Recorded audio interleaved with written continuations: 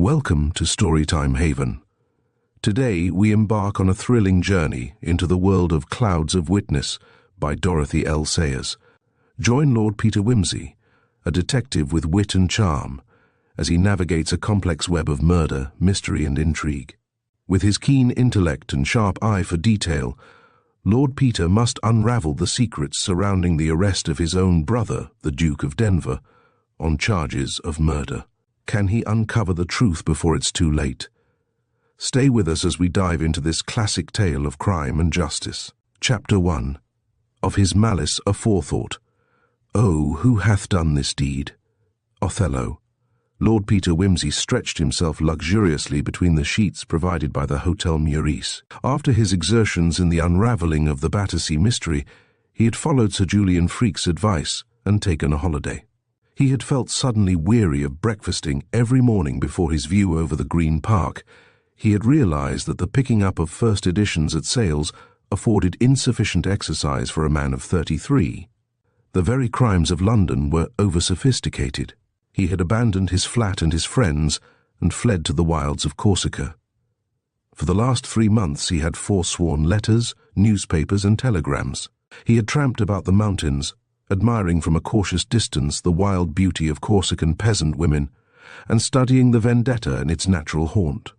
In such conditions, murder seemed not only reasonable, but lovable.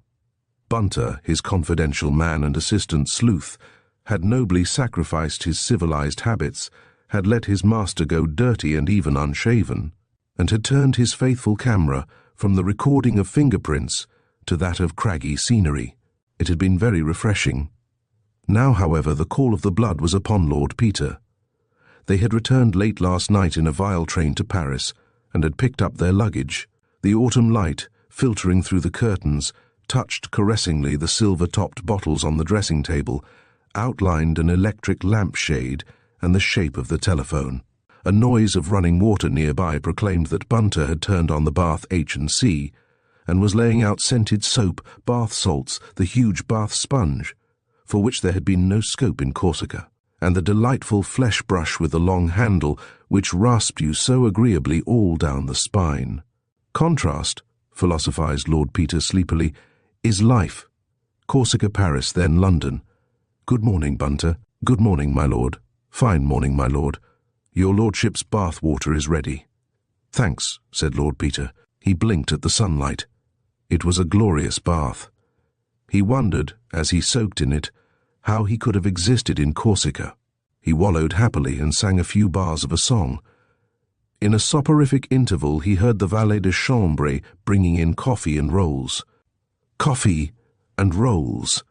He heaved himself out with a splash, towelled himself luxuriously, enveloped his long mortified body in a silken bathrobe, and wandered back.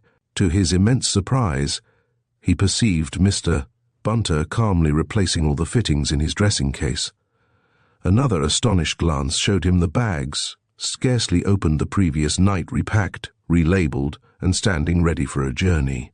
"I say, Bunter, what's up?" said his lordship. "We're staying here a fortnight, you know." "Excuse me, my lord," said Mr. Bunter deferentially, "but having seen the Times delivered here every morning by air, my lord, and very expeditious, I'm sure, all things considered, I made no doubt your lordship would be wishing to go to Riddlesdale at once." "Riddlesdale!" exclaimed Peter. "What's the matter? Anything wrong with my brother?" For answer, Mr. Bunter handed him the paper, folded open at the heading, "Riddlesdale Inquest, Duke of Denver, arrested on murder charge." Lord Peter stared as if hypnotized. "I thought your lordship wouldn't wish to miss anything," said Mr. Bunter, "so I took the liberty." Lord Peter pulled himself together. "When's the next train?" he asked. "I beg your lordship's pardon. I thought your lordship would wish to take the quickest route. I took it on myself to book 2 seats in the airplane Victoria. She starts at 11:30. Lord Peter looked at his watch. 10 o'clock, he said. "Very well. You did quite right. Dear me. Poor old Gerald arrested for murder. Uncommonly worryin' for him, poor chap. Always hated my being mixed up with police courts. Now he's there himself. Lord Peter Wimsey in the witness box, very distressin' to feelin's of a brother. Duke of Denver in the dock worse still. Dear me. Well, I suppose one must have breakfast." Yes, my lord. Full account of the inquest in the paper, my lord. Yes. Who's on the case, by the way? Mr. Parker, my lord. Parker? That's good. Splendid old Parker. Wonder how he managed to get put onto it. How do things look, Bunter? If I may say so, my lord, I fancy the investigations will prove very interesting. There are several extremely suggestive points in the evidence, my lord. From a criminological point of view, I dare say it is interesting, replied his lordship, sitting down cheerfully to his café au lait. But it's deuced awkward for my brother all the same. Having no turn for criminology, what? Ah, well, said Mr. Bunter, they say, my lord, there's nothing like having a personal interest. The inquest was held today at Riddlesdale, in the North Riding of Yorkshire, on the body of Captain Denis Cathcart, which was found at 3 o'clock on Thursday morning, lying just outside the conservatory door of the Duke of Denver's shooting box, Riddlesdale Lodge. Evidence was given to show that deceased had quarrelled with the Duke of Denver on the preceding evening, and was subsequently shot in a small thicket adjoining the house. A pistol belonging to the Duke was found near the scene of the crime. A verdict of murder was returned against the Duke of Denver. Lady Mary Wimsey, sister of the Duke, who was engaged to be married to the deceased, collapsed after giving evidence, and is now lying seriously ill at the lodge. The Duchess of Denver hastened from town yesterday and was present at the inquest. Full report on P12. Poor old Gerald, thought Lord Peter, as he turned to page 12. And poor old Mary. I wonder if she really was fond of the fellow. Mother always said not, but Mary never would let on about herself. The full report began by describing the little village of Riddlesdale, where the Duke of Denver had recently taken a small shooting box for the season. When the tragedy occurred, the Duke had been staying there with a party of guests. In the Duchess's absence, Lady Mary Wimsey had acted as hostess. The other guests were Colonel and Mrs. Marchbanks, the Honourable Frederick Arbuthnot, Mr. and Mrs. Pettigrew Robinson, and the dead man, Denis Cathcart. The first witness was the Duke of Denver, who claimed to have discovered the body. He gave evidence that he was coming into the house by the conservatory door at 3 o'clock in the morning of Thursday, October 14th, when his foot struck against something. He had switched on his electric torch and seen the body of Denis Cathcart at his feet. He had at once turned it over and seen that Cathcart had been shot in the chest. He was quite dead. As Denver was bending over the body, he heard a cry in the conservatory and, looking up, saw Lady Mary Wimsey gazing out horror-struck. She came out by the conservatory door and exclaimed at once, "Oh God, Gerald, you've killed him." Sensation 1, the coroner. Were you surprised by that remark? Duke of D. Well, I was so shocked and surprised at the whole thing. I think I said to her, "Don't look," and she said, "Oh, it's Denis. Whatever can have happened? Has there been an accident?" I stayed with the body and sent her up to rouse the house. The coroner. Did you expect to see Lady Mary Wimsey in the conservatory? Duke of D. Really, as I say, I was so astonished all round, don't you know, I didn't think about it. The coroner. Do you remember how she was dressed? Duke of D. I don't think she was in her pyjamas. Laughter. I think she had a coat on. The coroner. I understand that Lady Mary Wimsey was engaged to be married to the deceased. Duke of D. Yes. The coroner. He was well known to you? Duke of D. He was the son of an old friend of my father's. His parents are dead. I believe he lived chiefly abroad. I ran across him during the war, and in 1919 he came to stay at Denver. He became engaged to my sister at the beginning of this year. The coroner. With your consent, and with that of the family. Duke of D. Oh, yes, certainly. The coroner. What kind of man was Captain Cathcart? Duke of D. Well, he was a sahib and all that. I don't know what he did before he joined in 1914. I think he lived on his income. His father was well off. Crack shot, good at games, and so on. I never heard anything against him till that evening. The coroner. What was that? Duke of D. Well, the fact is, it was deuced queer. If anybody but Tommy Freeborn had said it, I should never have believed it. Sensation. The coroner. I'm afraid I must ask your grace of what exactly you had to accuse the deceased. Duke of D. Well, I don't exactly accuse him. An old friend of mine made a suggestion.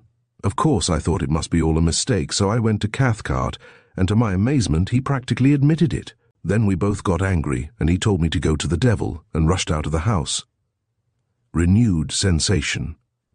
The coroner: when did this quarrel occur? Duke of D. On Wednesday night. That was the last I saw of him. Unparalleled sensation. The coroner: please, please, we cannot have this disturbance. Now, will your grace kindly give me, as far as you can remember it, the exact history of this quarrel? Duke of D.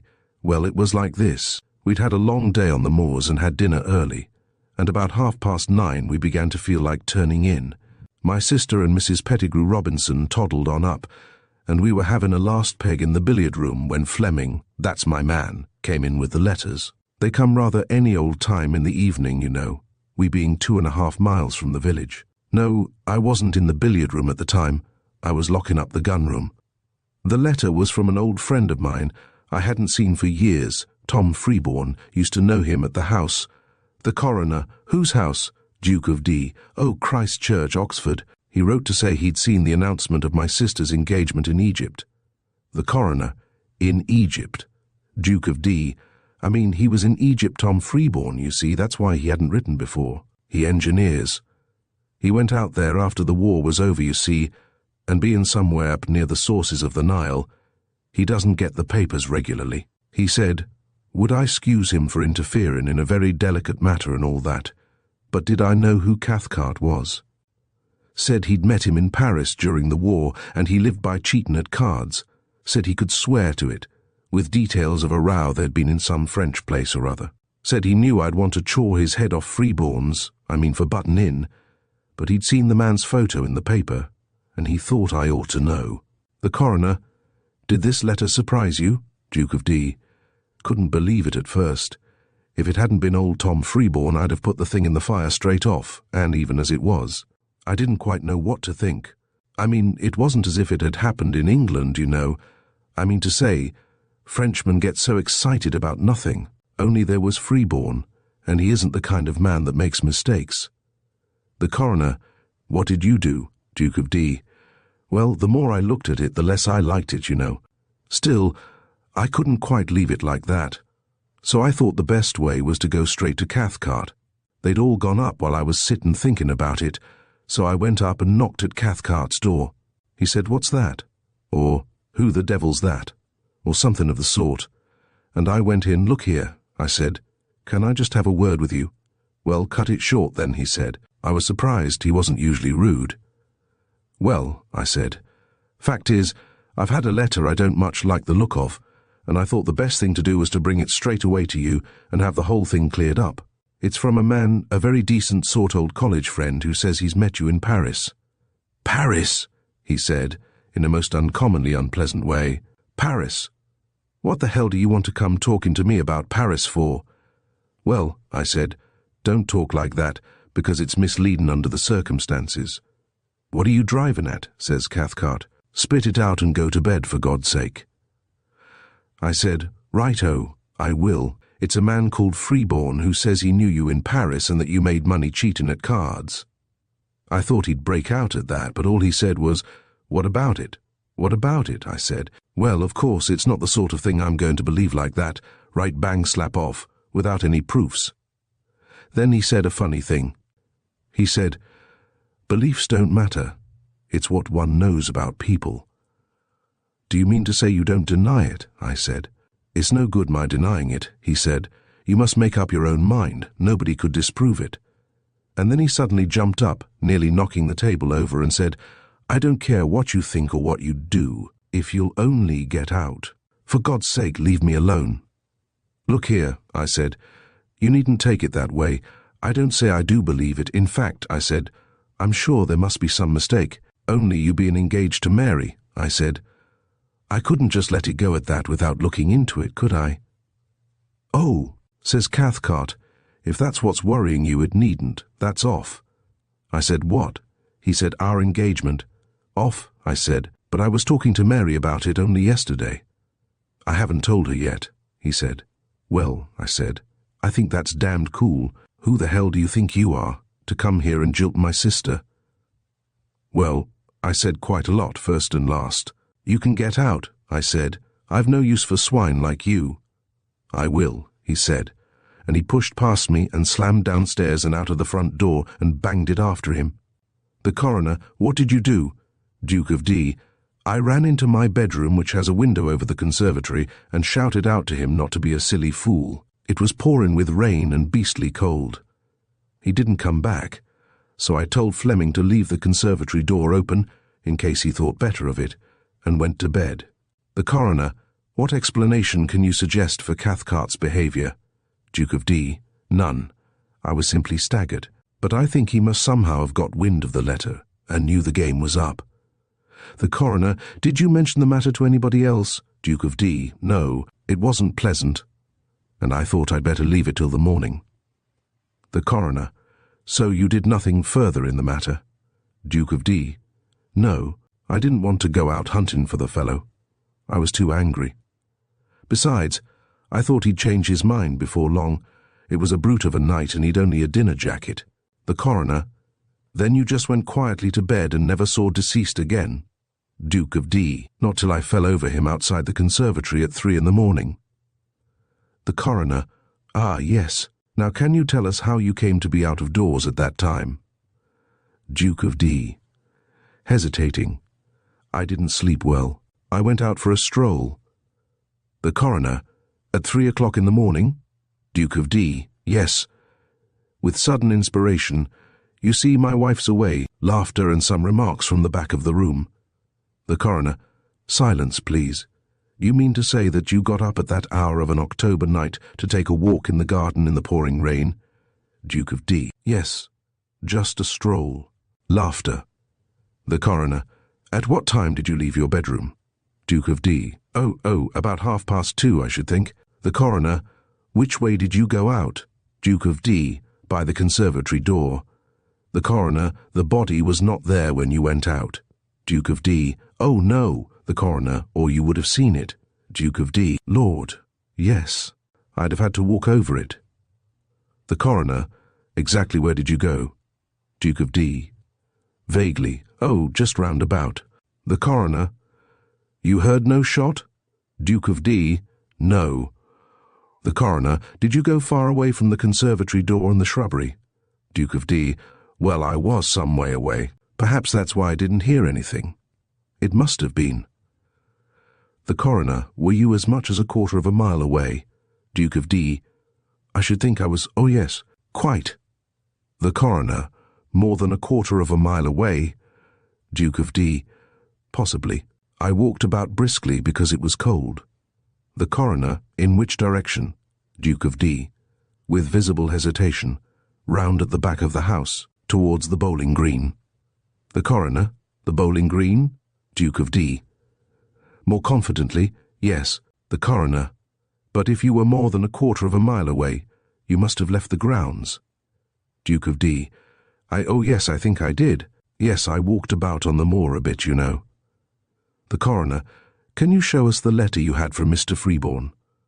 Duke of D, "Oh, certainly, if I can find it. I thought I put it in my pocket, but I couldn't find it for that Scotland Yard fellow." The coroner, "Can you have accidentally destroyed it?"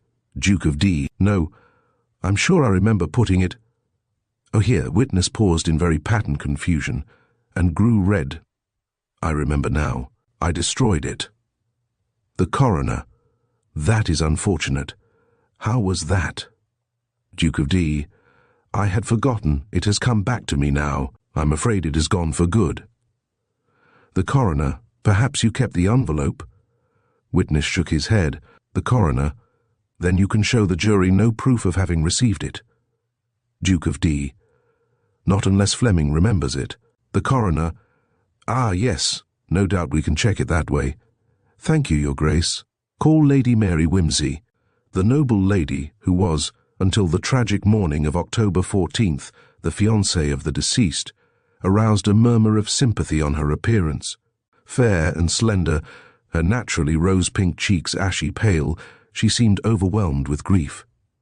She was dressed entirely in black, and gave her evidence in a very low tone which was at times almost inaudible. After expressing his sympathy, the coroner asked, "How long had you been engaged to the deceased?" Witness, about 8 months. The coroner, where did you first meet him?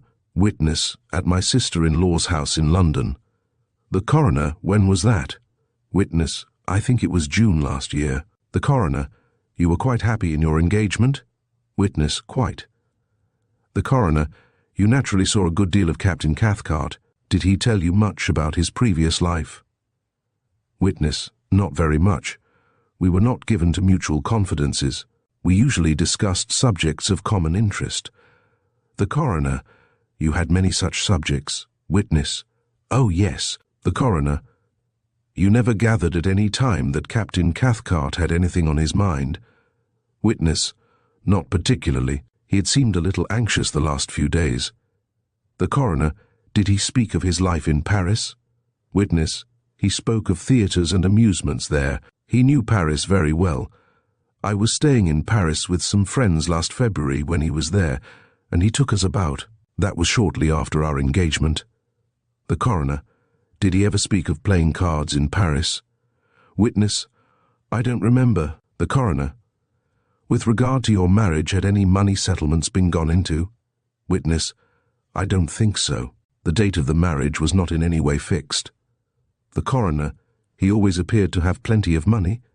Witness, I suppose so. I didn't think about it. The coroner, you never heard him complain of being hard up? Witness, everybody complains of that, don't they? The coroner, was he a man of cheerful disposition? Witness, he was very moody. Never the same 2 days together. The coroner, you have heard what your brother says about the deceased wishing to break off the engagement. Had you any idea of this? Witness, not the slightest. The coroner, can you think of any explanation now? Witness, absolutely none. The coroner, there had been no quarrel. Witness, no. The coroner, so far as you knew on the Wednesday evening, you were still engaged to deceased with every prospect of being married to him shortly. Witness, yes, certainly, of course. The coroner, he was not, forgive me this very painful question, the sort of man who would have been likely to lay violent hands on himself. Witness, oh, I never thought, well, I don't know, I suppose he might have done. That would explain it, wouldn't it? The coroner, now, Lady Mary, please don't distress yourself. Take your own time. Will you tell us exactly what you heard and saw on Wednesday night and Thursday morning? Witness, I went up to bed with Mrs. Marchbanks and Mrs. Pettigrew Robinson at about 9:30, leaving all the men downstairs. I said good night to Denny, who seemed quite as usual. I was not downstairs when the post came. I went to my room at once. My room is at the back of the house. I heard Mr. Pettigrew Robinson come up at about 10. The Pettigrew Robinsons sleep next door to me. Some of the other men came up with him. I did not hear my brother come upstairs. At about 10:15, I heard 2 men talking loudly in the passage, and then I heard someone run downstairs and bang the front door. Afterwards I heard rapid steps in the passage, and finally I heard my brother shut his door. Then I went to bed. The coroner, you did not inquire the cause of the disturbance? Witness indifferently, I thought it was probably something about the dogs.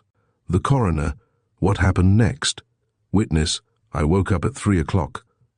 The coroner, what wakened you? Witness, I heard a shot. The coroner, you were not awake before you heard it. Witness, I may have been partly awake. I heard it very distinctly. I was sure it was a shot. I listened for a few minutes, and then went down to see if anything was wrong. The coroner, why did you not call your brother or some other gentleman? Witness scornfully, why should I? I thought it was probably only poachers, and I didn't want to make an unnecessary fuss at that unearthly hour. The coroner, did the shot sound close to the house? Witness, fairly. I think it is hard to tell when one is wakened by a noise. It always sounds so extra loud. The coroner, it did not seem to be in the house or in the conservatory. Witness, no, it was outside. The coroner, so you went downstairs by yourself. That was very plucky of you, Lady Mary. Did you go immediately? Witness, not quite immediately. I thought it over for a few minutes. Then I put on walking shoes over bare feet, a heavy covert coat, and a woolly cap. It may have been 5 minutes after hearing the shot that I left my bedroom. I went downstairs and through the billiard room to the conservatory. The coroner: Why did you go out that way? Witness: Because it was quicker than unbolting either the front door or the back door. At this point, a plan of Riddlesdale Lodge was handed to the jury. It is a roomy, two-storied house, built in a plain style and leased by the present owner, Mr. Walter Montague, to Lord Denver for the season. Mr. Montague being in the States. Witness resuming: When I got to the conservatory door, I saw a man outside, bending over something on the ground. When he looked up, I was astonished to see my brother. The coroner: Before you saw who it was, what did you expect? Witness: I hardly know, it all happened so quickly. I thought it was burglars, I think. The coroner: His Grace has told us that when you saw him you cried out, "Oh God, you've killed him." Can you tell us why you did that? Witness, very pale: I thought my brother must have come upon the burglar and fired at him in self-defense, that is, if I thought at all. The coroner: Quite so. You knew that the Duke possessed a revolver? Witness: Oh, yes, I think so. The coroner: What did you do next? Witness: My brother sent me up to get help. I knocked up Mr. Aforethought and Mr. and Mrs. Pettigrew Robinson. Then I suddenly felt very faint and went back to my bedroom and took some sal volatile. The coroner: Alone? Witness: Yes.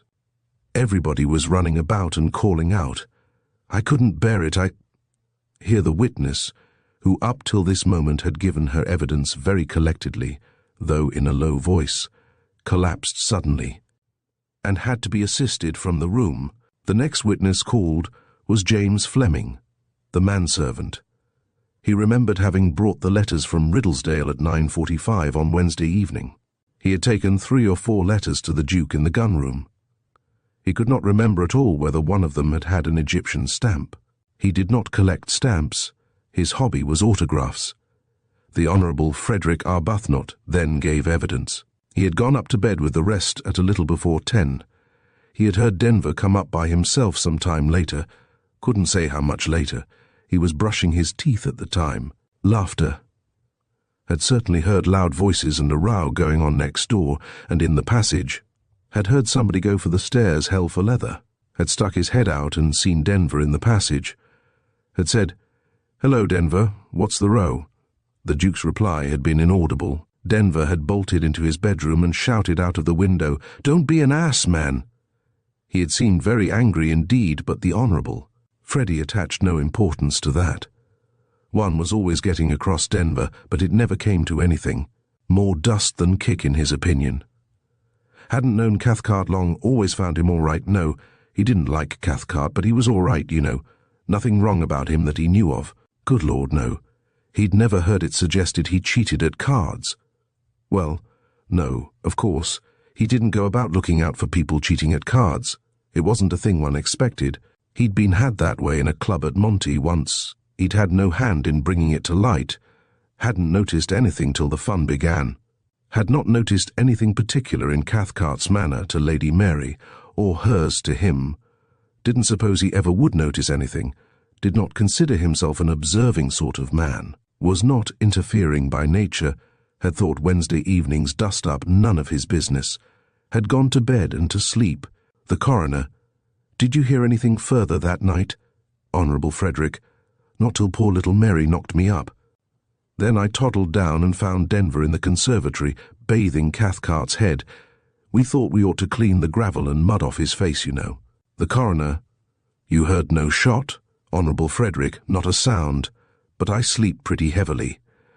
Colonel and Mrs. Marchbanks slept in the room over what was called the study, more a sort of smoking room, really. They both gave the same account of a conversation which they had had at 11:30.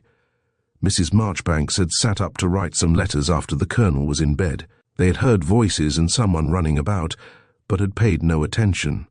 It was not unusual for members of the party to shout and run about. At last the Colonel had said, "Come to bed, my dear. It's 11:30, and we're making an early start tomorrow. You won't be fit for anything." He said this because Mrs. Marchbanks was a keen sportswoman, and always carried her gun with the rest. She replied, "I'm just coming." The Colonel said, "You're the only sinner burning the midnight oil. Everybody's turned in." Mrs. Marchbanks replied, "No, the Duke's still up. I can hear him moving about in the study." Colonel Marchbanks listened and heard it too. Neither of them heard the Duke come up again. They had heard no noise of any kind in the night. Mr. Pettigrew Robinson appeared to give evidence with extreme reluctance. He and his wife had gone to bed at 10. They had heard the quarrel with Cathcart.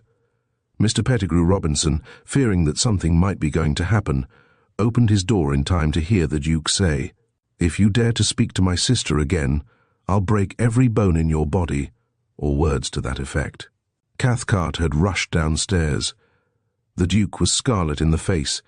He had not seen Mr. Pettigrew Robinson, but had spoken a few words to Mr. Arbuthnot and rushed into his own bedroom.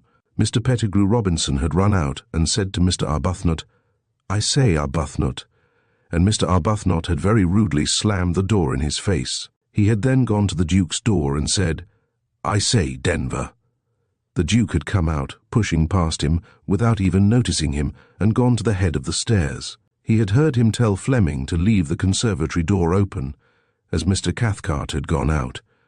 The Duke had then returned. Mr. Pettigrew Robinson had tried to catch him as he passed, and had said again, "I say, Denver, what's up?" The Duke had said nothing and had shut his bedroom door with great decision. Later on, however, at 11:30 to be precise, Mr. Pettigrew Robinson had heard the Duke's door open and stealthy feet moving about the passage. He could not hear whether they had gone downstairs. The bathroom and lavatory were at his end of the passage, and if anybody had entered either of them, he thought he should have heard. He had not heard the footsteps return. He had heard his travelling clock strike 12 before falling asleep. There was no mistaking the Duke's bedroom door, as the hinge creaked in a peculiar manner. Mrs. Pettigrew Robinson confirmed her husband's evidence. She had fallen asleep before midnight and had slept heavily. She was a heavy sleeper at the beginning of the night, but slept lightly in the early morning. She had been annoyed by all the disturbance in the house that evening, as it had prevented her from getting off. In fact, she had dropped off about 10:30, and Mr. Pettigrew Robinson had had to wake her an hour after to tell her about the footsteps. What with one thing and another, she only got a couple of hours' good sleep. She woke up again at 2 and remained broad awake till the alarm was given by Lady Mary. She could swear positively that she heard no shot in the night. Her window was next to Lady Mary's, on the opposite side from the conservatory. She had always been accustomed from a child to sleep with her window open. In reply to a question from the coroner, Mrs. Pettigrew Robinson said she had never felt there was a real, true affection between Lady Mary Wimsey and deceased. They seemed very offhand, but that sort of thing was the fashion nowadays. She had never heard of any disagreement. Miss Lydia Cathcart, who had been hurriedly summoned from town, then gave evidence about the deceased man. She told the coroner that she was the captain's aunt and his only surviving relative. She had seen very little of him since he came into possession of his father's money. He had always lived with his own friends in Paris, and they were such as she could not approve of. "My brother and I never got on very well," said Miss Cathcart, "and he had my nephew educated abroad till he was 18. I fear Denis's notions were always quite French. After my brother's death, Denis went to Cambridge, by his father's desire. I was left executrix of the will and guardian till Denis came of age. I do not know why, after neglecting me all his life, my brother should have chosen to put such a responsibility upon me at his death, but I did not care to refuse. My house was open to Denis during his holidays from college, but he preferred, as a rule, to go and stay with his rich friends. I cannot now recall any of their names. When Denis was 21, he came into £10,000 a year. I believe it was in some kind of foreign property. I inherited a certain amount under the will as executrix, but I converted it all at once into good, sound British securities. I cannot say what Denis did with his. It would not surprise me at all to hear that he had been cheating at cards. I have heard that the persons he consorted with in Paris were most undesirable. I never met any of them. I have never been in France. John Hardraw, the gamekeeper, was next called. He and his wife inhabit a small cottage just inside the gate of Riddlesdale Lodge. The grounds, which measure 20 acres or so, are surrounded at this point by a strong paling. The gate is locked at night. Hardraw stated that he had heard a shot fired at about 10 minutes to 12 on Wednesday night, close to the cottage, as it seemed to him. Behind the cottage are 10 acres of preserved plantation. He supposed that there were poachers about. They occasionally came in after hares. He went out with his gun in that direction, but saw nobody. He returned home at 1 o'clock by his watch. The coroner: did you fire your gun at any time? Witness: no. The coroner: you did not go out again? Witness: I did not. The coroner: nor hear any other shots? Witness: only that one, but I fell asleep after I got back and was wakened up by the chauffeur going out for the doctor. That would be at about 3:15. The coroner: is it not unusual for poachers to shoot so very near the cottage? Witness: yes, rather. If poachers do come, it is usually on the other side of the preserve, towards the moor. Dr. Thorpe gave evidence of having been called to see deceased. He lived in Stapley, nearly 14 miles from Riddlesdale. There was no medical man in Riddlesdale. The chauffeur had knocked him up at 3:45 a.m., and he had dressed quickly and come with him at once. They were at Riddlesdale Lodge at 4:30. Deceased, when he saw him, he judged to have been dead 3 or 4 hours. The lungs had been pierced by a bullet, and death had resulted from loss of blood and suffocation. Death would not have resulted immediately. Deceased might have lingered some time. He had made a post-mortem investigation and found that the bullet had been deflected from a rib. There was nothing to show whether the wound had been self-inflicted or fired from another hand at close quarters. There were no other marks of violence. Inspector Crakes from Stapley had been brought back in the car with Dr. Thorpe. He had seen the body. It was then lying on its back between the door of the conservatory and the covered well just outside. As soon as it became light, Inspector Crakes had examined the house and grounds. He had found bloody marks all along the path leading to the conservatory, and signs as though a body had been dragged along. This path ran into the main path leading from the gate to the front door. Plan produced. Where the two paths joined, a shrubbery began, and ran down on both sides of the path to the gate and the gamekeeper's cottage. The blood tracks had led to a little clearing in the middle of the shrubbery, about halfway between the house and the gate. Here the inspector found a great pool of blood, a handkerchief soaked in blood, and a revolver. The handkerchief bore the initials DC, and the revolver was a small weapon of American pattern and bore no mark. The conservatory door was open when the inspector arrived, and the key was inside. Deceased, when he saw him, was in dinner jacket and pumps, without hat or overcoat. He was wet through, and his clothes, besides being much blood-stained, were very muddy and greatly disordered through the dragging of the body. The pocket contained a cigar case and a small, flat pocket knife. Deceased's bedroom had been searched for papers, etc., but so far nothing had been found to shed very much light on his circumstances. The Duke of Denver was then recalled. The coroner: I should like to ask your grace whether you ever saw deceased in possession of a revolver. Duke of D: not since the war. The coroner: you do not know if he carried one about with him? Duke of D: I have no idea. The coroner: you can make no guess, I suppose, to whom this revolver belongs? Duke of D: in great surprise: that's my revolver out of the study table drawer. How did you get hold of that? Sensation. The coroner: you are certain? Duke of D: positive. I saw it there only the other day when I was hunting out some photos of Mary for Cathcart, and I remember saying then that it was getting rusty lying about. There's the speck of rust. The coroner: did you keep it loaded? Duke of D: Lord, no. I really don't know why it was there. I fancy I turned it out one day with some old army stuff and found it among my shooting things when I was up at Riddlesdale in August. I think the cartridges were with it. The coroner: was the drawer locked? Duke of D: yes, but the key was in the lock. My wife tells me I'm careless. The coroner: did anybody else know the revolver was there? Duke of D: Fleming did, I think. I don't know of anybody else. Detective Inspector Parker of Scotland Yard, having only arrived on Friday, had been unable as yet to make any very close investigation.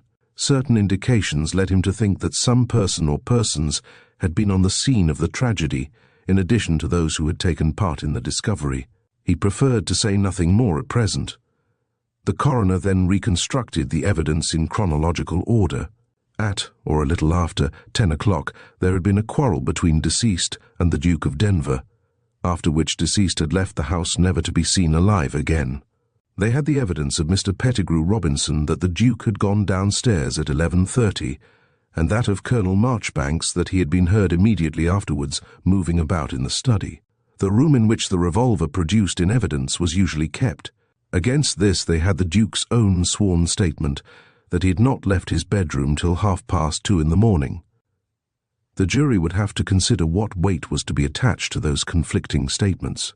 Then, as to the shots heard in the night, the gamekeeper had said he heard a shot at 10 minutes to 12, but he had supposed it to be fired by poachers. It was, in fact, quite possible that there had been poachers about.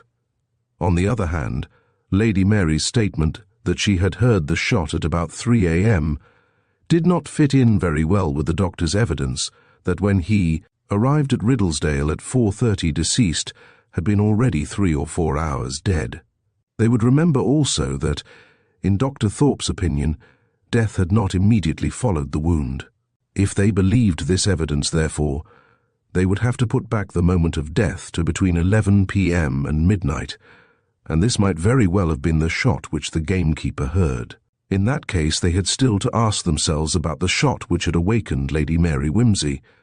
Of course, if they liked to put that down to poachers, there was no inherent impossibility. They next came to the body of deceased, which had been discovered by the Duke of Denver at 3 a.m., lying outside the door of the small conservatory near the covered well. There seemed little doubt, from the medical evidence, that the shot which killed deceased had been fired in the shrubbery, about 7 minutes' distance from the house, and that the body of deceased had been dragged from that place to the house. Deceased had undoubtedly died as the result of being shot in the lungs. The jury would have to decide whether that shot was fired by his own hand or by the hand of another, and if the latter, whether by accident, in self-defense, or by malice aforethought with intent to murder. As regards suicide, they must consider what they knew of deceased's character and circumstances. Deceased was a young man in the prime of his strength, and apparently of considerable fortune. He had had a meritorious military career, and was liked by his friends. The Duke of Denver had thought sufficiently well of him to consent to his own sister's engagement to deceased. There was evidence to show that the fiancés, though perhaps not demonstrative, were on excellent terms. The Duke affirmed that on the Wednesday night deceased had announced his intention of breaking off the engagement.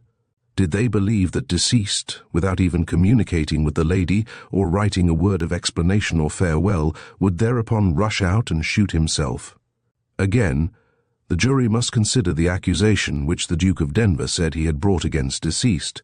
He had accused him of cheating at cards. In the kind of society to which the persons involved in this inquiry belonged, such a misdemeanor as cheating at cards was regarded as far more shameful than such sins as murder and adultery. Possibly the mere suggestion of such a thing, whether well-founded or not, might well cause a gentleman of sensitive honor to make away with himself. But was deceased honorable? Deceased had been educated in France, and French notions of the honest thing were very different from British ones. The coroner himself had had business relations with French persons in his capacity as a solicitor, and could assure such of the jury as had never been in France that they ought to allow for these different standards. Unhappily, the alleged letter giving details of the accusation had not been produced to them. Next, they might ask themselves whether it was not more usual for a suicide to shoot himself in the head. They should ask themselves how deceased came by the revolver.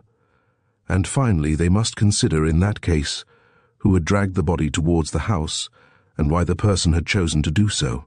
With great labor to himself, and at the risk of extinguishing any lingering remnant of the vital spark, instead of arousing the household and fetching help.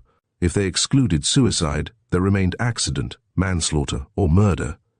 As to the first, if they thought it likely the deceased or any other person had taken out the Duke of Denver's revolver that night for any purpose, and that, in looking at, cleaning, shooting with, or otherwise handling the weapon, it had gone off and killed deceased accidentally, Then they would return a verdict of death by misadventure accordingly. In that case, how did they explain the conduct of the person, whoever it was, who had dragged the body to the door? The coroner then passed on to speak of the law concerning manslaughter. He reminded them that no mere words, however insulting or threatening, can be an efficient excuse for killing anybody, and that the conflict must be sudden and unpremeditated. Did they think, for example, that the Duke had gone out, wishing to induce his guest to return and sleep in the house, and that deceased had retorted upon him with blows or menaces of assault? If so, and the Duke, having a weapon in his hand, had shot deceased in self-defense, that was only manslaughter. But in that case, they must ask themselves how the Duke came to go out to deceased with a lethal weapon in his hand. And this suggestion was in direct conflict with the Duke's own evidence. Lastly, they must consider whether there was sufficient evidence of malice to justify a verdict of murder. They must consider whether any person had a motive, means, and opportunity for killing deceased, and whether they could reasonably account for that person's conduct on any other hypothesis. And if they thought there was such a person, and that his conduct was in any way suspicious or secretive, or that he had willfully suppressed evidence which might have had a bearing on the case. Or, here the coroner spoke with great emphasis, staring over the Duke's head, fabricated other evidence with intent to mislead, then all these circumstances might be sufficient to amount to a violent presumption of guilt against some party, in which case they were in duty bound to bring in a verdict of willful murder against that party. And, in considering this aspect of the question, the coroner added, they would have to decide in their own minds whether the person who had dragged deceased towards the conservatory door had done so with the object of obtaining assistance or of thrusting the body down the garden well, which, as they had heard from Inspector Crakes, was situate close by the spot where the body had been found. If the jury were satisfied that deceased had been murdered, but were not prepared to accuse any particular person on the evidence, they might bring in a verdict of murder against an unknown person or persons. But, if they felt justified in laying the killing at any person's door, then they must allow no respect of persons to prevent them from doing their duty. Guided by these extremely plain hints, the jury, without very long consultation, returned a verdict of willful murder against Gerald, Duke of Denver. Chapter 2. The Green-Eyed Cat. And here's to the hound with his nose onto the ground. Drink, puppy, drink. Some people hold that breakfast is the best meal of the day. Others, less robust, hold that it is the worst, and that of all breakfasts in the week, Sunday morning breakfast is incomparably the worst. The party gathered about the breakfast table at Riddlesdale Lodge held, if one might judge from their faces, no brief for that day miscalled of sweet refection and holy love. The only member of it who seemed neither angry nor embarrassed was the Honourable Freddie Arbuthnot, and he was silent, engaged in trying to take the whole skeleton out of a bloater at once. The very presence of that undistinguished fish upon the Duchess's breakfast table indicated a disorganized household. The Duchess of Denver was pouring out coffee. This was one of her uncomfortable habits. Persons arriving late for breakfast were thereby made painfully aware of their sloth. She was a long-necked, long-backed woman who disciplined her hair and her children. She was never embarrassed, and her anger, though never permitted to be visible, made itself felt the more. Colonel and Mrs. Marchbanks sat side by side. They had nothing beautiful about them but a stolid mutual affection. Mrs. Marchbanks was not angry, but she was embarrassed in the presence of the Duchess because she could not feel sorry for her. When you felt sorry for people, you called them poor old dear or poor dear old man. Since obviously you could not call the Duchess poor old dear, you were not being properly sorry for her. This distressed Mrs. Marchbanks. The Colonel was both embarrassed and angry embarrassed because, 'pon my soul, it was very difficult to know what to talk about in a house where your host had been arrested for murder. Angry in a dim way, like an injured animal, because unpleasant things like this had no business to break in on the shooting season. Mrs. Pettigrew Robinson was not only angry, she was outraged. As a girl, she had adopted the motto stamped upon the school notepaper, quoconque honesta. She had always thought it wrong to let your mind dwell on anything that was not really nice. In middle life, she still made a point of ignoring those newspaper paragraphs which bore such headlines as "Assault upon a schoolteacher at T. Cricklewood," "Death in a pint of stout," £75 for a kiss, or she called him Hubbykins. She said she could not see what good it did you to know about such things. She regretted having consented to visit Riddlesdale Lodge in the absence of the Duchess. She had never liked Lady Mary. She considered her a very objectionable specimen of the modern independent young woman. Besides, there had been that very undignified incident connected with a Bolshevist while Lady Mary was nursing in London during the war. Nor had Mrs. Pettigrew Robinson at all cared for Captain Denis Cathcart. She did not like a young man to be handsome in that obvious kind of way. But of course, since Mr. Pettigrew Robinson had wanted to come to Riddlesdale, it was her place to be with him. She was not to blame for the unfortunate result. Mr. Pettigrew Robinson was angry, quite simply, because the detective from Scotland Yard had not accepted his help in searching the house and grounds for footprints. As an older man of some experience in these matters, Mr. Pettigrew Robinson was a county magistrate. He had gone out of his way to place himself at the man's disposal. Not only had the man been short with him, but he had rudely ordered him out of the conservatory, where he, Mr. Pettigrew Robinson, had been reconstructing the affair from the point of view of Lady Mary. All these angers and embarrassments might have caused less pain to the company had they not been aggravated by the presence of the detective himself, a quiet young man in a tweed suit, eating curry at one end of the table next to Mr. Murbles, the solicitor. This person had arrived from London on Friday, had corrected the local police, and strongly dissented from the opinion of Inspector Crakes. He had suppressed at the inquest information which, if openly given, might have precluded the arrest of the Duke. He had officiously detained the whole unhappy party on the grounds that he wanted to re-examine everybody, and was thus keeping them miserably cooped up together over a horrible Sunday. And he'd put the coping stone on his offences by turning out to be an intimate friend of Lord Peter Wimsey's, and having, in consequence, to be accommodated with a bed in the gamekeeper's cottage and breakfast at the lodge. Mr. Murbles, who was elderly and had a delicate digestion, had travelled up in a hurry on Thursday night. He had found the inquest very improperly conducted, and his client altogether impracticable.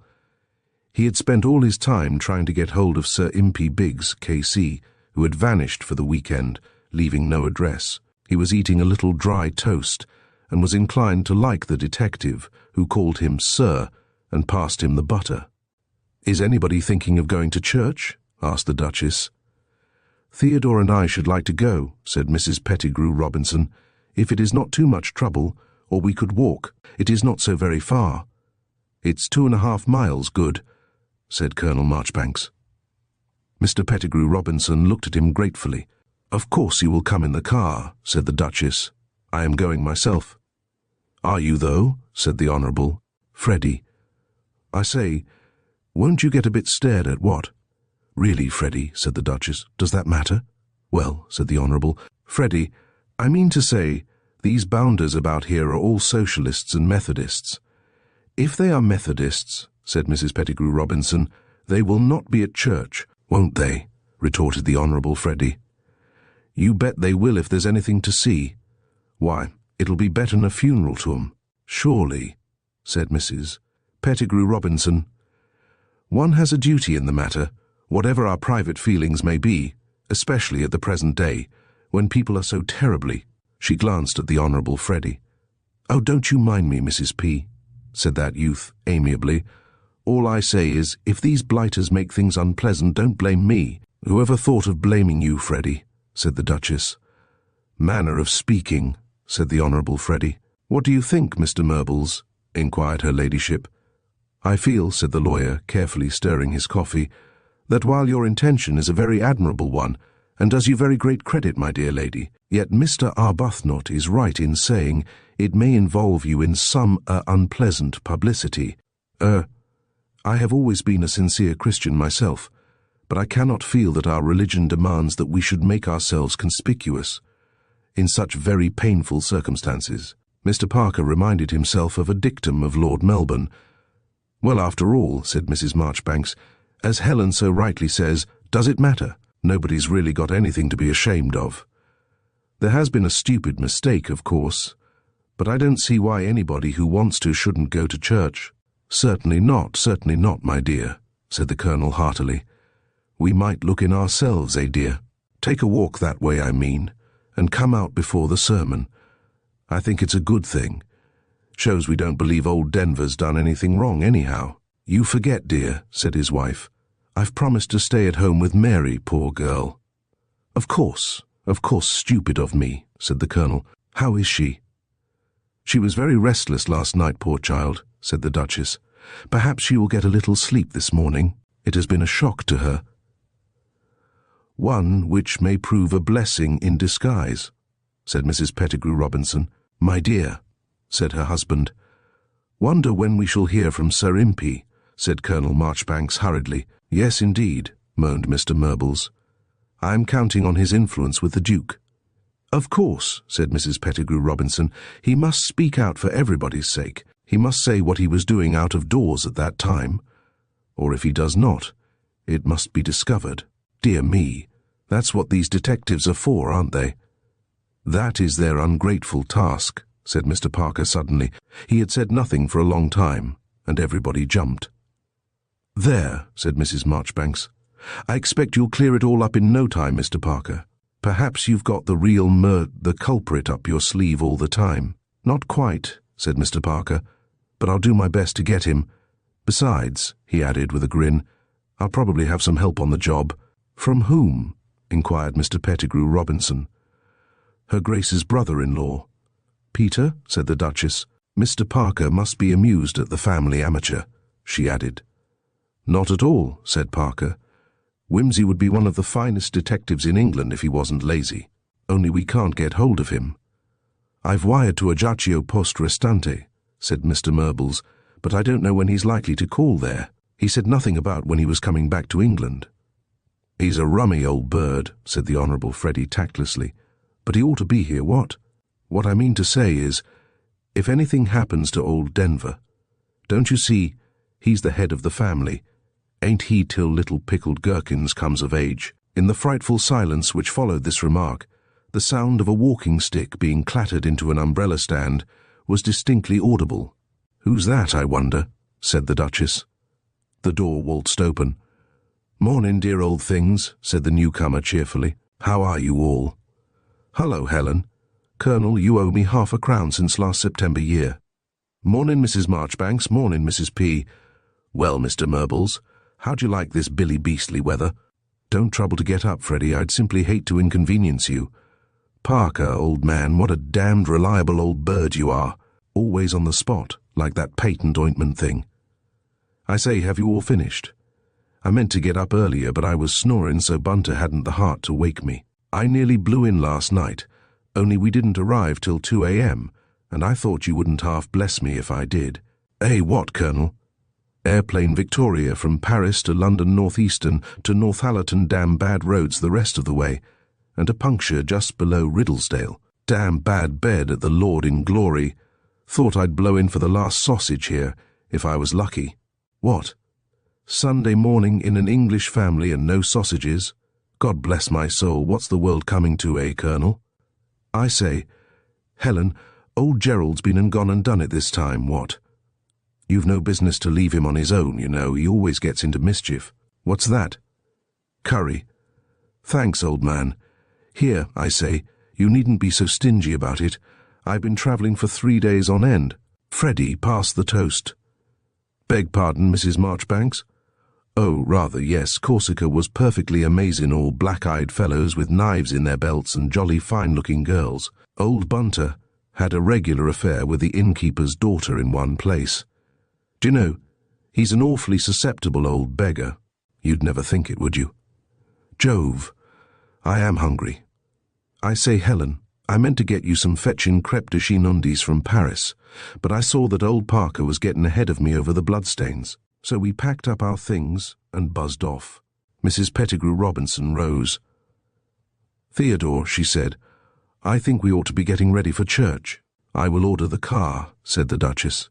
Peter, of course I'm exceedingly glad to see you. Your leaving no address was most inconvenient. Ring for anything you want. It is a pity you didn't arrive in time to see Gerald." "Oh, that's all right," said Lord Peter cheerfully.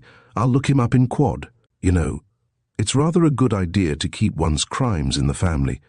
One has so many more facilities. I'm sorry for poor old Polly, though. How is she?" "She must not be disturbed today," said the Duchess with decision. "Not a bit of it," said Lord Peter. "She'll keep. Today Parker and I hold high revel. Today he shows me all the bloody footprints. It's all right, Helen, that's not swearing. That's an adjective of quality. I hope they aren't all washed away, are they, old thing?" "No," said Parker. "I've got most of them under flower pots." "Then pass the bread and squish," said Lord Peter, "and tell me all about it." The departure of the church-going element had induced a more humanitarian atmosphere. Mrs. Marchbanks stumped off upstairs to tell Mary that Peter had come, and the Colonel lit a large cigar. The Honourable Freddie rose, stretched himself, pulled a leather armchair to the fireside, and sat down with his feet on the brass fender, while Parker marched round and poured himself out another cup of coffee. "I suppose you've seen the papers," he said. "Oh yes, I read up the inquest," said Lord Peter. "You know, if you'll excuse my saying so, I think you rather mucked it between you." "It was disgraceful," said Mr. Murbles. "Disgraceful. The coroner behaved most improperly. He had no business to give such a summing up. With a jury of ignorant country fellows, what could one expect? And the details that were allowed to come out. If I could have got here earlier—" "I'm afraid that was partly my fault, Whimsy," said Parker penitently. "Crakes rather resents me. The superintendent at Stapley sent to us over his head, and when the message came through I ran along to the chief and asked for the job, because I thought if there should be any misconception or difficulty, you see, you'd just as soon I tackled it as anybody else. I had a few little arrangements to make about a forgery I'd been looking into, and what with one thing and another, I didn't get off till the night express. By the time I turned up on Friday, Crakes and the coroner were already as thick as thieves, had fixed the inquest for that morning, which was ridiculous, and arranged to produce their blessed evidence as dramatically as possible. I only had time to skim over the ground, disfigured, I'm sorry to say, by the Prince of Crakes and his local ruffians, and really had nothing for the jury." "Cheer up," said Whimsy. "I'm not blaming you. Besides, it all lends excitement to the chase."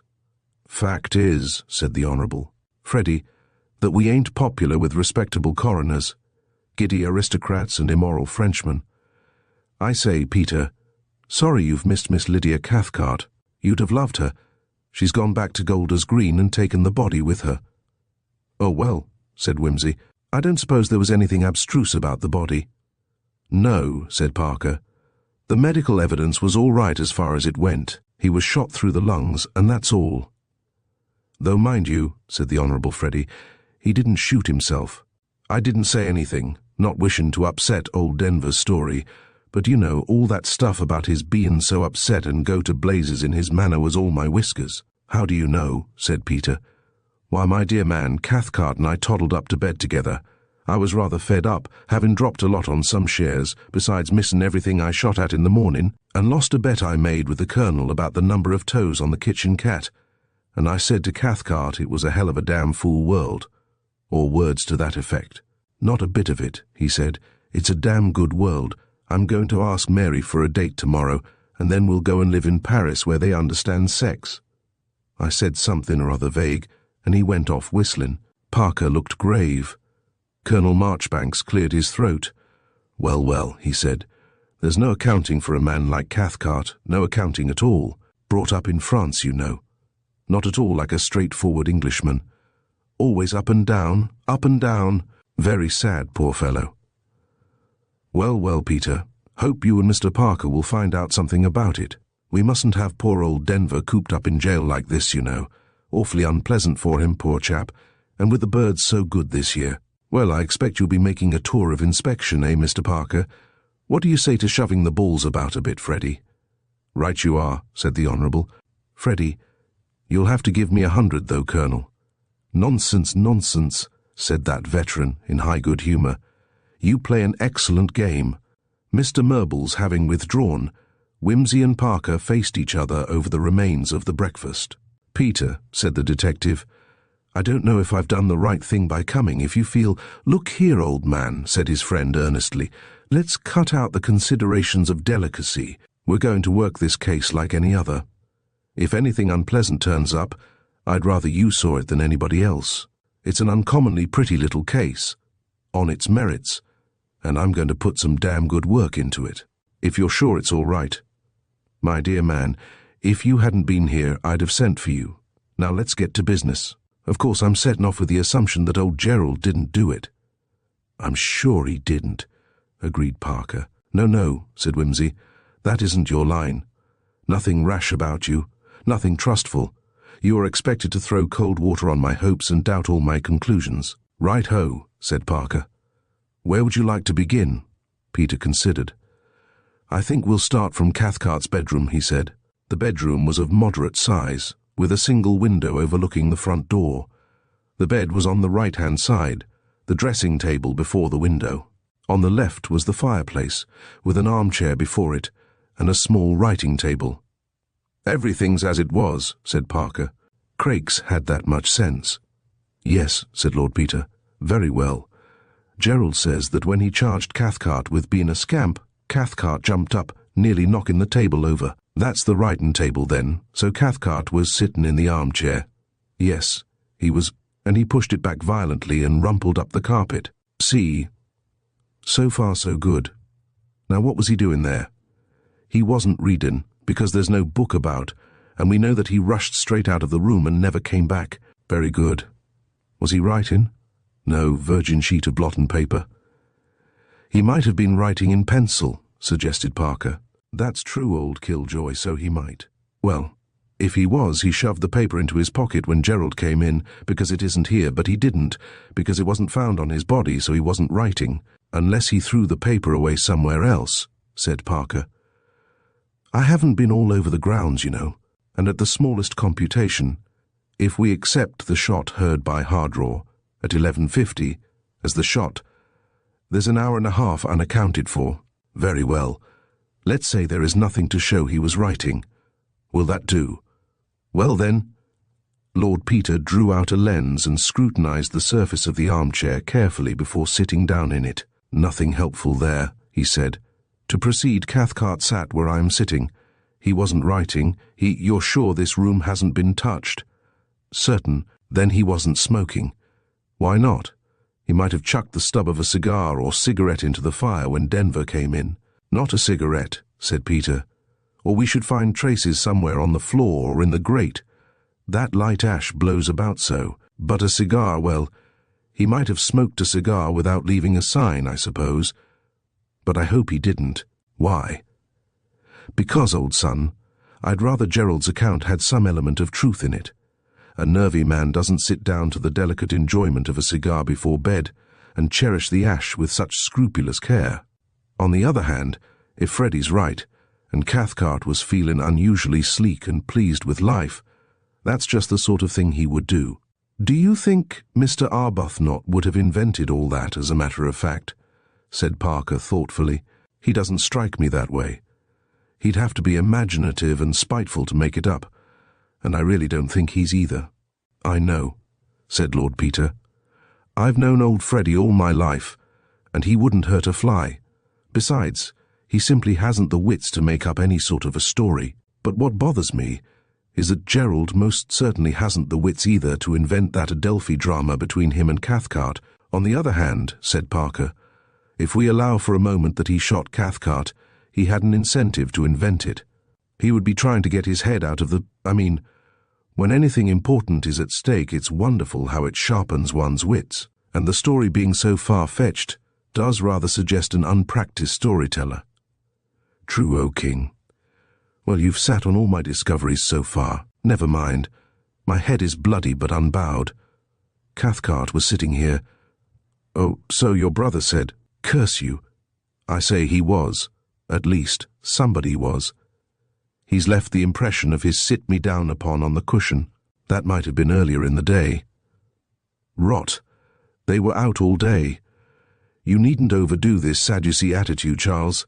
I say Cathcart was sitting here, and hullo. He leaned forward and stared into the grate. "There's some burnt paper here, Charles." "I know. I was frightfully excited about that yesterday, but I found it was just the same in several of the rooms. They often let the bedroom fires go out when everybody's out during the day, and relight them about an hour before dinner. There's only the cook, housemaid and Fleming here, you see, and they've got a lot to do with such a large party. Lord Peter was picking the charred fragments over. I can find nothing to contradict your suggestion, he sadly said, and this fragment of the Morning Post rather confirms it. Then we can only suppose that Cathcart sat here in a brown study doing nothing at all. That doesn't get us much further, I'm afraid. He got up and went to the dressing table. I like these tortoise-shell sets, he said, and the perfume is Baiser du Soir, very nice too, new to me. I must draw Bunter's attention to it. A charming manicure set, isn't it? You know, I like being clean and neat and all that. But Cathcart was the kind of man who always impressed you as being just a little too well turned out. Poor devil. And he'll be buried at Golders Green after all. I only saw him once or twice, you know. He impressed me as knowing about everything there was to know. I was rather surprised at Mary taking to him, but then I know really awfully little about Mary. You see, she's 5 years younger than me. When the war broke out, she'd just left school and gone to a place in Paris, and I joined up, and she came back and did nursing and social work, so I only saw her occasionally. At that time, she was rather taken up with new schemes for putting the world to rights, and hadn't a lot to say to me. And she got hold of some pacifist fellow who was a bit of a stumer, I fancy. Then I was ill, you know, and then I got the chuck from Barbara and didn't feel much like bothering about other people's heart-to-hearts. And then I got mixed up in the Attenbury diamond case, and the result is I know uncommonly little about my own sister, but it looks as though her taste in men had altered. I know my mother said Cathcart had charm. That means he was attractive to women, I suppose. No man can see what makes that in another man, but Mother is usually right. What's become of this fellow's papers? He left very little here, replied Parker. There's a checkbook on Cox's Charing Cross branch, but it's a new one and not very helpful. Apparently he only kept a small current account with them for convenience when he was in England. The checks are mostly to self, with an occasional hotel or tailor. Any passbook? I think all his important papers are in Paris. He has a flat there near the river somewhere. We're in communication with the Paris police. He had a room at the Albany. I've told them to lock it up till I get there. I thought of running up to town tomorrow. Yes, you'd better. Any pocketbook? Yes, here you are. About £30 in various notes, a wine merchant's card, and a bill for a pair of riding breeches. No correspondence? Not a line. No, said Whimsy. He was the kind, I imagine, that didn't keep letters. Much too good an instinct of self-preservation. Yes. I asked the servants about his letters, as a matter of fact. They said he got a good number, but never left them about. They couldn't tell me much about the ones he wrote, because all the outgoing letters are dropped into the post bag, which is carried down to the post office as it is and opened there, or handed over to the postman when or if he calls. The general impression was that he didn't write much. The housemaid said she never found anything to speak of in the wastepaper basket. Well, that's uncommonly helpful. Wait a moment. Here's his fountain pen. Very handsome Anoto with complete gold casing. Dear me. Entirely empty. Well, I don't know that one can deduce anything from that exactly. I don't see any pencil about, by the way. I'm inclined to think you're wrong in supposing that he was writing letters. I didn't suppose anything, said Parker mildly. I dare say you're right. Lord Peter left the dressing table, looked through the contents of the wardrobe, and turned over the 2 or 3 books on the pedestal beside the bed. La Rôtisserie de la Reine Pédoc, L'Anneau d'Améthyste, South Wind. Our young friend works out very true to type. Chronique d'un cadet de Coutras toute Charles, Manon Lescaut. Is there anything else in this room I ought to look at? I don't think so. Where'd you like to go now? We'll follow 'em down. Wait a jiff. Who are in the other rooms? Oh yes, here's Gerald's room. Helen's at church. In we go. Of course this has been dusted and cleaned up, and generally ruined for purposes of observation. I'm afraid so. I could hardly keep the Duchess out of her bedroom. No. Here's the window Gerald shouted out of. Nothing in the grate here. Naturally, the fire's been lit since. I say, I wonder where Gerald did put that letter to Freeborn's, I mean. Nobody's been able to get a word out of him about it, said Parker. Old Mr. Murbles had a fearful time with him. The Duke insists simply that he destroyed it. Mr. Murbles says that's absurd. So it is. If he was going to bring that sort of accusation against his sister's fiancé, he'd want some evidence of a method in his madness, wouldn't he? Or was he one of those Roman brothers who say simply, "As the head of the family, I forbid the banns, and that's enough"? Gerald, said Whimsy, is a good, clean, decent, thoroughbred public schoolboy and a shocking ass. But I don't think he's so medieval as that. But if he has the letter, why not produce it? Why, indeed. Letters from old college friends in Egypt aren't, as a rule, compromising. You don't suppose, suggested Parker tentatively, that this Mr. Freeborn referred in his letter to any older entanglement which your brother wouldn't wish the Duchess to know about?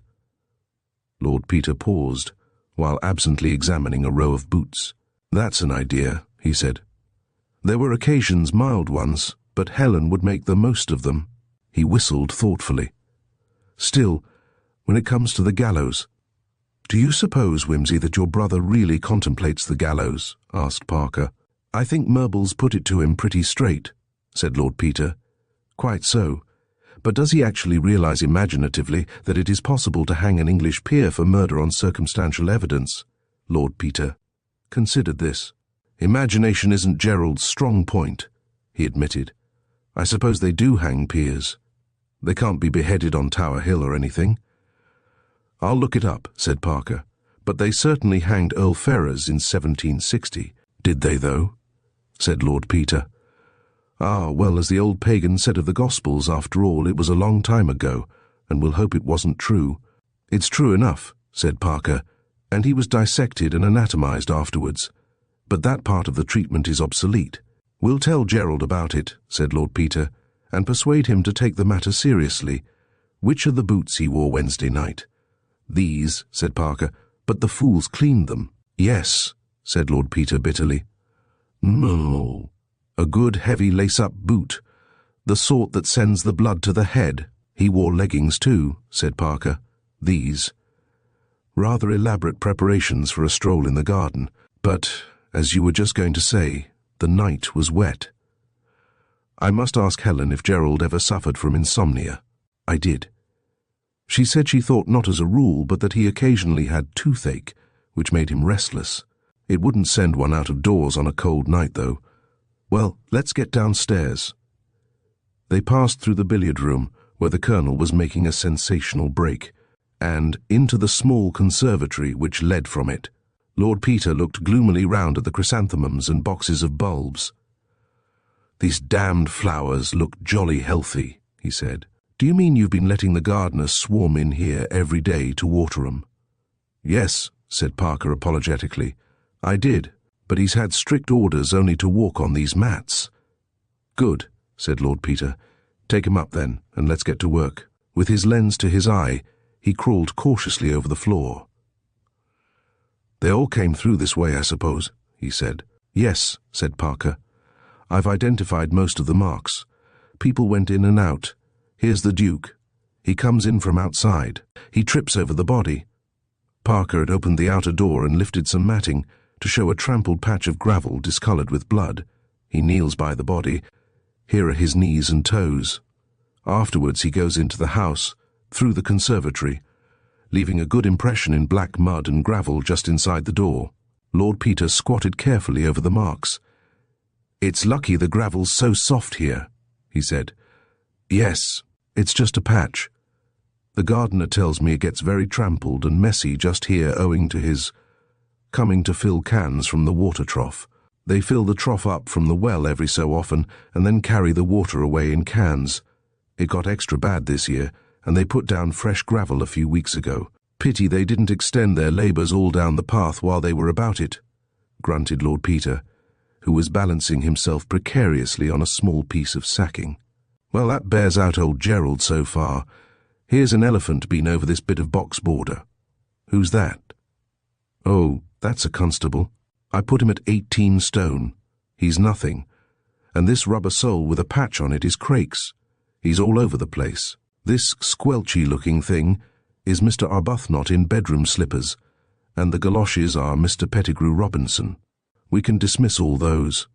But now here, just coming over the threshold, is a woman's foot in a strong shoe. I make that out to be Lady Mary's. Here it is again, just at the edge of the well. She came out to examine the body. Quite so, said Peter, and then she came in again, with a few grains of red gravel on her shoes. Well, that's all right. Hullo!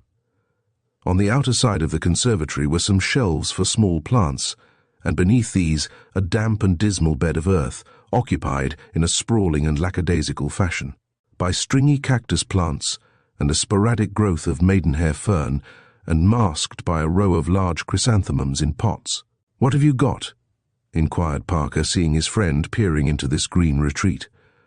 Lord Peter withdrew his long nose from between two pots and said, "Who put what down here?" Parker hastened to the place. There, among the cacti, was certainly the clear mark of some oblong object, with corners, that had been stood out of sight on the earth behind the pots. "It's a good thing Gerald's gardener ain't one of those conscientious blighters that can't even let a cactus alone for the winter," said Lord Peter, "or he'd have tenderly lifted these little drooping heads. Oh, damn and blast the beastly plant for a crimson porcupine. You measure it." Parker measured it. 2.5 feet by 6 inches, he said, and fairly heavy, for it's sunk in and broken the plants about. Was it a bar of anything? "I fancy not," said Lord Peter. "The impression is deeper on the farther side. I think it was something bulky set up on edge and leaned against the glass. If you asked for my private opinion, I should guess that it was a suitcase." "A suitcase!" exclaimed Parker. "Why a suitcase?" "Why, indeed. I think we may assume that it didn't stay here very long. It would have been exceedingly visible in the daytime, but somebody might very well have shoved it in here if they were caught with it, say at 3 o'clock in the morning, and didn't want it to be seen." "Then when did they take it away?" "Almost immediately, I should say. Before daylight, anyhow, or even Inspector Crakes could hardly have failed to see it. It's not the doctor's bag, I suppose?" "No, unless the doctor's a fool. Why put a bag inconveniently in a damp and dirty place out of the way, when every law of sense and convenience would urge him to pop it down handy by the body? No. Unless Crakes or the gardener has been leaving things about, it was thrust away there on Wednesday night. By Gerald, by Cathcart, or I suppose by Mary. Nobody else could be supposed to have anything to hide." "Yes," said Parker. "One person. Who's that?" "The person unknown." "Who's he?" For answer, Mr. Parker proudly stepped to a row of wooden frames carefully covered with matting. Stripping this away, with the air of a bishop unveiling a memorial, he disclosed a V-shaped line of footprints. "These," said Parker, "belong to nobody I've ever seen or heard of, I mean." "Hooray," said Peter. Then downwards from the steep hill's edge, they tracked the footmarks small, only they're largish. "No such luck," said Parker. "It's more a case of they followed from the earthy bank those footsteps one by one into the middle of the plank, and farther there were none." "Great poet, Wordsworth," said Lord Peter. "How often I've had that feeling. Now let's see. These footmarks, a man's number 10 with worn-down heels and a patch on the left inner side advance from the hard bit of the path which shows no footmarks. They come to the body here, where that pool of blood is. I say, that's rather odd, don't you think? No? Perhaps not. There are no footmarks under the body. Can't say it's such a mess. Well, the unknown gets so far. Here's a footmark deeply pressed in. Was he just going to throw Cathcart into the well? He hears a sound. He starts, he turns, he runs on tiptoe into the shrubbery, by Jove." "Yes," said Parker, "and the tracks come out on one of the grass paths in the wood, and there's an end of them." Well, we'll follow them later. Now, where did they come from?" Together the two friends followed the path away from the house. The gravel, except for the little patch before the conservatory, was old and hard, and afforded but little trace, particularly as the last few days had been rainy. Parker, however, was able to assure Whimsy that there had been definite traces of dragging and bloodstains. What sort of bloodstains? Smears? Yes, smears mostly, There were pebbles displaced too all the way, and now here is something odd. It was the clear impression of the palm of a man's hand, heavily pressed into the earth of a herbaceous border, the fingers pointing towards the house. On the path, the gravel had been scraped up in 2 long furrows. There was blood on the grass border between the path and the bed, and the edge of the grass was broken and trampled. "I don't like that," said Lord Peter. "Ugly, isn't it?" agreed Parker. "Poor devil," said Peter. "He made a determined effort to hang on here. That explains the blood by the conservatory door. But what kind of a devil drags a corpse that isn't quite dead?" A few yards farther the path ran into the main drive. This was bordered with trees, widening into a thicket. At the point of intersection of the 2 paths were some further indistinct marks, and in another 20 yards or so they turned aside into the thicket. A large tree had fallen at some time and made a little clearing, in the midst of which a tarpaulin had been carefully spread out and pegged down. The air was heavy with the smell of fungus and fallen leaves. "Scene of the tragedy," said Parker briefly, rolling back the tarpaulin. Lord Peter gazed down sadly. Muffled in an overcoat and a thick grey scarf, he looked with his long, narrow face like a melancholy adjutant stork. The writhing body of the fallen man had scraped up the dead leaves and left a depression in the sodden ground. At one place the darker earth showed where a great pool of blood had soaked into it, and the yellow leaves of a Spanish poplar were rusted with no autumnal stain. "That's where they found the handkerchief and revolver," said Parker. "I looked for finger marks, but the rain and mud had messed everything up." Wimsey took out his lens, lay down, and conducted a personal tour of the whole space slowly on his stomach, Parker moving mutely after him. "He paced up and down for some time," said Lord Peter. "He wasn't smoking. He was turning something over in his mind or waiting for somebody. What's this? Aha! Here's our number. 10 foot again, coming in through the trees on the farther side. No signs of a struggle. That's odd. Cathcart was shot close up, wasn't he?" "Yes, it singed his shirt front." "Quite so. Why did he stand still to be shot at?"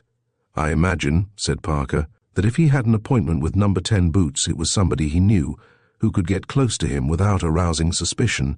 Then the interview was a friendly one on Cathcart's side anyhow. But the revolver's a difficulty. How did No 10 get hold of Gerald's revolver?" "The conservatory door was open," said Parker dubiously. "Nobody knew about that except Gerald and Fleming," retorted Lord Peter. "Besides, do you mean to tell me that No 10 walked in here, went to the study, fetched the revolver, walked back here and shot Cathcart? It seems a clumsy method. If he wanted to do any shooting, why didn't he come armed in the first place?" "It seems more probable that Cathcart brought the revolver," said Parker. "Then why no signs of a struggle?" "Perhaps Cathcart shot himself," said Parker. "Then why should No 10 drag him into a conspicuous position and then run away?" "Wait a minute," said Parker. "How's this? No. 10 has an appointment with Cathcart to blackmail him, let's say. He somehow gets word of his intention to him between 9:45 and 10:15. That would account for the alteration in Cathcart's manner and allow both Mr. Arbuthnot and the Duke to be telling the truth. Cathcart rushes violently out after his row with your brother. He comes down here to keep his appointment. He paces up and down waiting for number 10. No. 10 arrives and parleys with Cathcart. Cathcart offers him money. No. 10 stands out for more. Cathcart says he really hasn't got it. No. 10 says in that case he blows the gaff. Cathcart retorts, "In that case, you can go to the devil. I'm going there myself." Cathcart, who has previously got hold of the revolver, shoots himself. No. 10 is seized with remorse.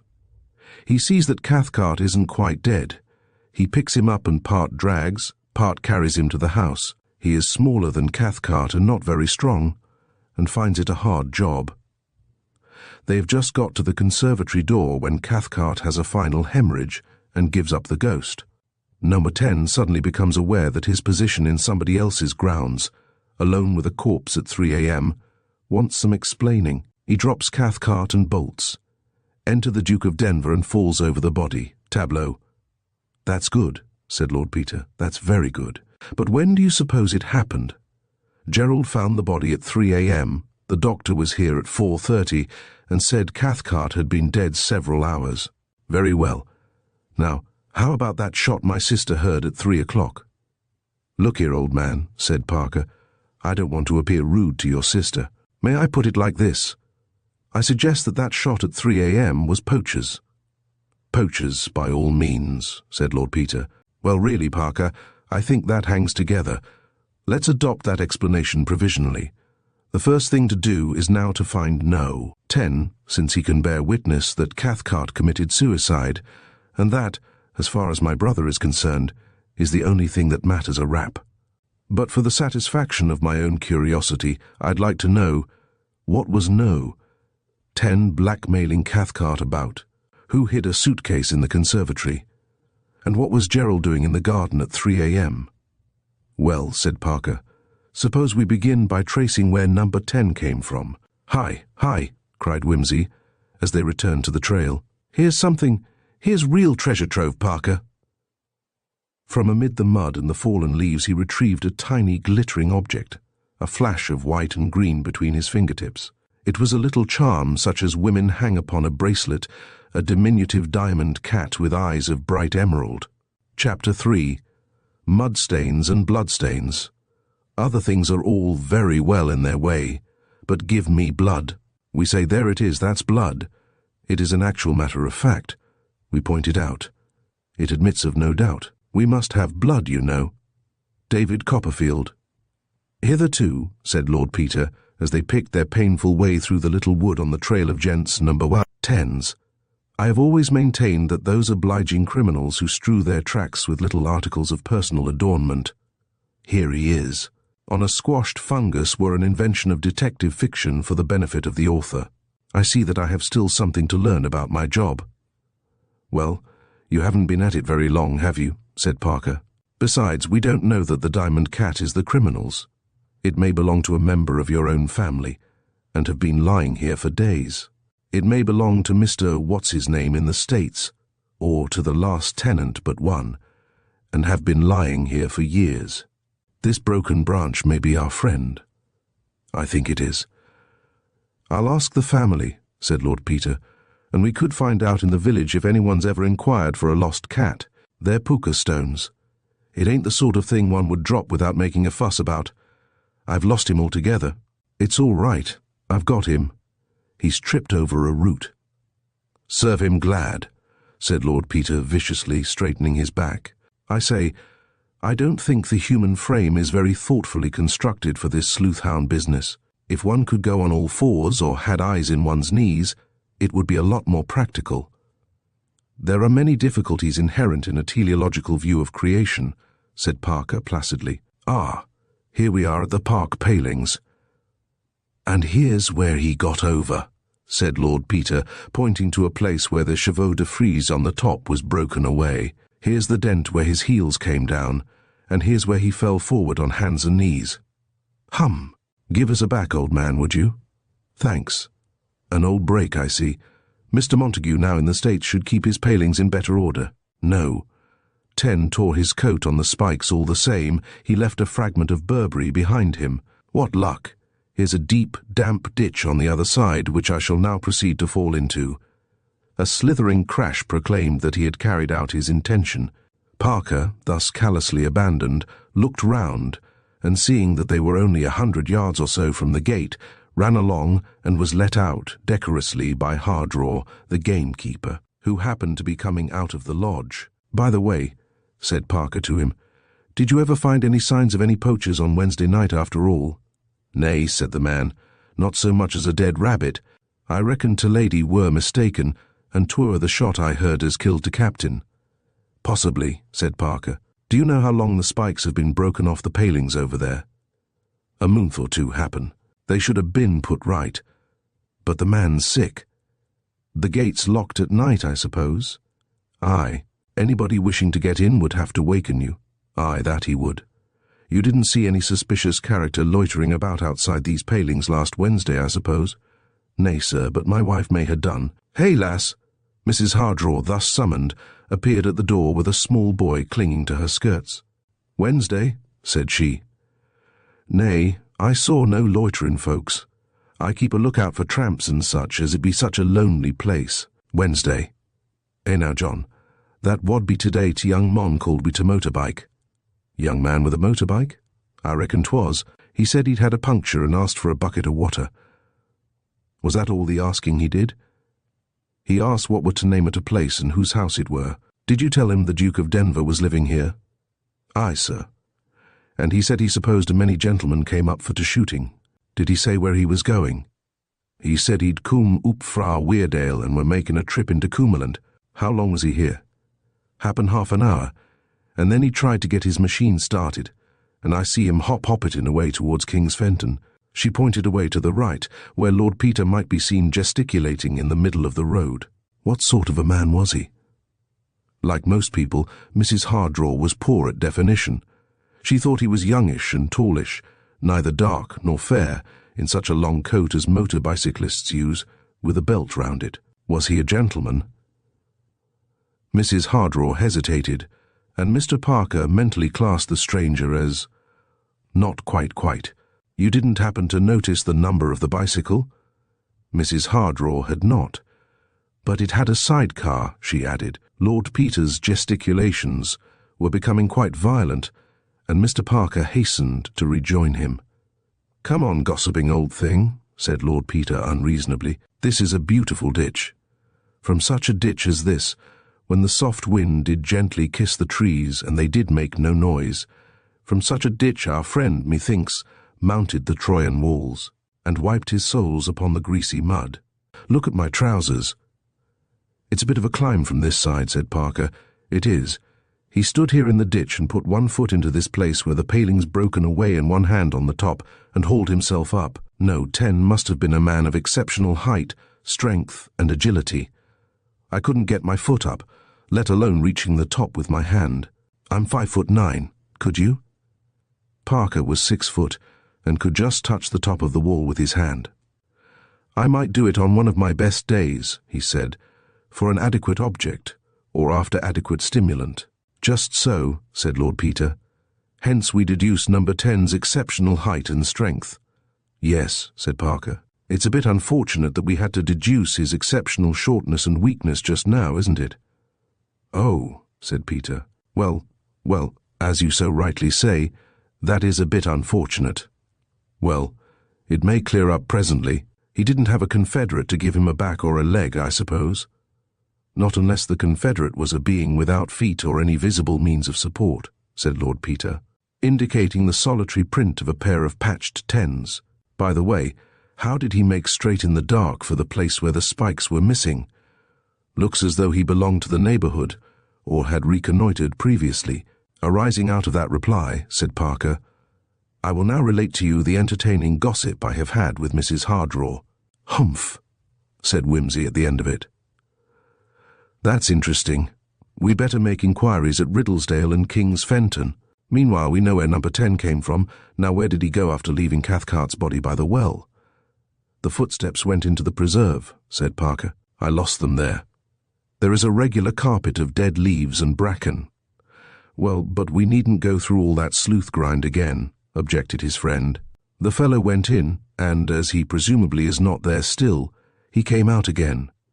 He didn't come out through the gate or Hardraw would have seen him. He didn't come out the same way he went in, or he would have left some traces. Therefore he came out elsewhere. Let's walk round the wall. Then we'll turn to the left, said Parker, since that's the side of the preserve, and he apparently went through there. True, O King, and as this isn't a church, there's no harm in going round it widdershins. Talking of church, there's Helen coming back. Get a move on, old thing. They crossed the drive, passed the cottage, and then, leaving the road, followed the paling across some open grass fields. It was not long before they found what they sought. From one of the iron spikes above them dangled forlornly a strip of material. With Parker's assistance, Whimsy scrambled up in a state of almost lyric excitement. "Here we are," he cried. "The belt of a Burberry. No sort of precaution here. Here are the toe prints of a fellow sprinting for his life. He tore off his Burberry. He made desperate leaps. 1, 2, 3 at the palings. At the third leap, he hooked it on to the spikes. He scrambled up, scoring long, scrabbling marks on the paling. He reached the top. Oh, here's a bloodstain run into this crack. He tore his hands. He dropped off. He wrenched the coat away, leaving the belt dangling. "I wish you'd drop off," grumbled Parker. "You're breaking my collarbone."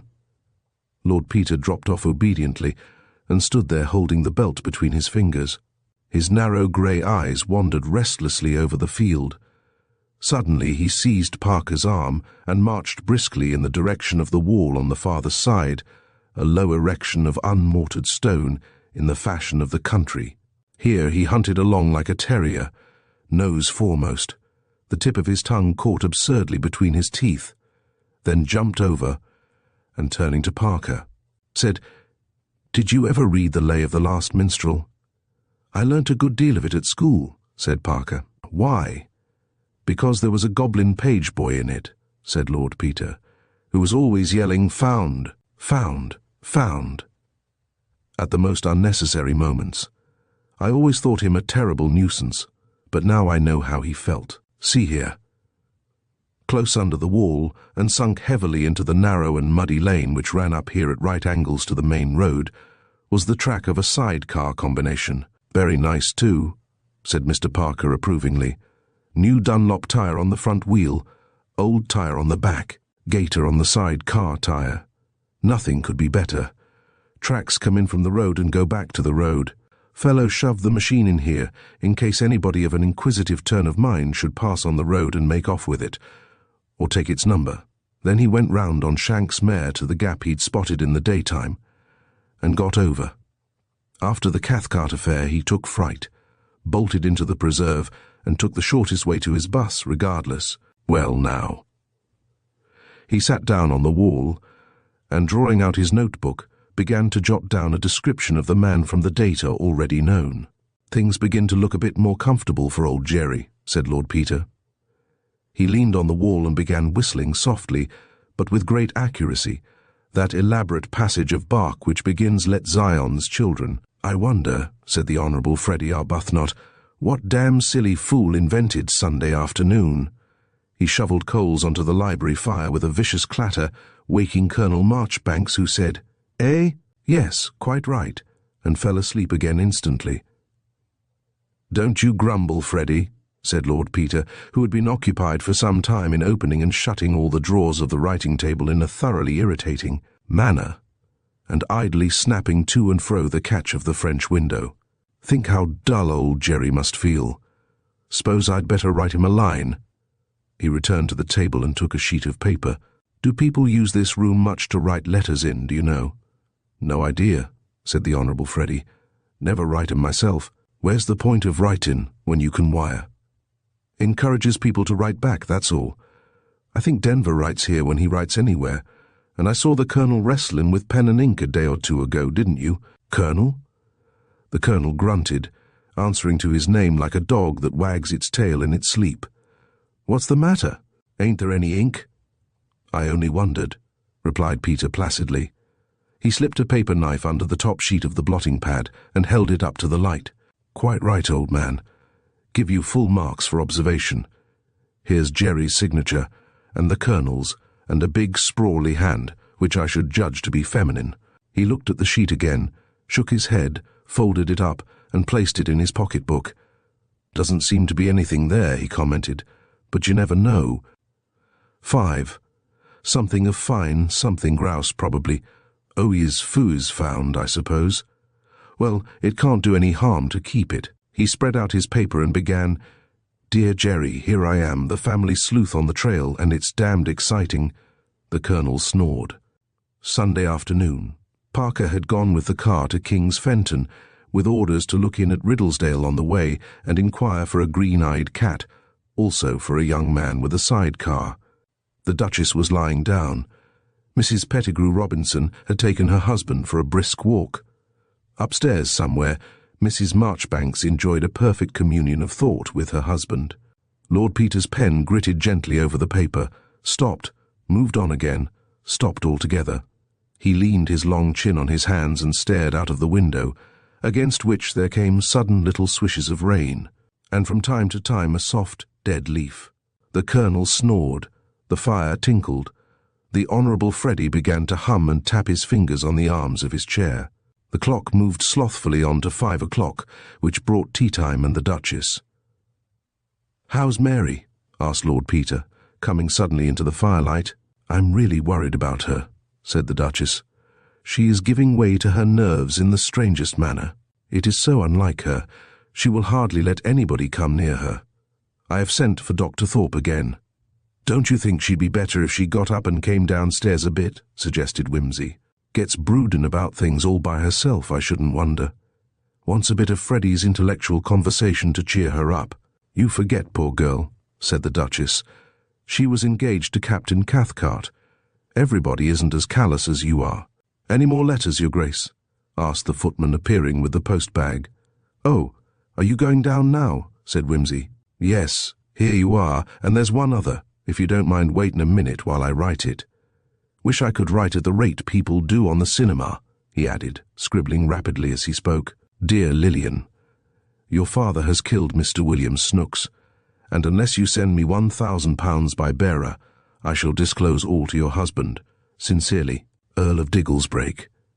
That's the style, and all done in one scrape of the pen. Here you are, Fleming. The letter was addressed to Her Grace the Dowager Duchess of Denver, from the Morning Post of Monday, November. Abandoned motorcycle. A singular discovery was made yesterday by a cattle drover. He's accustomed to water his animals in a certain pond lying a little off the road about 12 miles south of Ripley. On this occasion, he saw that one of them appeared to be in difficulties. On going to the rescue, he found the animal entangled in a motorcycle which had been driven into the pond and abandoned. With the assistance of a couple of workmen, he extricated the machine. It is a Douglas with dark grey sidecar. The number plates and license holder have been carefully removed. The pond is a deep one, and the outfit was entirely submerged. It seems probable, however, that it could not have been there for more than a week, since the pond is much used on Sundays and Mondays for the watering of cattle. The police are making search for the owner. The front tyre of the bicycle is a new Dunlop, and the sidecar tyre has been repaired with a gaiter. The machine is a 1914 model, much worn. "That seems to strike a chord," said Lord Peter musingly. He consulted a timetable for the time of the next train to Ripley and ordered the car. "And send Bunter to me," he added. That gentleman arrived just as his master was struggling into an overcoat. "What was that thing in last Thursday's paper about a number plate, Bunter?" inquired his lordship. Mr. Bunter produced, apparently by legerdemain, a cutting from an evening paper, number plate mystery, the Reverend Nathaniel Foulis, of St. Simon's, North Felcote, was stopped at 6 o'clock this morning for riding a motorcycle without number plates. The reverend gentleman seemed thunderstruck when his attention was called to the matter. He explained that he had been sent for in great haste at 4 a.m. to administer the sacrament to a dying parishioner 6 miles away. He hastened out on his motorcycle, which he confidingly left by the roadside while executing his sacred duties. Mr. Foulis left the house at 5:30 without noticing that anything was wrong. Mr. Foulis is well known in North Felcote and the surrounding country, and there seems little doubt that he has been the victim of a senseless practical joke. North Felcote is a small village a couple of miles north of Ripley. "I'm going to Ripley, Bunter," said Lord Peter. "Yes, my lord. Does your lordship require me?" "No," said Lord Peter. "But who has been ladies-maiding my sister, Bunter?" "Ellen, my lord, the housemaid." "Then I wish you'd exercise your powers of conversation on Ellen." "Very good, my lord. Does she mend my sister's clothes and brush her skirts and all that?" "I believe so, my lord. Nothing she may think is of any importance, you know, Bunter." "I wouldn't suggest such a thing to a woman, my lord. It goes to their heads, if I may say so." "When did Mr. Parker leave for town?" "At 6 o'clock this morning, my lord. Circumstances favoured Mr. Bunter's inquiries. He bumped into Ellen as she was descending the back stairs with an armful of clothing. A pair of leather gauntlets was jerked from the top of the pile, and picking them up, he apologetically followed the young woman into the servants' hall. "There," said Ellen, flinging her burden on the table, "and the work I've had to get them, I'm sure. Tantrums. That's what I call it. Pretending you've got such a headache you can't let a person into the room to take your things down to brush, and as soon as they're out of the way, hopping out of bed and traipsing all over the place. 'Tisn't what I call a headache, would you now? But there, I dare say you don't get them like I do. Regular fit to split, my head is sometimes, couldn't keep on my feet, not if the house was burning down. I just have to lay down and keep laying. Something cruel it is, and gives a person such wrinkles in one's forehead.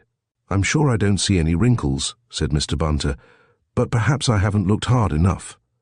An interlude followed, during which Mr. Bunter looked hard enough and close enough to distinguish wrinkles. No, said he. Wrinkles. I don't believe I'd see any if I was to take his lordship's big microscope he keeps up in town. Law now, Mr. Bunter, said Ellen, fetching a sponge and a bottle of benzine from the cupboard. What would his lordship be using a thing like that for now? Why, in our hobby, you see, Miss Ellen, which is criminal investigation, we might want to see something magnified extra big as, it might be handwriting in a forgery case, to see if anything's been altered or rubbed out, or if different kinds of ink have been used. Or we might want to look at the roots of a lock of hair to see if it's been torn out or fallen out. Or take bloodstains now. We'd want to know if it was animal's blood or human blood, or maybe only a glass of port. Now, is it really true, Mr. Bunter, said Ellen, laying a tweed skirt out upon the table and unstoppering the benzine, that you and Lord Peter can find out all that? Of course, we aren't analytical chemists, Mr. Bunter replied. But his lordship's dabbled in a lot of things enough to know when anything looks suspicious, and if we've any doubts we send to a very famous scientific gentleman. He gallantly intercepted Ellen's hand as it approached the skirt with a benzine-soaked sponge. For instance now, here's a stain on the hem of this skirt, just at the bottom of the side seam. Now, supposing it was a case of murder, we'll say, and the person that had worn this skirt was suspected, I should examine that stain. Here Mr. Bunter whipped a lens out of his pocket. Then I might try it at one edge with a wet handkerchief. He suited the action to the word. And I should find, you see, that it came off red. Then I should turn the skirt inside out. I should see that the stain went right through. And I should take my scissors. Mr. Bunter produced a small, sharp pair, and snip off a tiny bit of the inside edge of the seam like this. He did so, and pop it into a little pillbox. So, the pillbox appeared magically from an inner pocket, and seal it up both sides with a wafer, and write on the top, Lady Mary Wimsey's skirt, and the date. Then I should send it straight off to the analytical gentleman in London, and he'd look through his microscope, and tell me right off that it was rabbit's blood, maybe, and how many days it had been there. And that would be the end of that, finished Mr. Bunter triumphantly, replacing his nail scissors and thoughtlessly pocketing the pillbox with its contents. Well, he'd be wrong then, said Ellen, with an engaging toss of the head, because it's bird's blood, and not rabbit's at all, because her ladyship told me so. And wouldn't it be quicker just to go and ask the person than get fiddling round with your silly old microscope and things? Well, I only mentioned rabbits for an example, said Mr. Bunter. Funny she should have got a stain down there. Must have regularly knelt in it. Yes, bled a lot, hasn't it, poor thing? Somebody must have been shootin' careless like. 'Twasn't his grace, nor yet the captain, poor man. Perhaps it was Mr. Arbuthnot. He shoots a bit wild sometimes. It's a nasty mess anyway, and it's so hard to clean off, being left so long. I'm sure I wasn't thinking about cleaning nothing the day the poor captain was killed, and then the coroner's inquest. 'Orrid it was, and his grace being took off like that. Well, there, it upset me. I suppose I'm a bit sensitive. Anyhow, we was all at 6s and 7s for a day or two, and then her ladyship shuts herself up in her room and won't let me go near the wardrobe. Ow, she says. Do leave that wardrobe door alone. Don't you know it squeaks and my head's so bad and my nerves so bad I can't stand it, she says. I was only going to brush your skirts, my lady, I says. Bother my skirts, says her ladyship. And do go away, Ellen. I shall scream if I see you fidgeting about there. You get on my nerves, she says. Well, I didn't see why I should go on, not after being spoken to like that. It's very nice to be a ladyship, and all your tempers coddled and called nervous prostration. I know I was dreadfully cut up about poor Bert, my young man what was killed in the war. Nearly cried my eyes out. I did, but law, Mr. Bunter, I'd be ashamed to go on so. Besides, between you and I and the gatepost, Lady Mary wasn't that fond of the captain. Never appreciated him. That's what I said to Cook at the time, and she agreed with me. He had a way with him, the captain had. Always quite the gentleman, of course, and never said anything as wasn't his place. I don't mean that, but I mean as it was a pleasure to do anything for him. Such a handsome man as he was too, Mr. Bunter. Ah, said Mr. Bunter. So on the whole her ladyship was a bit more upset than you expected her to be. Well, to tell you the truth, Mr. Bunter, I think it's just temper. She wanted to get married and away from home. Drat this stain. It's regular dried in. She and His Grace never could get on, and when she was away in London during the war she had a rare old time nursing officers, and going about with all kinds of queer people His Grace didn't approve of. Then she had some sort of a love affair with some quite low-down sort of fellow, so Cook says, I think he was one of them dirty Russians as wants to blow us all to smithereens as if there hadn't been enough people blown up. In the war already. Anyhow, His Grace made a dreadful fuss, and stopped supplies, and sent for her ladyship home, and ever since then she's been just mad to be off with somebody. Full of notions she is. Makes me tired, I can tell you. Now, I'm sorry for His Grace. I can see what he thinks. Poor gentleman. And then to be taken up for murder and put in jail, just like one of them nasty tramps. Fancy! Ellen, having exhausted her breath and finished cleaning off the bloodstains, paused and straightened her back. Hard work it is, she said, rubbing, I quite ache. If you would allow me to help you, said Mr. Bunter, appropriating the hot water, the benzine bottle, and the sponge. He turned up another breadth of the skirt. Have you got a brush handy, he asked, to take this mud off?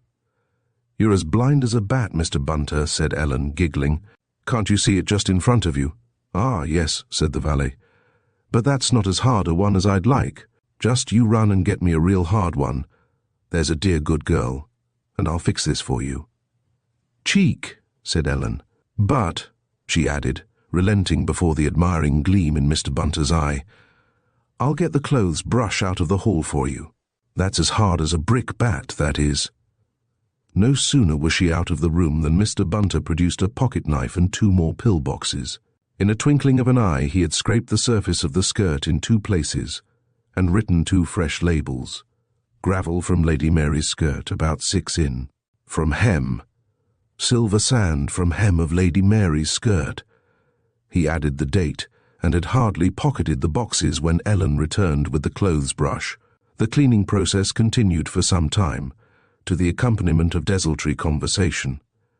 A 3rd stain on the skirt caused Mr. Bunter to stare critically. Hullo, he said. Her ladyship's been trying her hand at cleaning this herself.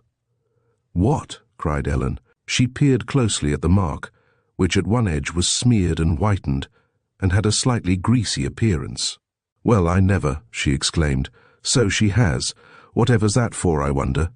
And her pretending to be so ill she couldn't raise her head off the pillow. She's a sly one, she is. Couldn't it have been done before? Suggested Mr. Bunter. Well, she might have been at it between the day the captain was killed and the inquest, agreed Ellen, though you wouldn't think that was a time to choose to begin learning domestic work. She ain't much hand at it anyhow, for all her nursing. I never believed that came to anything. She's used soap, said Mr. Bunter, benzoning away resolutely. Can she boil water in her bedroom? Now whatever should she do that for, Mr. Bunter? Exclaimed Ellen, amazed. You don't think she keeps a kettle? I bring up her morning tea. Ladyships don't want to boil water. No, said Mr. Bunter. And why didn't she get it from the bathroom? He scrutinized the stain more carefully still. Very amateurish, he said. Distinctly amateurish. Interrupted, I fancy. An energetic young lady, but not ingenious. The last remarks were addressed in confidence to the benzine bottle. Ellen had put her head out of the window to talk to the gamekeeper. The police superintendent at Ripley received Lord Peter at first frigidly, and later, when he found out who he was, with a mixture of the official attitude to private detectives and the official attitude to a duke's son. I've come to you, said Whimsy, because you can do this combine-out business a sight better than an amateur like myself. I suppose your fine organization's hard at work already, what? Naturally, said the superintendent, but it's not altogether easy to trace a motorcycle without knowing the number. Look at the Bournemouth murder. He shook his head regretfully and accepted a villar. We didn't think at first of connecting him with the number plate business. The superintendent went on in a careless tone, which somehow conveyed to Lord Peter that his own remarks within the last half hour had established the connection in the official mind for the first time.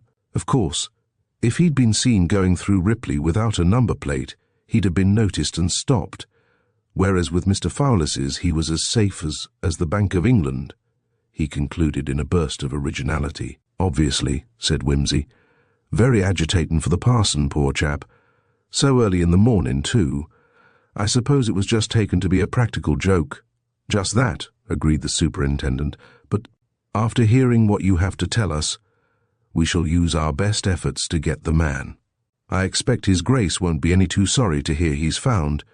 You may rely on us, and if we find the man or the number plates— Lord bless us and save us, man, broke in Lord Peter with unexpected vivacity. You're not going to waste your time looking for the number plates. What do you suppose he'd pinch the curate's plates for if he wanted to advertise his own about the neighbourhood? Once you drop on them, you've got his name and address. As long as they're in his trousers pocket, you're up a gum tree. Now, forgive me, Superintendent, for shoving along with my opinion, but I simply can't bear to think of you taking all that trouble for nothing, dragging ponds and turning over rubbish heaps to look for number plates that ain't there. You just scour the railway stations for a young man 6'1" or 2" with a number 10 shoe and dressed in a Burberry that's lost its belt and with a deep scratch on one of his hands. And look here, here's my address, and I'll be very grateful if you'll let me know anything that turns up. So awkward for my brother, you know, all this.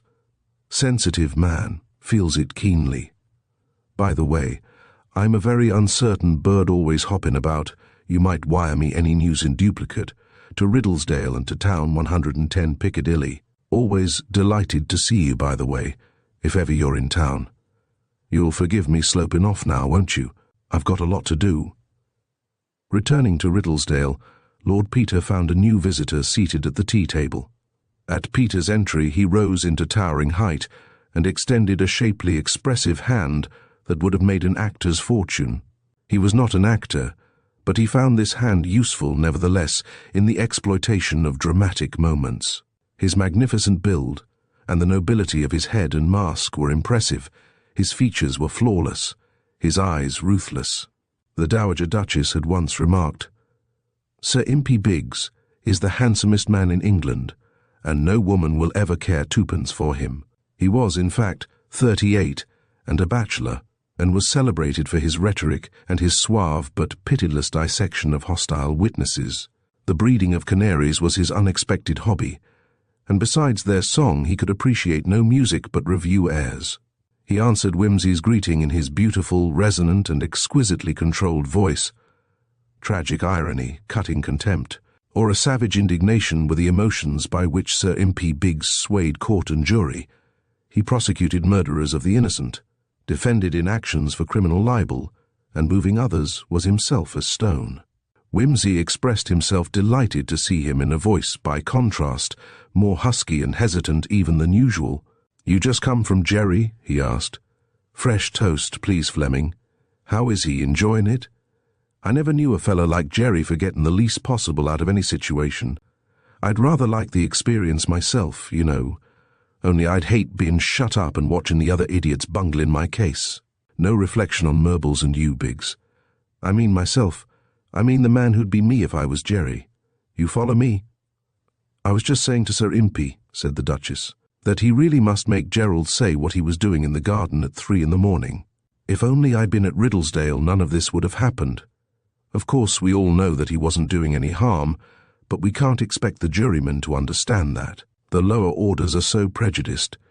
It is absurd of Gerald not to realize that he must speak out. He has no consideration." "I'm doing my very best to persuade him, Duchess," said Sir Impey, "but you must have patience. Lawyers enjoy a little mystery, you know. Why, if everybody came forward and told the truth, the whole truth, and nothing but the truth straight out, we should all retire to the workhouse." "Captain Cathcart's death is very mysterious," said the Duchess. "Though when I think of the things that have come out about him, it really seems quite providential, as far as my sister-in-law is concerned. I suppose you couldn't get him to bring it in death by the visitation of God, could you, Biggs?" suggested Lord Peter. "Sort of judgment for wanting to marry into our family, what?" "I have known less reasonable verdicts," returned Biggs dryly. "It's wonderful what you can suggest to a jury if you try. I remember once at the Liverpool Assizes—" He steered skillfully away into a quiet channel of reminiscence. Lord Peter watched his statuesque profile against the fire. It reminded him of the severe beauty of the charioteer of Delphi, and was about as communicative. It was not until after dinner that Sir Impey opened his mind to whimsy. The Duchess had gone to bed, and the two men were alone in the library. Peter, scrupulously in evening dress, had been valeted by Bunter, and had been more than usually rambling and cheerful all evening. He now took a cigar, retired to the largest chair, and effaced himself in a complete silence. Sir Impey Biggs walked up and down for some half-hour, smoking.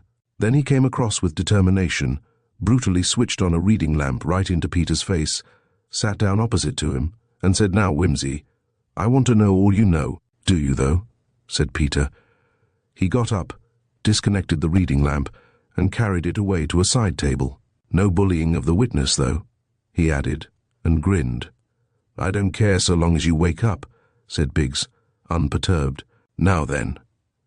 Lord Peter removed his cigar from his mouth, considered it with his head on one side, turned it carefully over, decided that the ash could hang on to its parent leaf for another minute or two, smoked without speaking until collapse was inevitable, took the cigar out again, deposited the ash entire in the exact center of the ashtray, and began his statement, omitting only the matter of the suitcase and Bunter's information obtained from Ellen.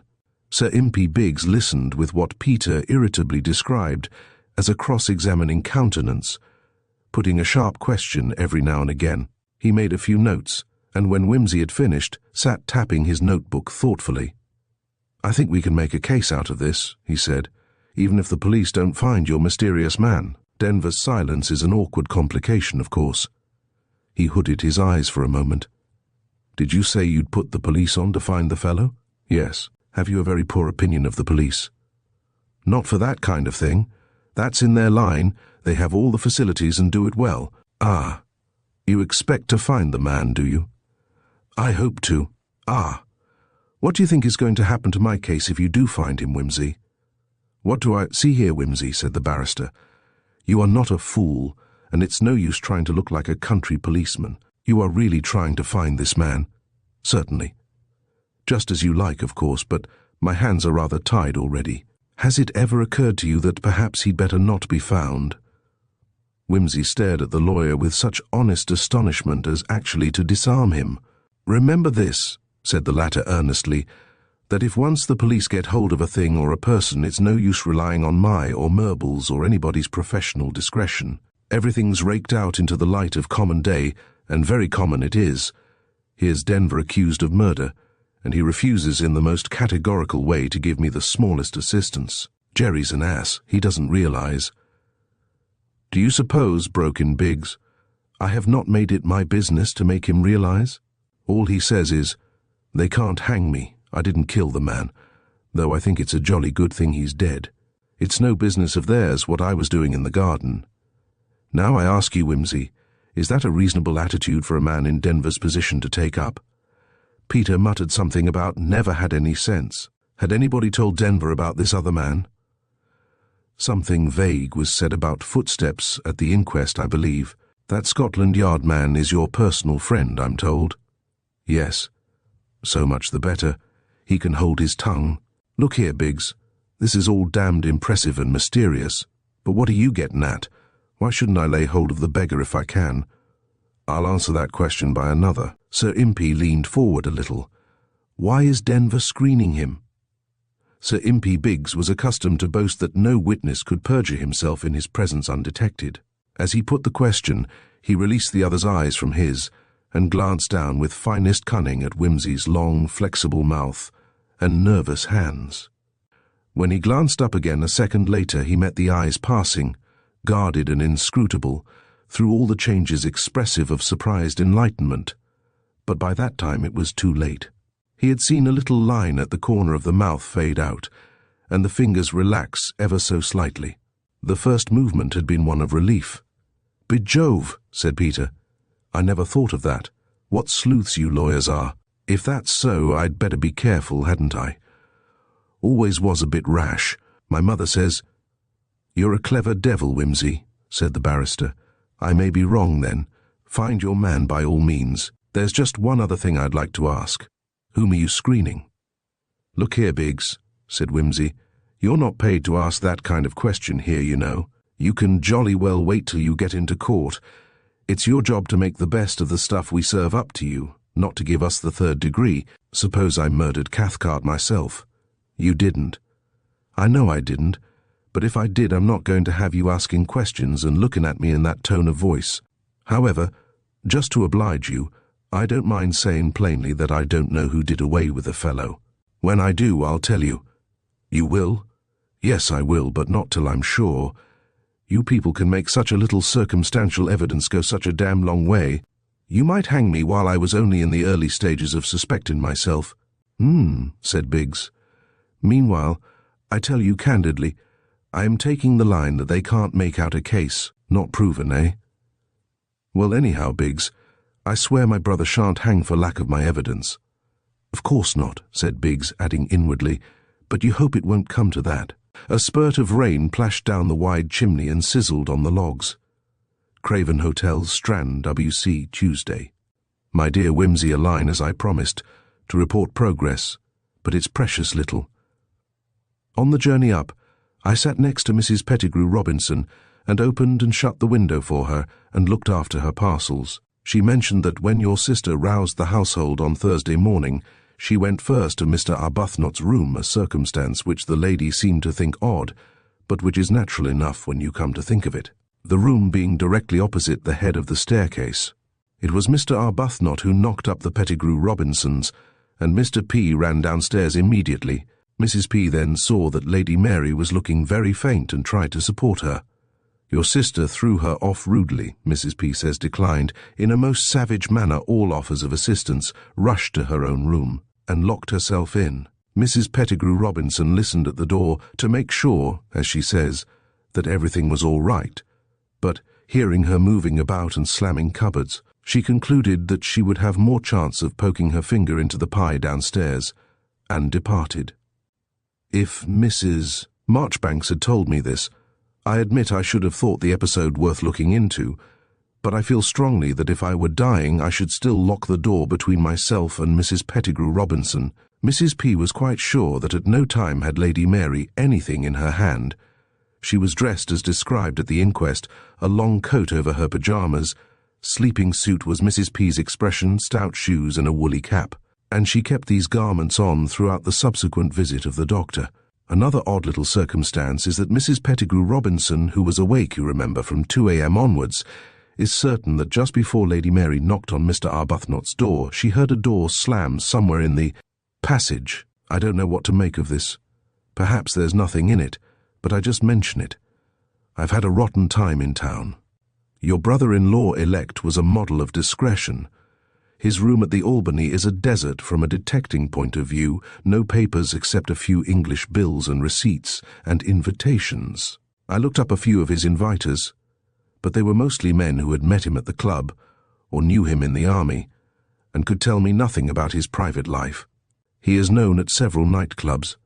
I made the round of them last night, or rather, this morning. General verdict, generous but impervious. By the way, poker seems to have been his great game. No suggestion of anything crooked. He won pretty consistently on the whole, but never very spectacularly. I think the information we want must be in Paris. I have written to the Charité and the Credit Lyonnais to produce his papers, especially his account and cheque-book. I'm pretty dead with yesterday's and today's work. Dancing all night on top of a journey is a jolly poor joke. Unless you want me, I'll wait here for the papers, or I may run over to Paris myself. Cathcart's books here consist of a few modern French novels of the usual kind, and another copy of Manon, with what the catalogues call curious plates. He must have had a life somewhere, mustn't he? The enclosed bill from a beauty specialist in Bond Street may interest you. I called on her. She says he came regularly every week when he was in England. I drew quite blank at King's Fenton on Sunday. "Oh, but I told you that. I don't think the fellow ever went there. I wonder if he slunk off up into the moor. Is it worth rummaging about, do you think? Rather like looking for a needle in a bundle of hay. It's odd about that diamond cat. You've got nothing out of the household, I suppose? It doesn't seem to fit No. 10, somehow, and yet you'd think somebody would have heard about it in the village if it had been lost. Well, so long, yours ever, C.H. Parker. Chapter 4. And his daughter much afraid. The women also looked pale and wan.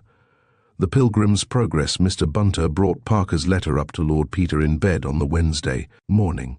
The house was almost deserted, everybody having gone to attend the police court proceedings at Northallerton. The thing would be purely formal, of course, but it seemed only proper that the family should be fully represented. The Dowager Duchess, indeed, was there. She had promptly hastened to her son's side, and was living heroically in furnished lodgings.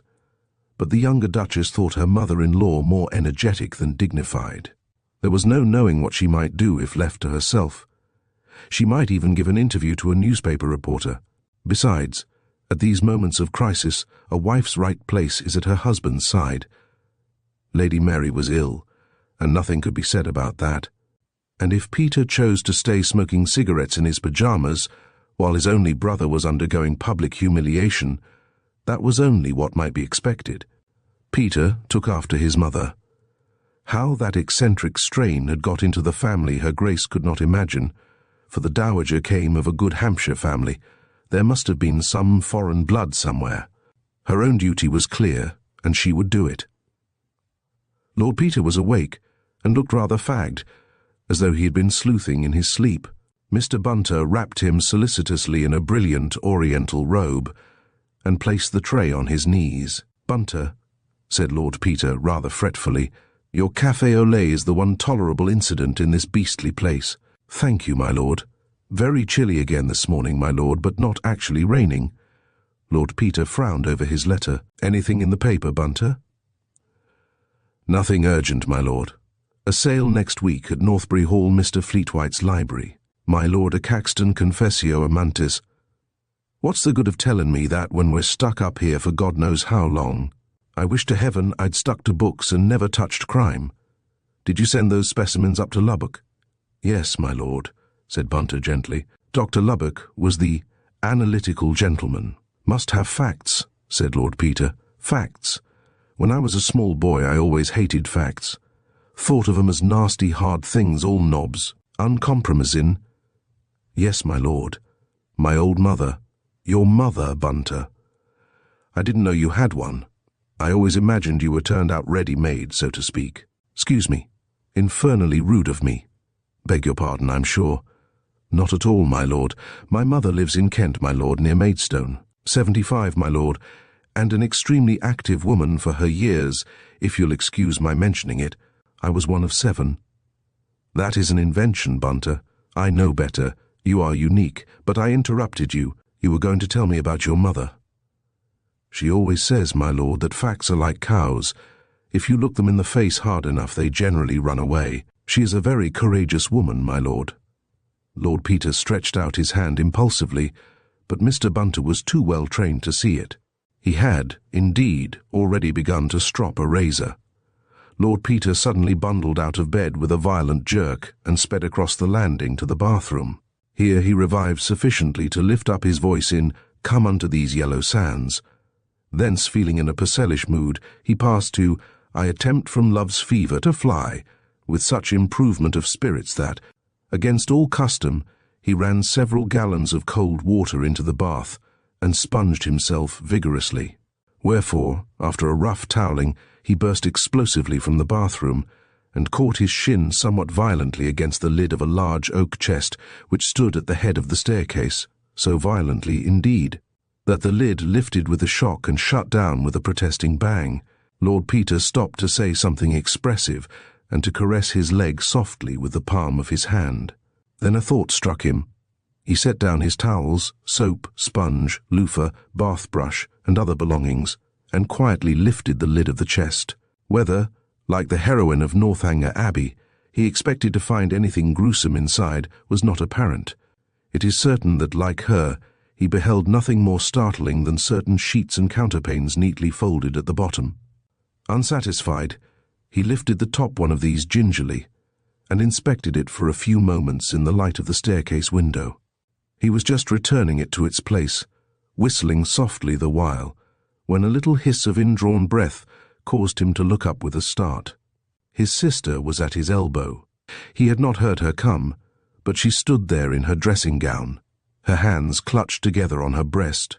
Her blue eyes were dilated till they looked almost black, and her skin seemed nearly the color of her ash-blonde hair. Whimsy stared at her over the sheet he held in his arms, and the terror in her face passed over into his, stamping them suddenly with a mysterious likeness of blood relationship. Peter's own impression was that he stared like a stuck pig for about a minute. He knew as a matter of fact that he had recovered himself in a fraction of a second. He dropped the sheet into the chest and stood up. "Hullo, Polly, old thing," he said. "Where have you been hiding all this time? First time I've seen you. 'Fraid you've been having a pretty thin time of it." He put his arm round her and felt her shrink. "What's the matter?" he demanded. "What's up, old girl? Look here, Mary, we've never seen enough of each other, but I am your brother. Are you in trouble? Can't I—" "Trouble?" she said. "Why, you silly old Peter, of course I'm in trouble. Don't you know they've killed my man and put my brother in prison? Isn't that enough to be in trouble about?" She laughed, and Peter suddenly thought, she's talking like somebody in a blood and thunder novel. She went on more naturally. "It's all right, Peter. Truly only my head's so bad. I really don't know what I'm doing. What are you after? You made such a noise I came out. I thought it was a door banging." "You'd better toddle back to bed," said Lord Peter. "You're getting all cold. Why do girls wear such mimsy little pajim-jams in this damn cold climate? There, don't you worry. I'll drop in on you later and we'll have a jolly old powwow, what?" Not today, Peter. I'm going mad, I think. Sensation fiction again, thought Peter. "Are they trying Gerald today?" "Not exactly trying," said Peter, urging her gently along to her room. "It's just formal, you know." The jolly old magistrate bird hears the charge read, and then old Merbles pops up and says please he wants only formal evidence given as he has to instruct counsel. That's biggie, you know. Then they hear the evidence of arrest, and Merbles says old Gerald reserves his defence. That's all till the assizes evidence before the grand jury. A lot of bosh. That'll be early next month, I suppose. You'll have to buck up and be fit by then. Mary shuddered. No, couldn't I get out of it? I couldn't go through it all again. I should be sick. I'm feeling awful. No, don't come in. I don't want you. Ring the bell for Ellen. No, let go. Go away. I don't want you, Peter. Peter hesitated, a little alarmed. Much better not, my lord, if you'll excuse me, said Bunter's voice at his ear. Only produce hysterics, he added, as he drew his master gently from the door. Very distressing for both parties, and altogether unproductive of results. Better to wait for the return of her Grace, the Dowager. Quite right, said Peter. He turned back to pick up his paraphernalia, but was dexterously forestalled. Once again he lifted the lid of the chest and looked in. What did you say you found on that skirt, Bunter? Gravel, my lord, and silver sand. Silver sand. Behind Riddlesdale Lodge the moor stretched starkly away and upward. The heather was brown and wet, and the little streams had no colour in them. It was 6 o'clock, but there was no sunset. Only a paleness had moved behind the thick sky from east to west all day. Lord Peter, tramping back after a long and fruitless search for tidings of the man with the motorcycle, voiced the dull suffering of his gregarious spirit. I wish old Parker was here, he muttered, and squelched down a sheep track. He was making, not directly for the lodge, but for a farmhouse about 2.5 miles distant from it, known as Grider's Hole. It lay almost due north of Riddlesdale village, a lonely outpost on the edge of the moor, in a valley of fertile land between two wide swells of heather. The track wound down from the height called Wemmeling Fell, skirted a vile swamp, and crossed the little river Rid about 1/2 mile before reaching the farm. Peter had small hope of hearing any news at Grider's Hole, but he was filled with a sullen determination to leave no stone unturned. Privately, however, He felt convinced that the motorcycle had come by the high road, Parker's investigations notwithstanding, and perhaps passed directly through King's Fenton without stopping or attracting attention. Still, he had said he would search the neighborhood, and Grider's hole was in the neighborhood. He paused to relight his pipe, then squelched steadily on. The path was marked with stout white posts at regular intervals, and presently with hurdles. The reason for this was apparent as one came to the bottom of the valley, for only a few yards on the left began the stretch of rough, reedy tussocks, with slobbering black bog between them, in which anything heavier than a water wagtail would speedily suffer change into a succession of little bubbles. Whimsy stooped for an empty sardine tin which lay, horridly battered, at his feet, and slung it idly into the quag. It struck the surface with a noise like a wet kiss, and vanished instantly, with that instinct which prompts one, when depressed, to wallow in every circumstance of gloom.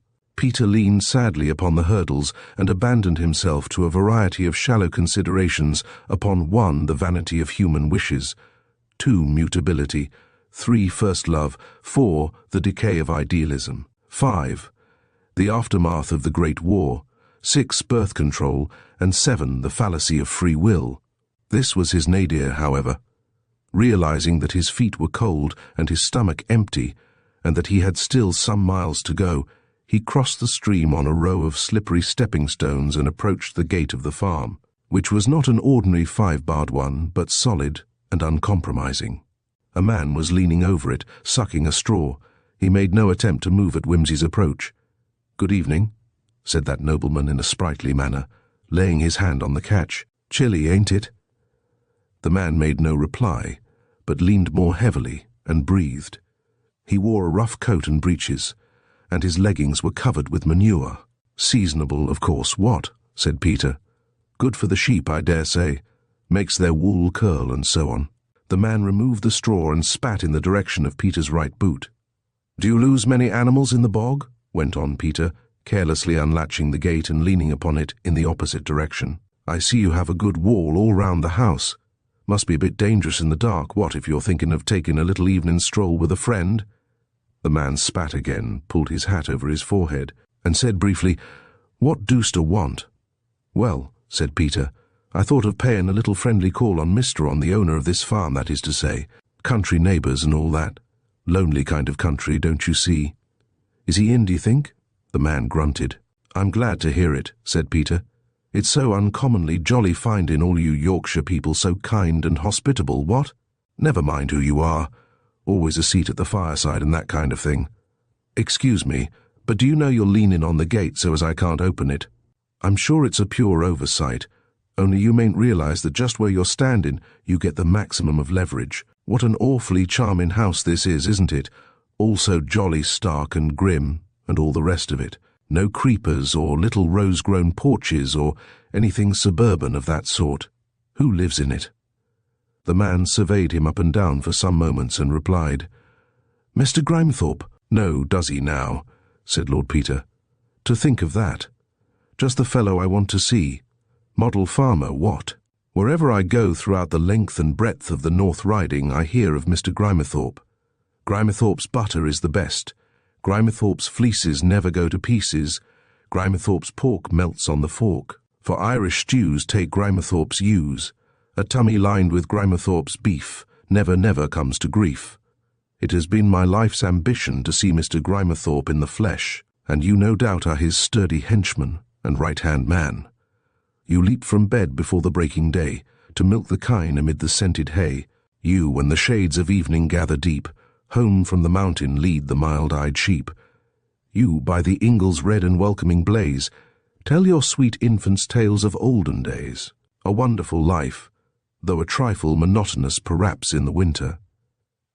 Allow me to clasp your honest hand." Whether the man was moved by this lyric outburst, or whether the failing light was not too dim to strike a pale sheen from the metal in Lord Peter's palm, at any rate he moved a trifle back from the gate. "Thanks awfully, old bean," said Peter, stepping briskly past him. "I take it I shall find Mr. Grimethorpe in the house?" The man said nothing till Whimsy had proceeded about a dozen yards up the flagged path. Then he hailed him, but without turning round. Mester. Yes, old thing, said Peter affably, returning. Happen he'll set dog on tar. You don't say so, said Peter. The faithful hound welcomes the return of the prodigal. Scene of family rejoicing. My own long-lost boy. Sobs and speeches, beer all round for the delighted tenantry, glees by the old fireside, till the rafters ring and all the smoked hams tumble down to join in the revelry. Good night, sweet prince, until the cows come home and the dogs eat Jezebel in the portion of Jezreel, when the hounds of spring are on winter's traces. I suppose, he added to himself, they will have finished tea. As Lord Peter approached the door of the farm, his spirits rose. He enjoyed paying this kind of visit, although he had taken to detecting as he might, with another conscience or constitution, have taken to Indian hemp for its exhilarating properties. At a moment when life seemed dust and ashes, he had not primarily the detective temperament.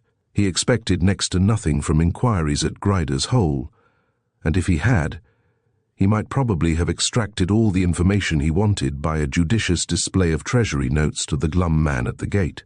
Parker would in all likelihood have done so. He was paid to detect and to do nothing else, and neither his natural gifts nor his education at Barrow in Furness Grammar School prompted him to stray into sidetracks at the beck of an ill-regulated imagination.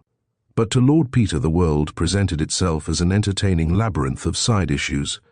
He was a respectable scholar in 5 or 6 languages, a musician of some skill and more understanding, something of an expert in toxicology, a collector of rare editions, an entertaining man about town, and a common sensationalist.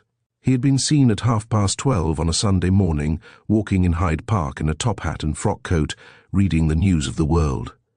His passion for the unexplored led him to hunt up obscure pamphlets in the British Museum, to unravel the emotional history of income tax collectors, and to find out where his own drains led to.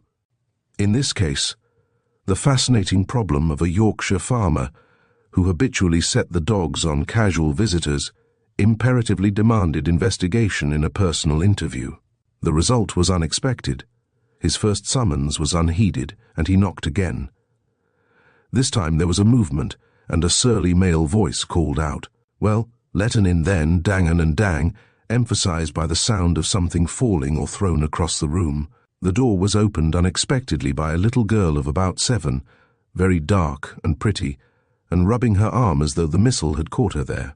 She stood defensively, blocking the threshold, till the same voice growled impatiently, "Well, who is it?" "Good evening," said Whimsy, removing his hat. "I hope you'll excuse me dropping in like this. I'm living at Riddlesdale Lodge." "What of it?" demanded the voice. Above the child's head, Whimsy saw the outline of a big, thick-set man smoking in the inglenook of an immense fireplace. There was no light but the firelight, for the window was small, and dusk had already fallen. It seemed to be a large room, but a high oak settle on the farther side of the chimney ran out across it, leaving a cavern of impenetrable blackness beyond. "May I come in?" said Whimsy. "If thou must," said the man ungraciously. "Shoot door, lass. What art staring at? Go to thee moother, and bid her mend thee manners for thee."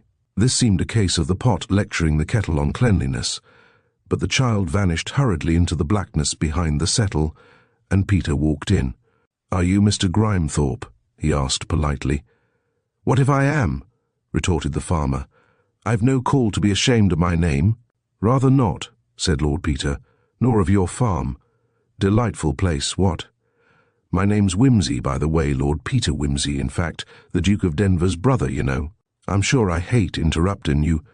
You must be busy with the sheep and all that, but I thought you wouldn't mind if I just ran over in a neighbourly way.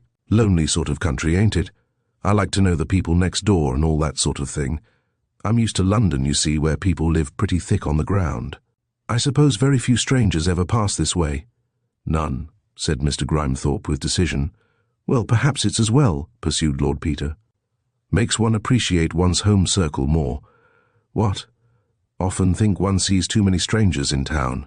Nothing like one's family when all's said and done, cosy, don't you know? You a married man, Mr. Grimethorpe?" "What the hell's that to you?" growled the farmer, rounding on him with such ferocity that Whimsy looked about quite nervously for the dogs before mentioned. "Oh, nothing," he replied. Only I thought that charming little girl might be yours." "And if I thought she weren't," said Mr. Grimethorpe, "I'd strangle the bitch and her mother together. What hast got to say to that?" As a matter of fact, the remark, considered as a conversational formula, seemed to leave so much to be desired that Whimsy's natural loquacity suffered a severe check.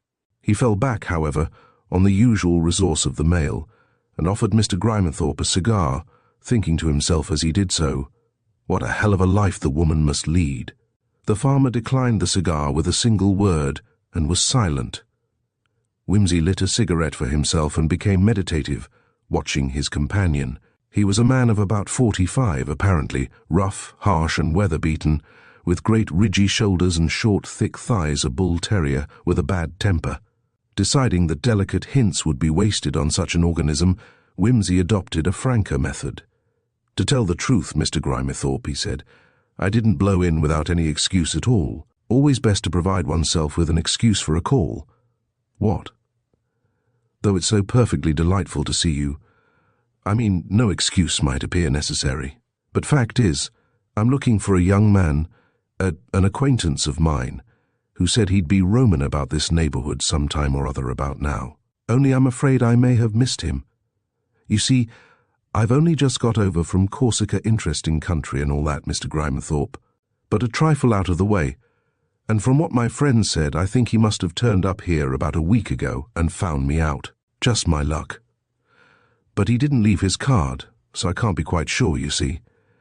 You didn't happen to come across him by any chance? Tall fellow with big feet on a motorcycle with a sidecar. I thought he might have come rooting about here." "Hello, do you know him?"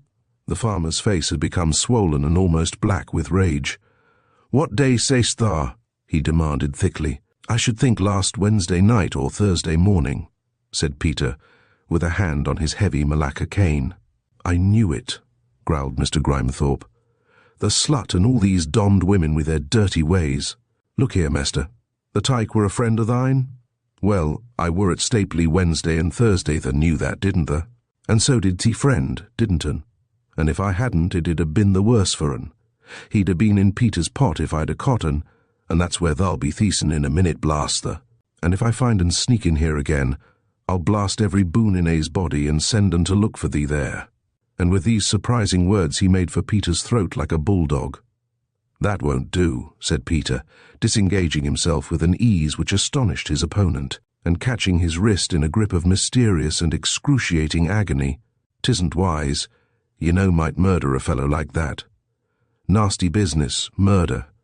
Coroner's inquest and all that sort of thing. Counsel for the prosecution, asking all sorts of inquisitive questions, and a fella putting a string round your neck. Besides, your method's a bit primitive. Stand still, you fool, or you'll break your arm. Feeling better? That's right. Sit down. You'll get into trouble one of these days, behaving like that when you're asked a civil question. Get out of the house," said Mr. Grimethorpe sullenly. "Certainly," said Peter. "I have to thank you for a very entertaining evening, Mr. Grimethorpe. I'm sorry you can give me no news of my friend." Mr. Grimethorpe sprang up with a blasphemous ejaculation and made for the door, shouting, "Jabez!" Lord Peter stared after him for a moment, and then stared round the room. "Something fishy here," he said. "Fellow knows something. Murderous sort of brute.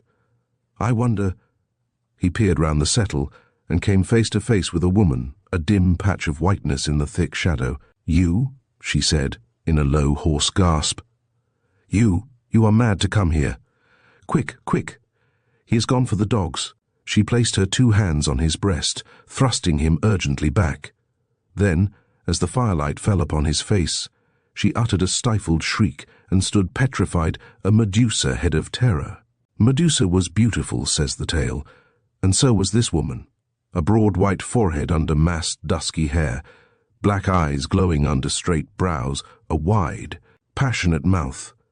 A shape so wonderful that even in that strenuous moment 16 generations of feudal privilege stirred in Lord Peter's blood.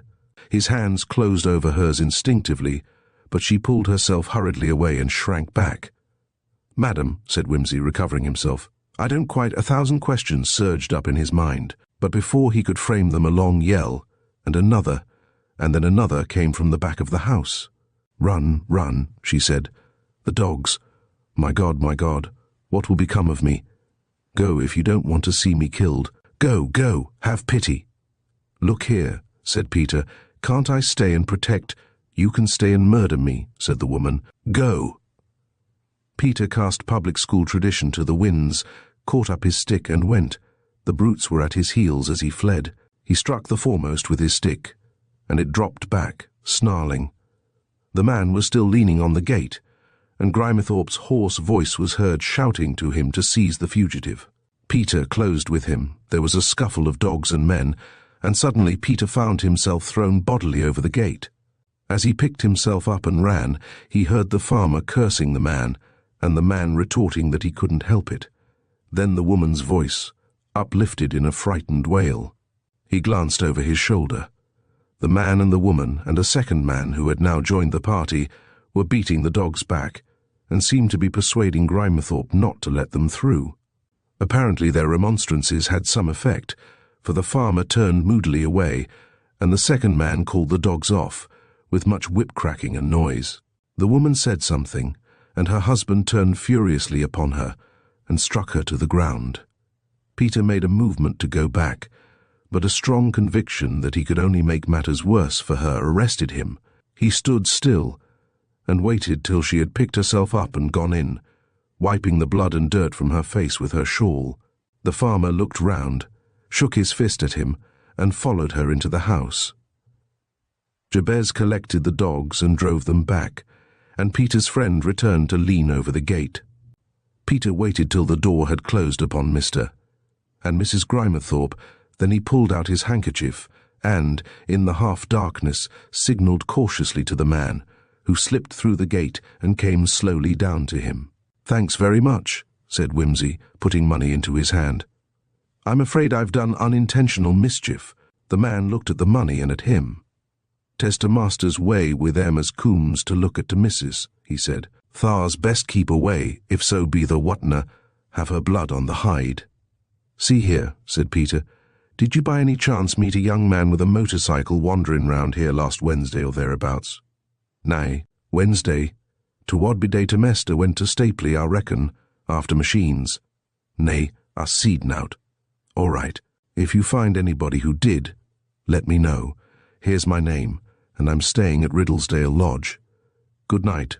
Many thanks." The man took the card from him and slouched back without a word of farewell.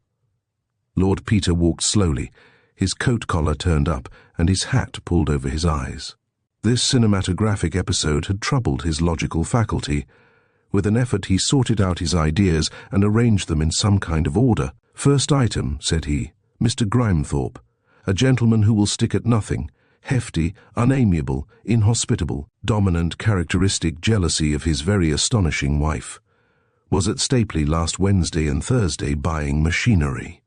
Helpful gentleman at the gate corroborates this, by the way, so that at this stage of the proceedings one may allow it to be a sound alibi.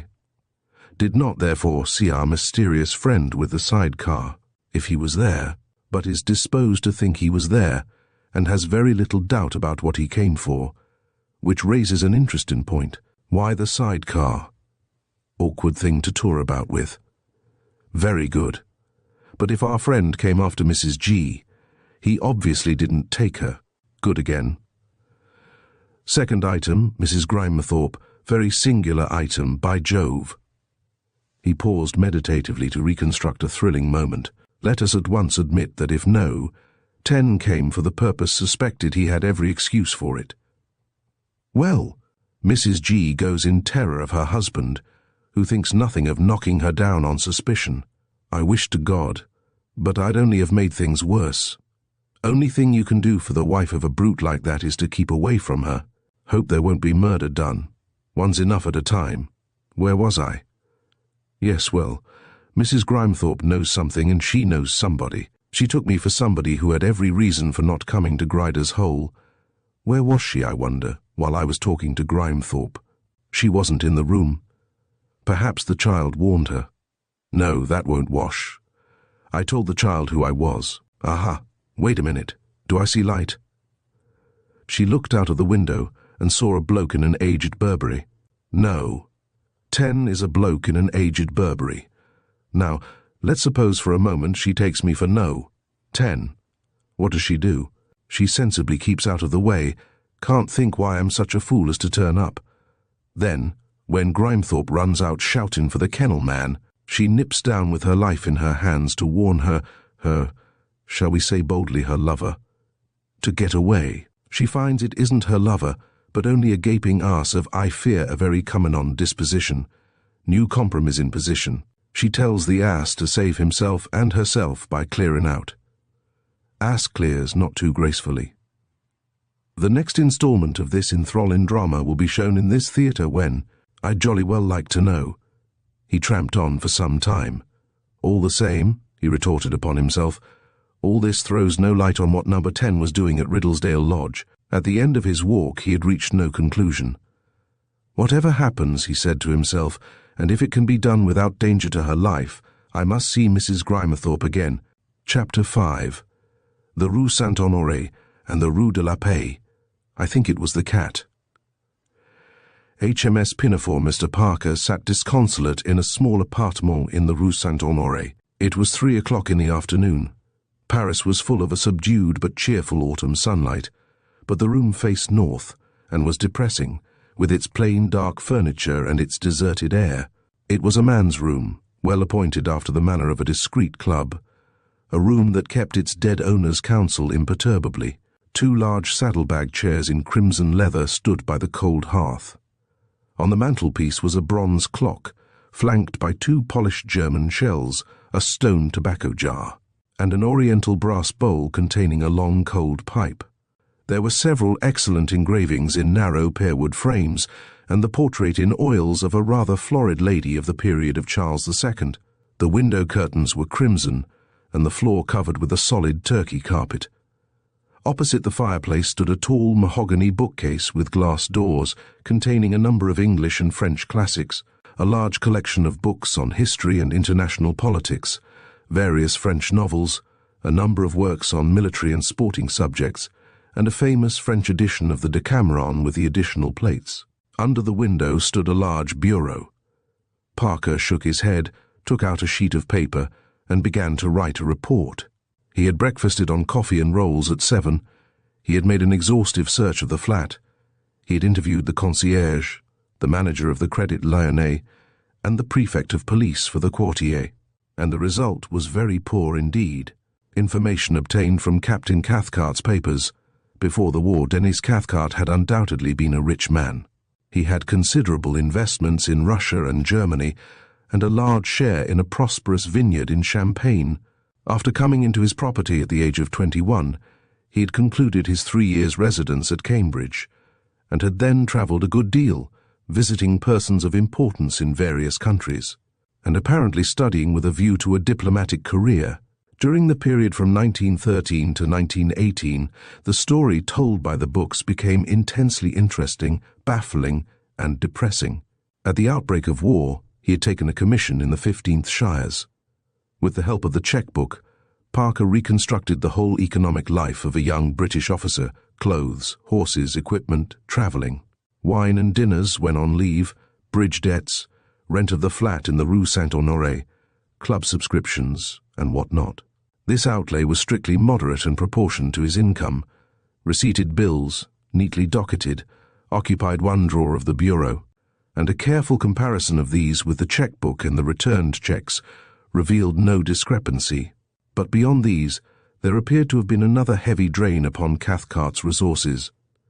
Beginning in 1913, certain large checks, payable to self, appeared regularly at every quarter, and sometimes at shorter intervals. As to the destination of these sums, the Bureau preserved the closest discretion. There were no receipts, no memoranda of their expenditure.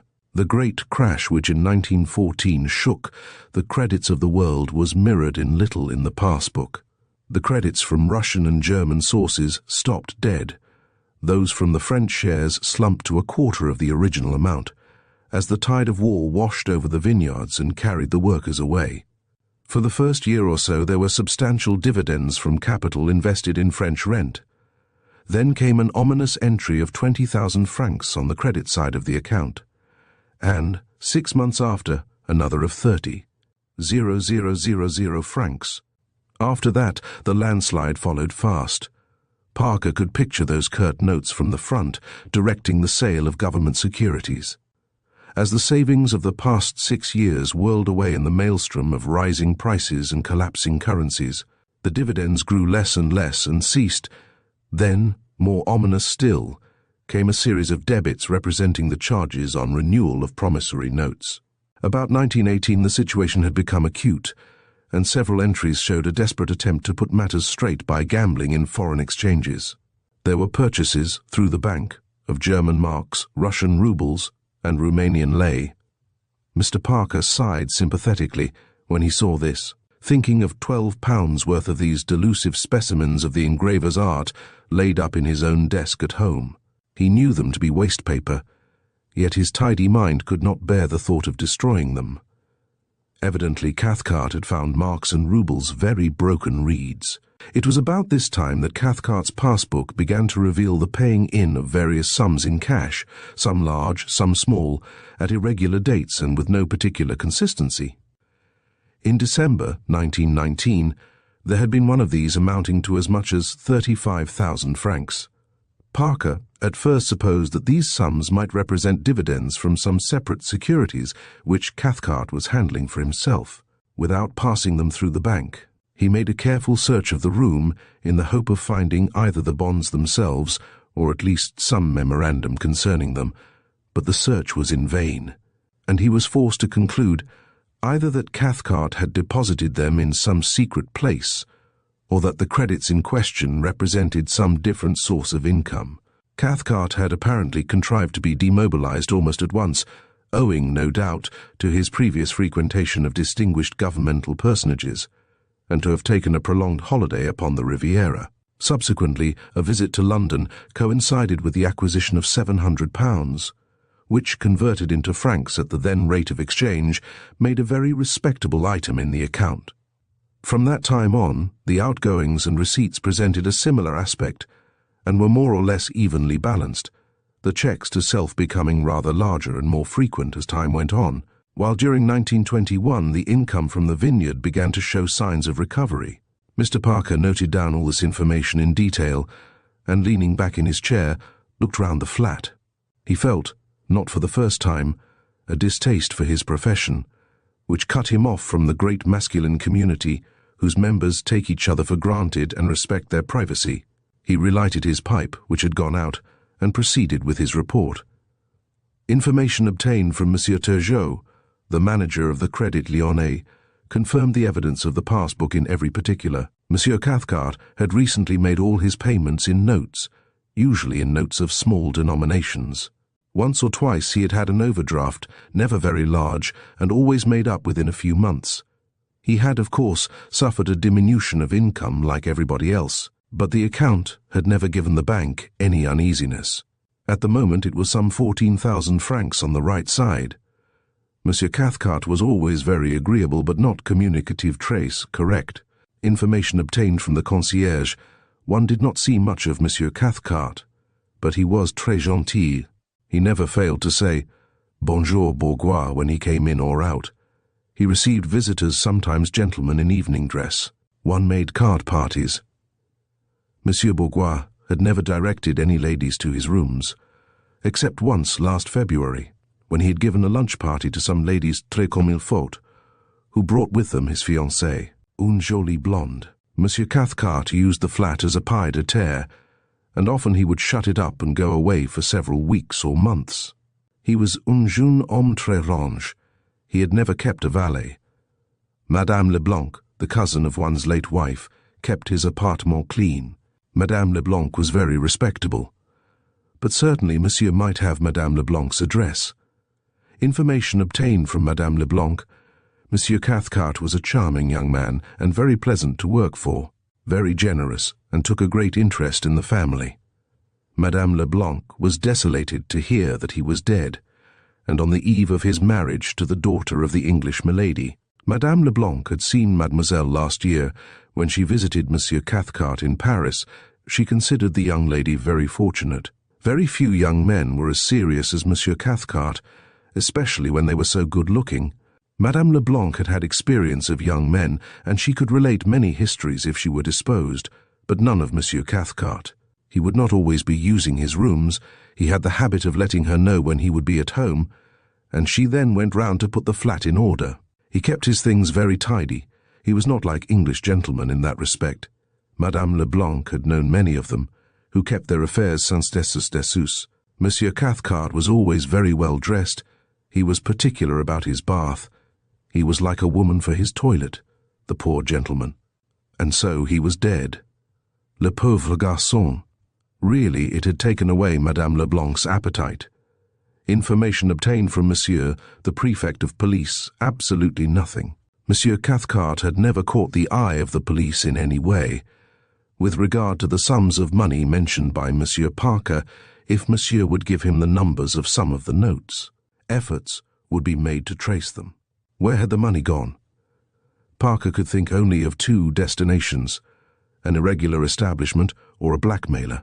Certainly a handsome man like Cathcart might very well have a woman or two in his life, even without the knowledge of the concierge. Certainly a man who habitually cheated at cards, if he did cheat at cards, might very well have got himself into the power of somebody who knew too much. It was noteworthy that his mysterious receipts in cash began just as his economies were exhausted. It seemed likely that they represented irregular gains from gambling in the casinos, on the exchange, or, if Denver's story had any truth in it, from crooked play. On the whole, Parker rather inclined to the blackmailing theory. It fitted in with the rest of the business, as he and Lord Peter had reconstructed it at Riddlesdale. 2 or 3 things, however, still puzzled Parker. Why should the blackmailer have been trailing about the Yorkshire moors with a cycle and sidecar? Whose was the green-eyed cat? It was a valuable trinket. Had Cathcart offered it as part of his payment? That seemed somehow foolish. One could only suppose that the blackmailer had tossed it away with contempt. The cat was in Parker's possession, and it occurred to him that it might be worthwhile to get a jeweller to estimate its value. But the sidecar was a difficulty, the cat was a difficulty, and, more than all, Lady Mary was a difficulty. Why had Lady Mary lied at the inquest? For that she had lied, Parker had no manner of doubt. He disbelieved the whole story of the second shot which had awakened her. What had brought her to the conservatory door at 3 o'clock in the morning?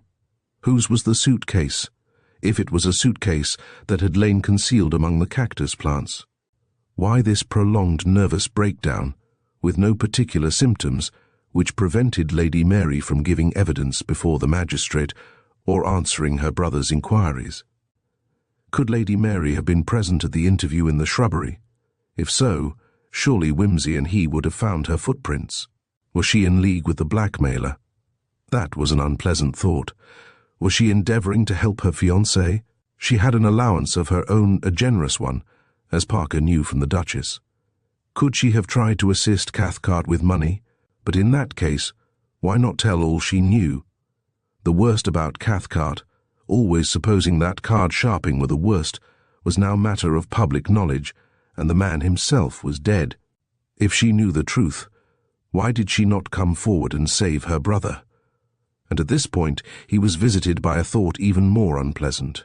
If, after all, it had not been Denver whom Mrs. Marchbanks had heard in the library, but someone else, someone who had likewise an appointment with the blackmailer, someone who was on his side as against Cathcart, who knew that there might be danger in the interview. Had he himself paid proper attention to the grass lawn between the house and the thicket, might Thursday morning perhaps have revealed here and there a trodden blade that rain and sap had since restored to uprightness? Had Peter and he found all the footsteps in the wood?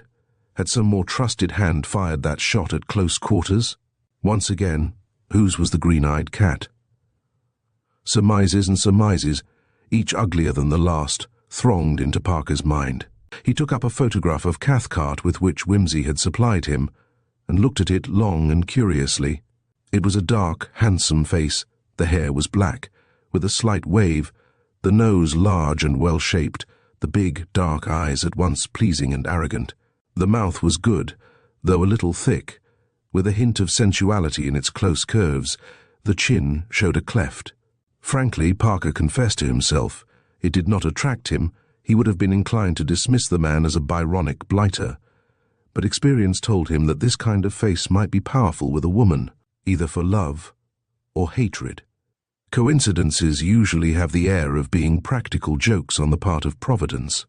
Mr. Parker was shortly to be favored, if the term is a suitable one, with a special display of this Olympian humor. As a rule, that kind of thing did not happen to him. It was more in whimsy's line. Parker had made his way from modest beginnings to a respectable appointment in the CID, rather by a combination of hard work, shrewdness, and caution than by spectacular displays of happy guesswork or any knack for taking fortune's tide at the flood. This time, however, he was given a leading from above, and it was only part of the nature of things and men that he should have felt distinctly ungrateful for it. He finished his report, replaced everything tidily in the desk, and went round to the police station to arrange with the prefect about the keys and the fixing of the seals. It was still early evening and not too cold. He determined, therefore, to banish gloomy thoughts by a café cognac in the Boule Mich, followed by a stroll through the Paris of the shops.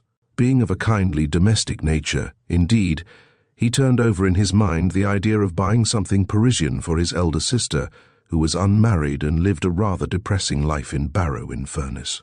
Parker knew that she would take pathetic delight in some filmy scrap of lace underwear which no one but herself would ever see. Mr. Parker was not the kind of man to be deterred by the difficulty of buying ladies' underwear in a foreign language. He was not very imaginative. He remembered that a learned judge had one day asked in court what a camisole was, and recollected that there had seemed to be nothing particularly embarrassing about the garment when explained. He determined that he would find a really Parisian shop and ask for a camisole. That would give him a start, and then Mademoiselle would show him other things without being asked further. Accordingly, towards 6 o'clock, he was strolling along the Rue de la Paix with a little carton under his arm. He had spent rather more money than he intended, but he had acquired knowledge. He knew for certain what a camisole was, and he had grasped for the first time in his life that crepe de chine had no recognizable relation to crepe and was astonishingly expensive for its bulk. The young lady had been charmingly sympathetic, and, without actually insinuating anything, had contrived to make her customer feel just a little bit of a dog. He felt that his French accent was improving. The street was crowded with people, slowly sauntering past the brilliant shop windows. Mr. Parker stopped and gazed nonchalantly over a gorgeous display of jewellery, as though hesitating between a pearl necklace valued at 80,000 francs and a pendant of diamonds and aquamarines set in platinum. And there, balefully winking at him from under a label inscribed Bonne Fortune, hung a green-eyed cat. The cat stared at Mr. Parker, and Mr. Parker stared at the cat. It was no ordinary cat. It was a cat with a personality. Its tiny arched body sparkled with diamonds, and its platinum paws, set close together, and its erect and glittering tail were instinct in every line with the sensuous delight of friction against some beloved object. Its head, cocked slightly to one side, seemed to demand a titillating finger under the jaw. It was a minute work of art by no journeyman hand. Mr. Parker fished in his pocketbook. He looked from the cat in his hand to the cat in the window. They were alike. They were astonishingly alike. They were identical. Mr. Parker marched into the shop. "I have here," said Mr. Parker to the young man at the counter, "a diamond cat which greatly resembles one which I perceive in your window. Could you have the obligingness to inform me what would be the value of such a cat?" The young man replied instantly, "But certainly, monsieur. The price of the cat is 5,000 francs. It is, as you perceive, made of the finest materials. Moreover, it is the work of an artist. It is worth more than the market value of the stones. It is, I suppose, a mascot." "Yes, monsieur. It brings great good luck, especially at cards. Many ladies buy these little objects. We have here other mascots, but all of this special design are of similar quality and price. Monsieur may rest assured that his cat is a cat of pedigree. I suppose that such cats are everywhere obtainable in Paris," said Mr. Parker nonchalantly. But no, monsieur. If you desire to match your cat, I recommend you to do it quickly. Monsieur Briquet had only a score of these cats to begin with, and there are now only 3 left, including the one in the window. I believe that he will not make any more. To repeat a thing often is to vulgarize it. There will, of course, be other cats. I don't want another cat, said Mr. Parker, suddenly interested. Do I understand you to say that cats such as this are only sold by Monsieur Briquet, that my cat originally came from this shop? Undoubtedly, monsieur, it is one of our cats. These little animals are made by a workman of ours, a genius, who is responsible for many of our finest articles. It would, I imagine, be impossible to find out to whom this cat was originally sold. If it was sold over the counter for cash, it would be difficult, but if it was entered in our books, it might not be impossible to discover, if monsieur desired it. I do desire it very much, said Parker, producing his card. I am an agent of the British police, and it is of great importance that I should know to whom this cat originally belonged. In that case, said the young man, I shall do better to inform monsieur the proprietor. He carried away the card into the back premises and presently emerged with a stout gentleman, whom he introduced as Monsieur Briquet. In Monsieur Briquet's private office, the books of the establishment were brought out and laid on the desk. You will understand, monsieur, said Monsieur Briquet, that I can only inform you of the names and addresses of such purchasers of these cats as have had an account sent them. It is, however, unlikely that an object of such value was paid for in cash. Still, with rich Anglo-Saxons such an incident may occur. We need not go back further than the beginning of the year when these cats were made. He ran a podgy finger down the pages of the ledger. The first purchase was on January 19th. Mr. Parker noted various names and addresses, and at the end of half an hour, Monsieur Briquet said in a final manner, "That is all. How many names have you there?" 13, said Parker, and there are still 3 cats in stock. The original number was 20, so that 4 must have been sold for cash. If monsieur wishes to verify the matter, we can consult the daybook. The search in the daybook was longer and more tiresome, but eventually 4 cats were duly found to have been sold, one on January 31st, another on February 6th, the third on May 17th, and the last on August 9th. Mr. Parker had risen and embarked upon a long string of compliments and thanks, when a sudden association of ideas and dates prompted him to hand Cathcart's photograph to Monsieur Briquet and ask whether he recognized it. Monsieur Briquet shook his head. "I am sure he is not one of our regular customers," he said, "and I have a very good memory for faces. I make a point of knowing anyone who has any considerable account with me, and this gentleman has not everybody's face, but we will ask my assistants." The majority of the staff failed to recognize the photograph, and Parker was on the point of putting it back in his pocketbook when a young lady, who had just finished selling an engagement ring to an obese and elderly Jew, arrived and said, without any hesitation, "Mais oui, je l'ai vu, ce monsieur-là. It is the Englishman who bought a diamond cat for the jolie blonde." "Mademoiselle," said Parker eagerly, "I beseech you to do me the favor to remember all about it," said she. "It is not the face one would forget, especially when one is a woman. The gentleman bought a diamond cat and paid for it. No, I am wrong. It was the lady who bought it, and I remember now to have been surprised that she should pay like that at once in money, because ladies do not usually carry such large sums. The gentleman bought 2. He bought a diamond and tortoiseshell comb for the lady to wear, and then she said she must give him something pour porte-bonheur, and asked me for a mascot that was good for cards.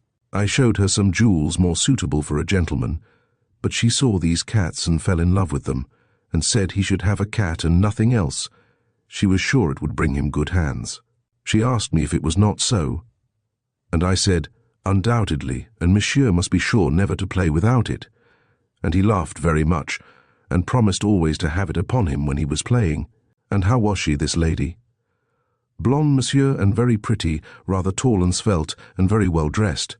A big hat and dark blue costume." "Quoi encore?" "Yes, she was a foreigner." "English?"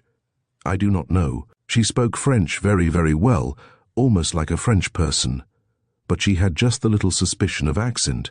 What language did she speak with the gentleman? French, monsieur. You see, we were speaking together, and they both appealed to me continually, and so all the talk was in French. The gentleman spoke French à merveille.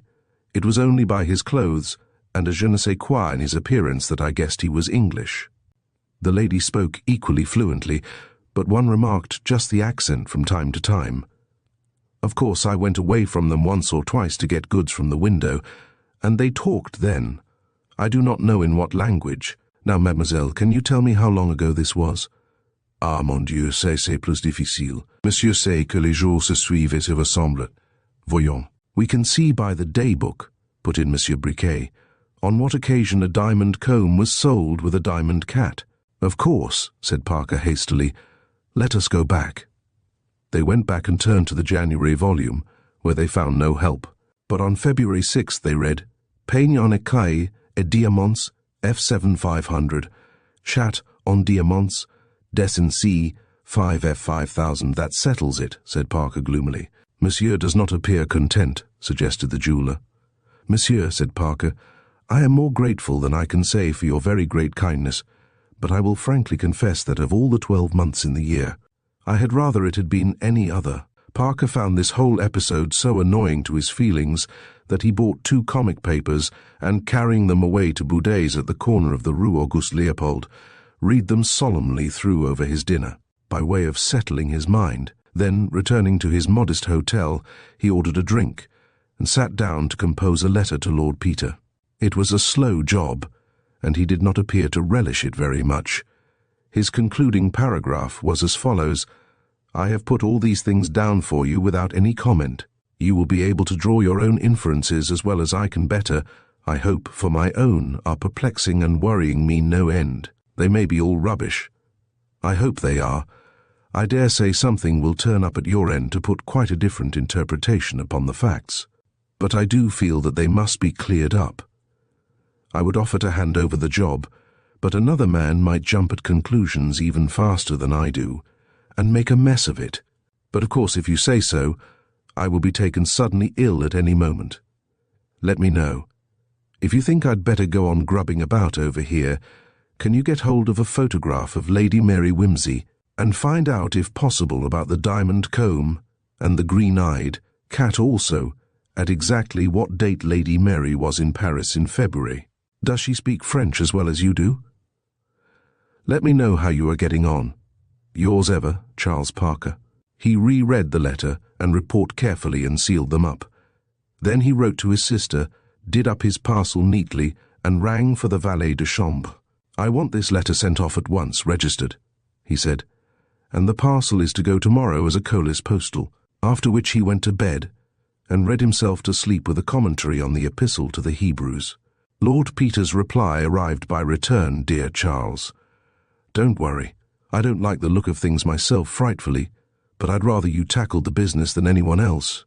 As you say, the ordinary police bloke doesn't mind whom he arrests, provided he arrests someone, and is altogether a most damnable fellow to have poking into one's affairs. I'm putting my mind to getting my brother cleared. That is the first consideration, after all, and really anything else would be better than having Jerry hanged for a crime he didn't commit. Whoever did it, it's better the right person should suffer than the wrong. So go ahead. I enclose 2 photographs, all I can lay hands on for the moment. The one in nursing kit is rather rotten, and the other's all smothered up in a big hat. I had a damn queer little adventure here on Wednesday, which I'll tell you about when we meet. I've found a woman who obviously knows more than she ought, and a most promising ruffian, only I'm afraid he's got an alibi. Also, I've got a faint suggestion of a clue about number 10. Nothing much happened at Northallerton, except that Jerry was of course committed for trial. My mother is here, thank God, and I'm hoping she'll get some sense out of Mary, but she's been worse the last 2 days, Mary. I mean, not my mother beastly sick and all that sort of thing. Dr. Thingamy, who is an ass, can't make it out.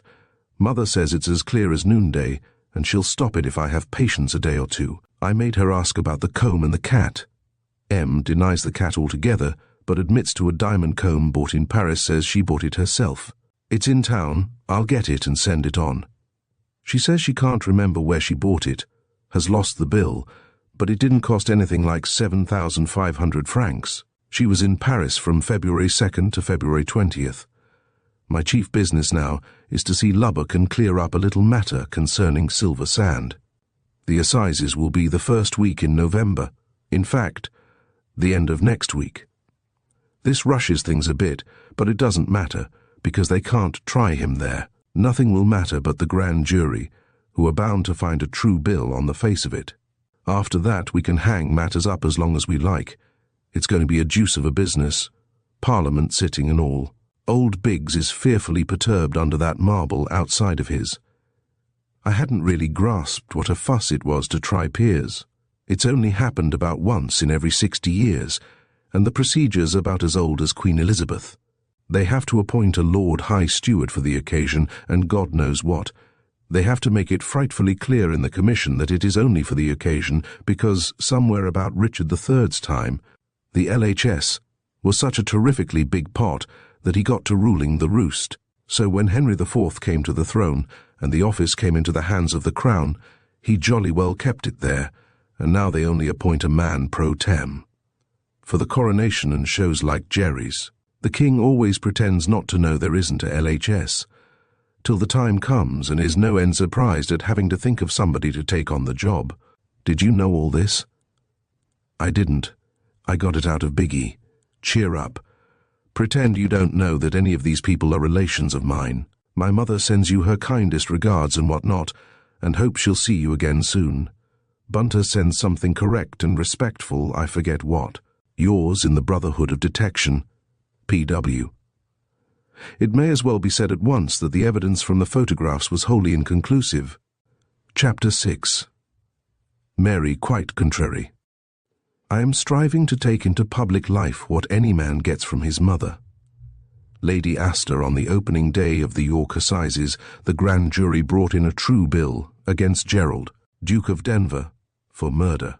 Gerald, Duke of Denver, being accordingly produced in the court, the judge affected to discover what indeed every newspaper in the country had been announcing to the world for the last fortnight, that he, being but a common or garden judge, with a plebeian jury, was incompetent to try a peer of the realm. He added, however, that he would make it his business to inform the Lord Chancellor, who also, for the last fortnight, had been secretly calculating the accommodation in the Royal Gallery and choosing lords to form the Select Committee. Order being taken accordingly, the noble prisoner was led away. A day or two later, in the gloom of a London afternoon, Mr. Charles Parker rang the bell of a second-floor flat at number 110 Piccadilly. The door was opened by Bunter, who informed him with a gracious smile that Lord Peter had stepped out for a few minutes but was expecting him, and would he kindly come in and wait. "We only came up this morning," added the valet, "and are not quite straight yet, sir, if you will excuse us. Would you feel inclined for a cup of tea?" Parker accepted the offer and sank luxuriously into a corner of the Chesterfield. After the extraordinary discomfort of French furniture, there was solace in the enervating springiness beneath him, the cushions behind his head, and Whimsy's excellent cigarettes. What Bunter had meant by saying that things were not quite straight yet, he could not divine.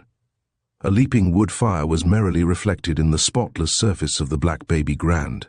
The mellow calf bindings of Lord Peter's rare editions glowed softly against the black and primrose walls. The vases were filled with tawny chrysanthemums. The latest editions of all the papers were on the table, as though the owner had never been absent. Over his tea, Mr. Parker drew out the photographs of Lady Mary and Denis Cathcart from his breast pocket. He stood them up against the teapot and stared at them, looking from one to the other as if trying to force a meaning from their faintly smirking, self-conscious gaze. He referred again to his Paris notes, ticking off various points with a pencil. "Damn," said Mr. Parker, gazing at Lady Mary. "Damn, damn, damn." The train of thought he was pursuing was an extraordinarily interesting one. Image after image, each rich in suggestion, crowded into his mind. Of course, one couldn't think properly in Paris. It was so uncomfortable, and the houses were central heated.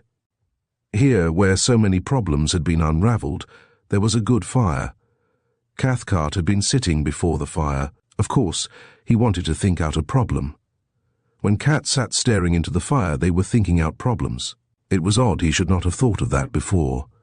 When the green-eyed cat sat before the fire, one sank right down into a sort of rich, black, velvety suggestiveness which was most important. It was luxurious to be able to think so lucidly as this, because otherwise it would be a pity to exceed the speed limit, and the black moors were reeling by so fast. But now he had really got the formula, he wouldn't forget it again. The connection was just there, close, thick, richly coherent. "The glass-blower's cat is Bomstable," said Mr. Parker aloud and distinctly. "I'm charmed to hear it," replied Lord Peter with a friendly grin. "Had a good nap, old man?" "I what?" said Mr. Parker. "Hullo, what you mean, nap? I had got hold of a most important train of thought, and you've put it out of my head. What was it?" "Cat, cat, cat." He groped wildly. "You said, 'The glass-blower's cat is Bomstable,'" retorted Lord Peter. "It's a perfectly ripping word, but I don't know what you mean by it." "Bomstable?" said Mr. Parker, blushing slightly. "Oh, well, perhaps you're right. I may have dozed off. But you know, I thought I'd just got the clue to the whole thing. I attached the greatest importance to that phrase. Even now, no, now I come to think of it, my train of thought doesn't seem quite to hold together. What a pity. I thought it was so lucid." "Never mind," said Lord Peter. "Just back? Crossed last night. Any news?" "Lots." "Good?" "No." Parker's eyes wandered to the photographs. "I don't believe it," he said obstinately. "I'm damned if I'm going to believe a word of it." "A word of what?" "Of whatever it is." "You'll have to believe it, Charles, as far as it goes," said his friend softly, filling his pipe with decided little digs of the fingers. "I don't say dig that Mary Digshot Cathcart dig, but she has lied dig, again and again dig. Dig, she knows who did it dig, she was prepared for it dig, she's malingering and lying to keep the fellow shielded, and we shall have to make her speak." Here he struck a match and lit the pipe in a series of angry little puffs. "If you can think," said Mr. Parker with some heat, "that that woman he indicated the photographs had any hand in murdering Cathcart, I don't care what your evidence is. Hang it all, Whimsy, she's your own sister." "Gerald is my brother," said Whimsy quietly. "You don't suppose I'm exactly enjoying this business, do you? But I think we shall get along very much better if we try to keep our tempers." "I'm awfully sorry," said Parker. "Can't think why I said that rotten bad form. Beg pardon, old man." "The best thing we can do," said Whimsy, "is to look the evidence in the face, however ugly, and I don't mind admitting that some of it's a positive gargoyle. My mother turned up at Riddlesdale on Friday. She marched upstairs at once and took possession of Mary, while I drooped about in the hall and teased the cat, and generally made a nuisance of myself. You know. Presently old Dr. Thorpe called. I went and sat on the chest on the landing. Presently the bell rings and Ellen comes upstairs. Mother and Thorpe popped out and caught her just outside Mary's room, and they jibber-jabbered a lot, and presently Mother came barging down the passage to the bathroom, with her heels tapping and her earrings simply dancing, with irritation. I sneaked after 'em to the bathroom door, but I couldn't see anything because they were blocking the doorway. But I heard Mother say, 'There now, what did I tell you?' And Ellen said, 'Lawks, Your Grace, who'd have thought it?' And my mother said, 'All I can say is, if I had to depend on you people to save me from being murdered with arsenic or that other stuff with a name like anemones, you know what I mean, that very attractive-looking man with the preposterous beard used to make away with his wife and mother-in-law, who was vastly the more attractive of the two, poor thing. I might be being cut up and analysed by Dr. Spilsbury now. Such a horrid, distasteful job he must have of it, poor man, and the poor little rabbits too." Whimsy paused for breath, and Parker laughed in spite of his anxiety. "I won't vouch for the exact words," said Whimsy, "but it was to that effect. You know my mother's style." Old Thorpe tried to look dignified, but Mother ruffled up like a little hen, and said, looking beadily at him, "In my day we called that kind of thing hysterics and naughtiness. We didn't let girls pull the wool over our eyes like that. I suppose you call it a neurosis, or a suppressed desire, or a reflex, and coddle it. You might have let that silly child make herself really ill. You are all perfectly ridiculous, and no more fit to take care of yourselves than a lot of babies.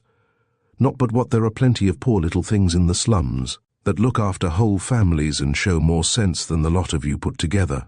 I am very angry with Mary, advertising herself in this way, and she's not to be pitied." "You know," said Whimsy, "I think there's often a great deal in what one's mother says." "I believe you," said Parker. "Well, I got hold of Mother afterwards and asked her what it was all about. She said Mary wouldn't tell her anything about herself or her illness, just asked to be let alone. Then Thorpe came along and talked about nervous shock, said he couldn't understand these fits of sickness or the way Mary's temperature hopped about. Mother listened and told him to go and see what the temperature was now, which he did, and in the middle Mother called him away to the dressing table. But being a wily old bird, you see, she kept her eyes on the looking-glass and nipped round just in time to catch Mary stimulating the thermometer to terrific leaps on the hot water bottle. "Well, I'm damned," said Parker. So was Thorpe. All Mother said was that if he wasn't too old a bird yet to be taken in by that hoary trick, he'd no business to be getting himself up as a grey-haired family practitioner. So then she asked the girl about the sick fits, when they happened, and how often, and was it after meals or before, and so on, and at last she got out of them that it generally happened a bit after breakfast, and occasionally at other times. Mother said she couldn't make it out at first, because she'd hunted all over the room for bottles and things, till at last she asked who made the bed. Thinking, you see, Mary might have hidden something under the mattress. So Ellen said she usually made it while Mary had her bath. "When's that?" says Mother. "Just before her breakfast," bleats the girl. "God forgive you all for a set of nincompoops," says my mother. "Why didn't you say so before?" So away they all trailed to the bathroom, and there, sitting up quietly on the bathroom shelf among the bath salts and the Elliman's embrocation and the crucian feelings and the toothbrushes and things, was the family bottle of ipecacuanha 3/4 empty. Mother said, "Well, I told you what she said. By the way, how do you spell ipecacuanha?" Mr. Parker spelt it. "Damn you," said Lord Peter. "I did think I'd stumped you that time. I believe you went and looked it up beforehand. No decent-minded person would know how to spell ipecacuanha out of his own head. Anyway, as you were saying, it's easy to see which side of the family has the detective instinct." "I didn't say so." "I know. Why didn't you? I think my mother's talents deserve a little acknowledgement.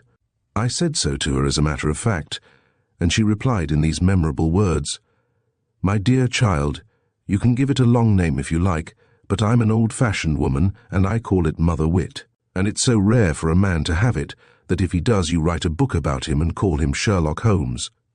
However, apart from all that, I said to Mother in private, of course, it's all very well, but I can't believe that Mary has been going to all this trouble to make herself horribly sick and frighten us all just to show off. Surely she isn't that sort." Mother looked at me as steady as an owl and quoted a whole lot of examples of hysteria, ending up with a servant girl who threw paraffin about all over somebody's house to make them think it was haunted, and finished up that if all these new-fangled doctors went out of their way to invent subconsciousness and kleptomania and complexes and other fancy descriptions to explain away when people had done naughty things, she thought one might just as well take advantage of the fact. "Whimsy," said Parker, much excited. "Did she mean she suspected something?" "My dear old chap," replied Lord Peter, "whatever can be known about Mary by putting 2 and 2 together my mother knows. I told her all we knew up to that point, and she took it all in her funny way, you know, never answering anything directly, and then she put her head on one side and said, 'If Mary had listened to me and done something useful instead of that work which never came to much, if you ask me, not that I have anything against Vad, in a general way, but that silly woman Mary worked under was the most terrible snob on God's earth, and there were very much more sensible things which Mary might really have done well, only that she was so crazy to get to London. I shall always say it was the fault of that ridiculous club. What could you expect of a place where you ate such horrible food, all packed into an underground cellar painted pink and talking away at the tops of their voices, and never any evening dress-only Soviet jumpers and side whiskers? Anyhow, I've told that silly old man what to say about it, and they'll never be able to think of a better explanation for themselves." "Indeed, you know," said Peter, "I think if any of them start getting inquisitive, they'll have Mother down on them like a ton of bricks." "What do you really think yourself?" asked Parker. "I haven't come yet to the unpleasantest bit of the lot," said Peter. "I've only just heard it, and it did give me a nasty jar, I'll admit. Yesterday I got a letter from Lubbock saying he would like to see me, so I trotted up here and dropped in on him this morning. You remember I sent him a stain off one of Mary's skirts which Bunter had cut out for me? I had taken a squint at it myself and didn't like the look of it, so I sent it up to Lubbock. Ex abundantia cautello. And I'm sorry to say he confirms me. It's human blood, Charles, and I'm afraid it's Cathcart's. But I've lost the thread of this a bit. Well, the skirt must have got stained the day Cathcart died, as that was the last day on which the party was out on the moors, and if it had been there earlier, Ellen would have cleaned it off. Afterwards, Mary strenuously resisted Ellen's efforts to take the skirt away and made an amateurish effort to tidy it up herself with soap. So I think we may conclude that Mary knew the stains were there and wanted to avoid discovery. She told Ellen that the blood was from a grouse, which must have been a deliberate untruth. Perhaps, said Parker, struggling against hope to make out a case for Lady Mary. She only said, "Oh, one of the birds must have bled or something like that." "I don't believe," said Peter, "that one could get a great patch of human blood on one's clothes like that and not know what it was. She must have knelt right in it. It was 3 or 4 inches across." Parker shook his head dismally and consoled himself by making a note. "Well now," went on Peter, "on Wednesday night everybody comes in and dines and goes to bed except Cathcart, who rushes out and stays out. At 11:50 the gamekeeper, Hardraw, hears a shot which may very well have been fired in the clearing where let's say the accident took place. The time also agrees with the medical evidence about Cathcart having already been dead 3 or 4 hours when he was examined at 4:30. Very well. At 3 a.m. Jerry comes home from somewhere or other and finds the body. As he is bending over it, Mary arrives in the most apropos manner from the house in her coat and cap and walking shoes. Now what is her story? She says that at 3 o'clock she was awakened by a shot. Now nobody else heard that shot, and we have the evidence of Mrs. Pettigrew Robinson, who slept in the next room to Mary, with her window open according to her immemorial custom, that she lay broad awake from 2 a.m. till a little after 3 a.m., when the alarm was given, and heard no shot. According to Mary, the shot was loud enough to waken her on the other side of the building. It's odd, isn't it, that the person already awake should swear so positively that she heard nothing of a noise loud enough to waken a healthy young sleeper next door. And, in any case, if that was the shot that killed Cathcart, he can barely have been dead when my brother found him, and again, in that case, how was there time for him to be carried up from the shrubbery to the conservatory? "We've been over all this ground," said Parker with an expression of distaste. "We agreed that we couldn't attach any importance to the story of the shot." "I'm afraid we've got to attach a great deal of importance to it," said Lord Peter gravely. "Now, what does Mary do? Either she thought there was no shot. I know that, but I'm examining the discrepancies of her story. She said she did not give the alarm because she thought it was probably only poachers. But if it was poachers, it would be absurd to go down and investigate. So she explains that she thought it might be burglars. Now how does she dress to go and look for burglars? What would you or I have done? I think we would have taken a dressing gown, a stealthy kind of pair of slippers, and perhaps a poker or a stout stick, not a pair of walking shoes, a coat, and a cap. Of all things." "It was a wet night," mumbled Parker. "My dear chap, if it's burglars you're looking for, you don't expect to go and hunt them round the garden. Your first thought is that they're getting into the house, and your idea is to slip down quietly and survey them from the staircase or behind the dining-room door. Anyhow, fancy a present-day girl who rushes about bareheaded in all weathers, stopping to embellish herself in a cap for a burglar hunt, damn it all, Charles. It won't wash, you know. And she walks straight off to the conservatory and comes upon the corpse, exactly as if she knew where to look for it beforehand." Parker shook his head again. "Well now, she sees Gerald stooping over Cathcart's body. What does she say? Does she ask what's the matter? Does she ask who it is? She exclaims, 'Oh God, Gerald, you've killed him.' And then she says, as if on second thoughts, "Oh, it's Denis. What has happened? Has there been an accident?" Now, does that strike you as natural? No, but it rather suggests to me that it wasn't Cathcart she expected to see there, but somebody else. Does it? It rather sounds to me as if she was pretending not to know who it was. First she says, "You've killed him." And then, recollecting that she isn't supposed to know who he is, she says, "Why? It's Denis." In any case, then, if her first exclamation was genuine, she didn't expect to find the man dead. No, we must remember that. The death was a surprise. Very well. Then Gerald sends Mary up for help, and here's where a little bit of evidence comes in that you picked up and sent along. Do you remember what Mrs. Pettigrew Robinson said to you in the train? About the door slamming on the landing, do you mean? Yes. Now I'll tell you something that happened to me the other morning. I was bursting out of the bathroom in my usual breezy way when I caught myself a hell of a whack on that old chest on the landing, and the lid lifted up and shut down, plonk.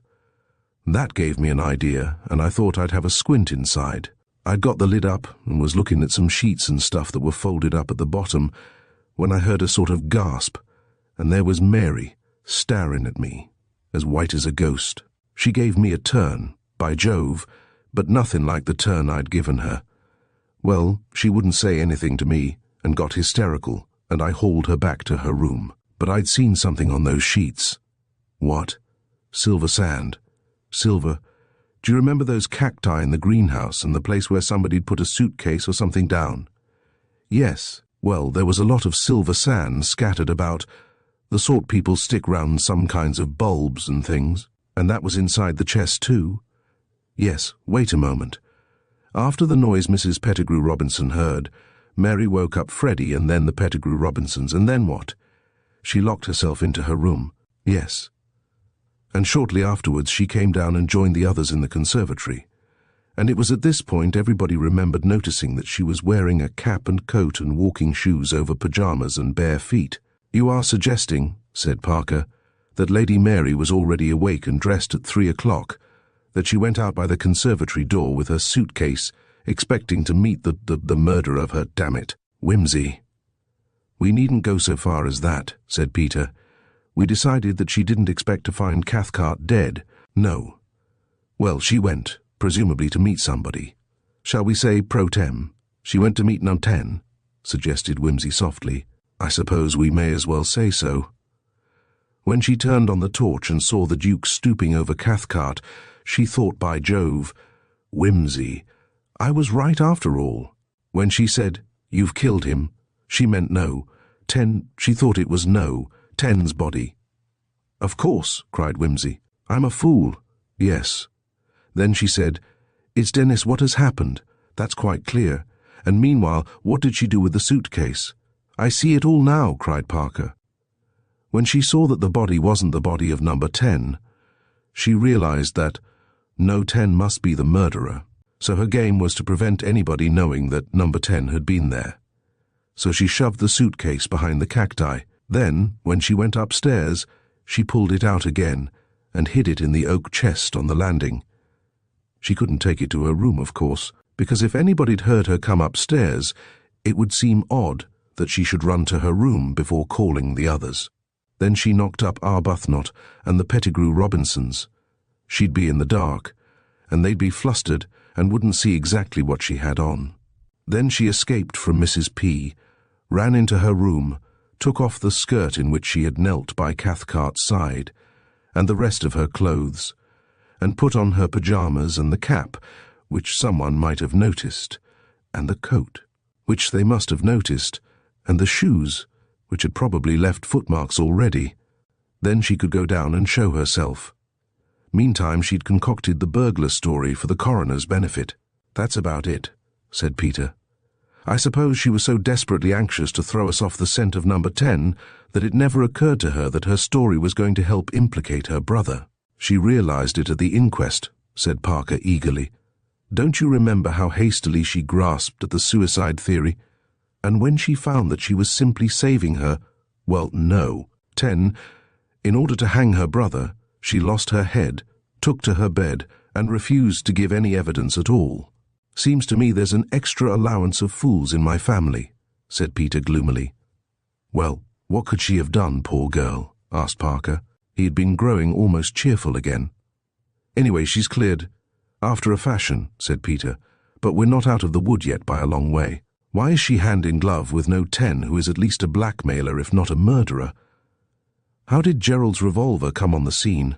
And the green-eyed cat? How much did Mary know of that meeting between No. 10 and Denis Cathcart? And if she was seeing and meeting the man, she might have put the revolver into his hands any time." "No, no," said Parker. "Whimsy, don't think such ugly things as that." "Hell!" cried Peter, exploding. "I'll have the truth of this beastly business if we all go to the gallows together." At this moment Bunter entered with a telegram addressed to Whimsy.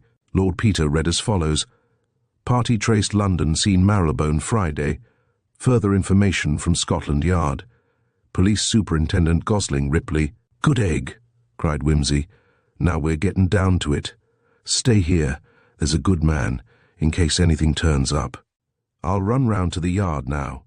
They'll send you up dinner, and tell Bunter to give you a bottle of the Chateau Yquem. It's rather decent. So long." He leapt out of the flat, and a moment later his taxi buzzed away up Piccadilly. Chapter 7. The Club and the Bullet. "He is dead, and by my hand.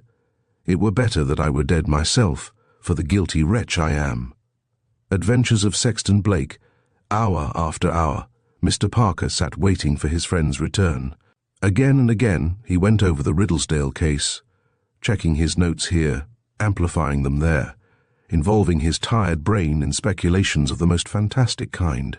He wandered about the room, taking down here and there a book from the shelves, strumming a few unskilful bars upon the piano, glancing through the weeklies, fidgeting restlessly.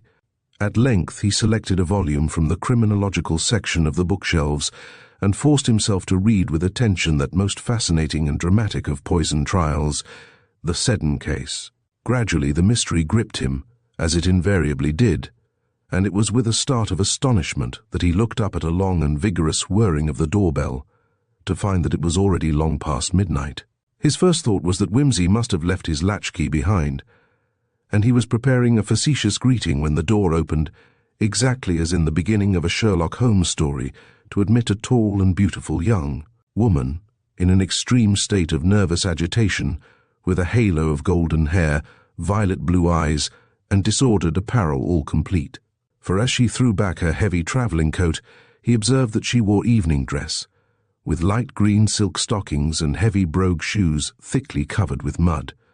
"His lordship has not yet returned, my lady," said Mr. Bunter, "but Mr. Parker is here waiting for him, and we are expecting him at any minute now. Will your ladyship take anything?" "No, no," said the vision hastily. "Nothing, thanks. I'll wait. Good evening, Mr. Parker. Where's Peter?" "He has been called out, Lady Mary," said Parker. "I can't think why he isn't back yet. Do sit down." "Where did he go?" "To Scotland Yard, but that was about 6 o'clock. I can't imagine—" Lady Mary made a gesture of despair. "I knew it. Oh, Mr. Parker, what am I to do?" Mr. Parker was speechless. "I must see Peter," cried Lady Mary. "It's a matter of life and death. Can't you send for him?" "But I don't know where he is," said Parker. "Please, Lady Mary. He's doing something dreadful. He's all," cried the young woman, wringing her hands with desperate vehemence. "I must see him, tell him. Oh, did anybody ever get into such dreadful trouble? Oh." Here the lady laughed loudly and burst into tears. "Lady Mary, I beg you, please don't," cried Mr. Parker anxiously, with a strong feeling that he was being incompetent and rather ridiculous. "Please sit down. Drink a glass of wine. You'll be ill if you cry like that. If it is crying," he added dubiously to himself. "It sounds like hiccups. Bunter." Mr. Bunter was not far off. In fact, he was just outside the door with a small tray. With a respectful, "Allow me, sir," he stepped forward to the writhing Lady Mary and presented a small phial to her nose. The effect was startling. The patient gave 2 or 3 fearful whoops and sat up, erect and furious. "How dare you, Bunter?" said Lady Mary. "Go away at once. Your ladyship had better take a drop of brandy. said Mr. Bunter, replacing the stopper in the smelling bottle, but not before Parker had caught the pungent reek of ammonia. "This is the 1,800 Napoleon brandy, my lady. Please don't snort so, if I may make the suggestion. His lordship would be greatly distressed to think that any of it should be wasted. Did your ladyship dine on the way up? No? Most unwise, my lady, to undertake a long journey on a vacant interior. I will take the liberty of sending in an omelette for your ladyship. Perhaps you would like a little snack of something yourself, sir, as it is getting late." "Anything you like," said Mr. Parker, waving him off hurriedly. "Now, Lady Mary, you're feeling better, aren't you? Let me help you off with your coat." No more of an exciting nature was said until the omelette was disposed of, and Lady Mary comfortably settled on the Chesterfield. She had by now recovered her poise. Looking at her, Parker noticed how her recent illness, however produced, had left its mark upon her. Her complexion had nothing of the brilliance which he remembered. She looked strained and white, with purple hollows under her eyes. "I am sorry I was so foolish just now, Mr. Parker," she said, looking into his eyes with a charming frankness and confidence. "But I was dreadfully distressed, and I came up from Riddlesdale so hurriedly." "Not at all," said Parker meaninglessly. "Is there anything I can do in your brother's absence? I suppose you and Peter do everything together? I think I may say that neither of us knows anything about this investigation which he has not communicated to the other. If I tell you it's the same thing, exactly the same thing, if you can bring yourself to honor me with your confidence—" "Wait a minute, Mr. Parker. I'm in a difficult position. I don't quite know what I ought— Can you tell me just how far you've got, what you have discovered?" Mr. Parker was a little taken aback. Although the face of Lady Mary had been haunting his imagination ever since the inquest, and although the agitation of his feelings had risen to boiling point during this romantic interview, the official instinct of caution had not wholly deserted him. Holding, as he did, proofs of Lady Mary's complicity in the crime, whatever it was, he was not so far gone as to fling all his cards on the table.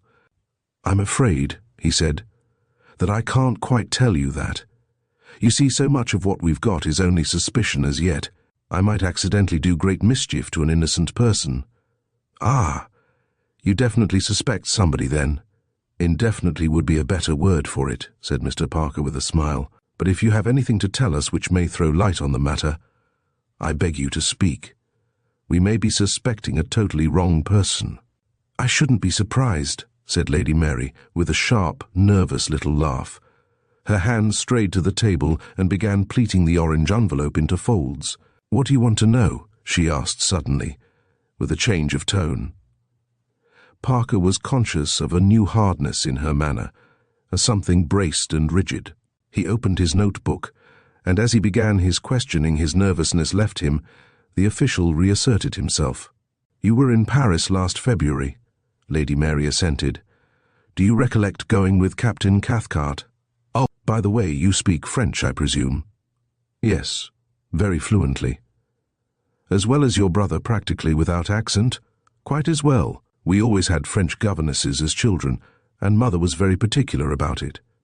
"I see. Well now, do you remember going with Captain Cathcart on February 6th to a jeweller's in the Rue de la Paix and buying, or his buying for you, a tortoise-shell comb set with diamonds and a diamond and platinum cat with emerald eyes?" He saw a lurking awareness come into the girl's eyes. "Is that the cat you have been making inquiries about in Riddlesdale?" she demanded.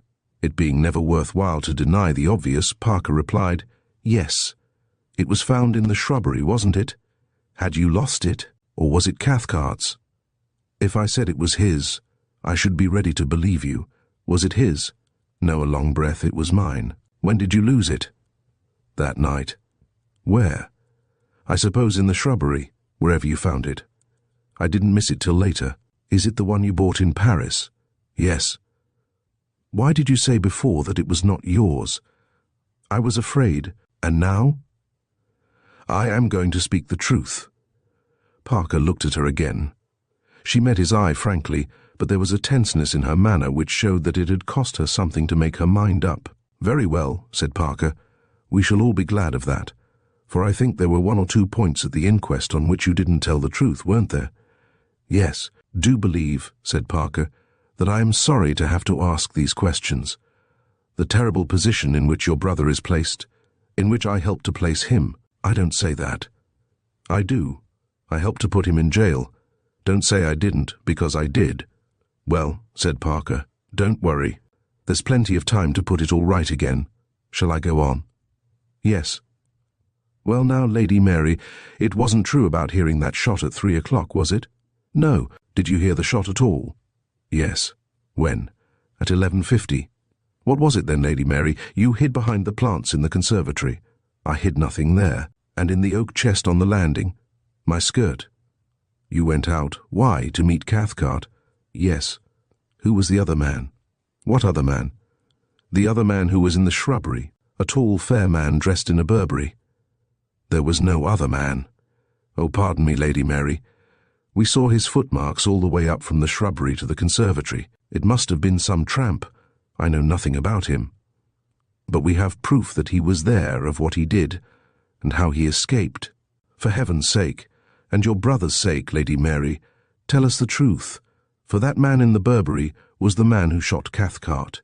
No, said the girl with a white face, that is impossible. Why impossible? I shot Denis Cathcart myself. So that's how the matter stands, you see, Lord Peter, said the Chief of Scotland Yard, rising from his desk with a friendly gesture of dismissal. The man was undoubtedly seen at Marylebone on the Friday morning, and though we have unfortunately lost him again for the moment, I have no doubt whatever that we shall lay hands on him before long. The delay has been due to the unfortunate illness of the porter Morrison, whose evidence has been so material, but we are wasting no time now. I'm sure I may leave it to you with every confidence, Sir Andrew, replied Wimsey, cordially shaking hands. I'm digging away too. Between us we ought to get something new in your small corner, and I in mine, as the hymn says. Or is it a hymn? I remember reading it in a book about missionaries when I was small. Did you want to be a missionary in your youth? I did. I think most kids do some time or another, which is odd, seeing how unsatisfactory most of us turn out. Meanwhile, said Sir Andrew Mackenzie, if you run across the man yourself, let us know. I would never deny your extraordinary good fortune, or it may be good judgment, in running across the criminals we may be wanting. If I catch the bloke, said Lord Peter, I'll come and shriek under your windows till you let me in, if it's the middle of the night and you in your little nightshirt. And talking of nightshirts reminds me that we hope to see you down at Denver one of these days, as soon as this business is over. Mother sends kind regards, of course. Thanks very much, replied Sir Andrew. I hope you feel that all is going well. I had Parker in here this morning to report, and he seemed a little dissatisfied. He's been doing a lot of ungrateful routine work, said Wimsey, and being altogether the fine, sound man he always is. He's been a damn good friend to me, Sir Andrew, and it's a real privilege to be allowed to work with him. Well, so long, Chief.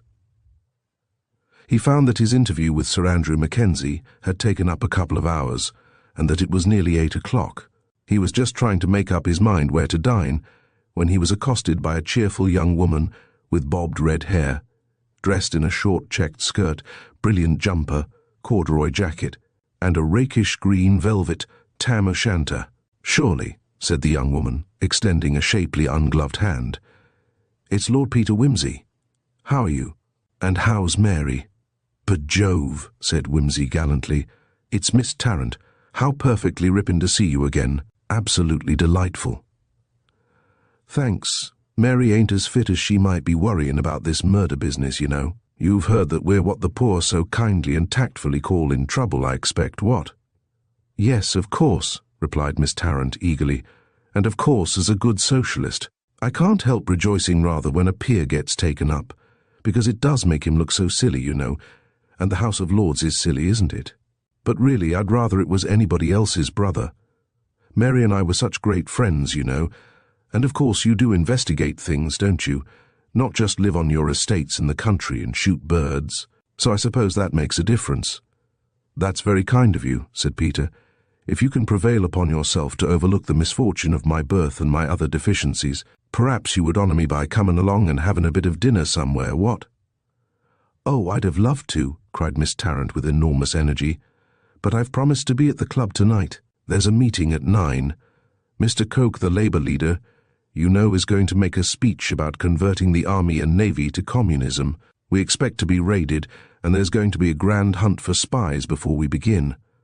But look here, do come along and dine with me there, and if you like, I'll try to smuggle you into the meeting, and you'll be seized and turned out. I suppose I oughtn't to have told you anything about it, because you ought to be a deadly enemy, but I can't really believe you're dangerous. I'm just an ordinary capitalist, I expect, said Lord Peter, highly obnoxious. Well, come to dinner anyhow. I do so want to hear all the news. Peter reflected that the dinner at the Soviet Club would be worse than execrable, and was just preparing an excuse when it occurred to him that Miss Tarrant might be able to tell him a good many of the things that he didn't know, and really ought to know, about his own sister. Accordingly, he altered his polite refusal into a polite acceptance, and, plunging after Miss Tarrant, was led at a reckless pace and by a series of grimy short cuts into Gerrard Street, where an orange door, flanked by windows with magenta curtains, sufficiently indicated the Soviet Club. The Soviet Club, being founded to accommodate free thinking rather than high living, had that curious amateur air which pervades all worldly institutions planned by unworldly people. Exactly why it made Lord Peter instantly think of mission teas he could not say, unless it was that all the members looked as though they cherished a purpose in life, and that the staff seemed rather sketchily trained and strongly in evidence. Whimsy reminded himself that, in so democratic an institution, one could hardly expect the assistants to assume that air of superiority which marks the servants in a West End club. For one thing, they would not be such capitalists. In the dining room below, the resemblance to a mission tea was increased by the exceedingly heated atmosphere, the babble of conversation, and the curious inequalities of the cutlery. Miss Tarrant secured seats at a rather crumby table near the serving hatch, and Peter wedged himself in with some difficulty next to a very large curly-haired man in a velvet coat, who was earnestly conversing with a thin, eager young woman in a Russian blouse, Venetian beads, a Hungarian shawl and a Spanish comb, looking like a personification of the united front of the Internationale. Lord Peter endeavoured to please his hostess by a question about the great Mr. Coke, but was checked by an agitated, "Hush! Please don't shout about it," said Miss Tarrant, leaning across till her auburn mop positively tickled his eyebrows. "It's so secret. I'm awfully sorry," said Whimsy apologetically. "I say, do you know you're dipping those jolly little beads of yours in the soup?" "Oh, am I?" cried Miss Tarrant, withdrawing hastily. "Oh, thank you so much. Especially as the colour runs. I hope it isn't arsenic or anything." Then, leaning forward again, she whispered hoarsely, "The girl next me is Erica Heath Warburton, the writer, you know." Whimsy looked with a new respect at the lady in the Russian blouse. Few books were capable of calling up a blush to his cheek, but he remembered that one of Miss Heath Warburton's had done it. The authoress was just saying impressively to her companion, "Ever know a sincere emotion to express itself in a subordinate clause?"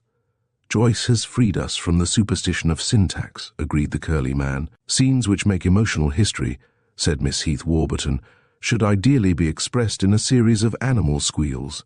"The D.H. Lawrence formula," said the other.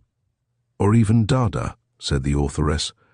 "We need a new notation," said the curly-haired man, putting both elbows on the table and knocking Whimsy's bread onto the floor. "Have you heard Robert Snoates recite his own verse to the tom-tom and the penny whistle?" Lord Peter with difficulty detached his attention from this fascinating discussion to find that Miss Tarrant was saying something about Mary. "One misses your sister very much," she said. "Her wonderful enthusiasm. She spoke so well at meetings. She had such a real sympathy with the worker."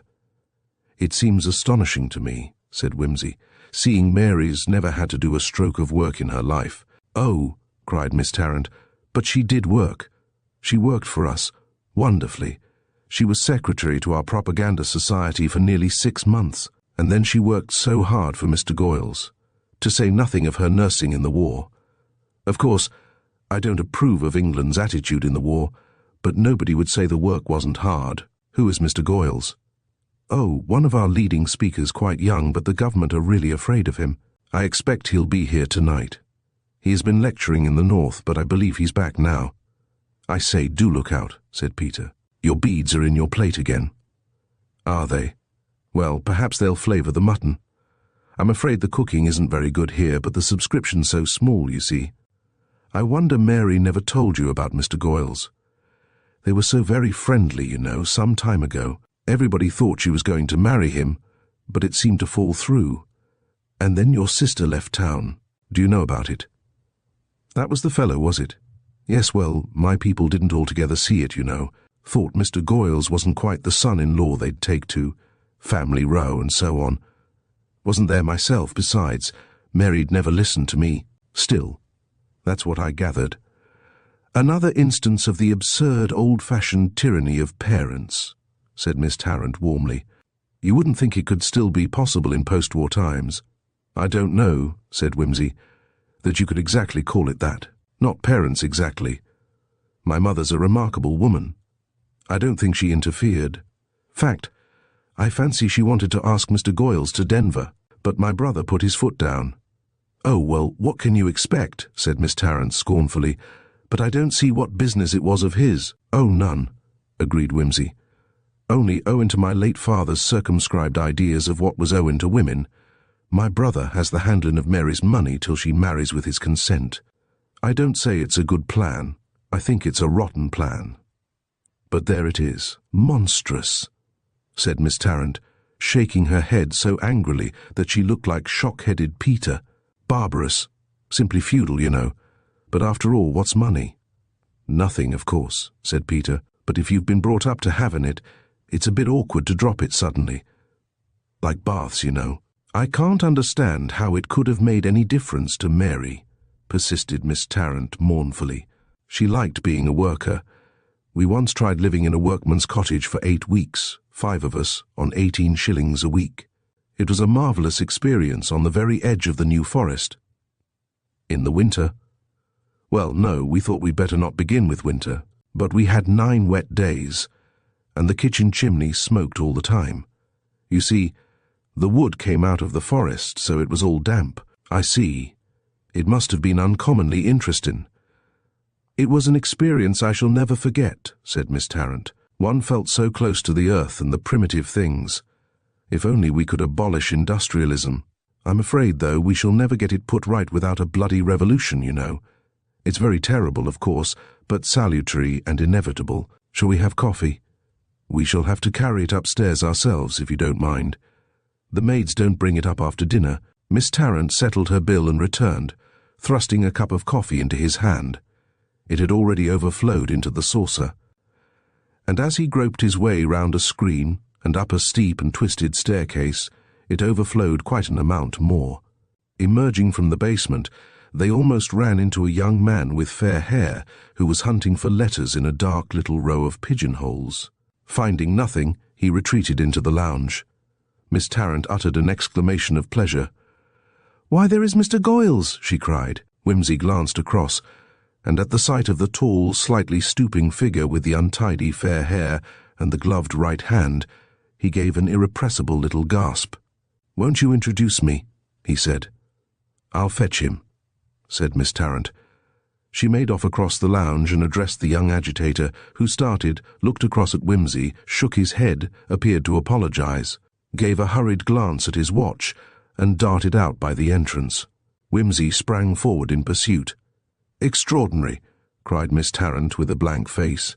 "He says he has an appointment, but he can't surely be missing the—" "Excuse me," said Peter. He dashed out, in time to perceive a dark figure retreating across the street. He gave chase. The man took to his heels, and seemed to plunge into the dark little alley which leads into the Charing Cross Road.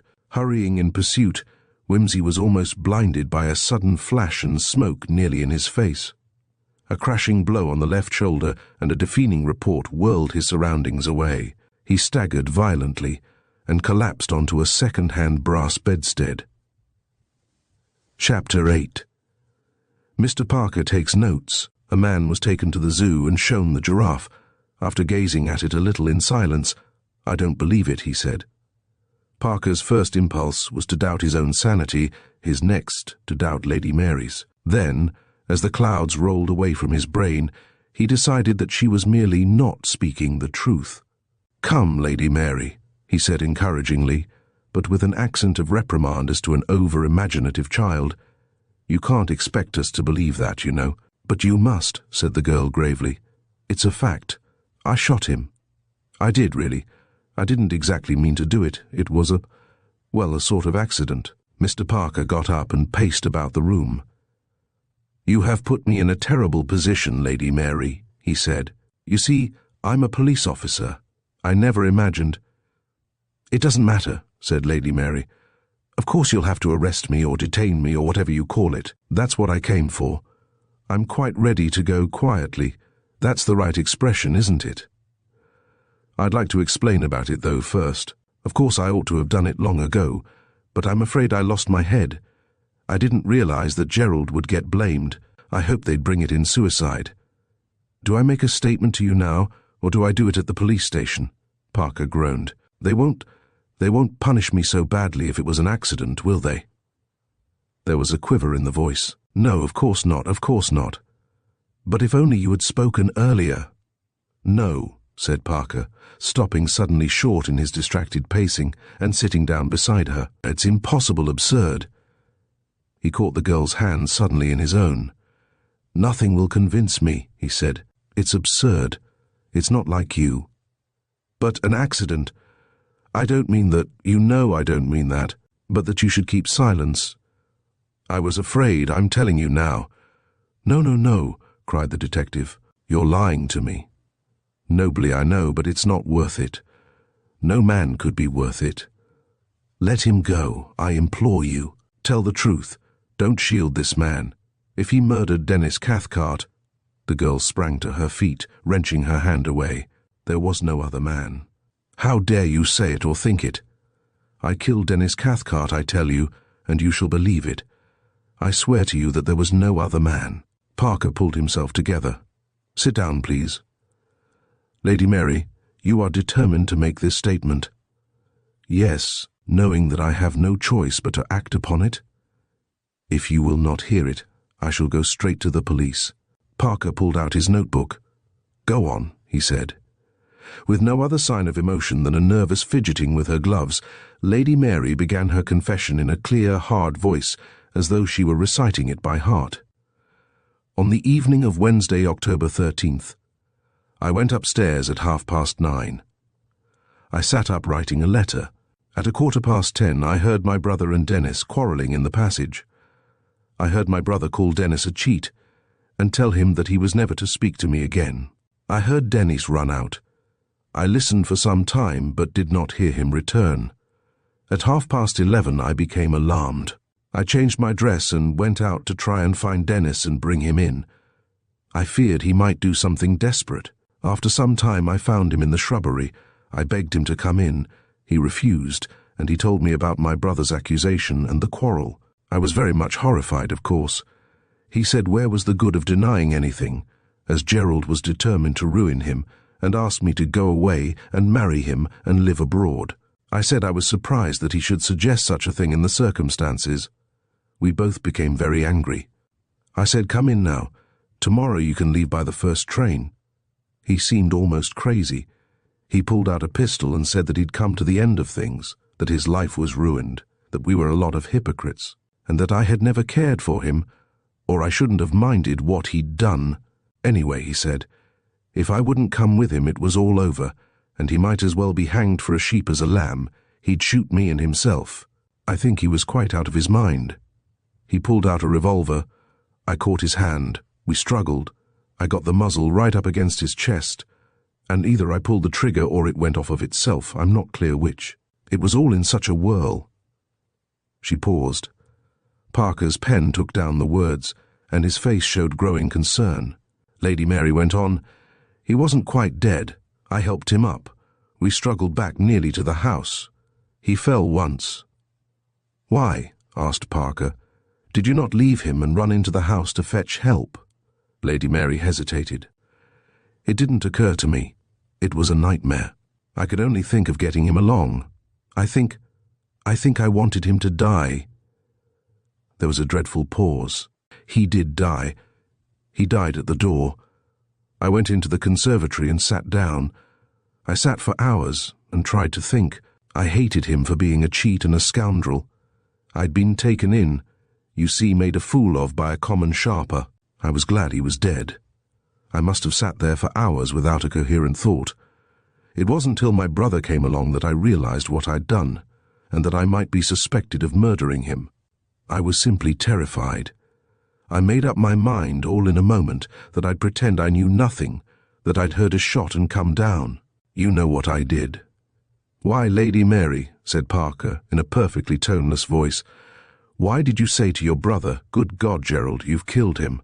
Another hesitant pause. "I never said that. I said, 'Good God, Gerald, he's killed then.' I never meant to suggest anything but suicide. You admitted to those words at the inquest." "Yes." Her hands knotted the gloves into all manner of shapes. By that time I had decided on a burglar story, you see. The telephone bell rang, and Parker went to the instrument. A voice came thinly over the wire. "Is that 110 Piccadilly? This is Charing Cross Hospital. A man was brought in tonight who says he is Lord Peter Wimsey. He was shot in the shoulder and struck his head in falling. He has only just recovered consciousness. He was brought in at 9:15. No, he will probably do very well now. Yes, come round by all means." "Peter has been shot," said Parker. "Will you come round with me to Charing Cross Hospital? They say he is in no danger still." "Oh, quick!" cried Lady Mary, gathering up Mr. Bunter as they hurried through the hall. Detective and self-accused rushed hurriedly out into Pall Mall, and, picking up a belated taxi at Hyde Park Corner, drove madly away through the deserted streets. Chapter 9. Goyles. "And the moral of that is," said the Duchess, "Alice's adventures in Wonderland. A party of 4 were assembled next morning at a very late breakfast or very early lunch in Lord Peter's flat. Its most cheerful member, despite a throbbing shoulder and a splitting headache, was undoubtedly Lord Peter himself, who lay upon the Chesterfield surrounded with cushions and carousing upon tea and toast. Having been brought home in an ambulance, he had instantly fallen into a healing sleep, and had woken at 9 o'clock, aggressively clear and active in mind. In consequence, Mr. Parker had been dispatched in a hurry, half-fed and burdened with the secret memory of last night's disclosures, to Scotland Yard. Here he had set in motion the proper machinery for catching Lord Peter's assassin. "Only don't you say anything about the attack on me," said his lordship. "Tell 'em he's to be detained in connection with the Riddlesdale case. That's good enough for them." It was now 11, and Mr. Parker had returned, gloomy and hungry, and was consuming a belated omelette and a glass of claret. Lady Mary Wimsey was hunched up in the window seat. Her bobbed golden hair made a little blur of light about her in the pale autumn sunshine. She had made an attempt to breakfast earlier, and now sat gazing out into Piccadilly. Her first appearance that morning had been made in Lord Peter's dressing gown, but she now wore a serge skirt and jade-green jumper, which had been brought to town for her by the 4th member of the party, now composedly eating a mixed grill and sharing the decanter with Parker. This was a rather short, rather plump, very brisk elderly lady, with bright black eyes like a bird's and very handsome white hair exquisitely dressed. Far from looking as though she had just taken a long night journey, she was easily the most composed and trim of the 4. She was, however, annoyed, and said so at considerable length. This was the Dowager Duchess of Denver. "It is not so much, Mary, that you went off so abruptly last night just before dinner, too inconveniencing and alarming us very much. Indeed, poor Helen was totally unable to eat her dinner, which was extremely distressing to her feelings because, you know, she always makes such a point of never being upset about anything. I really don't know why. For some of the greatest men have not minded showing their feelings. I don't mean Southerners necessarily, but, as Mr. Chesterton very rightly points out, Nelson, too, who was certainly English if he wasn't Irish or Scotch. I forget, but United Kingdom anyway. If that means anything nowadays with a free state, such a ridiculous title, especially as it always makes one think of the Orange Free State. And I'm sure they wouldn't care to be mixed up with that, being so very green themselves, and going off without even proper clothes, and taking the car, so that I had to wait till the 1:15 from Northallerton, a ridiculous time to start, and such a bad train too, not getting up till 10:30. Besides, if you must run off to town, why do it in that unfinished manner? If you had only looked up the trains before starting, You would have seen you would have half an hour's wait at Northallerton, and you could quite easily have packed a bag. It's so much better to do things neatly and thoroughly, even stupid things. And it was very stupid of you indeed to dash off like that, to embarrass and bore poor Mr. Parker with a lot of twaddle, though I suppose it was Peter you meant to see. You know, Peter, if you will haunt low places full of Russians and sucking socialists taking themselves seriously, you ought to know better than to encourage them by running after them, however futile, and given to drinking coffee and writing poems with no shape to them, and generally ruining their nerves. And, in any case, it makes not the slightest difference. I could have told Peter all about it myself, if he doesn't know already, as he probably does. Lady Mary turned very white at this and glanced at Parker, who replied rather to her than to the Dowager, "No, Lord Peter and I haven't had time to discuss anything yet, lest it should ruin my shattered nerves and bring a fever to my aching brow," added that nobleman amiably. "You're a kind, thoughtful soul, Charles, and I don't know what I should do without you. I wish that rotten old second-hand dealer had been a bit brisker about taking in his stock in trade for the night, though. Perfectly straordinary number of knobs there are on a brass bedstead. Saw it coming, you know, and couldn't stop myself. However, what's a mere brass bedstead?" The great detective, though at first stunned and dizzy from his brutal treatment by the 15 veiled assassins all armed with meat choppers, soon regained his senses, thanks to his sound constitution and healthy manner of life. Despite the severe gassing he had endured in the underground room, A telegram. "Oh, thanks, Bunter." Lord Peter appeared to read the message with great inward satisfaction, for his long lips twitched at the corners, and he tucked the slip of paper away in his pocketbook with a little sigh of satisfaction. He called to Bunter to take away the breakfast tray and to renew the cooling bandage about his brow. This done, Lord Peter leaned back among his cushions, and with an air of malicious enjoyment launched at Mr. Parker the inquiry, "Well now, how did you and Mary get on last night? Polly, did you tell him you'd done the murder? Few things are more irritating than to discover, after you have been at great pains to spare a person some painful intelligence, that he has known it all along, and is not nearly so much affected by it as he properly should be." Mr. Parker quite simply and suddenly lost his temper.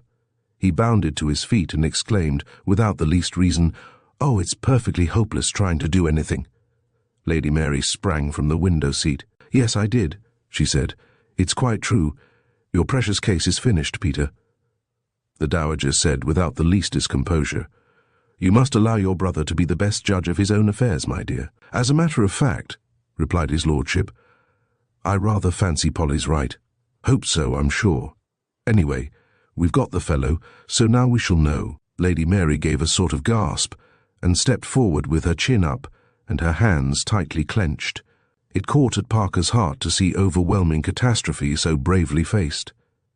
The official side of him was thoroughly bewildered, but the human part ranged itself instantly in support of that gallant defiance. "Whom have they got?" he demanded, in a voice quite unlike his own. "The Goyles person," said Lord Peter carelessly. "Uncommon quick work." "What?"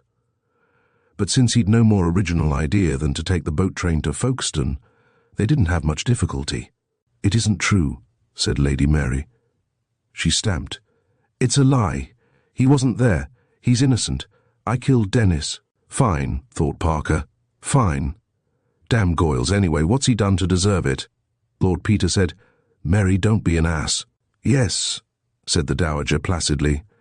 "I was going to suggest to you, Peter, that this Mr. Goyles, such a terrible name, Mary dear, I can't say I ever cared for it, even if there had been nothing else against him, especially as he would sign himself Geo, Goyles G-E-O.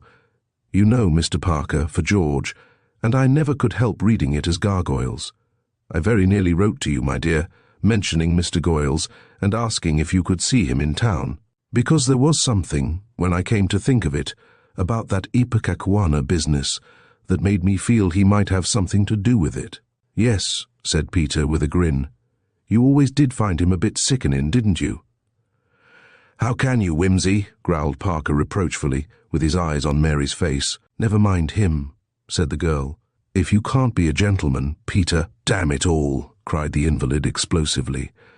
"Here's a fellow who, without the slightest provocation, plugs a bullet into my shoulder, breaks my collarbone, brings me up head foremost on a knobbly second-hand brass bedstead and vamooses, and when, in what seems to me jolly mild parliamentary language, I call him a sickening fella, my own sister says I'm no gentleman. Look at me.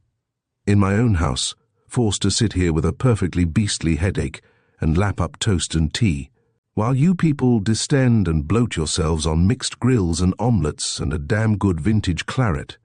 "Silly boy," said the Duchess, "don't get so excited. And it's time for your medicine. Mr. Parker, kindly touch the bell." Mr. Parker obeyed in silence. Lady Mary came slowly across and stood looking at her brother. "Peter," she said, "what makes you say that he did it?" "Did what?" "Shot you." The words were only a whisper. The entrance of Mr. Bunter at this moment with a cooling draught dissipated the tense atmosphere. Lord Peter quaffed his potion, had his pillows rearranged, submitted to have his temperature taken and his pulse counted, asked if he might not have an egg for his lunch, and lit a cigarette. Mr. Bunter retired, people distributed themselves into more comfortable chairs, and felt happier. "Now, Polly, old girl," said Peter, "cut out the sob stuff. I accidentally ran into this Goyles chap last night at your Soviet club. I asked that Miss Tarrant to introduce me, but the minute Goyles heard my name, he made tracks. I rushed out after him, only meaning to have a word with him, when the idiot stopped at the corner of Newport Court, potted me, and bunked. Silly-ass thing to do. I knew who he was. He couldn't help getting caught." "Peter," said Mary in a ghastly voice. "Look here, Polly," said Whimsy. "I did think of you. Honest Injun, I did. I haven't had the man arrested. I've made no charge at all, have I, Parker? What did you tell him to do when you were down at the yard this morning?" "To detain Goyles pending inquiries, because he was wanted as a witness in the Riddlesdale case," said Parker slowly. "He knows nothing about it," said Mary doggedly now. "He wasn't anywhere near. He is innocent of—" "Do you think so?" said Lord Peter gravely. "If you know he is innocent, why tell all these lies to screen him? It won't do, Mary. You know he was there, and you think he is guilty." "No." "Yes," said Whimsy, grasping her with his sound hand as she shrank away. "Mary, have you thought what you are doing? You are perjuring yourself and putting Gerald in peril of his life, in order to shield from justice a man whom you suspect of murdering your lover, and who has most certainly tried to murder me." "Oh," cried Parker in an agony, "all this interrogation is horribly irregular." "Never mind him," said Peter. "Do you really think you're doing the right thing, Mary?" The girl looked helplessly at her brother for a minute or two. Peter cocked up a whimsical, appealing eye from under his bandages. The defiance melted out of her face. "I'll tell the truth," said Lady Mary. "Good egg," said Peter, extending a hand. "I'm sorry. I know you like the fellow, and we appreciate your decision enormously. Truly we do. Now, sail ahead, old thing, and you take it down, Parker." "Well, it really all started years ago with George. You were at the front then, Peter, but I suppose they told you about it, and put everything in the worst possible light." "I wouldn't say that, dear," put in the Duchess. "I think I told Peter that your brother and I were not altogether pleased with what he had seen of the young man, which was not very much, if you remember. He invited himself down one weekend when the house was very full, and he seemed to make a point of consulting nobody's convenience but his own. And you know, dear, you even said yourself you thought he was unnecessarily rude to poor old Lord Mountweasel." "He said what he thought," said Mary. "Of course, Lord Mountweasel, poor dear, doesn't understand that the present generation is accustomed to discuss things with its elders, not just kowtow to them. When George gave his opinion, he thought he was just contradicting." "To be sure," said the Dowager, "when you flatly deny everything a person says, it does sound like contradiction to the uninitiated. But all I remember saying to Peter was that Mr. Goyles's manners seemed to me to lack polish, and that he showed a lack of independence in his opinions." "A lack of independence?" said Mary, wide-eyed. "Well, dear, I thought so. What oft was thought and frequently much better expressed, as Pope says, or was it somebody else? But the worse you express yourself these days, The more profound people think you, though that's nothing new. Like Browning and those quaint metaphysical people, when you never know whether they really mean their mistress or the established church, so bridegroomy and biblical, to say nothing of dear S. Augustine the Hippo man. I mean, not the one who missionized over here, though I dare say he was delightful too, and in those days I suppose they didn't have annual sales of work and tea in the parish room. So it doesn't seem quite like what we mean nowadays by missionaries. He knew all about it. You remember about that mandrake, or is that the thing you had to get a big black dog for? Manishi, that's the word. What was his name? Was it Faustus? Or am I mixing him up with the old man in the opera? Well, anyway, said Mary, without stopping to disentangle the Duchess's sequence of ideas. George was the only person I really cared about. He still is, only it did seem so hopeless. Perhaps you didn't say much about him, Mother, but Gerald said dreadful things. Yes, said the Duchess. He said what he thought. The present generation does, you know. To the uninitiated, I admit, dear, it does sound a little rude. Peter grinned, but Mary went on unheeding. George had simply no money. He'd really given everything he had to the Labour Party one way and another, and he'd lost his job in the Ministry of Information. They found he had too much sympathy with the socialists abroad. It was awfully unfair. Anyhow, one couldn't be a burden on him, and Gerald was a beast, and said he'd absolutely stop my allowance if I didn't send George away. So I did, but of course it didn't make a bit of difference to the way we both felt. I will say for Mother she was a bit more decent. She said she'd help us if George got a job, but, as I pointed out, if George got a job we shouldn't need helping. But, my dear, I could hardly insult Mr. Goyles by suggesting that he should live on his mother-in-law, said the Dowager. Why not? Said Mary. George doesn't believe in those old-fashioned ideas about property. Besides, if you'd given it to me, it would be my money. We believe in men and women being equal. Why should the one always be the breadwinner more than the other?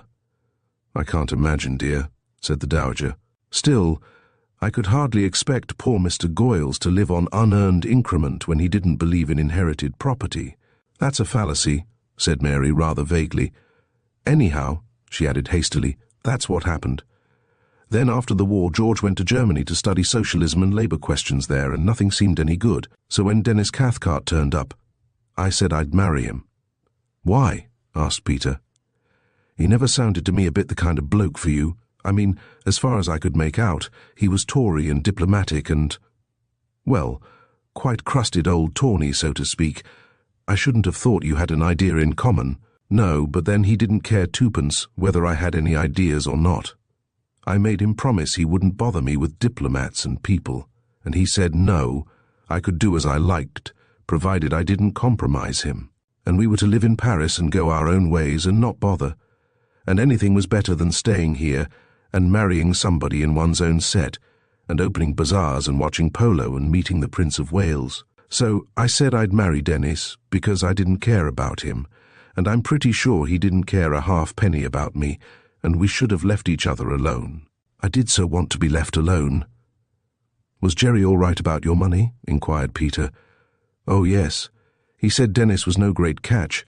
I do wish Gerald wasn't so vulgar in that flat early Victorian way, but he said that, after George, he could only thank his stars it wasn't worse. Make a note of that, Charles, said Whimsy. Well, it seemed all right at first, but as things went on, I got more and more depressed. Do you know, there was something a little alarming about Denis. He was so extraordinarily reserved. I know I wanted to be left alone, but, well, it was uncanny. He was correct. Even when he went off the deep end and was passionate, which didn't often happen, he was correct about it. Extraordinary. Like one of those odd French novels, you know, Peter, frightfully hot stuff, but absolutely impersonal. Charles, old man, said Lord Peter. That's important. You realize the bearing of that? No, never mind. Drive on, Polly. Aren't I making your head ache? Damnably, but I like it. Do go on. I'm not sprouting a lily with anguish moist and fever dew or anything like that. I'm getting really thrilled. What you've just said is more illuminating than anything I've struck for a week. Really? Mary stared at Peter with every trace of hostility vanished. I thought you'd never understand that part. Lord, said Peter. Why not? Mary shook her head. Well, I'd been corresponding all the time with George, and suddenly he wrote to me at the beginning of this month to say he'd come back from Germany and had got a job on the Socialist Weekly, at a beginning screw of £4 a week. And wouldn't I chuck these capitalists and so on, and come and be an honest working woman with him? He could get me a secretarial job on the paper. I was to type and so on for him, and help him get his articles together. And he thought between us we should make £6 or £7 a week, which would be heaps to live on, and I was getting more frightened of Denis every day. So I said I would, but I knew there'd be an awful row with Gerald. And really I was rather ashamed. The engagement had been announced, and there'd be a ghastly lot of talk, and people trying to persuade me, and Denis might have made things horribly uncomfortable for Gerald. He was rather that sort. So we decided the best thing to do would be just to run away and get married first, and escape the wrangling. Quite so, said Peter. Besides, it would look rather well in the paper, wouldn't it? Pia's daughter wed socialist romantic sidecar elopement. A week plenty, says her ladyship. Pig, said Lady Mary. Very good, said Peter. I get you. So it was arranged that the romantic Goyles should fetch you away from Riddlesdale. Why Riddlesdale? It would be twice as easy from London or Denver. No, for one thing he had to be up north, and everybody knows one in town, and anyhow we didn't want to wait. Besides, one would miss the young Lochinvar touch. Well then, why at the unearthly hour of 3 a.m.? He had a meeting on Wednesday night at Northallerton. He was going to come straight on and pick me up, and run me down to town to be married by special license. We allowed ample time. George had to be at the office next day. I see. Well, I'll go on now, and you stop me if I'm wrong. You went up at 9:30 on Wednesday night. You packed a suitcase. Did you think of writing any sort of letter to comfort your sorrowing friends and relations? Yes, I wrote one, but of course. Then you went to bed, I fancy, or, at any rate, turned the clothes back and lay down. Yes. I lay down. It was a good thing I did. As it happened, true, you wouldn't have had much time to make the bed look probable in the morning, and we should have heard about it. By the way, Parker, when Mary confessed her sins to you last night, did you make any notes? Yes, said Parker. If you can read my shorthand. Quite so, said Peter. Well, the rumpled bed disposes of your story about never having gone to bed at all, doesn't it? And I thought it was such a good story. Want of practice, replied her brother kindly. You'll do better next time. It's just as well, really, that it's so hard to tell a long, consistent lie. Did you, as a matter of fact, hear Gerald go out at 11:30, as Pettigrew Robinson, damn his ears, said? I fancy I did hear somebody moving about, said Mary, but I didn't think much about it. Quite right, said Peter. When I hear people moving about the house at night, I'm much too delicate-minded to think anything at all. Of course, interposed the Duchess, particularly in England, where it is so oddly improper to think. I will say for Peter that, if he can put a continental interpretation on anything, he will so consider it of you, dear, as soon as you took to doing it in silence and not mentioning it. As you so intelligently did as a child. You were really a very observant little boy, dear. And still is, said Mary, smiling at Peter with surprising friendliness. Old bad habits die hard, said Whimsy. To proceed. At 3 o'clock you went down to meet Goyles. Why did he come all the way up to the house? It would have been safer to meet him in the lane. I knew I couldn't get out of the lodge gate without waking Hardraw, and so I'd have to get over the palings somewhere. I might have managed alone, but not with a heavy suitcase. So, as George would have to climb over anyhow, we thought he'd better come and help carry the suitcase. And then we couldn't miss each other by the conservatory door. I sent him a little plan of the path. Was Goyles there when you got downstairs? No, at least no, I didn't see him. But there was poor Denis's body and Gerald bending over it. My first idea was that Gerald had killed George. That's why I said, "Oh God, you've killed him." Peter glanced across at Parker and nodded. Then Gerald turned him over, and I saw it was Denis. And then I'm sure I heard something moving a long way off in the shrubbery, a noise like twigs snapping, and it suddenly came over me, where was George? Oh, Peter, I saw everything then, so clearly. I saw that Denis must have come on George waiting there and attacked him. I'm sure Denis must have attacked him. Probably he thought it was a burglar, or he found out who he was and tried to drive him away. And in the struggle, George must have shot him. It was awful. Peter patted his sister on the shoulder. Poor kid, he said.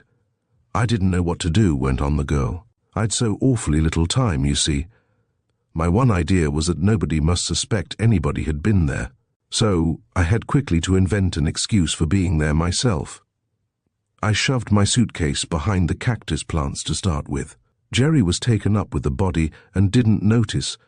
You know, Jerry never does notice things till you shove them under his nose. But I knew if there'd been a shot, Freddie and the Marchbankses must have heard it. So I pretended I'd heard it too, and rushed down to look for burglars. It was a bit lame, but the best thing I could think of. Gerald sent me up to alarm the house, and I had the story all ready by the time I reached the landing. Oh, and I was quite proud of myself for not forgetting the suitcase. You dumped it into the chest, said Peter. Yes. I had a horrible shock the other morning when I found you looking in. Nothing like the shock I had when I found the silver sand there. Silver sand. Out of the conservatory. Good gracious, said Mary. Well, go on. You knocked up Freddie and the Pettigrew Robinsons. Then you had to bolt into your room to destroy your farewell letter and take your clothes off. Yes, I'm afraid I didn't do that very naturally, but I couldn't expect anybody to believe that I went burglar hunting in a complete set of silk undies and a carefully knotted tie with a gold safety pin. No, I see your difficulty. It turned out quite well, too, because they were all quite ready to believe that I wanted to escape from Mrs. Pettigrew Robinson, except Mrs. P. herself, of course. Yes, even Parker swallowed that, didn't you, old man? Oh, quite so, said Parker gloomily. I made a dreadful mistake about that shot, resumed Lady Mary. You see, I explained it all so elaborately, and then I found that nobody had heard a shot at all. And afterwards, they discovered that it had all happened in the shrubbery, and the time wasn't right either. Then at the inquest I had to stick to my story, and it got to look worse and worse. And then they put the blame on Gerald. In my wildest moments I'd never thought of that. Of course, I see now how my wretched evidence helped. Hence the ipecacuanha, said Peter. I'd got into such a frightful tangle, said poor Lady Mary. I thought I'd better shut up altogether for fear of making things still worse. And did you still think Goyles had done it? I didn't know what to think, said the girl. I don't know. Peter, who else could have done it? Honestly, old thing, said his lordship, if he didn't do it, I don't know who did. He ran away, you see, said Lady Mary. He seems rather good at shooting and running away, said Peter grimly. If he hadn't done that to you, said Mary slowly, I'd never have told you. I'd have died first. But of course, with his revolutionary doctrines, and when you think of Red Russia and all the blood spilt in riots and insurrections and things, I suppose it does teach a contempt for human life. My dear, said the Duchess, it seems to me that Mr. Goyles shows no especial contempt for his own life. You must try to look at the thing fairly. Shooting people and running away is not very heroic according to our standards. The thing I don't understand, struck in Whimsy hurriedly, is how Gerald's revolver got into the shrubbery. The thing I should like to know about, said the Duchess, is, was Denis really a card sharper? The thing I should like to know about, said Parker, is the green-eyed cat. Denis never gave me a cat, said Mary. That was a taradiddle. Were you ever in a jeweller's with him in the Rue de la Paix? Oh yes, heaps of times, and he gave me a diamond and tortoise-shell comb, but never a cat. Then we may disregard the whole of last night's elaborate confession, said Lord Peter, looking through Parker's notes with a smile. It's really not bad, Polly, not bad at all. You've quite a talent for romantic fiction. No, I mean it. Just here and there you need more attention to detail. For instance, you couldn't have dragged that badly wounded man all up the path to the house without getting blood all over your coat, you know. By the way, did Goyles know Cathcart at all? Not to my knowledge. Because Parker and I had an alternative theory which would clear Goyles from the worst part of the charge anyhow. Tell her, old man, it was your idea. Thus urged, Parker outlined the blackmail and suicide theory. "That sounds plausible," said Mary, academically speaking. "I mean, but it isn't a bit like George. I mean, blackmail is so beastly, isn't it?" "Well," said Peter, "I think the best thing is to go and see Goyles. Whatever the key to Wednesday night's riddle is, he holds it. Parker, old man, we're nearing the end of the chase. Chapter 10. Nothing abides at either noon." "Alas," said Haya, "the sentiments which this person expressed with irreproachable honourableness, when the sun was high in the heavens, and the probability of secretly leaving an undoubtedly well-appointed home was engagingly remote, seemed to have an entirely different significance when recalled by night in a damp orchard, and on the eve of their fulfilment. The wallet of Kai Lung and his short minute, afternoon, is night." Don Mr. Goyles was interviewed the next day at the police station. Mr. Merbles was present, and Mary insisted on coming. The young man began by blustering a little, but the solicitor's dry manner made its impression. "Lord Peter Wimsey identifies you," said Mr. Merbles, "as the man who made a murderous attack upon him last night. With remarkable generosity, he has forborne to press the charge. Now we know further that you were present at Riddlesdale Lodge on the night when Captain Cathcart was shot. You will no doubt be called as a witness in the case, but you would greatly assist justice by making a statement to us now." "This is a purely friendly and private interview, Mr. Goyles. As you see, no representative of the police is present. We simply ask for your help. I ought, however, to warn you that, whereas it is, of course, fully competent for you to refuse to answer any of our questions, a refusal might lay you open to the gravest imputations." "In fact," said Goyles, "it's a threat. If I don't tell you, you'll have me arrested on suspicion of murder." "Dear me, no, Mr. Goyles," returned the solicitor. "We should merely place what information we hold in the hands of the police, who would then act as they thought fit. God bless my soul. No, anything like a threat would be highly irregular.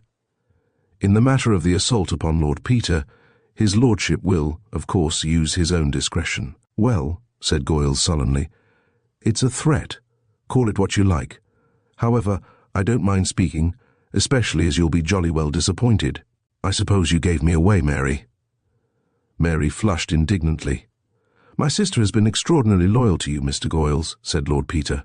"I may tell you indeed that she put herself into a position of grave personal inconvenience, not to say danger, on your behalf. You were traced to London in consequence of your having left unequivocal traces in your exceedingly hasty retreat. When my sister accidentally opened a telegram addressed to me at Riddlesdale by my family name, she hurried immediately to town, to shield you if she could, at any cost to herself.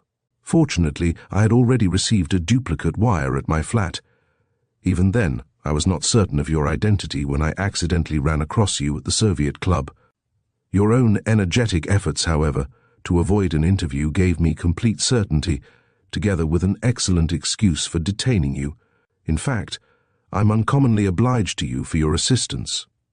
Mr. Goyles looked resentful. "I don't know how you could think, George," said Mary. "Never mind what I think," said the young man roughly. "I gather you've told them all about it now, anyhow. Well, I'll tell you my story as shortly as I can, and you'll see I know damn all about it. If you don't believe me, I can't help it. I came along at about 2:45 and parked the bus in the lane. Where were you at 11:50? "On the road from Northallerton. My meeting didn't finish till 10:45. I can bring 100 witnesses to prove it." Wimsey made a note of the address where the meeting had been held, and nodded to Goyles to proceed. "I climbed over the wall and walked through the shrubbery. You saw no person, no body, nobody, alive or dead. Did you notice any blood or footprints on the path?" "No. I didn't like to use my torch for fear of being seen from the house. There was just light enough to see the path. I came to the door of the conservatory just before 3. As I came up, I stumbled over something. I felt it, and it was like a body. I was alarmed. I thought it might be Mary ill or fainted or something.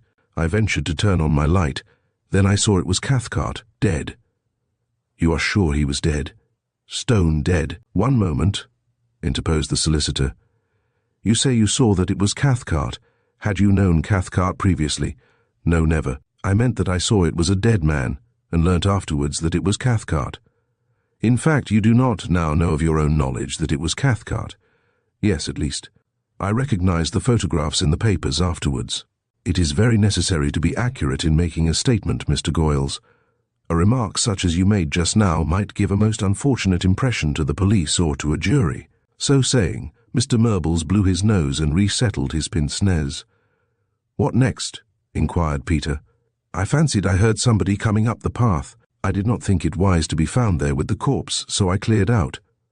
"Oh," said Peter, with an indescribable expression, "that was a very simple solution. You left the girl you were going to marry to make for herself the unpleasant discovery that there was a dead man in the garden and that her gallant wooer had made tracks. What did you expect her to think? Well, I thought she'd keep quiet for her own sake. As a matter of fact, I didn't think very clearly about anything. I knew I'd broken in where I had no business, and that if I was found with a murdered man, it might look jolly queer for me. In fact," said Mr. Murbles, "you lost your head, young man, and ran away in a very foolish and cowardly manner."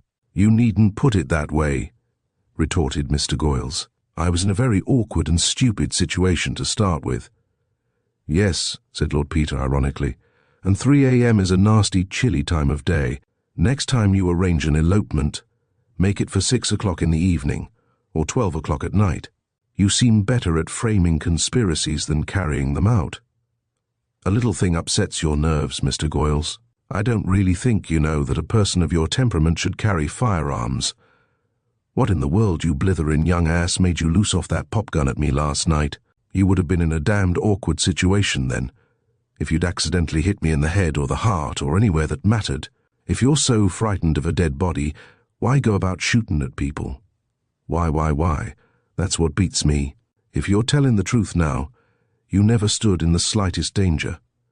Lord, and to think of the time and trouble we've had to waste catching you, you ass. And poor old Mary, working away and half killing herself because she thought at least you wouldn't have run away unless there was something to run from." "You must make allowance for a nervous temperament," said Mary in a hard voice. "If you knew what it felt like to be shadowed and followed and badgered," began Mr. Goyles. "But I thought you Soviet club people enjoyed being suspected of things," said Lord Peter. "Why, it ought to be the proudest moment of your life when you're really looked on as a dangerous fellow.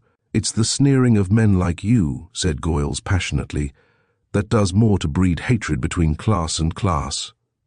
"Never mind about that," interposed Mr. Murbles. "The law's the law for everybody, and you have managed to put yourself in a very awkward position, young man."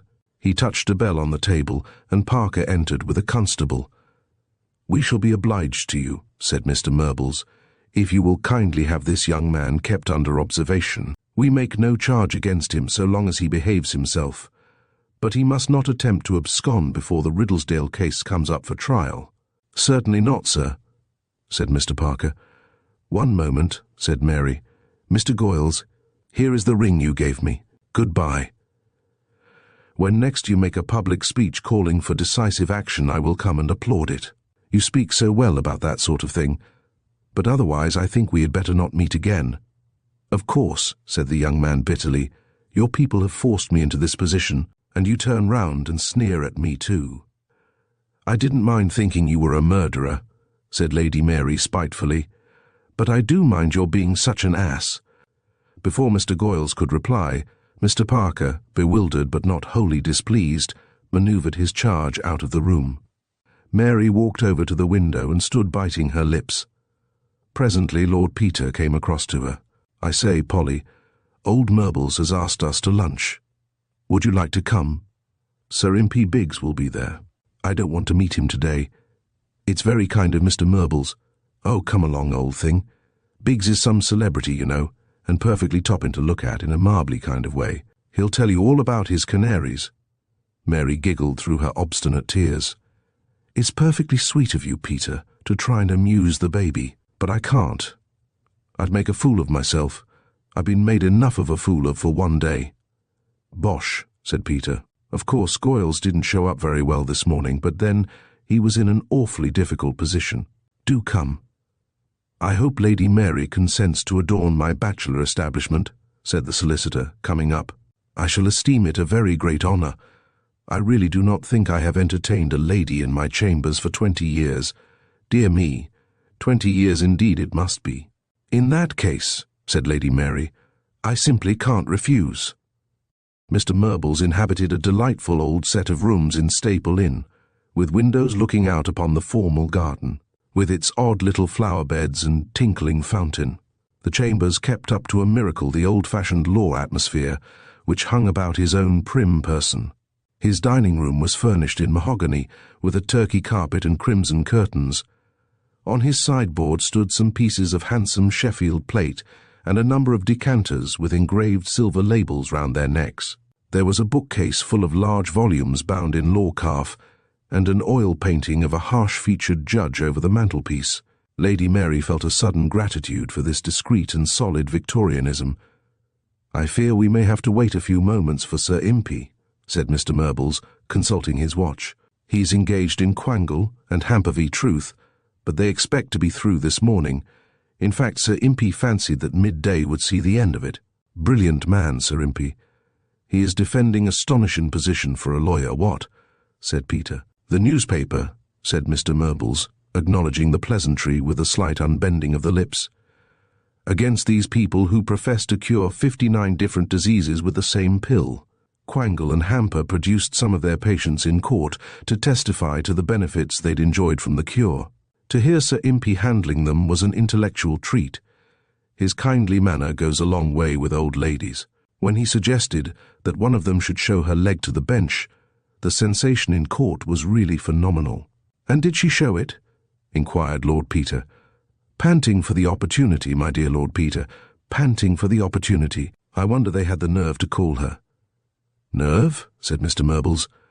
The nerve of men like Quangle and Hamper has not its fellow in the universe, to adopt the expression of the great Shakespeare. But Sir Impey is not the man to take liberties with. We are really extremely fortunate to have secured his help. I think I hear him. A hurried footstep on the stair indeed announced learned counsel, who burst in, still in wig and gown, and full of apology. Extremely sorry, Murbles, said Sir Impey. We became excessively tedious at the end, I regret to say. I really did my best, but dear old Dowson is getting as deaf as a post, you know, and terribly fumbling in his movements. And how are you, Whimsy? You look as if you'd been in the wars. Can we bring an action for assault against anybody? Much better than that, put in Mr. Murbles. Attempted murder, if you please. Excellent, excellent, said Sir Impey. But we've decided not to prosecute, said Mr. Murbles, shaking his head. Really? Oh, my dear Whimsy, this will never do. Lawyers have to live, you know. Your sister? I hadn't the pleasure of meeting you at Riddlesdale, Lady Mary. I trust you are fully recovered. Entirely, thank you, said Mary with emphasis.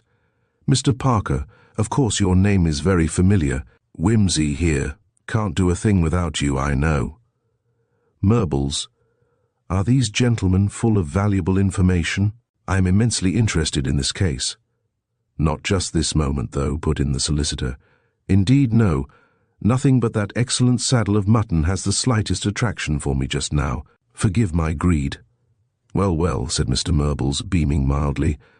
Let's make a start. I fear, my dear young people, I am old-fashioned enough not to have adopted the modern practice of cocktail drinking. Quite right, too, said Whimsy emphatically. Ruins the palate and spoils the digestion. Not an English custom-rank sacrilege in this old inn. Came from America. Result, prohibition. That's what happens to people who don't understand how to drink. God bless me, sir. Why, you're giving us the famous claret. It's a sin so much as to mention a cocktail in its presence. Yes, said Mr. Murbles. Yes, that's the Lafitte 75. It's very seldom, very seldom. I bring it out for anybody under 50 years of age, but you, Lord Peter, have a discrimination which would do honour to one of twice your years. Thanks very much, sir. That's a testimonial I deeply appreciate. May I circulate the bottle, sir? Do. We will wait on ourselves, Simpson, thank you. After lunch, continued Mr. Murbles, I will ask you to try something really curious. An odd old client of mine died the other day and left me a dozen of 47 port. Gad, said Peter. 47. It'll hardly be drinkable, will it, sir? "I very greatly fear," replied Mr. Murbles, "that it will not. A great pity. But I feel that some kind of homage should be paid to so notable an antiquity." "It would be something to say that one had tasted it," said Peter. "Like going to see the divine Sarah, you know. Voice gone, bloom gone, savour gone, but still a classic." "Ah," said Mr. Murbles, "I remember her in her great days.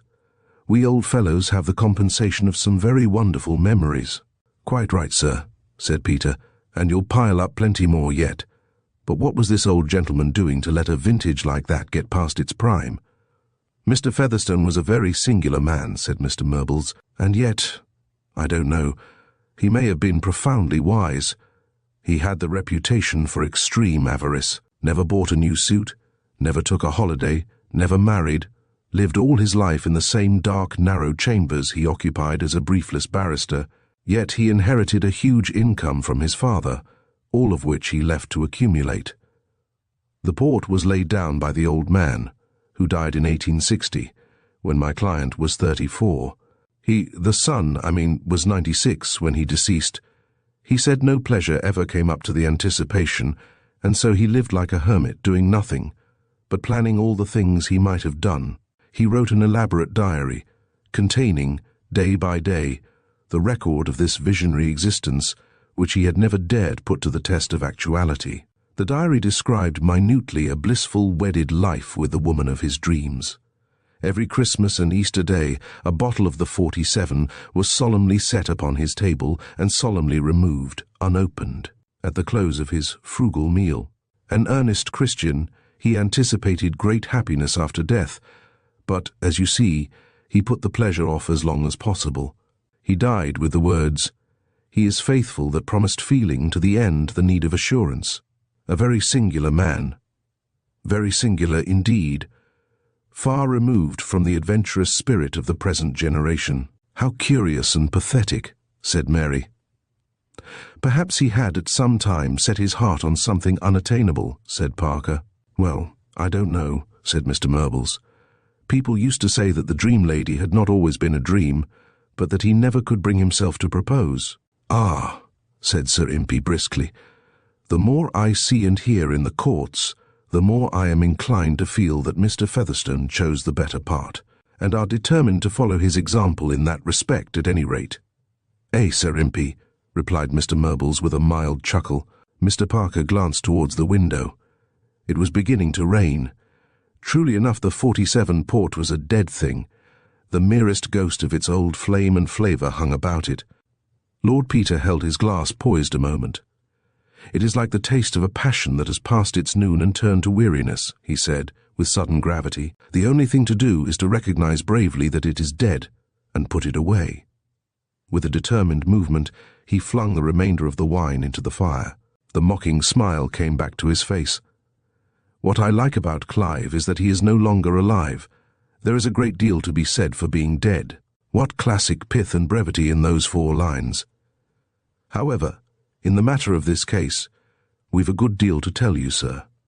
With the assistance of Parker, he laid before the 2 men of law the whole train of the investigation up to date, Lady Mary coming loyally up to the scratch with her version of the night's proceedings. "In fact, you see," said Peter, "this Mr. Goyles has lost a lot by not being a murderer. We feel he would have cut a fine, sinister figure as a midnight assassin. But things being as they are, you see, we must make what we can of him as a witness, what?" "Well, Lord Peter," said Mr. Murbles slowly, "I congratulate you and Mr. Parker on a great deal of industry and ingenuity in working the matter out." "I think we may say we have made some progress," said Parker. "If only negatively," added Peter. "Exactly," said Sir Impey, turning on him with staggering abruptness. "Very negatively indeed. And having seriously hampered the case for the defence, what are you going to do next?" "That's a nice thing to say," cried Peter indignantly, "when we've cleared up such a lot of points for you." "I dare say," said the barrister, "but they're the sorts of points which are much better left muffled up. Damn it all, we want to get at the truth." "Do you?" said Sir Impey dryly. I don't care twopence about the truth. I want a case. It doesn't matter to me who killed Cathcart, provided I can prove it wasn't Denver. It's really enough if I can throw reasonable doubt on its being Denver. Here's a client comes to me with a story of a quarrel, a suspicious revolver, a refusal to produce evidence of his statements, and a totally inadequate and idiotic alibi. I arranged to obfuscate the jury with mysterious footprints, a discrepancy as to time, a young woman with a secret, and a general vague suggestion of something between a burglary and a crime passionnel. And here you come explaining the footprints, exculpating the unknown man, abolishing the discrepancies, clearing up the motives of the young woman, and most carefully throwing back suspicion to where it rested in the first place. What do you expect? I've always said, growled Peter, that the professional advocate was the most immoral fellow on the face of the earth, and now I know for certain. Well, well, said Mr. Murbles, all this just means that we mustn't rest upon our oars. You must go on, my dear boy, and get more evidence of a positive kind. If this Mr. Goyles did not kill Cathcart, we must be able to find the person who did.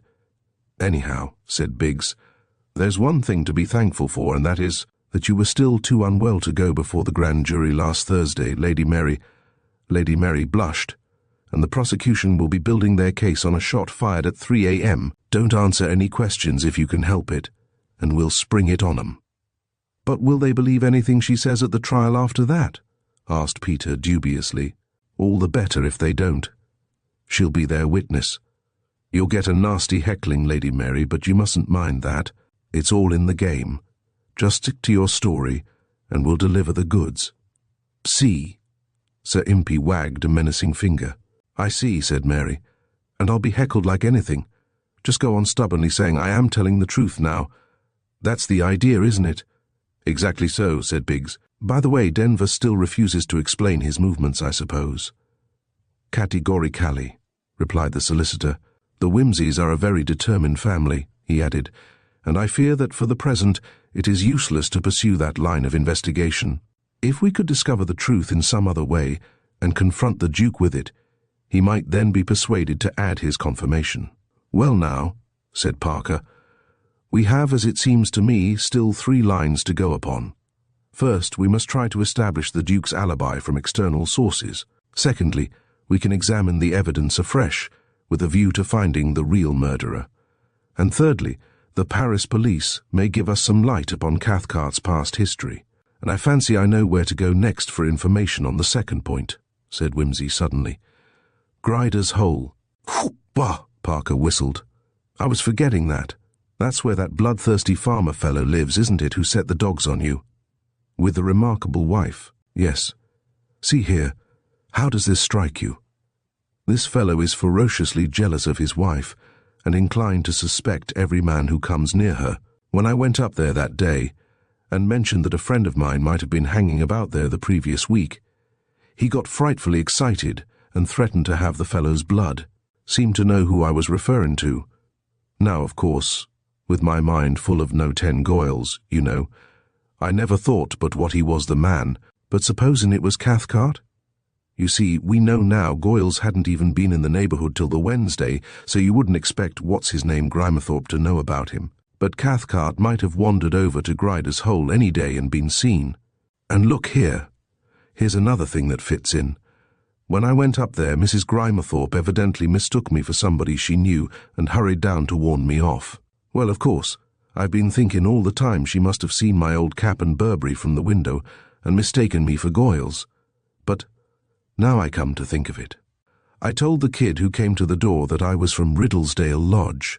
If the child told her mother, she must have thought it was Cathcart. No, Whimsy, that won't do, put in Parker. She must have known Cathcart was dead by that time. Oh, damn it. Yes, I suppose she must. Unless that surly old devil kept the news from her. By Jove, that's just what he would do if he'd killed Cathcart himself. He'd never say a word to her, and I don't suppose he would let her look at a paper, even if they take one in. It's a primitive sort of place. But didn't you say Grimethorpe had an alibi?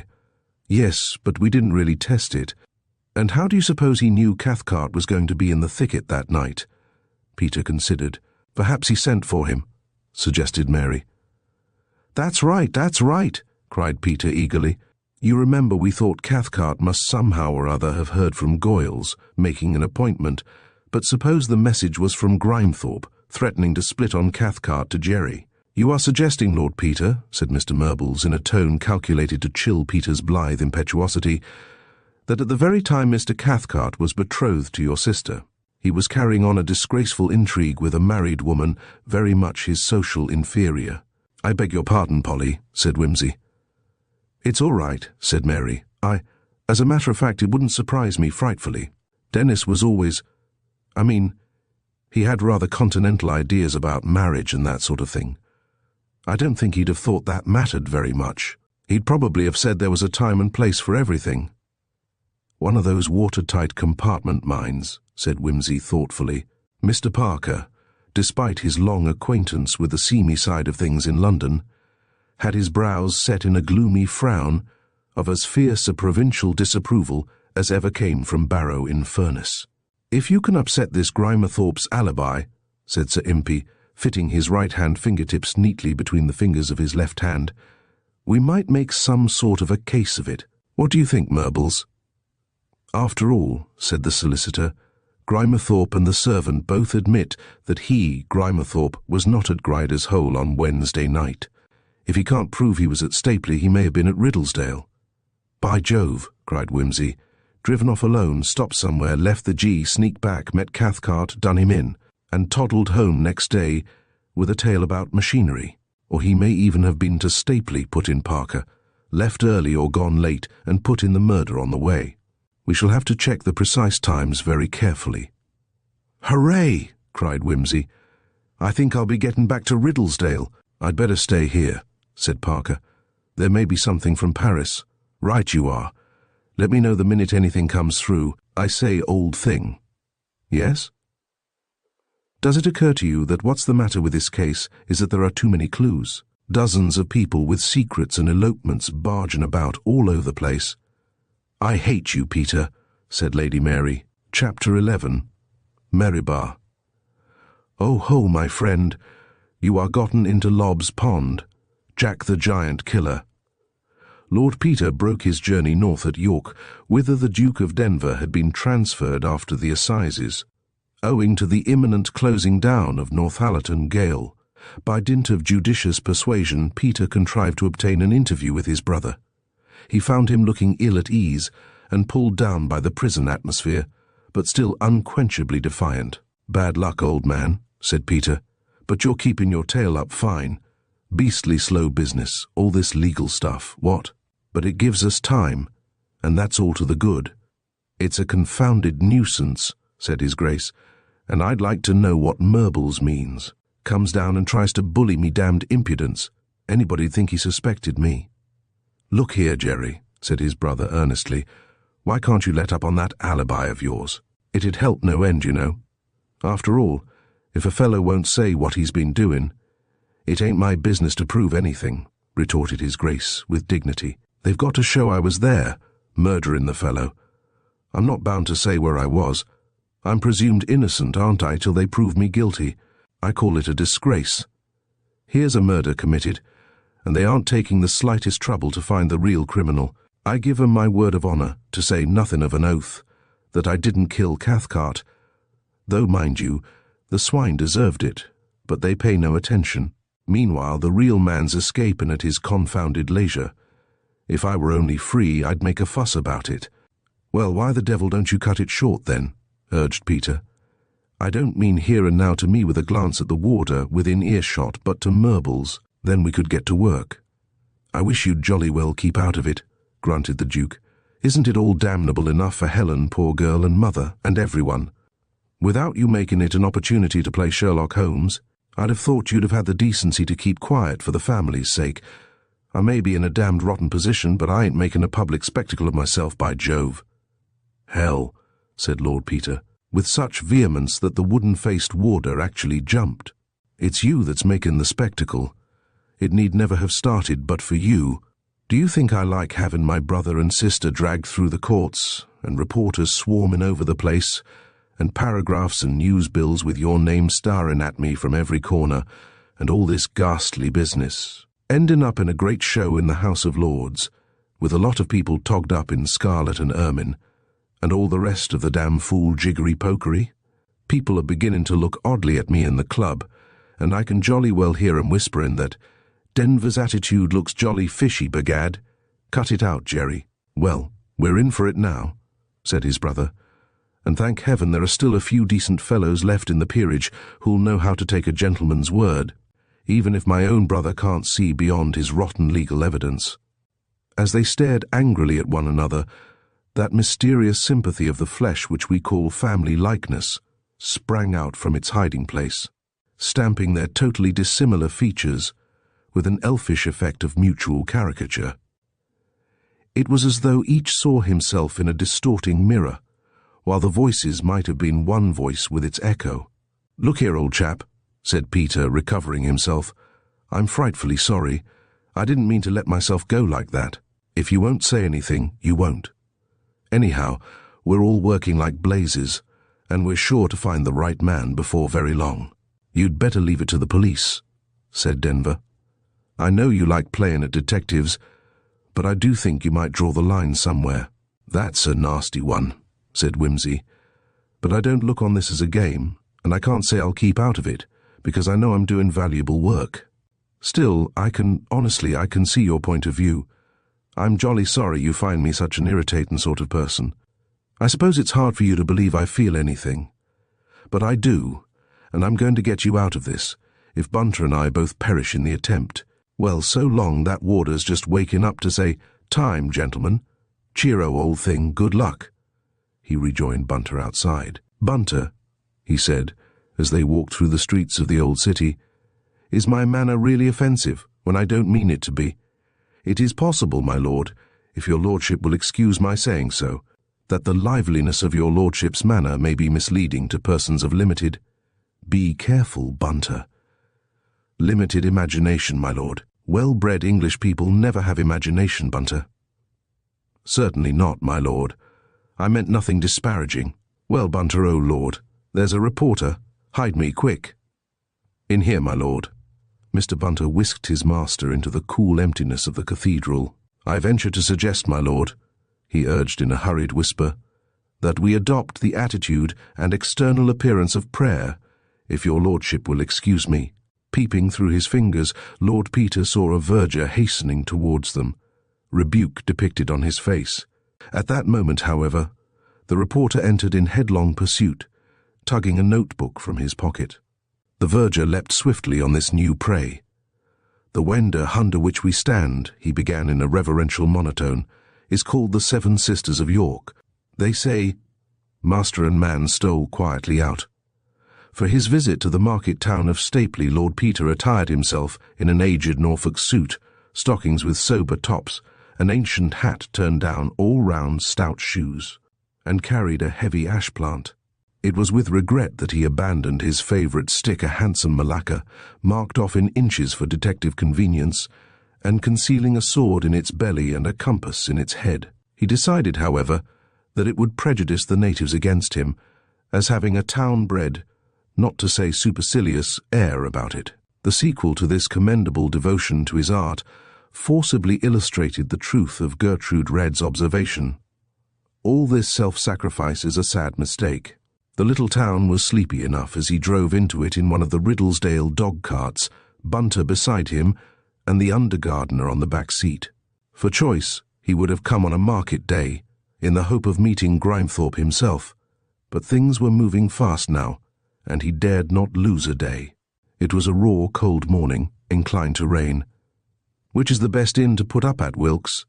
"There's to Bricklayer's Arms, my lord, a fine, well-thought-of place, or to Bridge and Bottle, at a square, or to Rose and Crown, t'other side a square. Where do the folks usually put up on market days?"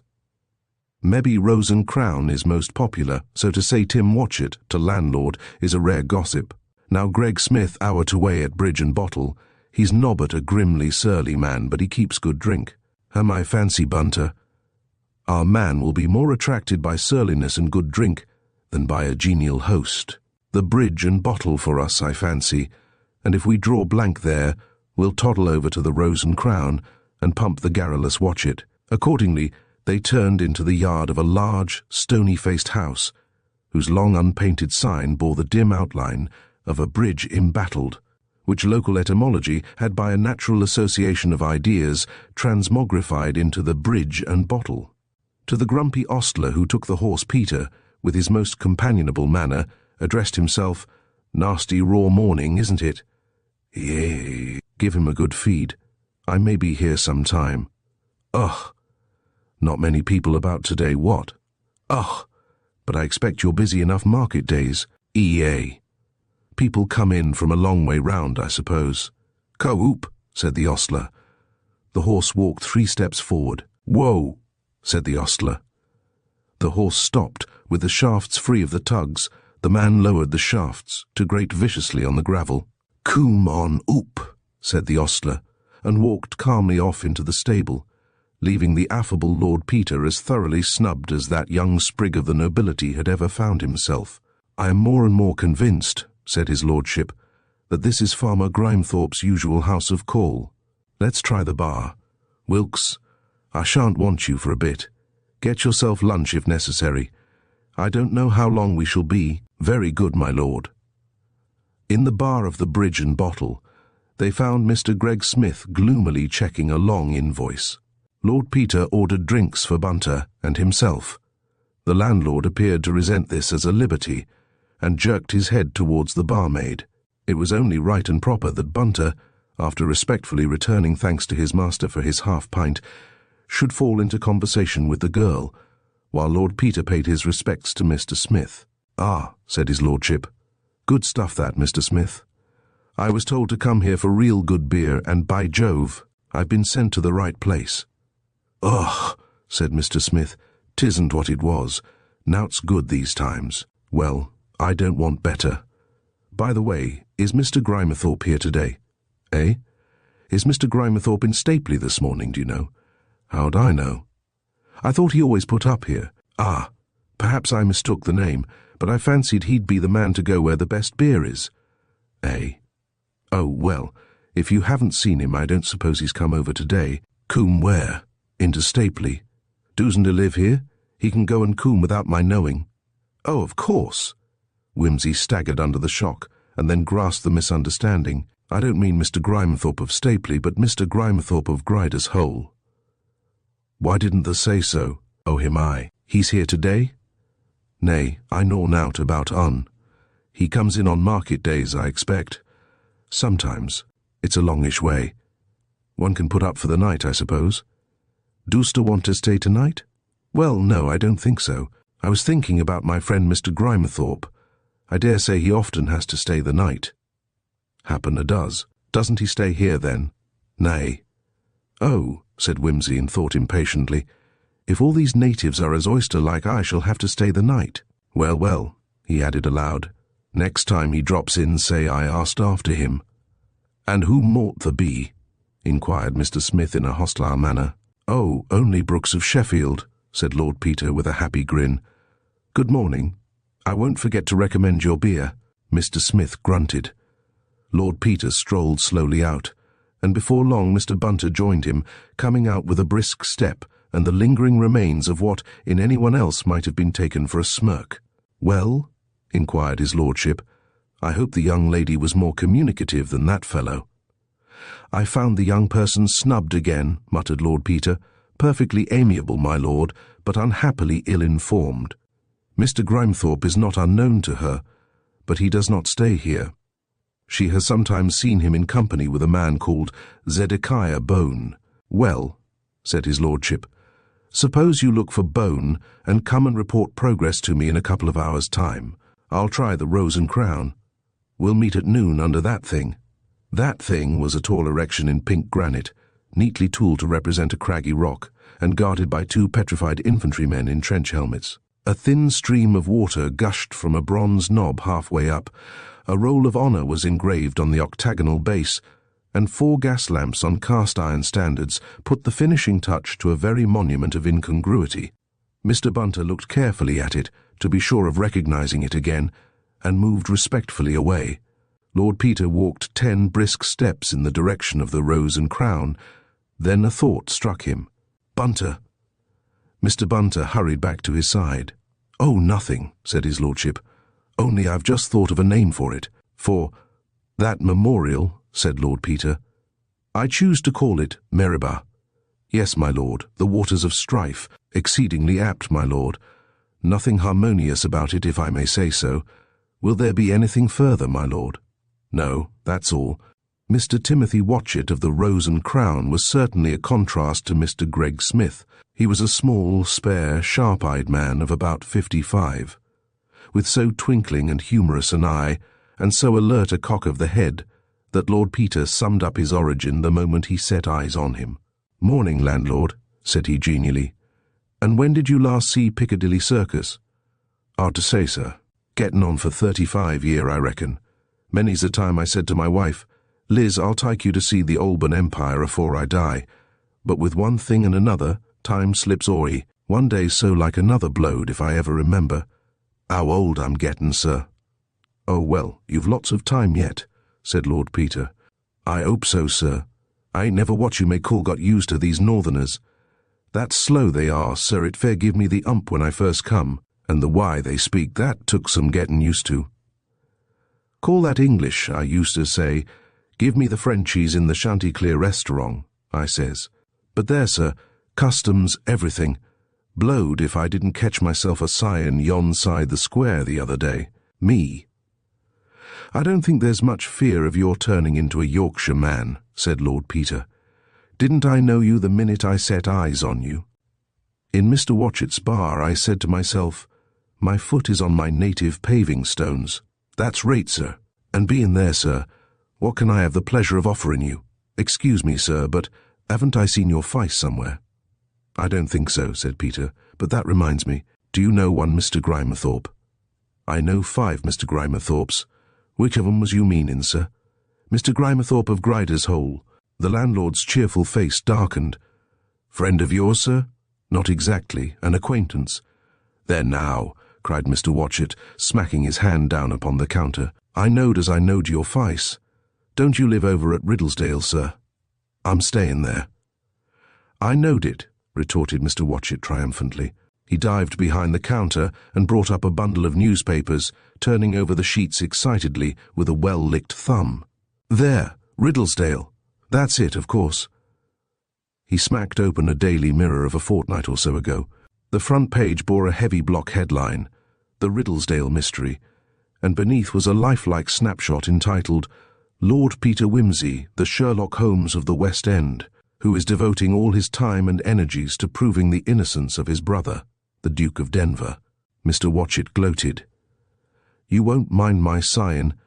How proud I am to have you in my bar, my lord. Jem, you attend to them, gentlemen.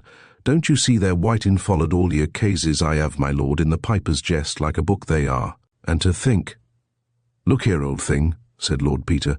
"Do you mind not talking quite so loud? Seen dear old Felix is out of the bag, so to speak. Do you think you could give me some information and keep your mouth shut?" "What?" "Come behind into the bar-parlour, my lord. Nobody'll hear us there," said Mr. Watchett eagerly, lifting up the flap. "Jem, here, bring a bottle of—" "What'll you have, my lord?" "Well, I don't know how many places I may have to visit," said his lordship dubiously. "Jem, bring a quart of the old ale. It's special, that's what it is, my lord. I ain't never found none like it, except it might be once at Oxford. Thanks, Jem. Now you get along sharp and attend to the customers. Now, my lord." Mr. Watchett's information amounted to this: that Mr. Grimthorpe used to come to the Rose and Crown pretty often, especially on market days. About 10 days previously he had come in latish, very drunk and quarrelsome with his wife, who seemed, as usual, terrified of him. Grimethorpe had demanded spirits, but Mr. Watchett had refused to serve him. There had been a row, and Mrs. Grimethorpe had endeavoured to get her husband away. Grimethorpe had promptly knocked her down, with epithets reflecting upon her virtue, and Mr. Watchett had at once called upon the potman to turn Grimethorpe out, refusing to have him in the house again. He had heard it said on all sides that Grimethorpe's temper, always notoriously bad, had become positively diabolical of late. Could you hazard, so to speak, a calculation as to how long, or since when? Well, my lord, come to think of it, especially since the middle of last month, perhaps a bit earlier. Not that I'd go for to insinuate anything, nor your lordship neither, of course. said Mr. Watchett quickly. "Certainly not," said Lord Peter. "What about?" "Ah," said Mr. Watchett. "There it is, what about? Tell me," said Lord Peter, "do you recollect Grimethorpe coming into Stapley on October 13th, a Wednesday it was? That would be the day of the—" "Ah, to be sure. Yes, I do recollect it, for I remember thinking it was odd him coming here except on a market day. Said he had to look at some machinery drills and such, that's rate. He was here rate enough. Do you remember what time he came in?" "Well now, I've a fancy he was here to lunch. The waitress would know. Bet," he called through the side door. "Do you happen to recollect whether Mr. Grimethorpe lunched here October the 13th Wednesday it were, the day the poor gent was murdered over at Riddlesdale?"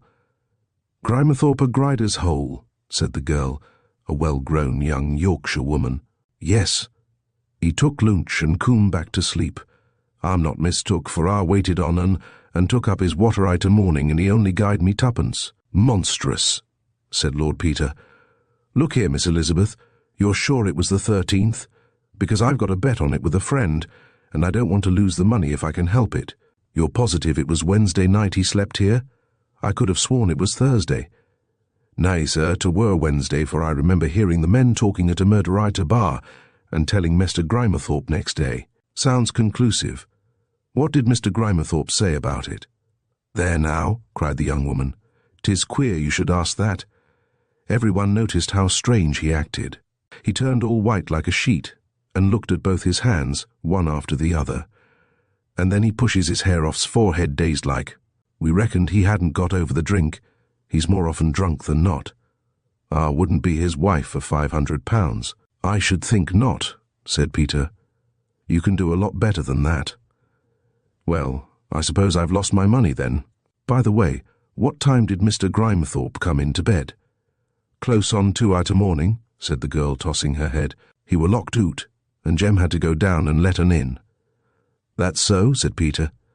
"Well, I might try to get out on a technicality, Mr. Watchett? 2 o'clock is Thursday, isn't it?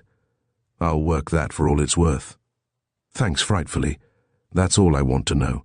Bet grinned and giggled herself away, comparing the generosity of the strange gentleman with the stinginess of Mr. Grimethorpe. Peter rose. "I'm no end obliged, Mr. Watchett," he said. "I'll just have a word with Jem. Don't say anything, by the way." "Not me," said Mr. Watchett. "I knows what's what. Good luck, my lord."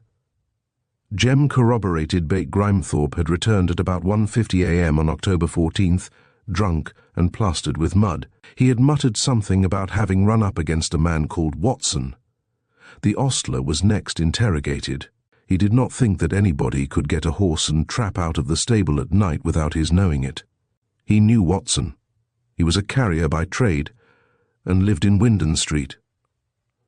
Lord Peter rewarded his informant suitably, and set out for Wyndon Street, but the recital of his quest would be tedious. At 1:15 noon he joined Bunter at the Meribah Memorial. "Any luck?" "I have secured certain information, my lord, which I have duly noted.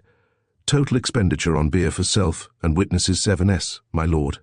Lord Peter paid the 7s 2d without a word, and they adjourned to the Rose and Crown, being accommodated in a private parlour and having ordered lunch. They proceeded to draw up the following schedule: Grimethorpe's movements.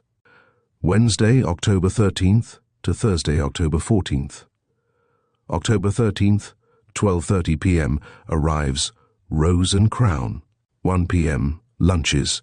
3 p.m. orders 2 drills from man called Gooch in Trimmer's Lane. 4:30 p.m. drink with Gooch to clinch bargain. 5 p.m. calls at house of John Watson, carrier, about delivering some dog food.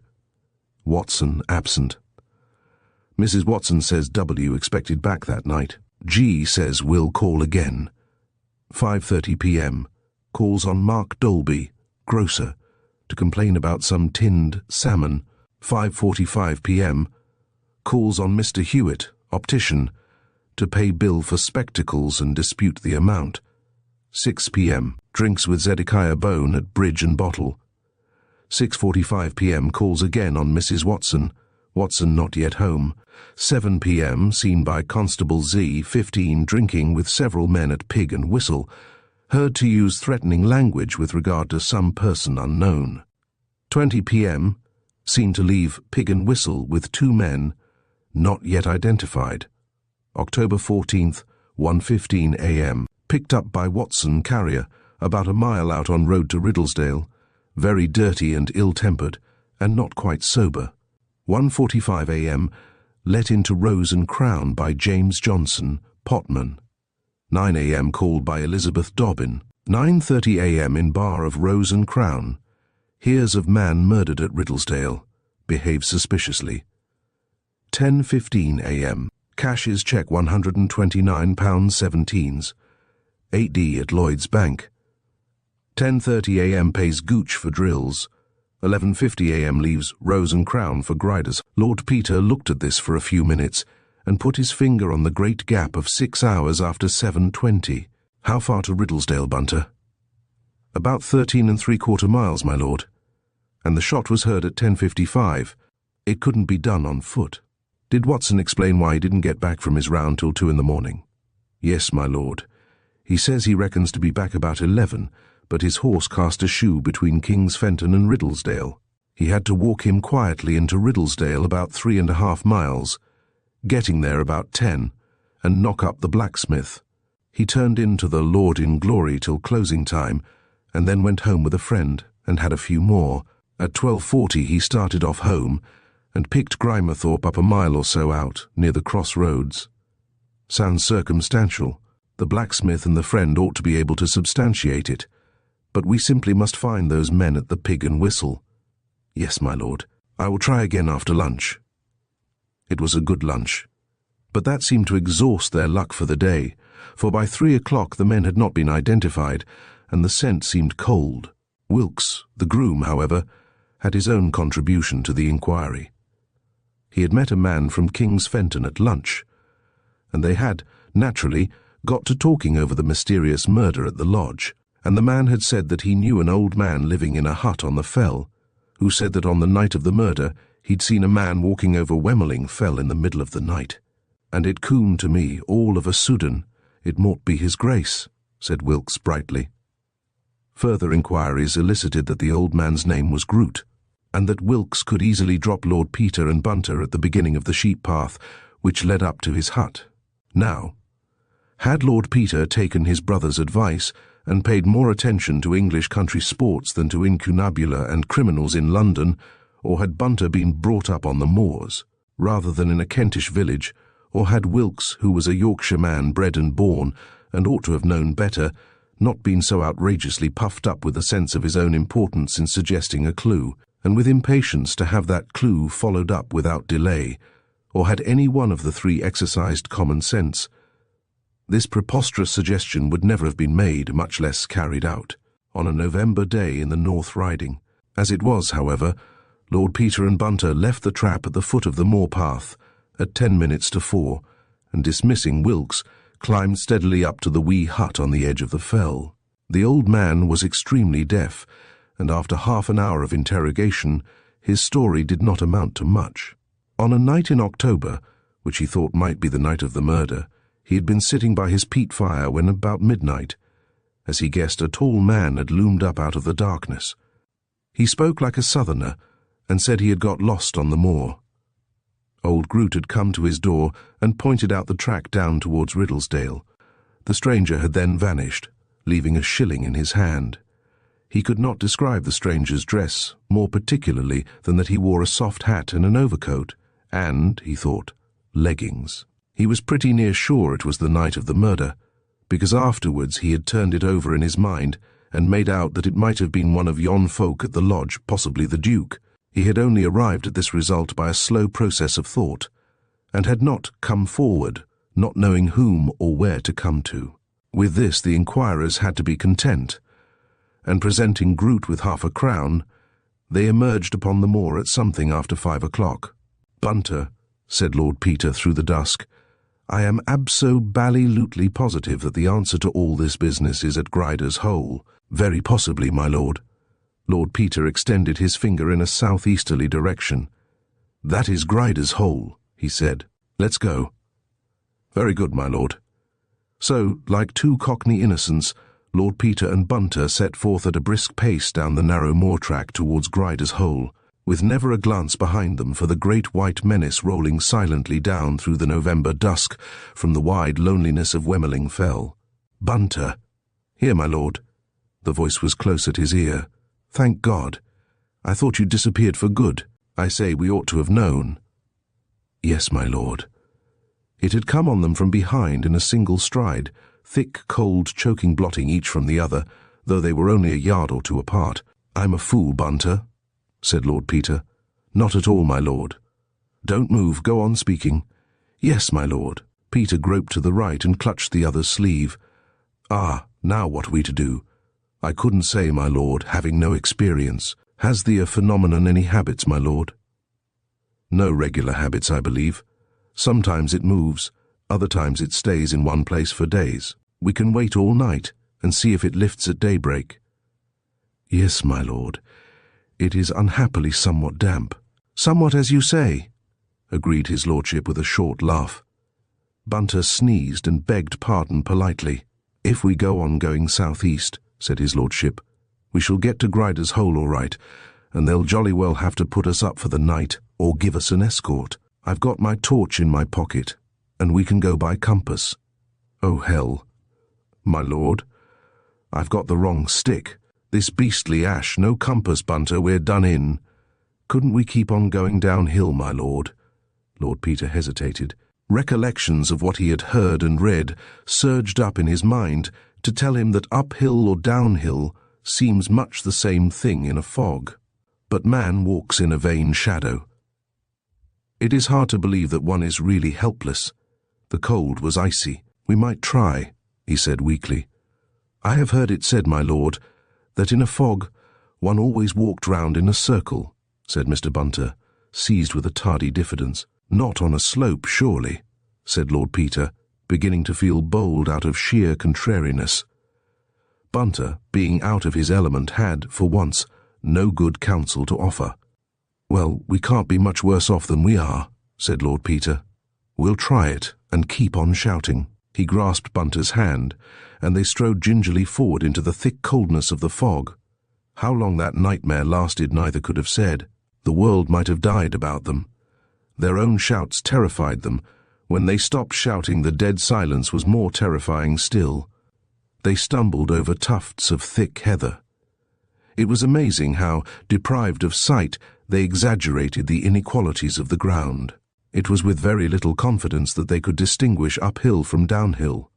They were shrammed through with cold, yet the sweat was running from their faces with strain and terror. Suddenly, from directly before them as it seemed, and only a few yards away, there rose a long, horrible shriek, and another, and another. "My God! What's that?" "It's a horse, my lord." Of course. They remembered having heard horses scream like that. There had been a burning stable near Popperinke. "Poor devil," said Peter. He started off impulsively in the direction of the sound, dropping Bunter's hand. "Come back, my lord," cried the man in a sudden agony. And then, with a frightened burst of enlightenment, "For God's sake, stop, my lord, the bog!" A sharp shout in the utter blackness. "Keep away there, don't move, it's got me." And a dreadful sucking noise. Chapter 12. The Alibi. When actually in the embrace of a voracious and powerful wild animal, the desirability of leaving a limb is not a matter to be subjected to lengthy consideration. The wallet of Kai Lung. "I tripped right into it," said Whimsy's voice steadily, out of the blackness. "One sinks very fast. You'd better not come near, or you'll go too. We'll yell a bit. I don't think we can be very far from Grider's Hole." "If your lordship will keep shouting," returned Mr. Bunter. "I think I can get to you," he panted, untying with his teeth the hard knot of a coil of string. "Oi!" cried Lord Peter obediently.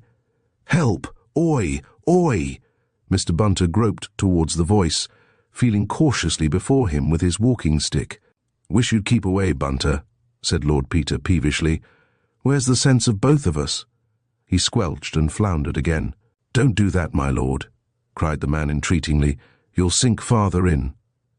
"I'm up to my thighs now," said Lord Peter. "I'm coming," said Bunter. "Go on shouting." "Ah, here's where it gets soggy." He felt the ground carefully, selected a tussocky bit which seemed reasonably firm, and drove his stick well into it. "Oi, hi! Help!" said Lord Peter, shouting lustily. Mr. Bunter tied one end of the string to the walking stick, belted his Burberry tightly about him, and laying himself cautiously down upon his belly, advanced, clue in hand. Like a very Gothic Theseus of a late and degenerate school, the bog heaved horribly as he crawled over it, and slimy water squelched up into his face. He felt with his hands for tussocks of grass, and got support from them when he could. "Call out again, my lord." "Here." The voice was fainter, and came from the right. Bunter had lost his line a little, hunting for tussocks. "I daren't come faster," he explained. He felt as though he had been crawling for years. "Get out while there's time," said Peter. "I'm up to my waist." "Lord, this is rather a beastly way to peg out." "You won't peg out," grunted Bunter. His voice was suddenly quite close. "Your hands now." For a few agonizing minutes 2 pairs of hands groped over the invisible slime. Then, "Keep yours still," said Bunter. He made a slow, circling movement. It was hard work keeping his face out of the mud. His hands slithered over the slobbery surface and suddenly closed on an arm. "Thank God," said Bunter. "Hang on here, my lord." He felt forward. The arms were perilously close to the sucking mud. The hands crawled clingingly up his arms and rested on his shoulders. He grasped Whimsy beneath the armpits and heaved. The exertion drove his own knees deep into the bog. He straightened himself hurriedly. Without using his knees he could get no purchase, but to use them meant certain death. They could only hang on desperately till help came, or till the strain became too great. He could not even shout. It was almost more than he could do to keep his mouth free of water. The dragging strain on his shoulders was intolerable. The mere effort to breathe meant an agonizing crick in the neck. "You must go on shouting, my lord," Whimsy shouted. His voice was breaking and fading. "Bunter, old thing," said Lord Peter, "I'm simply beastly sorry to have let you in for this." "Don't mention it, my lord," said Bunter, with his mouth in the slime. A thought struck him. "What became of your stick, my lord?" "I dropped it. It should be somewhere near, if it hasn't sunk in."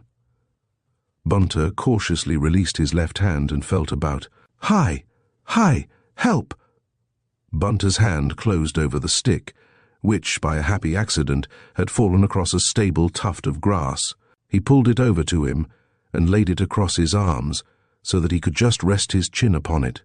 The relief to his neck was momentarily so enormous that his courage was renewed. He felt he could hang on forever. "Help!" Minutes passed like hours. "See that?" A faint flickering gleam somewhere away to the right. With desperate energy both shouted together, "Help! Help! Oi! Oi! Help!" An answering yell. The light swayed, came nearer, a spreading blur in the fog. "We must keep it up," panted Whimsy. They yelled again. "Where be?" "Here." "Hello," a pause. Then, "Here be stick," said a voice suddenly near. "Follow the string," yelled Bunter. They heard 2 voices apparently arguing. Then the string was twitched. "Here, here, 2 of us.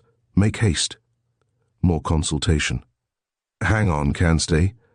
"Yes, if you're quick. Fetch in hurdle. 2 on. E, stay. Yes. Deep in? 1 of us.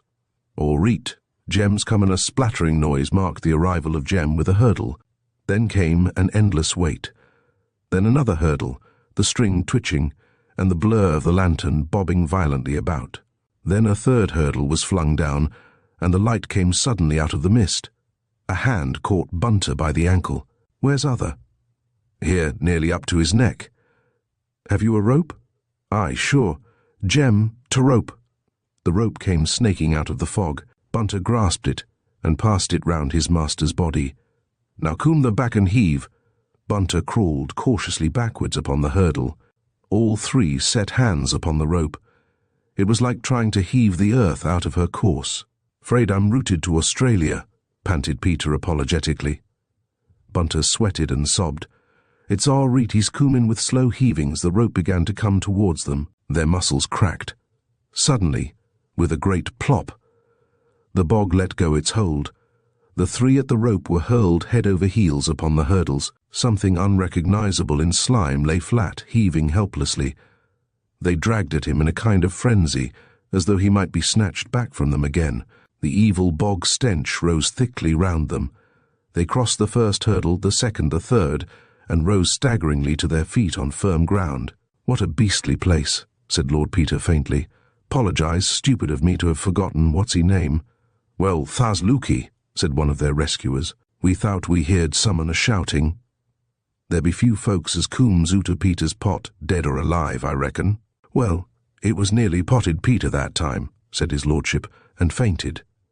To Lord Peter the memory of his entry that night into the farmhouse at Grider's Hole always brought with it a sensation of nightmare.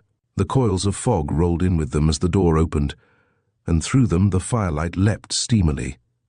A hanging lamp made a blur. The Medusa head of Mrs. Aforethought, terribly white against her black hair, peered over him. A hairy paw caught her by the shoulder and wrenched her aside. "Shameless! A mon ony mon that's a the thinks on, bide till thar's wanted. What's this?" Voices, voices, ever so many fierce faces peering down all round. Peter's pot. And what were he a-wanting on to more this time night? No good.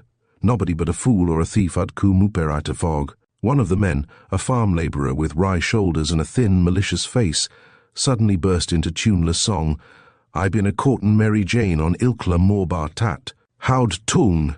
yelled Aforethought in a fury. "Doos't want I should break ivory born I thy body."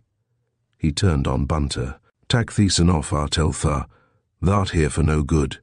"But William," began his wife. He snapped round at her like a dog, and she shrank back. "Nay now," said a man, whom Whimsy dimly recognized as the fellow who had befriended him on his previous visit.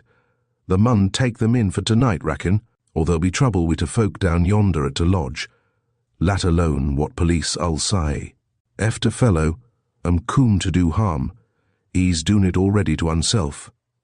Won't do no more tonight, look at un. Bring un to fire, mon," he added to Bunter, and then, turning to the farmer again, "Tes Thorby in Queer Street if ye were to go and die on a subui pneumony or rheumatics." This reasoning seemed partly to convince Aforethought. He made way, grumbling, and the two chilled and exhausted men were brought near the fire. Somebody brought 2 large, steaming tumblers of spirits. Whimsy's brain seemed to clear, then swim again drowsily, drunkenly. Presently he became aware that he was being carried upstairs and put to bed. A big old-fashioned room, with a fire on the hearth and a huge grim 4-poster. Bunter was helping him out of soaked clothes, rubbing him. Another man appeared from time to time to help him. From below came the bellowing sound of Aforethough's voice, blasphemously uplifted. Then the harsh, brassy singing of the wry-shouldered man. "Then worms will culminate the oop on Ilkla Moor Bartat. Then dukes will coom and 8 oop worms on Ilkla Moor." Lord Peter rolled into bed. "Bunter, were you all right? Never said thank you, don't know what I'm doing, anywhere to sleep, what?" He drifted away into oblivion. The old song came up mockingly and wound its horrible fancies into his dreams. "Then we shall coom and 8 oop dukes on Ilkla Moor Bartat. And that is how, and that is how is how." When Whimsy next opened his eyes, a pale November sun was struggling in at the window. It seemed that the fog had fulfilled its mission and departed. For some time he lay, vaguely unaware of how he came to be where he was. Then the outlines of recollection straightened themselves. The drifting outposts of dreams were called back. The burden of his preoccupation settled down as usual. He became aware of an extreme bodily lassitude, and of the dragging pain of wrenched shoulder muscles. Examining himself perfunctorily, he found a bruised and tender zone beneath the armpits and round his chest and back, where the rescuing rope had hauled at him. It was painful to move, so he lay back and closed his eyes once more. Presently the door opened to admit Bunter, neatly clothed and bearing a tray from which rose a most excellent odour of ham and eggs. "Hullo, Bunter." "Good morning, my lord. I trust your lordship has rested." "Feel as fit as a fiddle, thanks come to think of it." "Why fiddle?" "Except for a general feeling of having been violently massaged by some fellow with cast-iron fingers and knobbly joints. How about you?" "The arms are a trifle fatigued, thank you, my lord. Otherwise I am happy to say I feel no trace of the misadventure." "Allow me, my lord." He set the tray tenderly upon Lord Peter's ready knees. "They must be jolly well dragged out of their sockets," said his lordship, "holding me up all that ghastly long time. I'm so beastly deep in debt to you already, Bunter. It's not a bit of use trying to repay it. You know I won't forget anyhow, don't you? All right. I won't be embarrassing or anything, thanks awfully anyhow. That's that. What? Did they give you anywhere decent to sleep? I didn't seem to be able to sit up and take notice last night." "I slept excellently, I thank your lordship." Mr. Bunter indicated a kind of truckle bed in a corner of the room. "They would have given me another room, my lord, but in the circumstances I preferred to remain with your lordship, trusting you would excuse the liberty. I told them that I feared the effects of prolonged immersion upon your lordship's health. I was uneasy, besides, about the intention of Grimethorpe. I feared he might not feel altogether hospitably disposed, and that he might be led into some hasty action if we were not together. I shouldn't wonder. Most murderous-looking fellow I ever set eyes on. I'll have to talk to him this morning, or to Mrs. Grimethorpe. I take my oath she could tell us something. What?" "I should say there was very little doubt of it, my lord. Trouble is," pursued Whimsy with his mouth full of egg, "I don't know how to get at her. That jolly husband of hers seems to cherish the most unpleasant suspicions of anything that comes this way in trousers. If he found out we'd been talking to her, what you may call privately, he might, as you say, be hurried by his feelings into doing something regrettable." "Just so, my lord." "Still, the fellow must go and look after his bally old farm some time, and then perhaps we'll be able to tackle her. Queer sort of woman, damn fine one, what? Wonder what she made of Cathcart," he added musingly. Mr. Bunter volunteered no opinion on this delicate point. "Well, Bunter, I think I'll get up. I don't suppose we're altogether welcome here. I didn't fancy the look in our host's eye last night. No, my lord, he made a deal of opposition about having your lordship conveyed to this room." "Why, whose room is it?" "His own and Mrs. Grimethorpe's, my lord. It appeared most suitable, there being a fireplace, and the bed already made up." "Mrs. Grimethorpe showed great kindness, my lord, and the man Jake pointed out to Grimethorpe that it would doubtless be to his pecuniary advantage to treat your lordship with consideration. Nice grasping character, ain't he? Well, it's up and away for me. Oh, Lord, I am stiff. I say, Bunter, have I any clothes to put on?" "I have dried and brushed your lordship's suit to the best of my ability, my lord. It is not as I should wish to see it, but I think your lordship will be able to wear it to Riddlesdale." "Well, I don't suppose the streets will be precisely crowded," retorted his lordship. "I do so want a hot bath. How about shaving water?" "I can procure that from the kitchen, my lord." Bunter padded away, and Lord Peter, having pulled on a shirt and trousers with many grunts and groans, roamed over to the window. As usual with hardy country dwellers, it was tightly shut, and a thick wedge of paper had been rammed in to keep the sash from rattling. He removed this and flung up the sash. The wind rollicked in, laden with peaty moor scents. He drank it in gladly. It was good to see the jolly old sun, after all. He would have hated to die a sticky death in Peter's pot. For a few minutes he stood there, returning thanks vaguely in his mind for the benefits of existence. Then he withdrew to finish dressing. The wad of paper was still in his hand, and he was about to fling it into the fire when a word caught his eye. He unrolled the paper. As he read it, his eyebrows went up, and his mouth pursed itself into an indescribable expression of whimsical enlightenment. Bunter, returning with the hot water, found his master transfixed, the paper in one hand and his socks in the other, and whistling a complicated passage of Bach under his breath. "Bunter," said his lordship, "I am, without exception, the biggest arse in Christendom. When a thing is close under my nose I can't see it. I get a telescope and look for the explanation in Stapley. I deserve to be crucified upside down as a cure for anemia of the brain." Jerry! But naturally, of course, you rotten ass, isn't it obvious?" "Silly old blighter. Why couldn't he tell Murbles or me?" Mr. Bunter advanced, the picture of respectful inquiry. Look at it, said Whimsy, with a hysterical squeak of laughter. Oh, Lord! Stuck into the window frame for anybody to find. Just like Jerry. Signs his name to the business in letters a foot long, leaves it conspicuously about, and then goes away and is chivalrously silent. Mr. Bunter put the jug down upon the washstand in case of accident, and took the paper. It was the missing letter from Tommy Freeborn, no doubt about it. There it was, the evidence which established the truth of Denver's evidence. More, which established his alibi for the night of the 13th, not Cathcart Denver. Denver suggesting that the shooting party should return in October to Riddlesdale, where they had opened the grouse season in August. Denver sneaking hurriedly out at 11:30 to walk 2 miles across the fields on a night when Farmer Grimethorpe had gone to buy machinery. Denver carelessly plugging a rattling sash on a stormy night with an important letter bearing his title on it for all to see. Denver padding back at 3 in the morning like a homing tomcat, to fall over his guest's dead body by the conservatory. Denver, with his kind, stupid English gentleman ideas about honour, going obstinately off to prison, rather than tell his solicitor where he had been. Denver misleading them all into the wildest and most ingenious solutions of a mystery which now stood out clear as 7 sunbeams.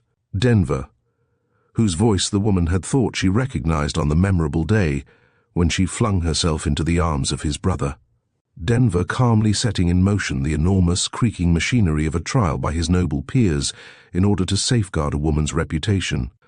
This very day, probably, a select committee of lords was sitting to inspect the journals of this house upon former trials of peers in criminal cases in order to bring the Duke of Denver to a speedy trial, and to report to the House what they should think proper thereupon. There they were, moving that an address be presented to His Majesty by the Lords with white staves, to acquaint His Majesty of the date proposed for the trial, arranging for fitting up the Royal Gallery at Westminster, humbly requesting the attendance of a sufficient police force to keep clear the approaches leading to the House, petitioning His Majesty graciously to appoint a Lord High Steward, ordering, in sheep-like accordance with precedent, that all lords be summoned to attend in their robes, that every lord in giving judgment disclose his opinion upon his honour, laying his right hand upon his heart, that the sergeant-at-arms be within the house to make proclamations in the king's name for keeping silence, and so on,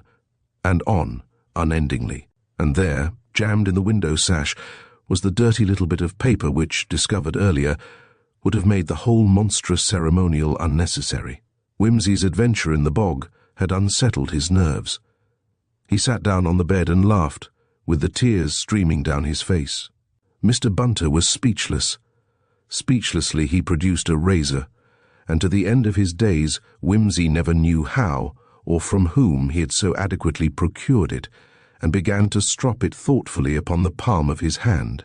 Presently Whimsy pulled himself together and staggered to the window for a little cooling draught of more air.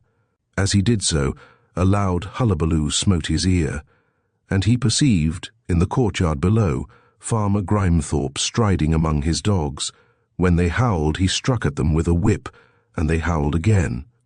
Suddenly he glanced up at the window, with an expression of such livid hatred that Whimsy stepped hurriedly back as though struck. While Bunter shaved him, he was silent. The interview before Lord Peter was a delicate one, the situation, however one looked at it, unpleasant. He was under a considerable debt of gratitude to his hostess. On the other hand, Denver's position was such that minor considerations really had to go to the wall. His lordship had, nevertheless, never felt quite such a cad as he did while descending the staircase at Grider's Hole. In the big farm kitchen he found a stout countrywoman stirring a pot of stew. He asked for Mr. Grimethorpe, and was told that he had gone out. "Can I speak to Mrs. Grimethorpe, please?" The woman looked doubtfully at him, wiped her hands on her apron, and going into the scullery shouted, "Mrs. Grimethorpe!" A voice replied from somewhere outside, "Gentleman wants see thar." "Where is Mrs. Grimethorpe?" broke in Peter hurriedly. "I to dairy, reckon. I'll go to her there," said Whimsy, stepping briskly out. He passed through a stone-paved scullery and across a yard in time to see Mrs. Grimethorpe emerging from a dark doorway opposite. Framed there, the cold sunlight just lighting upon her still, dead-white face and heavy dark hair, she was more wonderful than ever. There was no trace of Yorkshire descent in the long, dark eyes and curled mouth. The curve of nose and cheekbones vouched for an origin immensely remote. Coming out of the darkness, she might have just risen from her far tomb in the pyramids, dropping the dry and perfumed grave bands from her fingers. Lord Peter pulled himself together. "Foreign," he said to himself matter-of-factly. "Touch of Jew, perhaps, or Spanish, is it? Remarkable type. Don't blame Jerry. Couldn't live with Helen myself. Now for it." He advanced quickly. "Good morning," she said. "Are you better?" "Perfectly all right, thank you, thanks to your kindness, which I do not know how to repay." "You will repay any kindness best by going at once," she answered in her remote voice. "My husband does not care for strangers, and 'twas unfortunate the way you met before. I will go directly, but I must first beg for the favour of a word with you." He peered past her into the dimness of the dairy. "In here, perhaps? What do you want with me?" She stepped back, however, and allowed him to follow her in. "Mrs. Grimethorpe, I am placed in a most painful position. You know that my brother, the Duke of Denver, is in prison, awaiting his trial for a murder which took place on the night of October 13th. Her face did not change. "I have heard so. He has, in the most decided manner, refused to state where he was between 11 and 3 on that night. His refusal has brought him into great danger of his life." She looked at him steadily. "He feels bound in honour not to disclose his whereabouts, though I know that if he chose to speak. He could bring a witness to clear him. He seems to be a very honourable man." The cold voice wavered a trifle, then steadied again. "Yes. Undoubtedly, from his point of view, he is doing the right thing. You will understand, however, that as his brother, I am naturally anxious to have the matter put in its proper light. I don't understand why you are telling me all this. I suppose, if the thing is disgraceful, he doesn't want it known, obviously. But to us, to his wife and young son, and to his sister and myself, his life and safety are matters of the first importance, of more importance than his honour. The secret is a disgraceful one in a sense, and will give pain to his family. But it would be an infinitely greater disgrace that he should be executed for murder. The stigma in that case would involve all those who bear his name. The shame of the truth will, I fear, in this very unjust society of ours, rest more upon the witness to his alibi than upon himself. Can you in that case expect the witness to come forward? To prevent the condemnation of an innocent man? Yes, I think I may venture to expect even that. I repeat, why are you telling me all this? Because, Mrs. Grimethorpe, you know, even better than I, how innocent my brother is of this murder. Believe me, I am deeply distressed at having to say these things to you. I know nothing about your brother. Forgive me, that is not true. I know nothing, and surely, if the Duke will not speak, you should respect his reasons. I am not bound in any way. I am afraid I cannot help you. You are wasting time. If you cannot produce your missing witness, why do you not set about finding the real murderer? If you do so, you surely need not trouble about this alibi. Your brother's movements are his own business. I could wish, said Whimsy, you had not taken up this attitude. Believe me, I would have done all I could to spare you. I have been working hard to find, as you say, the real murderer, but with no success. The trial will probably take place at the end of the month. Her lips twitched a little at that, but she said nothing. I had hoped that with your help we might agree on some explanation less than the truth, perhaps, but sufficient to clear my brother. As it is, I fear I shall have to produce the proof I hold, and let matters take their course. That, at last, struck under her guard. A dull flush crept up her cheeks. One hand tightened upon the handle of the churn where she had rested it. What do you mean by proof? I can prove that on the night of the 13th my brother slept in the room I occupied last night, said Whimsy with calculated brutality. She winced. It is a lie. You cannot prove it. He will deny it. I shall deny it. He was not there. No. Then how did this come to be wedged in the sash of the bedroom window? At sight of the letter she broke down, crumpling up in a heap against the table. The set lines of her face distorted themselves into a mere caricature of terror. No, no, no, it is a lie. God help me. Hush, said Whimsy peremptorily. Someone will hear you. He dragged her to her feet. Tell the truth, and we will see if we can find a way out. It is true. He was here that night? You know it. When did he come? At 12:15. Who let him in? He had the keys. When did he leave you? A little after 2. Yes, that fits in all right. 3/4 of an hour to go and 3/4 to come back. He stuck this into the window, I suppose, to keep it from rattling. There was a high wind. I was nervous. I thought every sound was my husband coming back. Where was your husband? At Stapley. Had he suspected this? Yes, for some time, since my brother was here in August. Yes, but he could get no proof. If he had had proof, he would have killed me. You have seen him. He is a devil. Whimsy was silent. The woman glanced fearfully at his face and seemed to read some hope there, for she clutched him by the arm. If you call me to give evidence, she said, he will know. He will kill me. For God's sake, have pity. That letter is my death warrant. Oh, for the mother that bore you, have mercy upon me. My life is a hell, and when I die I shall go to hell for my sin. Find some other way you must. Whimsy gently released himself. Don't do that, Mrs. Grimethorpe. We might be seen. I am deeply sorry for you, and if I can get my brother out of this without bringing you in, I promise you I will. But you see the difficulty. Why don't you leave this man? He is openly brutal to you. She laughed. Do you think he'd leave me alive while the law was slowly releasing me? Knowing him, do you think so? Whimsy really did not think so. I will promise you this, Mrs. Grimethorpe. I will do all I can to avoid having to use your evidence. But if there should be no other way, I will see that you have police protection from the moment that the subpoena is served on you, and for the rest of my life. When you are once in London, we will see about freeing you from this man. No, if you call upon me, I am a lost woman.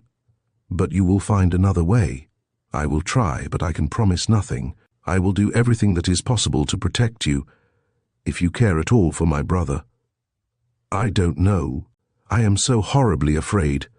He was kind and good to me. He was so different, but I'm afraid. Whimsy turned. Her terrified eyes had seen the shadow cross the threshold. Grimethorpe was at the door, glowering in upon them. Ah, Mr. Grimethorpe, exclaimed Whimsy cheerfully. There you are.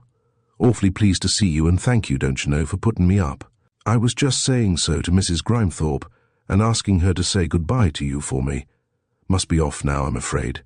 Bunter and I are ever so grateful to you both for all your kindness. Oh, and I say, could you find me the stout fellows who hauled us out of that pot of yours last night, if it is yours? Nasty damp thing to keep outside the front door, what? I'd like to thank 'em. Dom good thing for unwelcome guests, said the man ferociously, and the better be off afore Arth throws thee out. I'm just off, said Peter. Goodbye again, Mrs. Grimethorpe, and 1,000 thanks. He collected Bunter, rewarded his rescuers suitably, took an affectionate farewell of the enraged farmer, and departed, sore in body and desperately confused in mind. Chapter 13. Manon. That one word, my dear Watson, should have told me the whole story, had I been the ideal reasoner which you are so fond of depicting.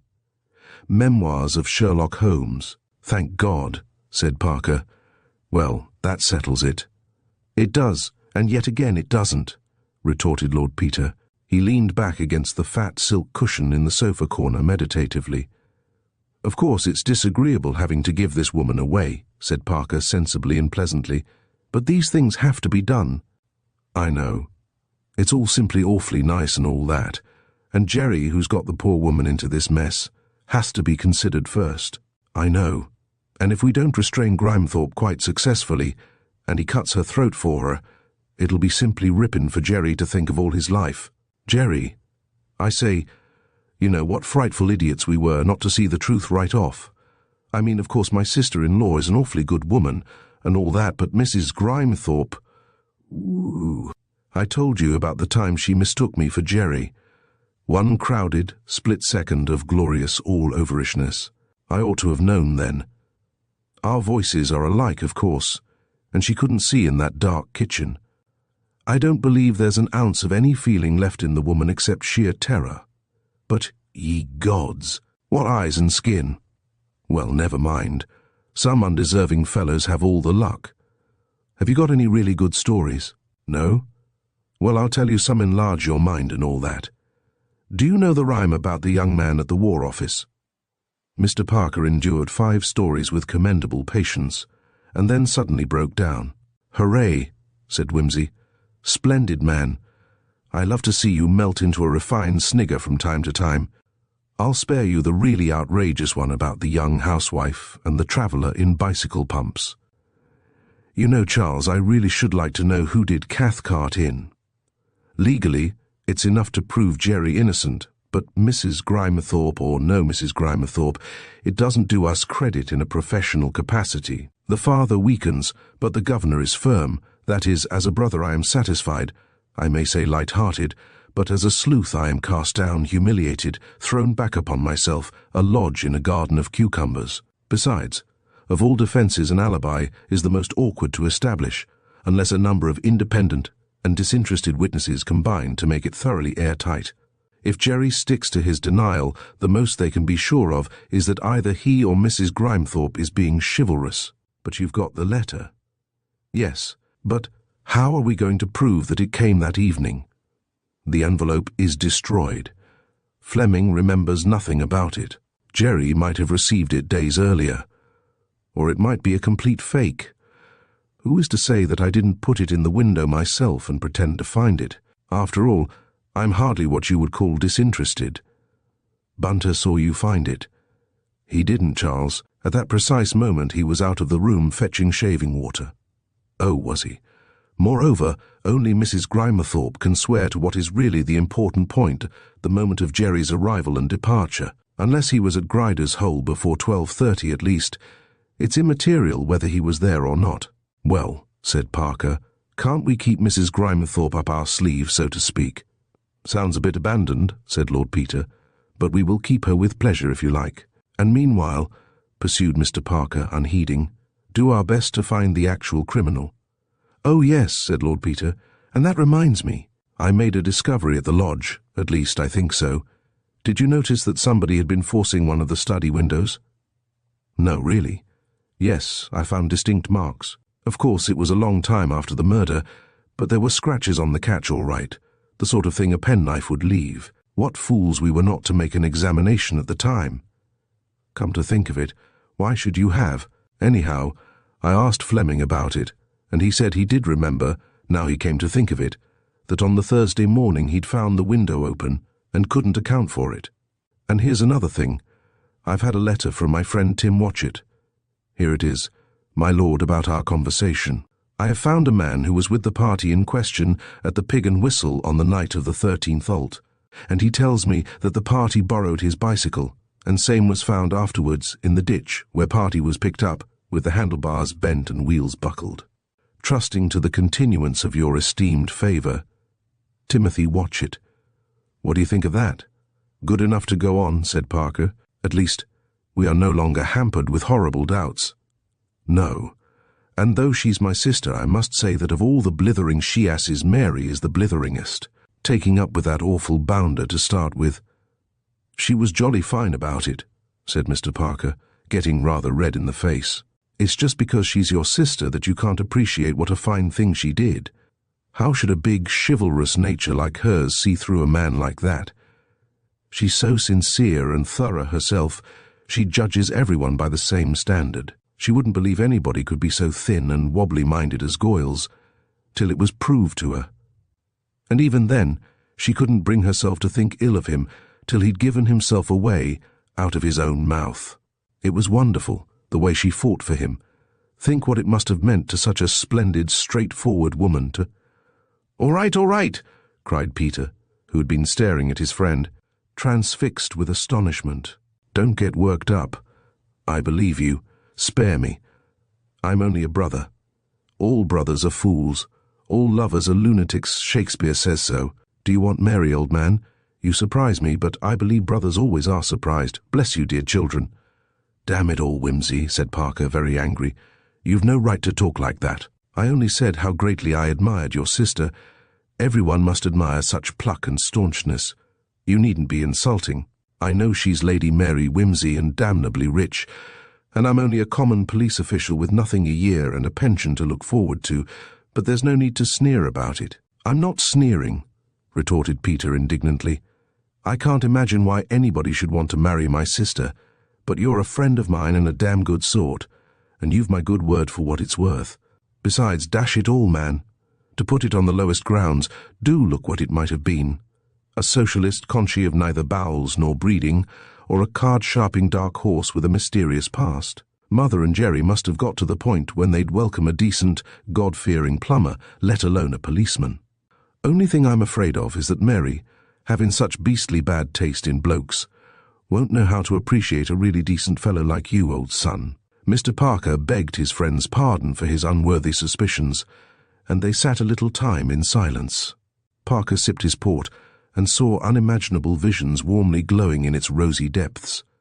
Whimsy pulled out his pocketbook and began idly turning over its contents, throwing old letters into the fire, unfolding and refolding memoranda, and reviewing a miscellaneous series of other people's visiting cards. He came at length to the slip of blotting paper from the study at Riddlesdale, to whose fragmentary markings he had since given scarcely a thought. Presently, Mr. Parker, finishing his port and recalling his mind with an effort, remembered that he had been meaning to tell Peter something before the name of Lady Mary had driven all other thoughts out of his head. He turned to his host, open-mouthed for speech, but his remark never got beyond a preliminary click, like that of a clock about to strike, for, even as he turned, Lord Peter brought his fist down on the little table with a bang that made the decanters ring, and cried out in the loud voice of complete and sudden enlightenment, "Manon Lescaut!" "Eh?" said Mr. Parker. "Boil my brains," said Lord Peter.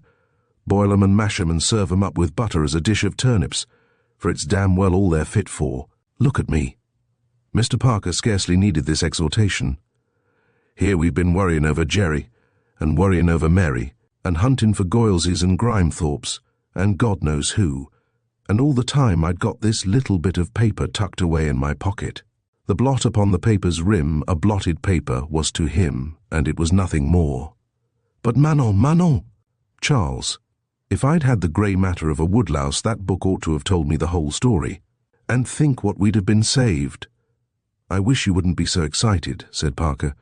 "I'm sure it's perfectly splendid for you to see your way so clearly, but I never read Manon Lescaut, and you haven't shown me the blotting paper, and I haven't the foggiest idea what you've discovered."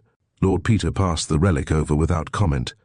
"I observe," said Parker, "that the paper is rather crumpled and dirty, and smells powerfully of tobacco and Russian leather, and deduce that you have been keeping it in your pocket-book." "No," said Whimsy incredulously, "and when you actually saw me take it out. Holmes, how do you do it?" "At one corner," pursued Parker, "I see two blots, one rather larger than the other. I think someone must have shaken a pen there. Is there anything sinister about the blot?" "I haven't noticed anything. Some way below the blots the Duke has signed his name 2 or 3 times, or rather, his title. The inference is that his letters were not to intimates. The inference is justifiable, I fancy. Colonel Marchbanks has a neat signature."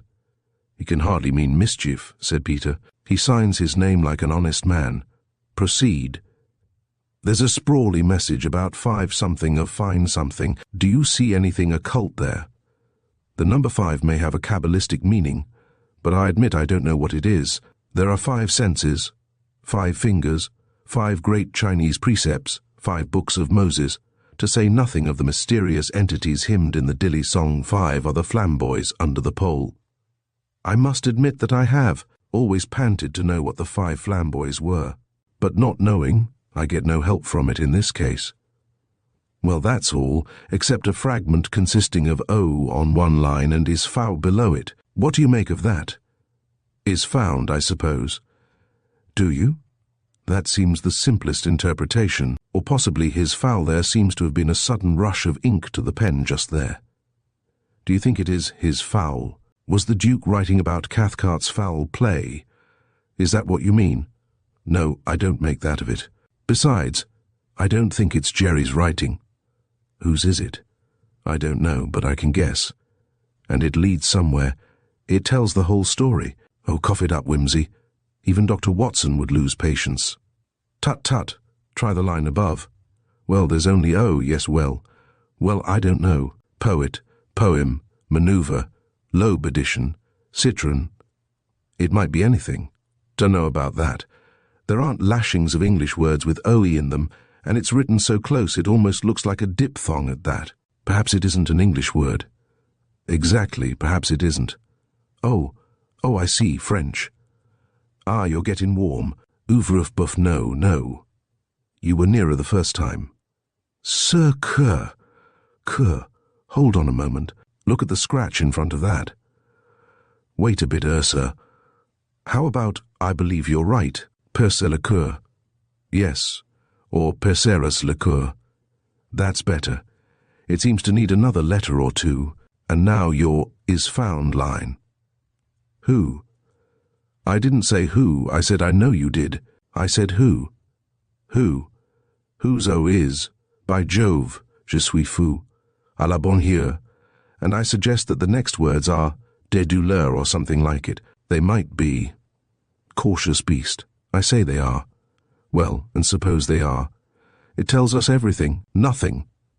Everything, I say, think. This was written on the day Cathcart died. Now who in the house would be likely to write these words? Perceras le coeur, je suis fou de douleur. Take everybody. I know it isn't Jerry's fist, and he wouldn't use those expressions. Colonel or Mrs. Marchbanks? Not Pygmalion, likely. Freddie? Couldn't write passionate letters in French to save his life. No, of course not. It would have to be either Cathcart or Lady Mary. Rot. It couldn't be Mary. Why not? Not unless she changed her sex, you know. Of course not. It would have to be Je suis folle, then Cathcart. Of course. He lived in France all his life. Consider his bank book. Consider... Lord, whimsy, we've been blind. Yes. And listen, I was going to tell you. The Charité write me that they've traced one of Cathcart's banknotes. Where to? To a Mr. Francois who owns a lot of house property near the Étoile, and lets it out in, no doubt. When's the next train? Bunter. My lord. Mr. Bunter hurried to the door at the call. The next boat train for Paris. 8:20, my lord, from Waterloo. We're going by it. How long? 20 minutes, my lord. Pack my toothbrush and call a taxi. Certainly, my lord. But, Whimsy, what light does it throw on Cathcart's murder? Did this woman... I've no time, said Whimsy hurriedly, but I'll be back in a day or two. Meanwhile... He hunted hastily in the bookshelf. Read this. He flung the book at his friend and plunged into his bedroom.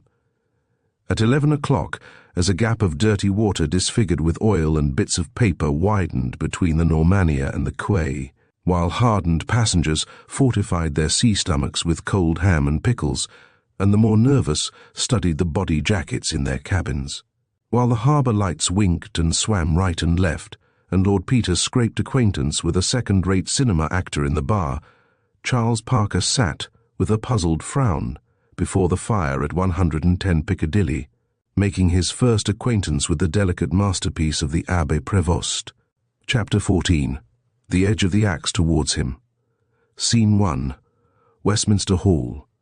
Enter as to the Parliament, Bolingbroke, Almerley, Northumberland, Percy, Fitzwater, Surrey, the Bishop of Carlisle, the Abbot of Westminster, and another lord, herald, officers, and Bagot. Bolingbroke, call forth Bagot. Now, Bagot, freely speak thy mind, what thou dost know of noble Gloucester's death, who wrought it with the king, and who performed the bloody office of his timeless end. Bagot, then set before my face the Lord Ormel. King Richard. 2. The historic trial of the Duke of Denver for murder opened as soon as Parliament reassembled after the Christmas vacation. The papers had leaderettes on trial by his peers, by a woman barrister, and the privilege of peers, should it be abolished, by a student of history. The Evening Banner got into trouble for contempt by publishing an article entitled The Silken Rope by an antiquarian, which was deemed to be prejudicial, and the Daily Trumpet, the Labour organ, inquired sarcastically why, when a peer was tried, the fun of seeing the show should be reserved to the few influential persons who could wangle tickets for the Royal Gallery. Mr. Murbles and Detective Inspector Parker, in close consultation, went about with preoccupied faces, while Sir Impey Biggs retired into a complete eclipse for 3 days, revolved about by Mr. Glibbery, K.C., Mr. Brownrigg Fortescue, K.C., and a number of lesser satellites. The schemes of the defence were kept dark indeed, the more so that they found themselves on the eve of the struggle deprived of their principal witness, and wholly ignorant whether or not he would be forthcoming with his testimony. Lord Peter had returned from Paris at the end of 4 days, and had burst in like a cyclone at Great Ormond Street. "I've got it," he said, "but it's touch and go. Listen." For an hour Parker had listened, feverishly taking notes. "You can work on that," said Whimsy. "Tell Murbles I'm off." His next appearance was at the American Embassy. The ambassador, however, was not there, having received a royal mandate to dine. Whimsy damned the dinner, abandoned the polite, horn-rimmed secretaries, and leapt back into his taxi with a demand to be driven to Buckingham Palace. Here a great deal of insistence with scandalized officials produced first a higher official, then a very high official, and, finally, the American ambassador and a royal personage while the meat was yet in their mouths. "Oh, yes," said the ambassador. "Of course it can be done." "Surely, surely," said the personage genially. "We mustn't have any delay. Might cause an international misunderstanding and a lot of paragraphs about Ellis Island. Terrible nuisance to have to adjourn the trial, dreadful fuss, isn't it? Our secretaries are everlastingly bringing things along to our place to sign about extra policemen and seating accommodation. Good luck to you, Whimsy. Come and have something while they get your papers through. When does your boat go?" "Tomorrow morning, sir. I'm catching the Liverpool train in an hour if I can." "You surely will," said the ambassador cordially, signing a note. "And they say the English can't hustle." So, with his papers all in order, his lordship set sail from Liverpool the next morning, leaving his legal representatives to draw up alternative schemes of defence. Then the peers, 2 by 2 in their order, beginning with the youngest baron. Garter, King of Arms, very hot and bothered, fussed unhappily around the 300 or so British peers who were sheepishly struggling into their robes, while the heralds did their best to line up the assembly and keep them from wandering away when once arranged. "Of all the farces," grumbled Lord Attenbury irritably. He was a very short, stout gentleman of a choleric countenance, and was annoyed to find himself next to the Earl of Strathgillen and Beg, an extremely tall, lean nobleman, with pronounced views on prohibition and the legitimation question. "I say, Attenbury," said a kindly brick-red peer with 5 rows of ermine on his shoulder, "is it true that Whimsy hasn't come back? My daughter tells me she heard he'd gone to collect evidence in the States. Why the States?" "Dunno," said Attenbury, "but Whimsy's a dash clever fellow. When he found those emeralds of mine, you know, I said—" Your Grace," cried Rouge Dragon desperately, diving in. "Your Grace is out of line again." "Eh, what?" said the brick-faced peer. "Oh, damn! Must obey orders, I suppose, what?" And was towed away from the mere earls and pushed into position next to the Duke of Wiltshire, who was deaf, and a distant connection of Denvers on the distaff side. The royal gallery was packed. In the seats reserved below the bar for peeresses sat the Dowager Duchess of Denver, beautifully dressed and defiant. She suffered much from the adjacent presence of her daughter-in-law, whose misfortune it was to become disagreeable when she was unhappy, perhaps the heaviest curse that can be laid on man, who is born to sorrow. Behind the imposing array of counsel in full-bottomed wigs in the body of the hall were seats reserved for witnesses, and here Mr. Bunter was accommodated, to be called if the defence should find it necessary to establish the alibi, the majority of the witnesses being pent up in the King's robing room, gnawing their fingers and glaring at one another. On either side, above the bar, were the benches for the peers, each in his own right, a judge both of fact and law, while on the high dais the great chair of state stood ready for the Lord High Steward. The reporters at their little table were beginning to fidget and look at their watches. Muffled by the walls and the buzz of talk, Big Ben dropped 11 slow notes into the suspense. A door opened. The reporters started to their feet. Counsel rose. Everybody rose. The Dowager Duchess whispered irrepressibly to her neighbour that it reminded her of the voice that breathed o'er Eden, and the procession streamed slowly in, lit by a shaft of wintry sunshine from the tall windows. The proceedings were opened by a proclamation of silence from the sergeant-at-arms, after which the Clerk of the Crown in Chancery, kneeling at the foot of the throne, presented the commission under the Great Seal to the Lord High Steward, who, finding no use for it, returned it with great solemnity to the Clerk of the Crown. The latter accordingly proceeded to read it at dismal and wearisome length, affording the assembly an opportunity of judging just how bad the acoustics of the chamber were. The Sergeant-at-Arms retorted with great emphasis, "God save the King," whereupon Garter, King of Arms, and the gentleman usher of the Black Rod, kneeling again, handed the Lord High Steward his staff of office. "So picturesque, isn't it?" said the Dowager, "quite high church, you know." The certiorari in return followed in a long, sonorous rigmarole, which, starting with George V, by the grace of God, called upon all the justices and judges of the Old Bailey, enumerated the Lord Mayor of London, the Recorder, and a quantity of assorted aldermen and justices, skipped back to our Lord the King, roamed about the City of London, counties of London and Middlesex, Essex, Kent, and Surrey, mentioned our late Sovereign Lord King William IV, branched off to the Local Government Act 1888, lost its way in a list of all treasons, murders, felonies, and misdemeanours by whomsoever, and in what manner soever done, committed or perpetrated, and by whom or to whom, when, how, and after what manner, and of all other articles and circumstances concerning the premises, and every one of them, and any of them in any manner whatsoever.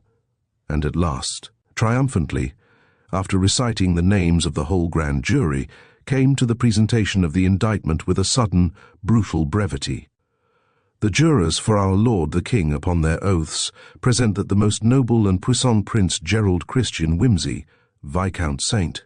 George, Duke of Denver, a peer of the United Kingdom of Great Britain and Ireland, on the 13th day of October, in the year of our Lord, 1920, in the parish of Riddlesdale in the county of Yorkshire, did kill and murder Denis Cathcart, after which Proclamation 6 was made by the Sergeant-at-Arms for the gentleman usher of the Black Rod to call in Gerald Christian Wimsey, Viscount St. George, Duke of Denver, to appear at the bar to answer his indictment, who, being come to the bar, kneeled until the Lord High Steward acquainted him that he might rise. The Duke of Denver looked very small and pink and lonely in his blue serge suit, the only head uncovered among all his peers, but he was not without a certain dignity as he was conducted to the stool placed within the bar, which is deemed appropriate to noble prisoners, and he listened to the Lord High Steward's rehearsal of the charge with a simple gravity which became him very well. Then the said Duke of Denver was arraigned by the Clerk of the Parliaments in the usual manner, and asked whether he was guilty or not guilty, to which he pleaded not guilty. Whereupon Sir Wigmore Wrinching, the Attorney General, rose to open the case for the Crown. After the usual preliminaries to the effect that the case was a very painful one, and the occasion a very solemn one, Sir Wigmore proceeded to unfold the story from the beginning, the quarrel, the shot at 3 a.m., the pistol, the finding of the body, the disappearance of the letter, and the rest of the familiar tale. He hinted, moreover, that evidence would be called to show that the quarrel between Denver and Cathcart had motives other than those alleged by the prisoner, and that the latter would turn out to have had good reason to fear exposure at Cathcart's hands, at which point the accused was observed to glance uneasily at his solicitor. The exposition took only a short time, and Sir Wigmore proceeded to call witnesses. The prosecution being unable to call the Duke of Denver, the first important witness was Lady Mary Wimsey. After telling about her relations with the murdered man and describing the quarrel, at 3 o'clock, she proceeded, "I got up and went downstairs." "In consequence of what did you do so?" inquired Sir Wigmore, looking round the court with the air of a man about to produce his great effect. "In consequence of an appointment I had made to meet a friend." All the reporters looked up suddenly, like dogs expecting a piece of biscuit, and Sir Wigmore started so violently that he knocked his brief over upon the head of the clerk to the House of Lords sitting below him. "Indeed. Now, witness, remember you are on your oath and be very careful. What was it caused you to wake at 3 o'clock? "I was not asleep. I was waiting for my appointment." "And while you were waiting, did you hear anything?" "Nothing at all. Now, Lady Mary, I have here your deposition sworn before the coroner. I will read it to you. Please listen very carefully. You say, "At 3 o'clock I was wakened by a shot. I thought it might be poachers. It sounded very loud close to the house. I went down to find out what it was." Do you remember making that statement? Yes, but it was not true. Not true? No. In the face of that statement, you still say that you heard nothing at 3 o'clock. I heard nothing at all. I went down because I had an appointment. "My lords," said Sir Wigmore with a very red face, "I must ask leave to treat this witness as a hostile witness." Sir Wigmore's fiercest onslaught, however, produced no effect, except a reiteration of the statement that no shot had been heard at any time. With regard to the finding of the body, Lady Mary explained that when she said, "Oh God, Gerald, you've killed him," she was under the impression that the body was that of the friend who had made the appointment. Here a fierce wrangle ensued as to whether the story of the appointment was relevant. The Lords decided that on the whole it was relevant, and the entire Goyles story came out, together with the intimation that Mr. Goyles was in court and could be produced.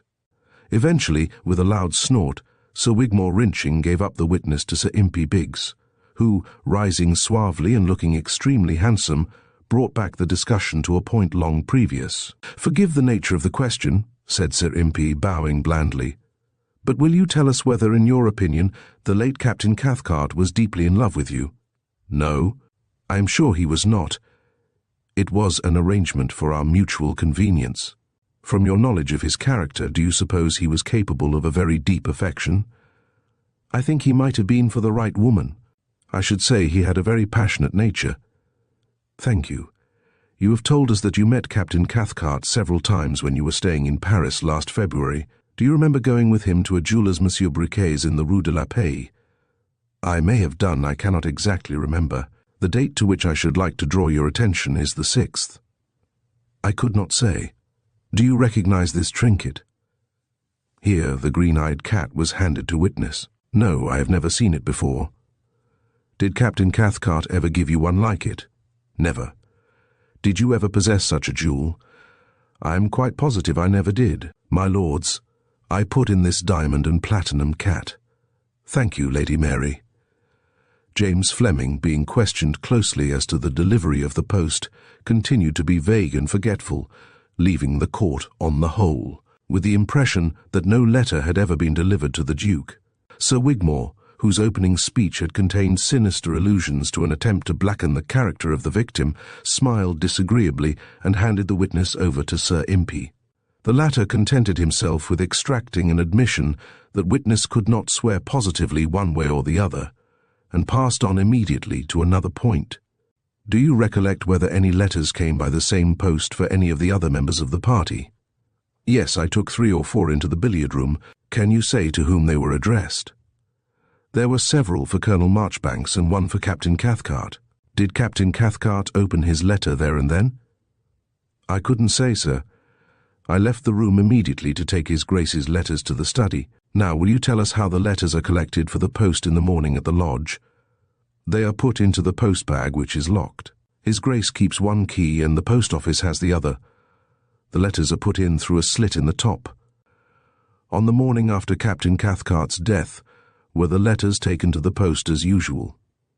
"Yes, sir." "By whom?" "I took the bag down myself, sir." "Had you an opportunity of seeing what letters were in it?" "I saw there was 2 or 3 when the postmistress took 'em out of the bag, but I couldn't say who they was addressed to or anything of that." "Thank you." Sir Wigmore Wrinching here bounced up like a very irritable jack-in-the-box.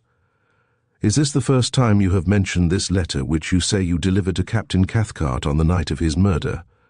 "My lords," cried Sir Impey, "I protest against this language. We have as yet had no proof that any murder was committed." This was the first indication of the line of defence which Sir Impey proposed to take, and caused a little rustle of excitement. "My lords," went on counsel, replying to a question of the Lord High Steward, "I submit that so far there has been no attempt to prove murder, and that until the prosecution have established the murder, such a word cannot properly be put into the mouth of a witness. Perhaps, Sir Wigmore, it would be better to use some other word."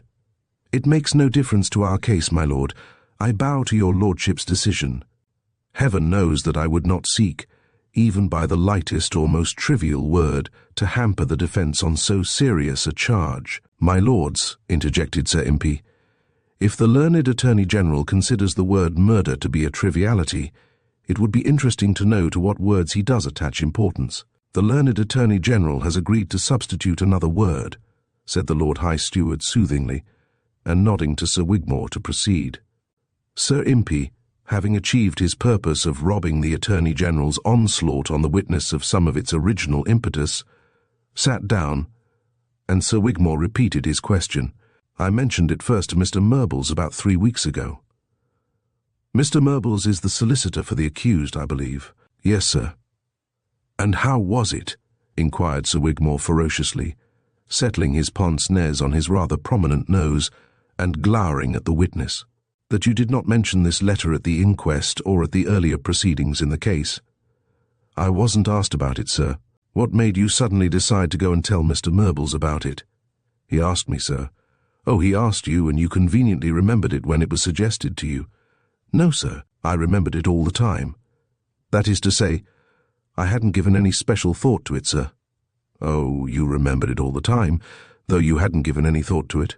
Now I put it to you that you had not remembered about it at all till it was suggested to you by Mr. Murbles." "Mr. Murbles didn't suggest nothing, sir. He asked me whether any other letters came by the post, and then I remembered it." "Exactly. When it was suggested to you, you remembered it, and not before." "No, sir. That is, if I'd been asked before, I should have remembered it and mentioned it, but not being asked. I didn't think it would be of any importance, sir." "You didn't think it of any importance that this man received a letter a few hours before his decease?" "No, sir. I reckoned if it had been of any importance, the police would have asked about it, sir." "Now, James Fleming, I put it to you again that it never occurred to you that Captain Cathcart might have received a letter the night he died, till the idea was put into your head by the defence." The witness, baffled by this interrogative negative, made a confused reply, and Sir Wigmore, glancing round the house as much as to say, "You see this shifty fellow," proceeded, "I suppose it didn't occur to you either to mention to the police about the letters in the post-bag?" "No, sir." "Why not?" "I didn't think it was my place, sir." "Did you think about it at all?" "No, sir." "Do you ever think?" "No, sir. I mean, yes, sir." "Then will you please think what you are saying now?" "Yes, sir." "You say that you took all these important letters out of the house without authority and without acquainting the police?" "I had my orders, sir." "From whom?" "They was His Grace's orders, sir." "Ah, His Grace's orders. When did you get that order?" "It was part of my regular duty, sir, to take the bag to the post each morning." "And did it not occur to you that in a case like this, the proper information of the police might be more important than your orders?" "No, sir." Sir Wigmore sat down with a disgusted look, and Sir Impey took the witness in hand again. "Did the thought of this letter delivered to Captain Cathcart never pass through your mind between the day of the death and the day, when Mr. Murbles spoke to you about it?" "Well, it did pass through my mind, in a manner of speaking, sir." "When was that?" "Before the grand jury, sir." "And how was it you didn't speak about it then?" "The gentleman said I was to confine myself to the questions, and not say nothing on my own, sir." "Who was this very peremptory gentleman?"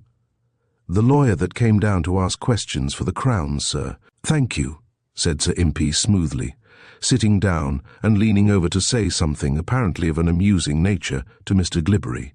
The question of the letter was further pursued in the examination of the Honourable Freddie Sir Wigmore Rinching, laid great stress upon this witness's assertion that deceased had been in excellent health and spirits when retiring to bed on the Wednesday evening, and had spoken of his approaching marriage.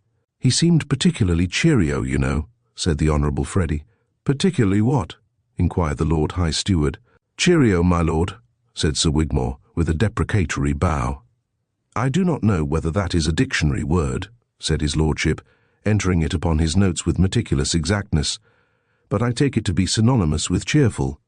The Honourable Freddie, appealed to, said he thought he meant more than just cheerful, more merry and bright, you know. "May we take it that he was in exceptionally lively spirits?" suggested counsel.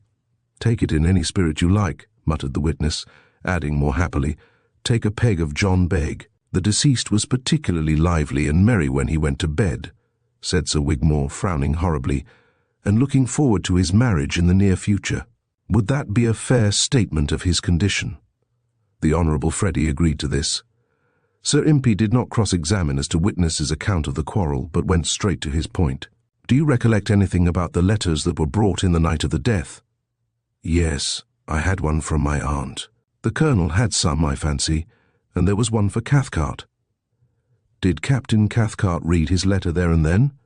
No, I'm sure he didn't. You see, I opened mine, and then I saw he was shoving his away in his pocket, and I thought— Never mind what you thought, said Sir Impey.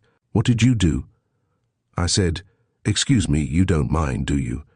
And he said, Not at all, but he didn't read his, and I remember thinking, We can't have that, you know, said the Lord High Steward, but that's why I'm so sure he didn't open it, said the Honourable Freddie, hurt.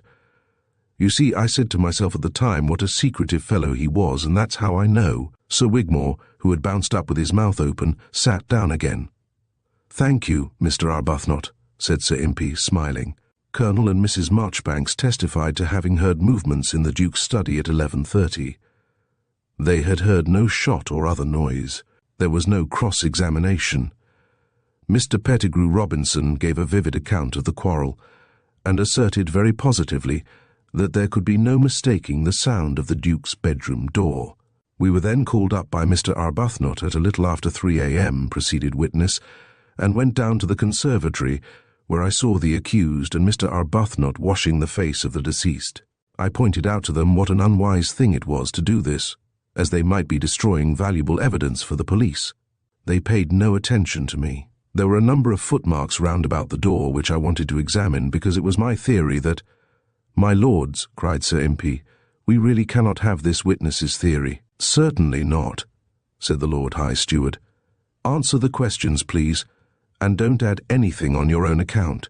Of course, said Mr. Pettigrew Robinson. I don't mean to imply that there was anything wrong about it, but I considered— Never mind what you considered. Attend to me, please. When you first saw the body, how was it lying? On its back, with Denver and Arbuthnot washing its face. It had evidently been turned over, because— Sir Wigmore, interposed the Lord High Steward, you really must control your witness. Kindly confine yourself to the evidence, said Sir Wigmore, rather heated. We do not want your deductions from it. You say that when you saw the body it was lying on its back. Is that correct? And Denver and Arbuthnot were washing it? Yes. Now I want to pass to another point. Do you remember an occasion when you lunched at the Royal Automobile Club? I do. I lunched there one day in the middle of last August. I think it was about the 16th or 17th. Will you tell us what happened on that occasion? I had gone into the smoke room after lunch and was reading in a high-backed armchair when I saw the prisoner at the bar come in with the late Captain Cathcart. That is to say, I saw them in the big mirror over the mantelpiece. They did not notice there was anyone there, or they would have been a little more careful what they said, I fancy. They sat down near me and started talking, and presently Cathcart leaned over and said something in a low tone which I couldn't catch. The prisoner leapt up with a horrified face, exclaiming, For God's sake, don't give me away, Cathcart. There'd be the devil to pay. Cathcart said something reassuring. I didn't hear what. He had a furtive sort of voice.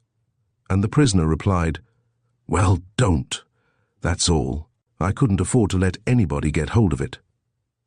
The prisoner seemed greatly alarmed. Captain Cathcart was laughing. They dropped their voices again, and that was all I heard. Thank you. Sir Impey took over the witness with a Belial-like politeness. You are gifted with very excellent powers of observation and deduction, Mr. Pettigrew Robinson, he began, and no doubt you like to exercise your sympathetic imagination in a scrutiny of people's motives and characters. I think I may call myself a student of human nature, replied Mr. Pettigrew Robinson, much mollified. Doubtless people are inclined to confide in you. Certainly. I may say I am a great repository of human documents. On the night of Captain Cathcart's death, your wide knowledge of the world was doubtless of great comfort and assistance to the family. They did not avail themselves of my experience, sir, said Mr. Pettigrew Robinson, exploding suddenly. I was ignored completely. If only my advice had been taken at the time. Thank you, said Sir Impey, cutting short an impatient exclamation from the Attorney General, who thereupon rose and demanded, "If Captain Cathcart had had any secret or trouble of any kind in his life, you would have expected him to tell you about it?" "From any right-minded young man I might certainly have expected it," said Mr. Pettigrew Robinson blusteringly, "but Captain Cathcart was disagreeably secretive. On the only occasion when I showed a friendly interest in his affairs, he was very rude indeed. He called me—" "That'll do," interposed Sir Impey hastily, the answer to the question not having turned out as he expected. "What the deceased called you is immaterial." Mr. Pettigrew Robinson retired, leaving behind him the impression of a man with a grudge, an impression which seemed to please Mr. Glibbery and Mr. Brownrigg Fortescue extremely, for they chuckled continuously through the evidence of the next two witnesses. Mrs. Pettigrew Robinson had little to add to her previous evidence at the inquest.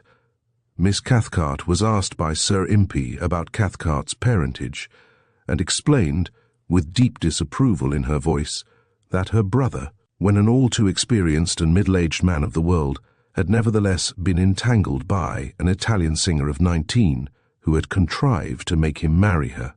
18 years later, both parents had died. "No wonder," said Miss Cathcart, "with the rackety life they led, and the boy had been left to her care." She explained how Denis had always chafed at her influence, gone about with men she disapproved of, and eventually gone to Paris to make a diplomatic career for himself, since which time she had hardly seen him. An interesting point was raised in the cross-examination of Inspector Crakes.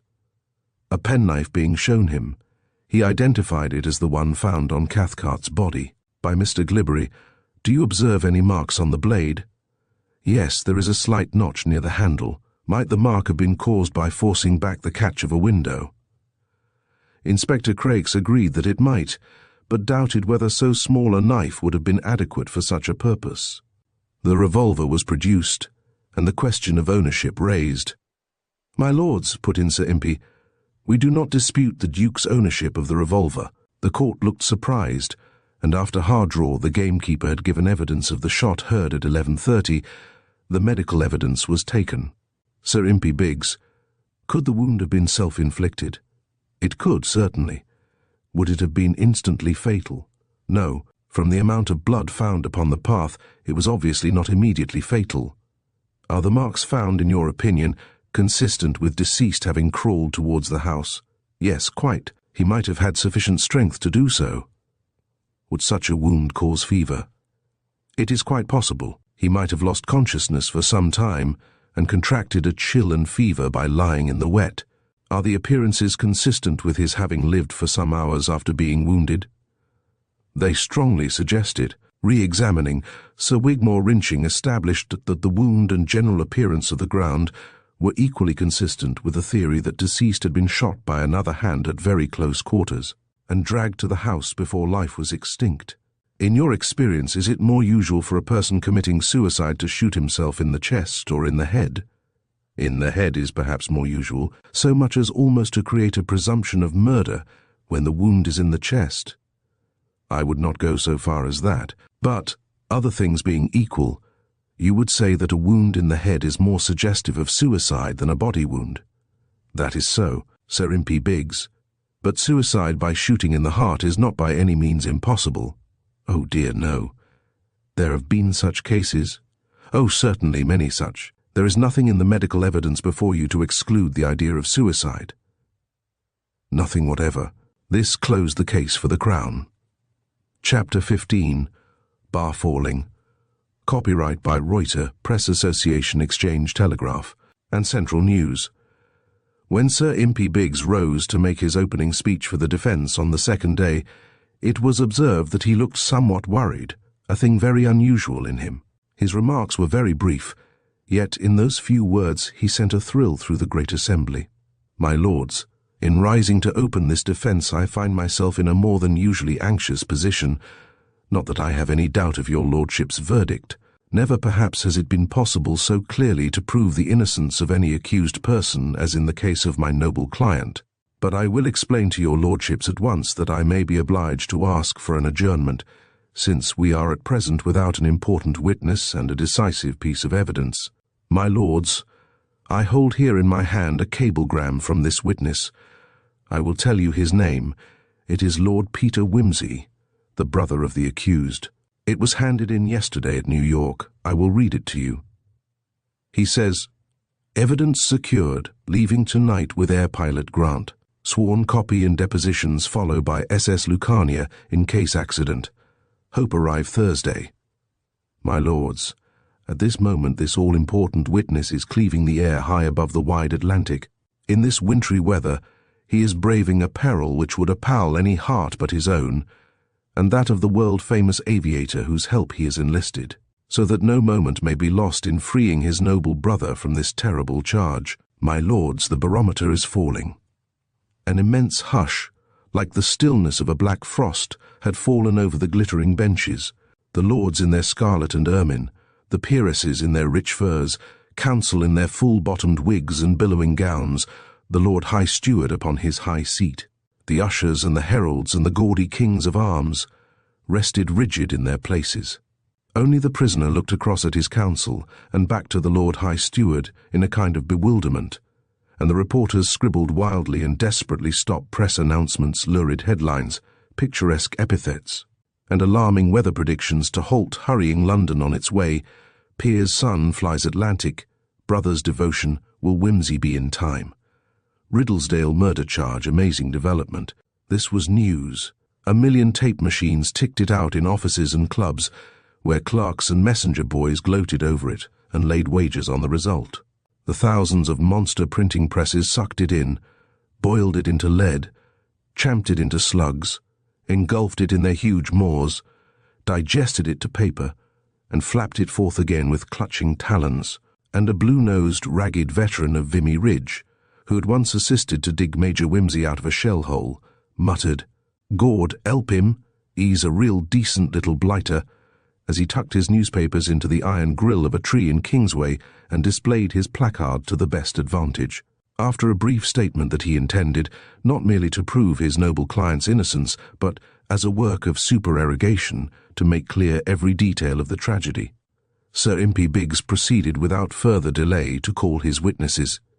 Among the first was Mr. Goyles, who testified that he had found Cathcart already dead at 3 a.m., with his head close to the water trough which stood near the well. Ellen, the maid-servant, next confirmed James Fleming's evidence with regard to the post-bag, and explained how she changed the blotting paper in the study every day. The evidence of Detective Inspector Parker aroused more interest and some bewilderment. His description of the discovery of the green-eyed cat was eagerly listened to. He also gave a minute account of the footprints and marks of dragging, especially the imprint of a hand in the flower bed. The piece of blotting paper was then produced, and photographs of it circulated among the peers. A long discussion ensued on both these points, Sir Impey Biggs endeavouring to show that the imprint on the flower bed was such as would have been caused by a man endeavouring to lift himself from a prone position. Sir Wigmore Wrinching doing his best to force an admission that it might have been made by deceased in trying to prevent himself from being dragged along. The position of the fingers being towards the house appears, does it not, to negative the suggestion of dragging, suggested Sir Impey. Sir Wigmore, however, put it to the witness that the wounded man might have been dragged head foremost. "If now," said Sir Wigmore, "I were to drag you by the coat collar, my lords will grasp my contention." "It appears," observed the Lord High Steward, "to be a case for solvitur ambulando." Laughter. "I suggest that when the House rises for lunch, some of us should make the experiment, choosing a member of similar height and weight to the deceased." All the noble lords looked round at one another to see which unfortunate might be chosen for the part. Inspector Parker then mentioned the marks of forcing on the study window. "In your opinion, could the catch have been forced back by the knife found on the body of the deceased?"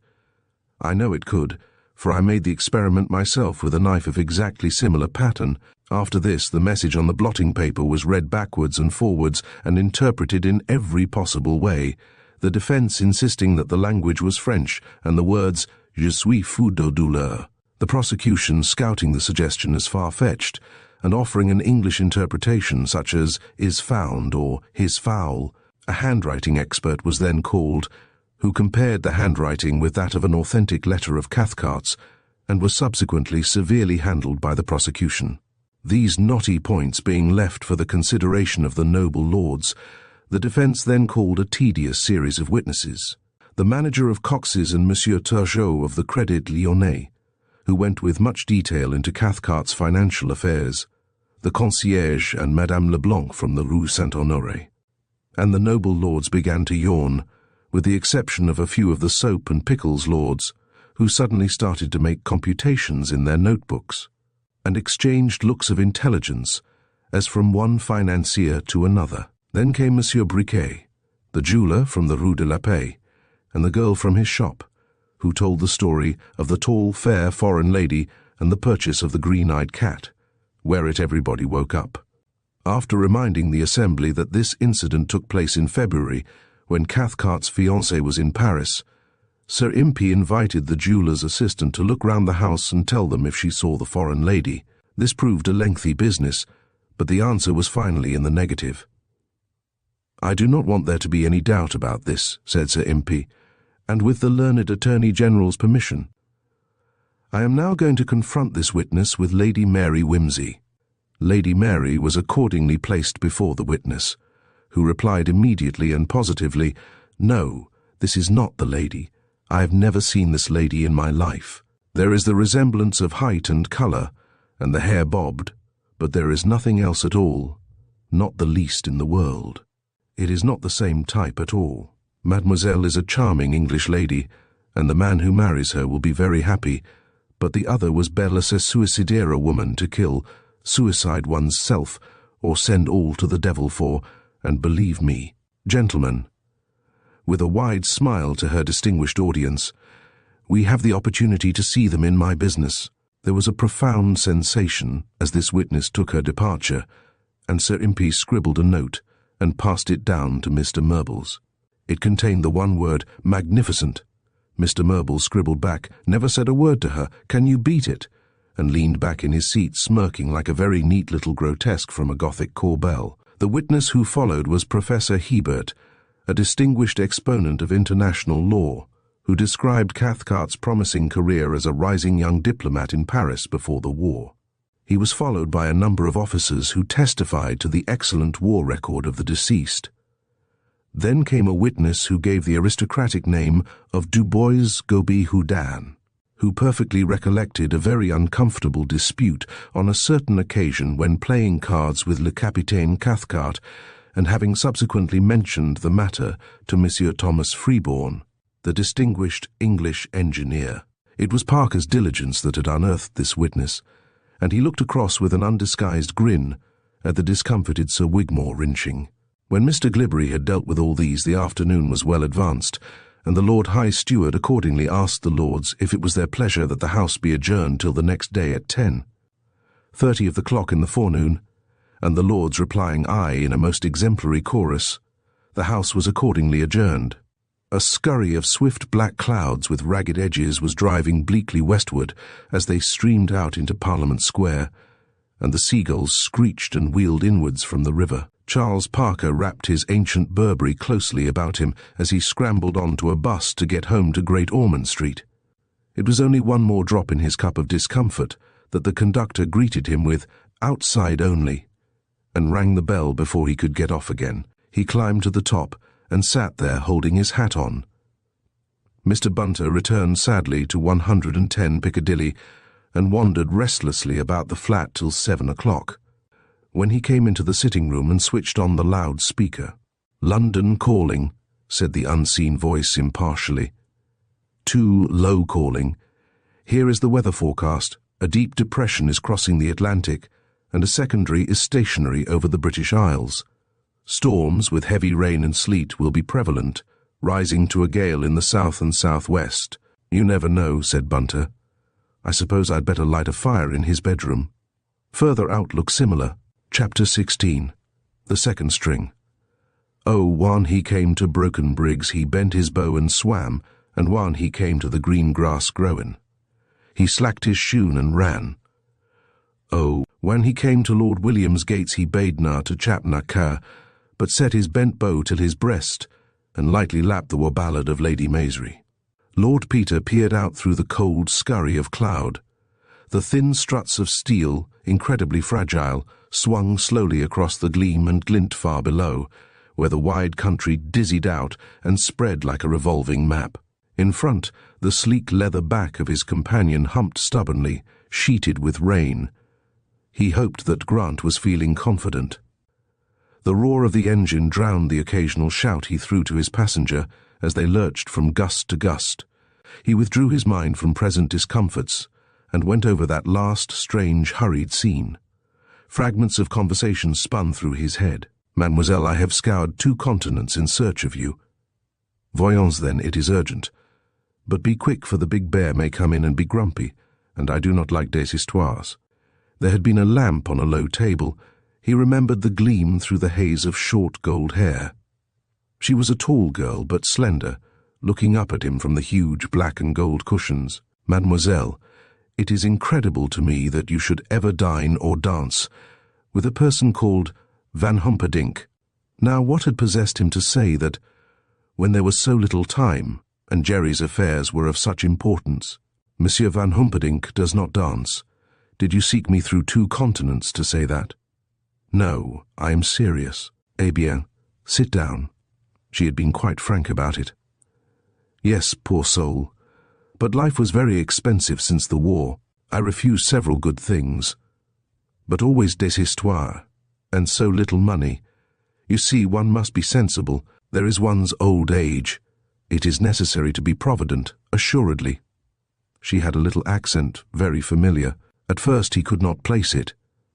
Then it came to him, Vienna before the war, that capital of incredible follies. "Yes, yes," I wrote. I was very kind, very sensible. I said, "Je ne suis pas fait me supporter de gros ennuis. Cela se comprend, n'est-ce pas?" That was readily understood. The plane dived sickly into a sudden pocket, the propeller whirring helplessly in the void, then steadied and began to nose up the opposite spiral. I saw it in the papers, yes. Poor boy. Why should anybody have shot him? "Mademoiselle, it is for that I have come to you. My brother, whom I dearly love, is accused of the murder. He may be hanged." "Brr, for a murder he did not commit. Mon pauvre enfant, mademoiselle, I implore you to be serious. My brother is accused, and will be standing his trial." Once her attention had been caught, she had been all sympathy. Her blue eyes had a curious and attractive trick, a full lower lid that shut them into glimmering slits. "Mademoiselle, I implore you, try to remember what was in his letter." "But mon pauvre ami, how can I? I did not read it. It was very long, very tedious, full of histoires. The thing was finished. I never bother about what cannot be helped, do you?" But his real agony at this failure had touched her. "Listen, then. All is perhaps not lost. It is possible the letter is still somewhere about. Or we will ask Adele. She is my maid. She collects letters to blackmail people." "Oh, yes, I know. But she is habillée comme toute pour la toilette. Wait, we will look first." Tossing out letters, trinkets, endless perfumed rubbish from the little gimcrack secretaire, from drawers full of lingerie. "I am so untidy, I am Adele's despair." From bags, hundreds of bags. And at last Adele, thin-lipped and wary-eyed, denying everything till her mistress suddenly slapped her face in a fury, and called her ugly little names in French and German. "It is useless, then," said Lord Peter. "What a pity that Mademoiselle Adele cannot find a thing so valuable to me." The word valuable suggested an idea to Adele. There was Mademoiselle's jewel case which had not been searched. She would fetch it. "C'est cela que cherche monsieur." After that, the sudden arrival of Mr. Cornelius Van Humperdinck, very rich and stout and suspicious, and the rewarding of Adele in a tactful, unobtrusive fashion by the elevator shaft. Grant shouted, but the words flipped feebly away into the blackness and were lost. "What?" bawled Whimsy in his ear. He shouted again, and this time the word juice shot into sound and fluttered away. But whether the news was good or bad, Lord Peter could not tell. Mr. Murbles was aroused a little after midnight by a thunderous knocking upon his door. Thrusting his head out of the window in some alarm, he saw the porter with his lantern steaming through the rain, and behind him a shapeless figure which for the moment Mr. Murbles could not make out. "What's the matter?" said the solicitor. "Young lady asking urgently for you, sir." The shapeless figure looked up, and he caught the spangle of gold hair in the lantern light under the little tight hat. "Mr. Murbles, please come." "Bunter rang me up. There's a woman come to give evidence. Bunter doesn't like to leave her. She's frightened, but he says it's frightfully important, and Bunter's always right, you know." "Did he mention the name?" "A Mrs. Grimethorpe." "God bless me. Just a moment, my dear young lady, and I will let you in." And indeed, more quickly than might have been expected, Mr. Murbles made his appearance in a Jaeger dressing gown at the front door. "Come in, my dear. I will get dressed in a very few minutes. It was quite right of you to come to me. I'm very, very glad you did. What a terrible night. Perkins, would you kindly wake up Mr. Murphy and ask him to oblige me with the use of his telephone?" Mr. Murphy, a noisy Irish barrister with a hearty manner, needed no waking. He was entertaining a party of friends, and was delighted to be of service. "Is that you, Biggs?" Murbles speaking. "That Alibi?" "Yes. Has come along of its own accord." "My God, you don't say so. Can you come round to 110 Piccadilly?" "Straight away." It was a strange little party gathered round Lord Peter's fire. The white-faced woman, who started at every sound, the men of law, with their keen, disciplined faces, Lady Mary, Bunter, the efficient. Mrs. Grimethorpe's story was simple enough. She had suffered the torments of knowledge ever since Lord Peter had spoken to her. She had seized an hour when her husband was drunk in the Lord in Glory, and had harnessed the horse and driven in to Stapley. "I couldn't keep silence. It's better my man should kill me, for I'm unhappy enough, and maybe I couldn't be any worse off in the Lord's hand, rather than they should hang him for a thing he never done. He was kind, and I was desperate miserable, that's the truth, and I'm hoping his lady won't be hard on him when she knows it all." "No, no," said Mr. Murbles, clearing his throat. "Excuse me a moment, madam. Sir Impey," the lawyers whispered together in the window seat. "You see," said Sir Impey, "she has burnt her boats pretty well now by coming at all. The great question for us is it worth the risk? After all, we don't know what Whimsy's evidence amounts to. No, that is why I feel inclined, in spite of the risk, to put this evidence in," said Mr. Murbles. "I am ready to take the risk," interposed Mrs. Grimethorpe starkly. "We quite appreciate that," replied Sir Impey. "It is the risk to our client we have to consider first of all." "Risk?" cried Mary. "But surely this clears him. Will you swear absolutely to the time when His Grace of Denver arrived at Grider's Hole?" "Mrs. Grimethorpe?" went on the lawyer, as though he had not heard her. "It was 12:15 by the kitchen clock. 'Tis a very good clock. And he left you at about 5 minutes past 2. And how long would it take a man walking quickly to get back to Riddlesdale Lodge?" "Oh, well nigh an hour. It's rough walking, and a steep bank up and down to the beck. You mustn't let the other counsel upset you on those points, Mrs. Grimethorpe, because they will try to prove that he had time to kill Cathcart, either before he started or after he returned. And by admitting that the Duke had something in his life that he wanted kept secret, we shall be supplying the very thing the prosecution lack, a motive for murdering anyone who might have found him out." There was a stricken silence. "If I may ask, madam," said Sir Impey, "has any person any suspicion?" "My husband guessed," she answered hoarsely. "I'm sure of it. He's always known, but he couldn't prove it. That very night—" "What night?" "The night of the murder he laid a trap for me. He came back from Stapley in the night, hoping to catch us and do murder. But he drank too much before he started, and spent the night in the ditch. Or it might be Gerald's death you'd be inquiring into, and mine, as well as the other." It gave Mary an odd shock to hear her brother's name spoken like that, by that speaker and in that company. She asked suddenly, apropos of nothing, "Isn't Mr. Parker here?" "No, my dear," said Mr. Murbles reprovingly.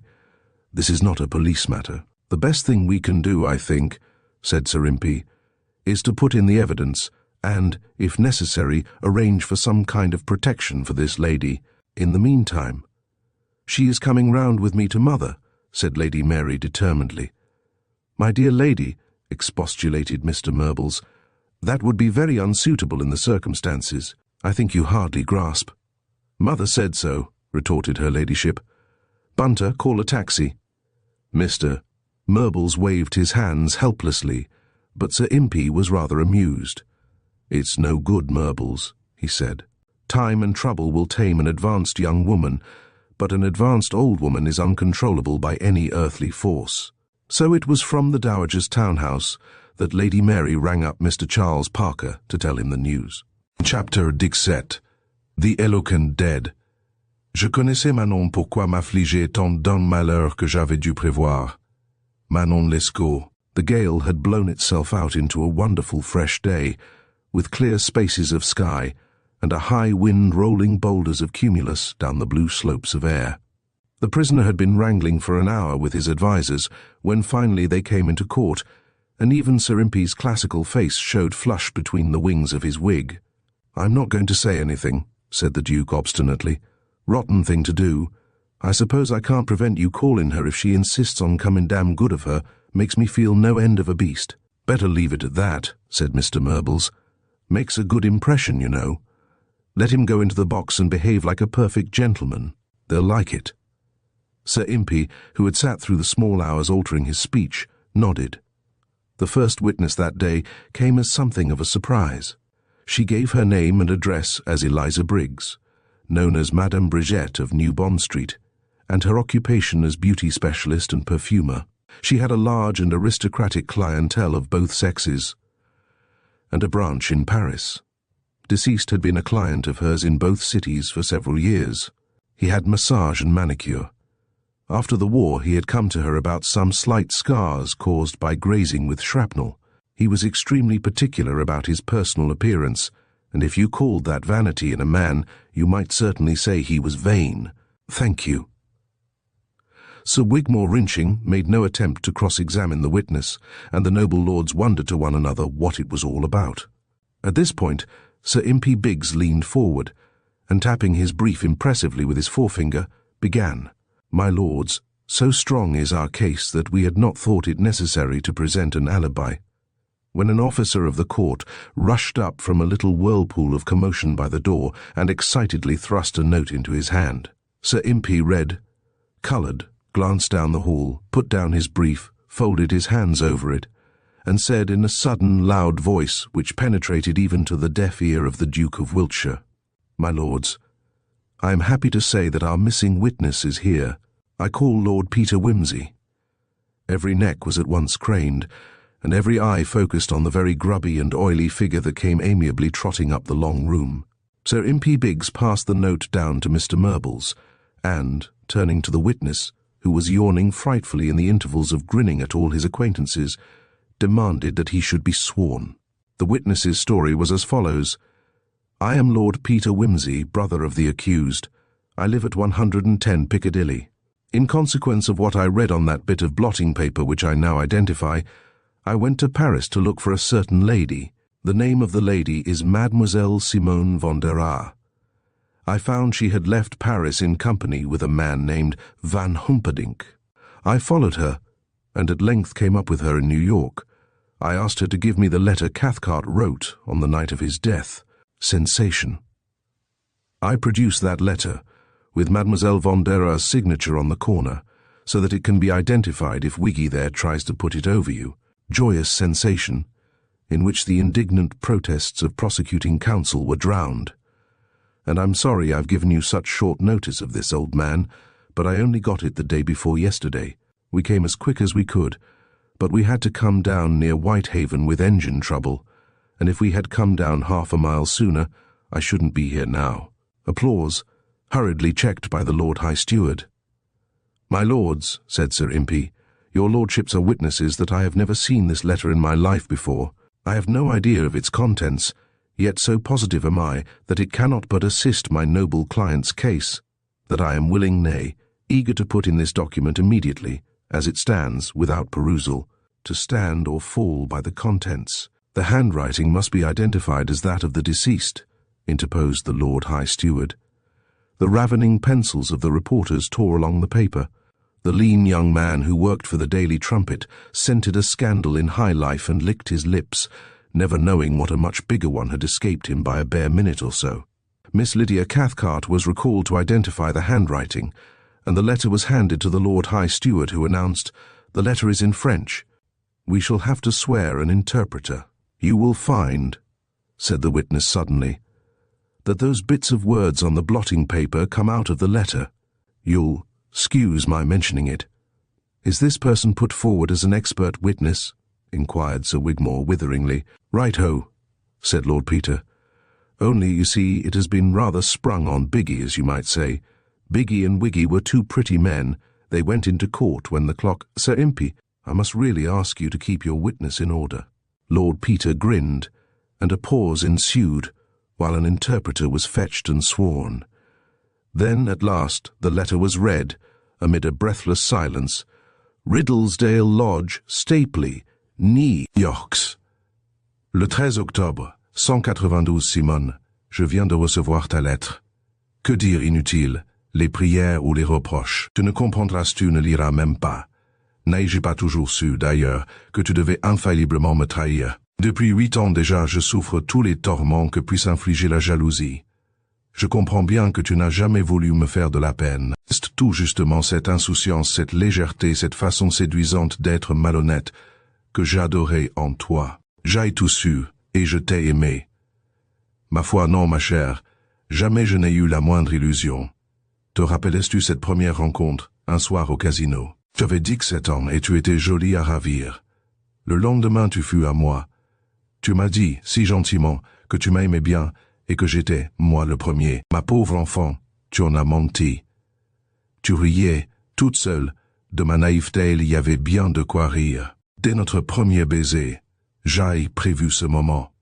Mais écoute, Simone, j'ai la faiblesse de vouloir te montrer exactement ce que tu as fait de moi. Tu regretteras peut-être un peu.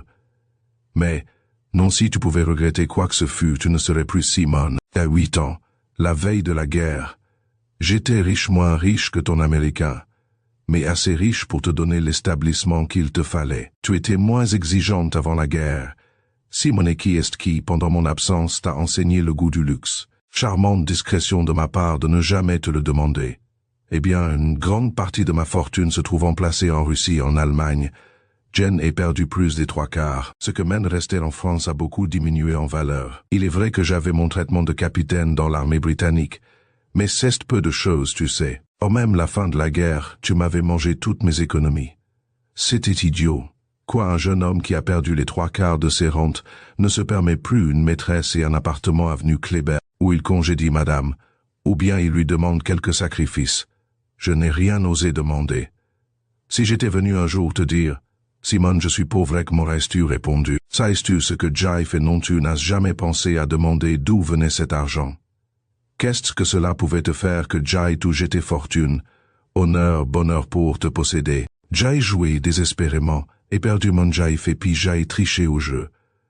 Je te vois hausser les épaules et tu dis, tiens, c'est malin, ça oui, mais cela ne se fait pas. On m'aurait chassé du régiment. Je devenais le dernier des hommes.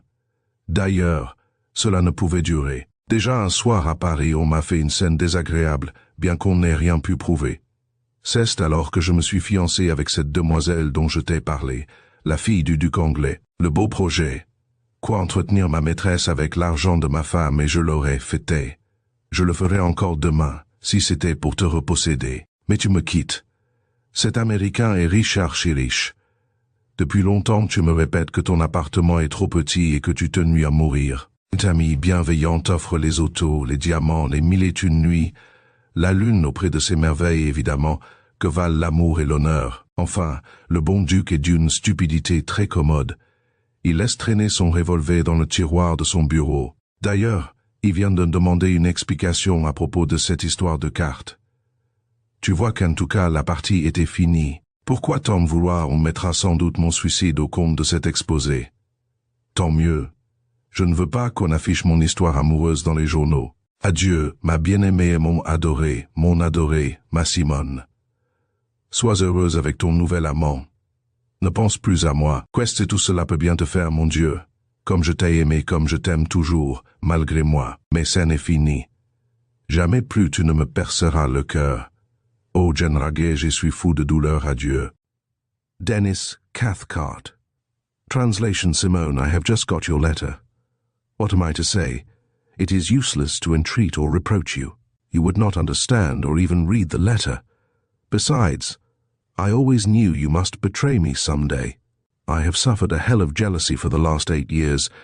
I know perfectly well you never meant to hurt me. It was just your utter lightness and carelessness and your attractive way of being dishonest, which was so adorable. I knew everything and loved you all the same. Oh no, my dear, I never had any illusions. You remember our first meeting that night at the casino? You were 17 and heartbreakingly lovely. You came to me the very next day. You told me very prettily that you loved me and that I was the first. My poor little girl, that wasn't true. I expect when you were alone, you laughed to think I was so easily taken in. But there was nothing to laugh at. From our very first kiss, I foresaw this moment. I'm afraid I'm weak enough, though, to want to tell you just what you have done for me. You may be sorry, but know if you could regret anything, you wouldn't be Simone any longer. 8 years ago, before the war, I was rich, not so rich as your new American, but rich enough to give you what you wanted. You didn't want quite so much before the war, Simone. Who taught you to be so extravagant while I was away? I think it was very nice of me never to ask you. Well, most of my money was in Russian and German securities, and more than 3/4 of it went west. The remainder in France went down considerably in value. I had my captain's pay, of course, but that didn't amount to much. Even before the end of the war, you had managed to get through all my savings. Of course, I was a fool. A young man whose income has been reduced by 3/4 can't afford an expensive mistress and a flat in the Avenue Kléber. He ought either to dismiss the lady or to demand a little self-sacrifice. But I didn't dare demand anything. Suppose I had come to you one day and said, "Simone, I've lost my money." What would you have said to me? What do you think I did? I don't suppose you ever thought about it at all. You didn't care if I was chucking away my money and my honor and my happiness to keep you. I gambled desperately. I did worse. I cheated at cards. I can see you shrug your shoulders and say, "Good for you," but it's a rotten thing to do, a rotter's game. If anybody had found out, they'd have cashiered me. Besides, it couldn't go on forever. There was one row in Paris, though they couldn't prove anything. So then I got engaged to the English girl I told you about, the Duke's daughter. Pretty, wasn't it? I actually brought myself to consider keeping my mistress on my wife's money, but I'd have done it, and I'd do it again to get you back. And now you've chucked me. This American is colossally rich.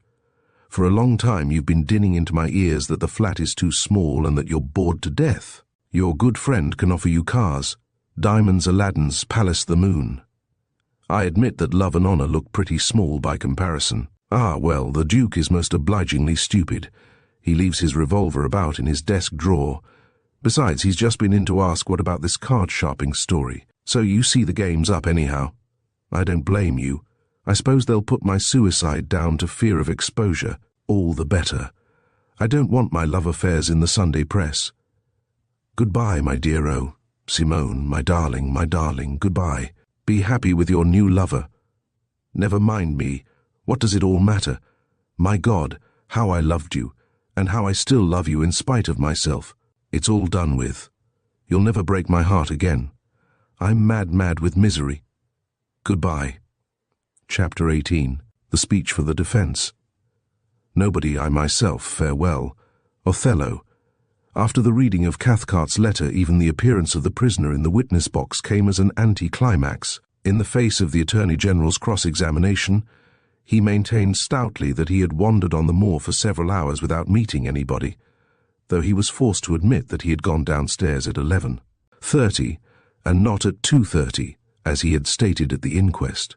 Sir Wigmore Wrinching made a great point of this, and in a spirited endeavour to suggest that Cathcart was blackmailing Denver, pressed his questions so hard that Sir Impey Biggs, Mr. Murbles, Lady Mary, and Bunter had a nervous feeling that learned counsel's eyes were boring through the walls to the side room, where, apart from the other witnesses, Mrs. Grimethorpe sat waiting.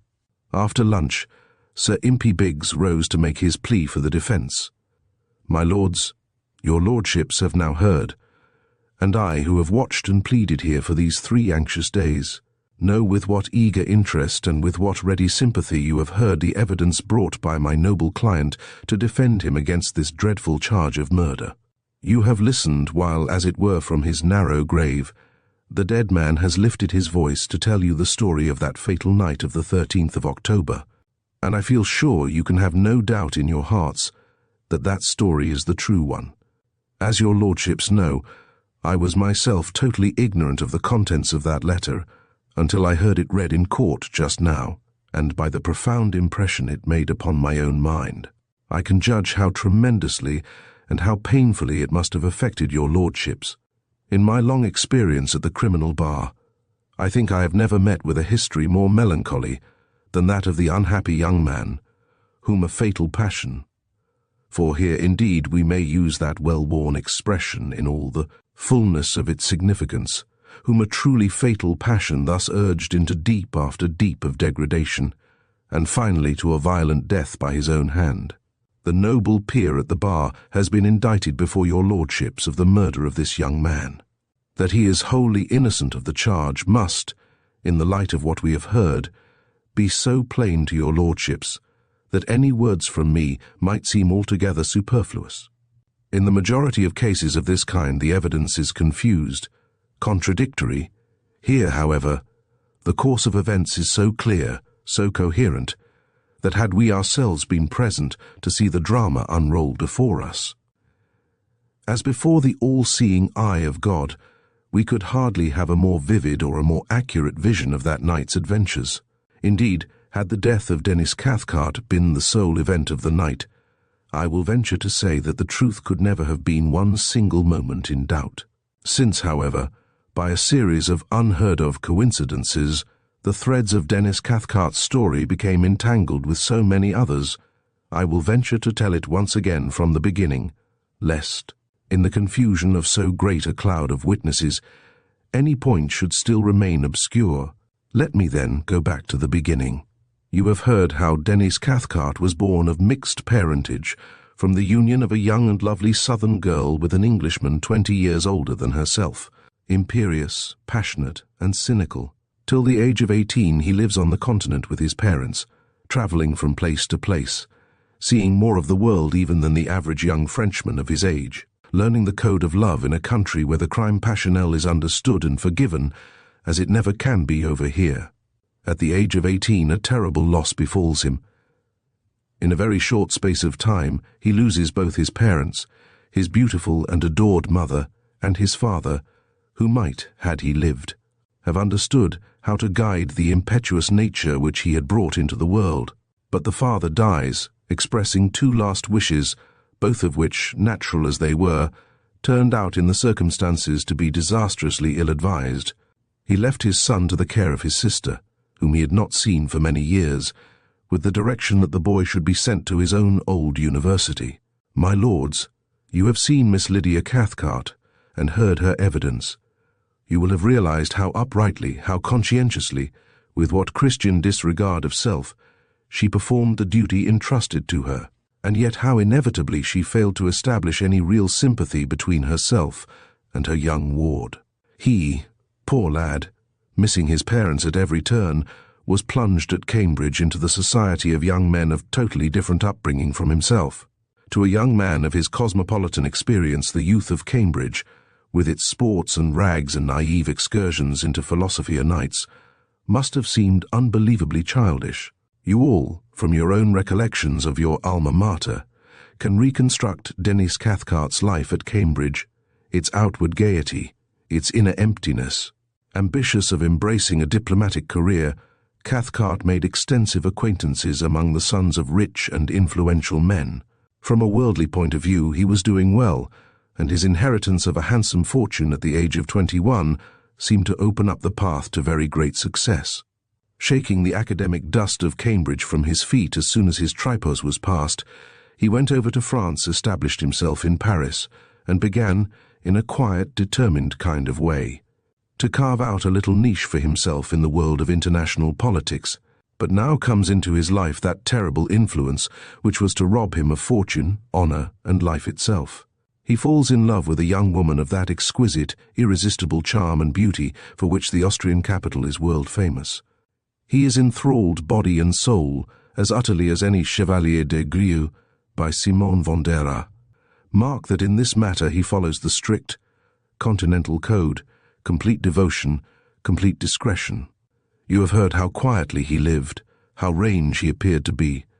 We have had in evidence his discreet banking account, with its generous cheques drawn to self, and cashed-in notes of moderate denominations, and with its regular accumulation of sufficient economies, quarter by quarter. Life has expanded for Denis Cathcart.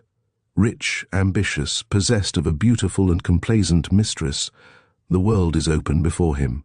Then, my lords, across this promising career there falls the thunderbolt of the great war, ruthlessly smashing through his safeguards, overthrowing the edifice of his ambition, destroying and devastating here as everywhere all that made life beautiful and desirable. You have heard the story of Denis Cathcart's distinguished army career. On that I need not dwell. Like thousands of other young men, he went gallantly through those 5 years of strain and disillusionment, to find himself left, in the end, with his life and health indeed, and so far happy beyond many of his comrades, but with his life in ruins about him. Of his great fortune, all of which had been invested in Russian and German securities, literally nothing is left to him. What, you say, did that matter to a young man so well equipped, with such excellent connections, with so many favorable openings ready to his hand? He needed only to wait quietly for a few years, to reconstruct much of what he had lost. Alas, my lords, he could not afford to wait. He stood in peril of losing something dearer to him than fortune or ambition. He needed money in quantity and at once. My lords, in that pathetic letter which we have heard read, nothing is more touching and terrible than that confession. I knew you could not but be unfaithful to me. All through that time of seeming happiness, he knew none better that his house was built on sand. I was never deceived by you, he says. From their earliest acquaintance she had lied to him, and he knew it, and that knowledge was yet powerless to loosen the bands of his fatal fascination. If any of you, my lords, have known the power of love exercised in this irresistible, I may say this predestined manner, let your experience interpret the situation to you better than any poor words of mine can do. One great French poet and one great English poet have summed the matter up in a few words. Racine says of such a fascination, "C'est Venus tout entière à sa poire attachée," and Shakespeare has put the lover's despairing obstinacy into 2 piteous lines. If my love swears that she is made of truth, I will believe her, though I know she lies. My lords, Denis Cathcart is dead. It is not our place to condemn him, but only to understand and pity him. My lords, I need not put before you in detail the shocking shifts to which this soldier and gentleman unhappily condescended. You have heard the story in all its cold, ugly details upon the lips of Monsieur de Bois-Guilbert-Houdin, and accompanied by unavailing expressions of shame and remorse in the last words of the deceased. You know how he gambled, at first honestly, then dishonestly. You know from whence he derived those large sums of money which came at irregular intervals, mysteriously and in cash, to bolster up a bank account always perilously on the verge of depletion. We need not, my lords, judge too harshly of the woman. According to her own lights, she did not treat him unfairly. She had her interests to consider. While he could pay for her, she could give him beauty and passion and good humour and a moderate faithfulness. When he could pay no longer, she would find it only reasonable to take another position. This Cathcart understood. Money he must have, by hook or by crook. And so, by an inevitable descent, he found himself reduced to the final deep of dishonour.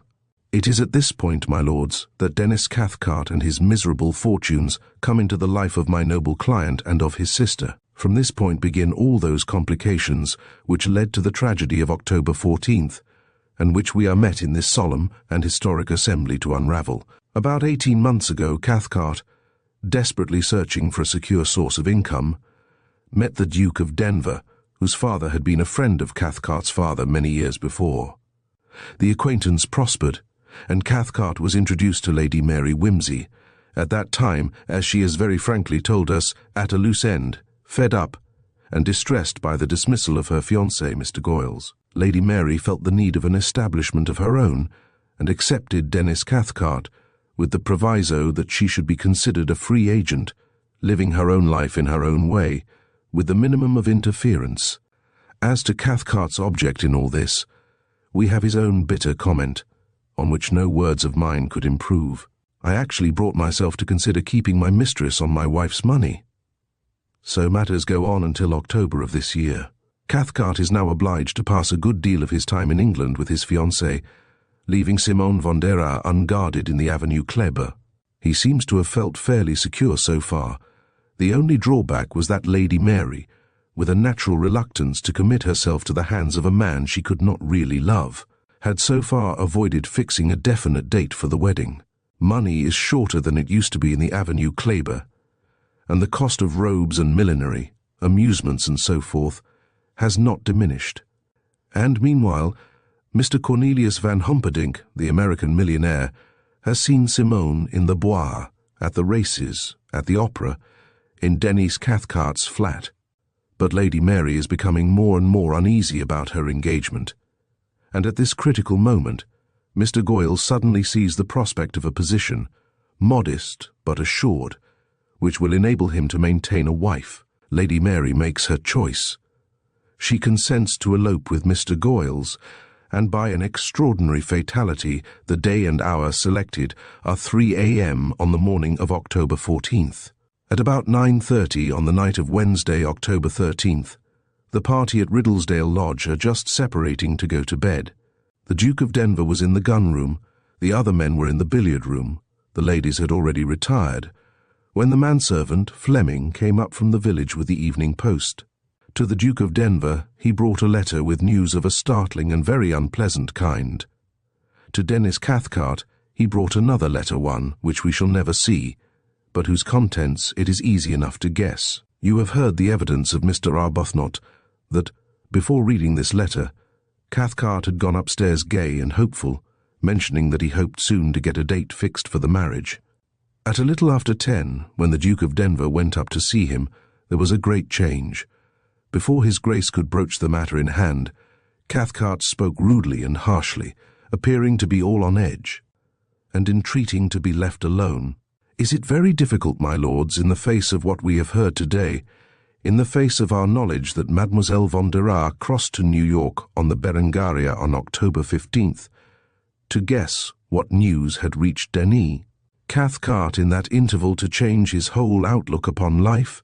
At this unhappy moment, when Cathcart is brought face to face with the stupefying knowledge that his mistress has left him, comes the Duke of Denver with a frightful accusation. He taxes Cathcart with the vile truth that this man, who has eaten his bread and sheltered under his roof, and who is about to marry his sister, is nothing more nor less than a card sharper. And when Cathcart refuses to deny the charge, when he, most insolently as it seems, declares that he is no longer willing to wed the noble lady to whom he is affianced, is it surprising that the Duke should turn upon the impostor and forbid him ever to touch or speak to Lady Mary Wimsey again? I say, my lords, that no man with a spark of honourable feeling would have done otherwise. My client contents himself with directing Cathcart to leave the house next day, and when Cathcart rushes madly out into the storm, he calls after him to return, and even takes the trouble to direct the footman to leave open the conservatory door for Cathcart's convenience. It is true that he called Cathcart a dirty scoundrel, and told him he should have been kicked out of his regiment, but he was justified, while the words he shouted from the window come back, "You fool," or even, according to one witness, "You buffool," have almost an affectionate ring in them. Laughter. And now I will direct your lordship's attention to the extreme weakness of the case against my noble client, from the point of view of motive. It has been suggested that the cause of the quarrel between them was not that mentioned by the Duke of Denver in his evidence, but something even more closely personal to themselves. Of this contention not a jot or tittle, not the slightest shadow of evidence, has been put forward except, indeed, that of the extraordinary witness, Robinson, who appears to bear a grudge against his whole acquaintance, and to have magnified some trifling allusion into a matter of vast importance.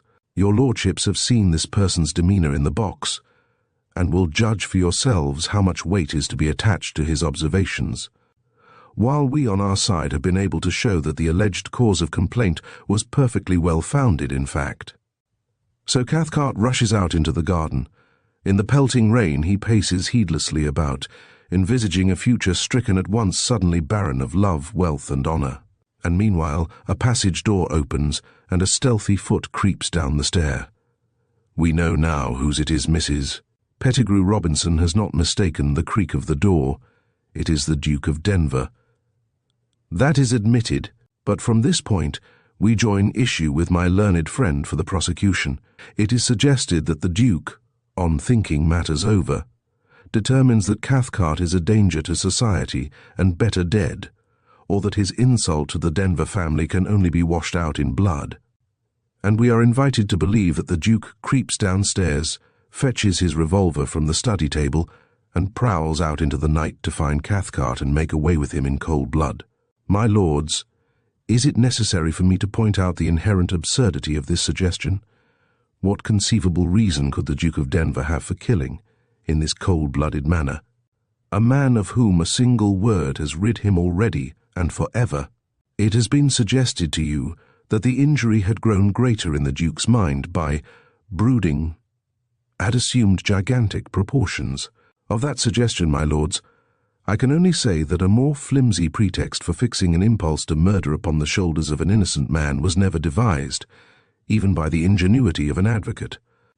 I will not waste my time or insult you by arguing about it. Again, it has been suggested that the cause of quarrel was not what it appeared, and the Duke had reason to fear some disastrous action on Cathcart's part. Of this contention I think we have already disposed. It is an assumption constructed in vacuo, to meet a set of circumstances which my learned friend is at a loss to explain in conformity with the known facts. The very number and variety of motives suggested by the prosecution is proof that they are aware of the weakness of their own case. Frantically they cast about for any sort of explanation to give colour to this unreasonable indictment. And here I will direct your lordship's attention to the very important evidence of Inspector Parker in the matter of the study window. He has told you that it was forced from outside by the latch being slipped back with a knife. If it was the Duke of Denver who was in the study at 11:30, what need had he to force the window? He was already inside the house. When, in addition, we find that Cathcart had in his pocket a knife, and that there are scratches upon the blade such as might come from forcing back a metal catch, it surely becomes evident that not the Duke, but Cathcart himself forced the window and crept in for the pistol, not knowing that the conservatory door had been left open for him. But there is no need to labour this point. We know that Captain Cathcart was in the study at that time, for we have seen in evidence the sheet of blotting paper on which he blotted his letter to Simone von der Ra. And Lord Peter Wimsey has told us how he himself removed that sheet from the study blotting pad a few days after Cathcart's death. And let me here draw your attention to the significance of one point in the evidence. The Duke of Denver has told us that he saw the revolver in his drawer a short time before the fatal 13th. When he and Cathcart were together, the Lord High Steward— "One moment, Sir Impey, that is not quite as I have it in my notes. Counsel, I beg your lordship's pardon if I am wrong. LHS, I will read what I have. I was hunting for an old photograph of Mary to give Cathcart, and that was how I came across it. There is nothing about Cathcart being there. Counsel, if your lordship will read the next sentence. LHS, certainly. The next sentence is, I remember saying at the time how rusty it was getting. Counsel, and the next. LHS, to whom did you make that observation? Answer, I really don't know, but I distinctly remember saying it. Counsel, I am much obliged to your lordship. When the noble peer made that remark, he was looking out some photographs to give to Captain Cathcart. I think we may reasonably infer that the remark was made to the deceased. LHS, to the House, my lords, your lordships will of course use your own judgment as to the value of this suggestion. Counsel, if your lordships can accept that Denis Cathcart may have known of the existence of the revolver, it is immaterial at what exact moment he saw it. As you have heard, the table drawer was always left with the key in it. He might have seen it himself at any time, when searching for an envelope or sealing wax or what not. In any case, I contend that the movements heard by Colonel and Mrs. Marchbanks on Wednesday night were those of Denis Cathcart. While he was writing his farewell letter, perhaps with the pistol before him on the table, yes, at that very moment the Duke of Denver slipped down the stairs and out through the conservatory door. Here is the incredible part of this affair, that again and again we find two series of events, wholly unconnected between themselves, converging upon the same point of time, and causing endless confusion. I have used the word incredible, not because any coincidence is incredible, for we see more remarkable examples every day of our lives than any writer of fiction would dare to invent, but merely in order to take it out of the mouth of the learned Attorney General, who is preparing to make it return, boomerang fashion, against me. Laughter. My lords, this is the first of these incredible, I am not afraid of the word coincidences. At 11:30 the Duke goes downstairs and Cathcart enters the study. The learned Attorney General, in his cross-examination of my noble client, very justifiably made what capital he could out of the discrepancy between witness's statement at the inquest, which was that he did not leave the house till 2:30, and his present statement that he left it at 11:30. My lords, whatever interpretation you like to place upon the motives of the noble Duke in so doing, I must remind you once more that at the time when that first statement was made, everybody supposed that the shot had been fired at 3 o'clock, and that the misstatement was then useless for the purpose of establishing an alibi. Great stress, too, has been laid on the noble Duke's inability to establish this alibi for the hours from 11:30 to 3 a.m. But, my lords, if he is telling the truth in saying that he walked all that time upon the moors without meeting anyone, what alibi could he establish? He is not bound to supply a motive for all his minor actions during the 24 hours. No rebutting evidence has been brought to discredit his story, and it is perfectly reasonable that, unable to sleep after the scene with Cathcart, he should go for a walk to calm himself down. Meanwhile, Cathcart has finished his letter and tossed it into the post-bag. There is nothing more ironical in the whole of this case than that letter. While the body of a murdered man lay stark upon the threshold, and detectives and doctors searched everywhere for clues, the normal routine of an ordinary English household went, unquestioned, on. That letter, which contained the whole story, lay undisturbed in the post-bag, till it was taken away and put in the post as a matter of course, to be fetched back again, at enormous cost, delay, and risk of life. 2 months later, in vindication of the great English motto, business as usual, upstairs, Lady Mary Wimsey was packing her suitcase and writing a farewell letter to her people. At length Cathcart signs his name, he takes up the revolver and hurries out into the shrubbery. Still he paces up and down, with what thoughts God alone knows, reviewing the past, no doubt, racked with vain remorse, most of all, bitter against the woman who has ruined him.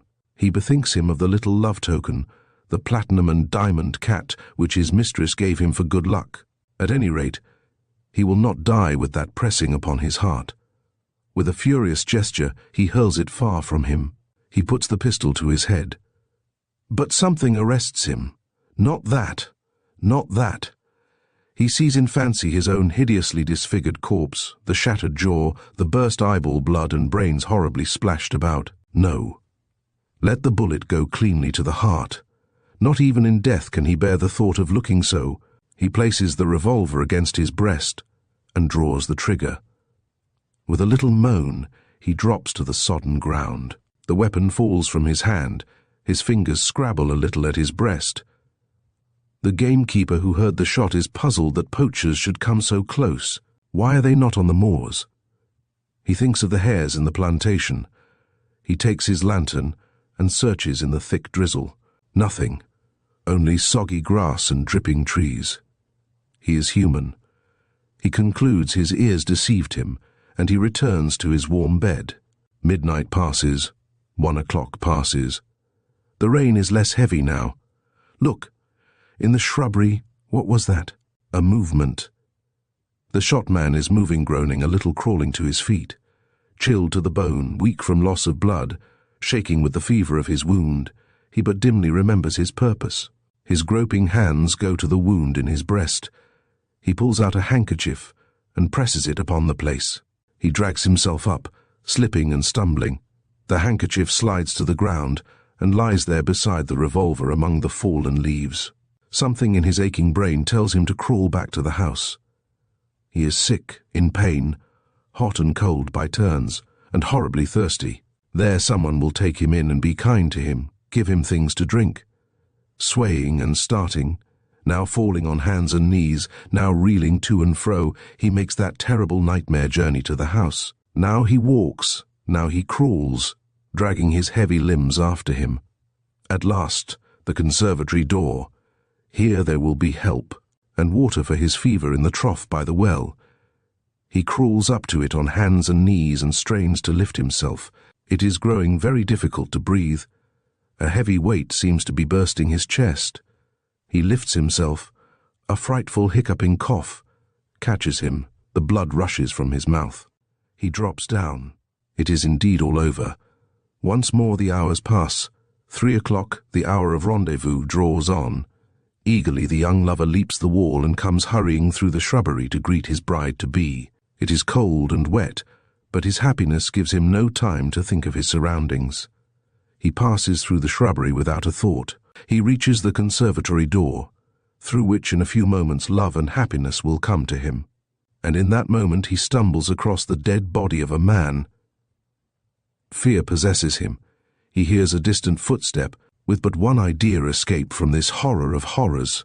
He dashes into the shrubbery, just as, fatigued perhaps a little, but with a mind soothed by his little expedition, the Duke of Denver comes briskly up the path, to meet the eager bride over the body of her betrothed.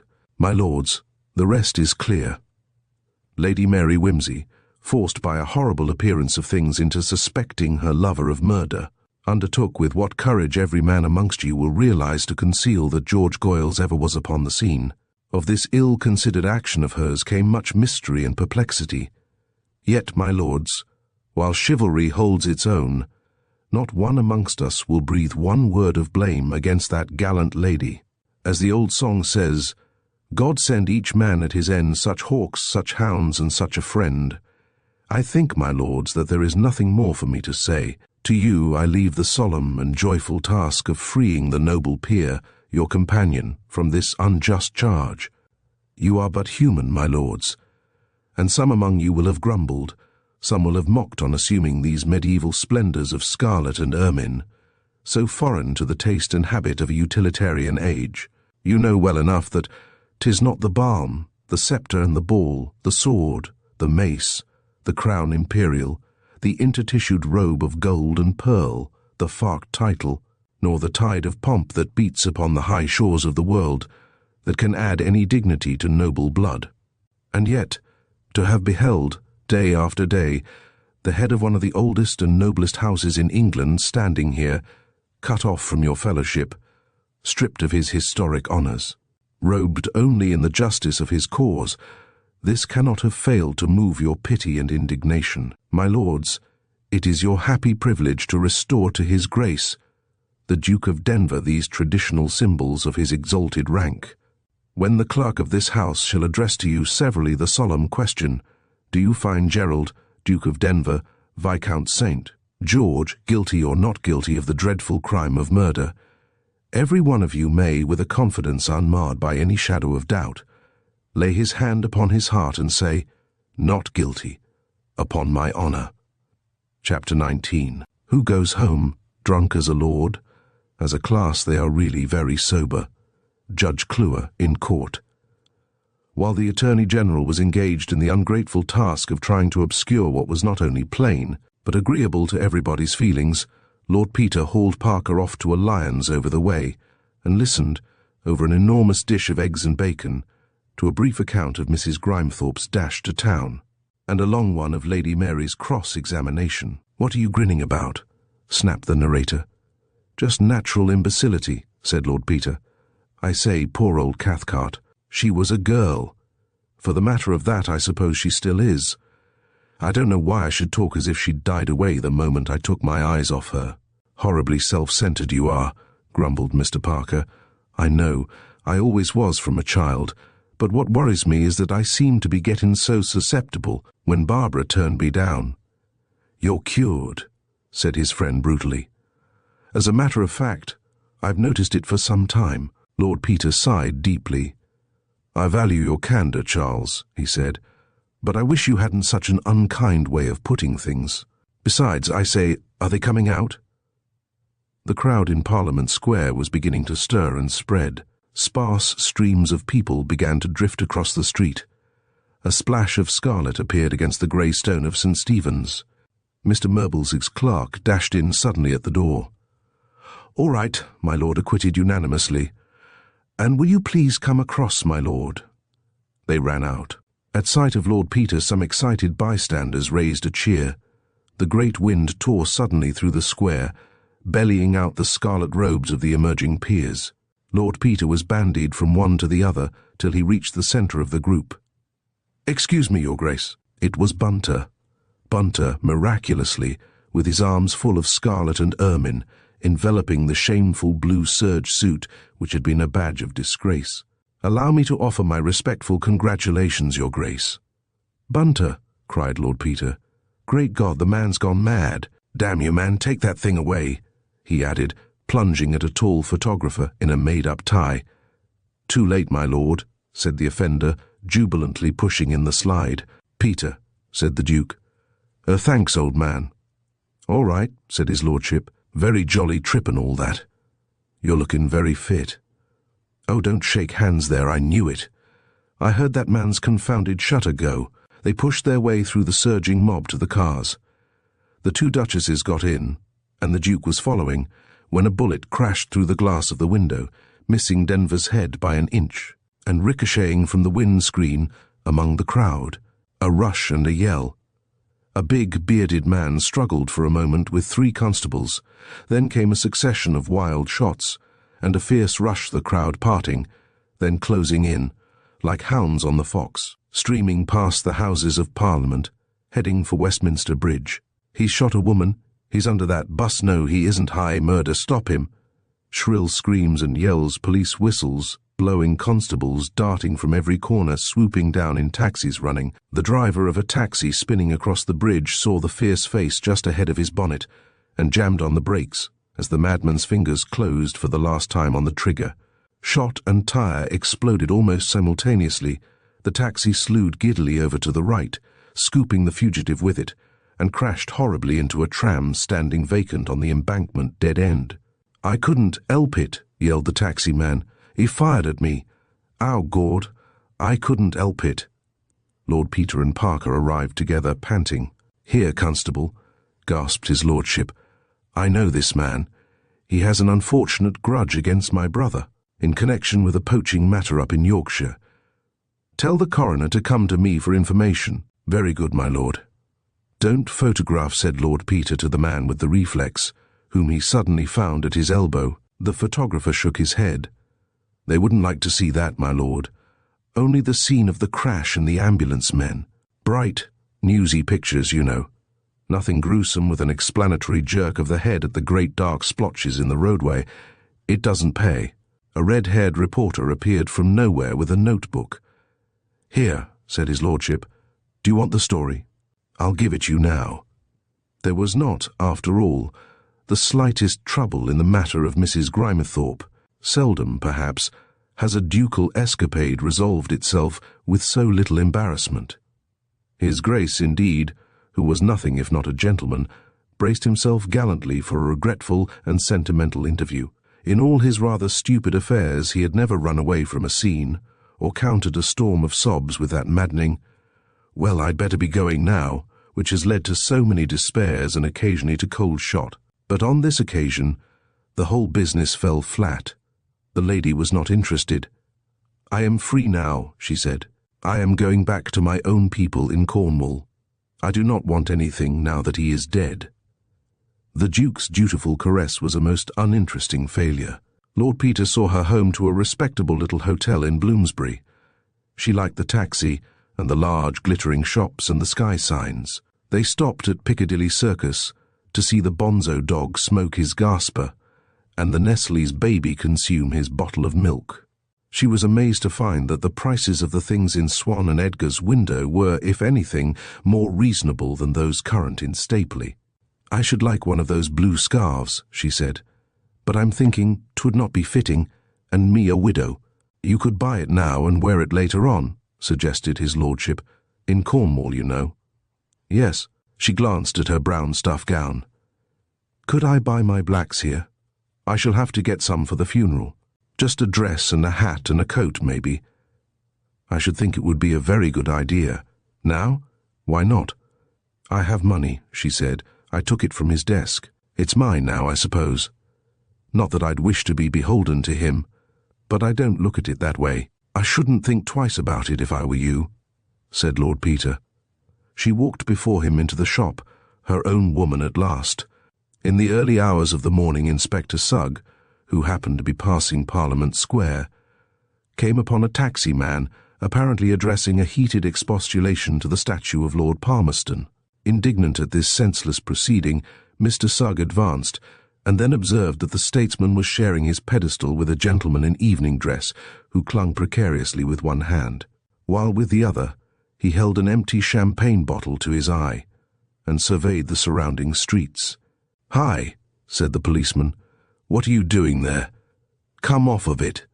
"Hullo," said the gentleman, losing his balance quite suddenly and coming down in a jumbled manner. "Have you seen my friend?" "Very odd thing, damned odd." "Spec you know where find him, what?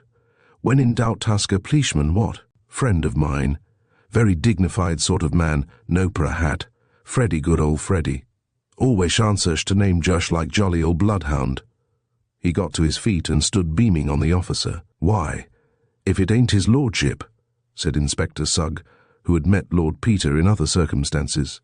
"Better be getting home, my lord. Night air's chilly like, ain't it? You'll catch a cold or summat o' that. Here's your taxi. Just you jump in now." "No," said Lord Peter. "No, couldn't do that. Not without Freen. Good old Freddy, never desert friend. Dear old Sugg, wouldn't desert Freddy." He attempted an attitude, with one foot poised on the step of the taxi, but miscalculating his distance, stepped heavily into the gutter, thus entering the vehicle unexpectedly, head first. Mr. Sugg tried to tuck his legs in and shut him up, but his lordship thwarted this movement with unlooked-for agility, and sat firmly on the step. "Not my taxi," he explained solemnly. "Freddy's taxi. Not right run away with Freen's taxi, very odd. Just went round corner to fesh Fredge, taxi Freddy. Just went round corner fesh, my taxi fesh French, taxi friendship. Such a beautiful thing. Don't you think so, Shug? Can't leave Fryn. Besides, there's dear old Parker."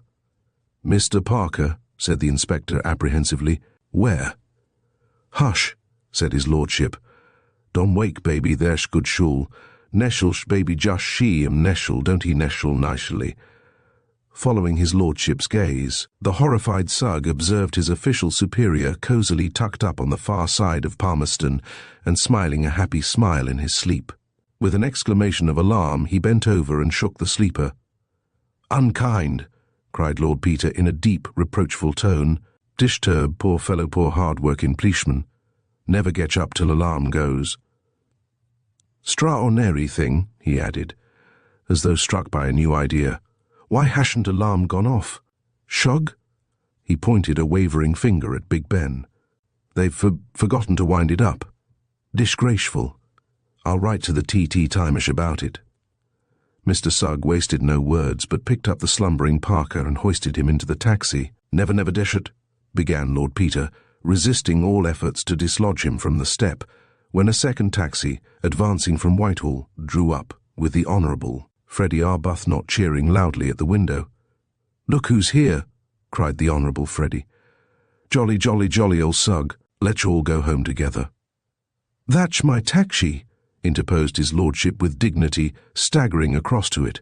The two whirled together for a moment, then the Honourable Freddie was flung into Sugg's arms, while his lordship, with a satisfied air, cried, "Home" to the new taxi-man, and instantly fell asleep in a corner of the vehicle. "Mr. Sugg scratched his head, gave Lord Peter's address, and watched the cab drive off.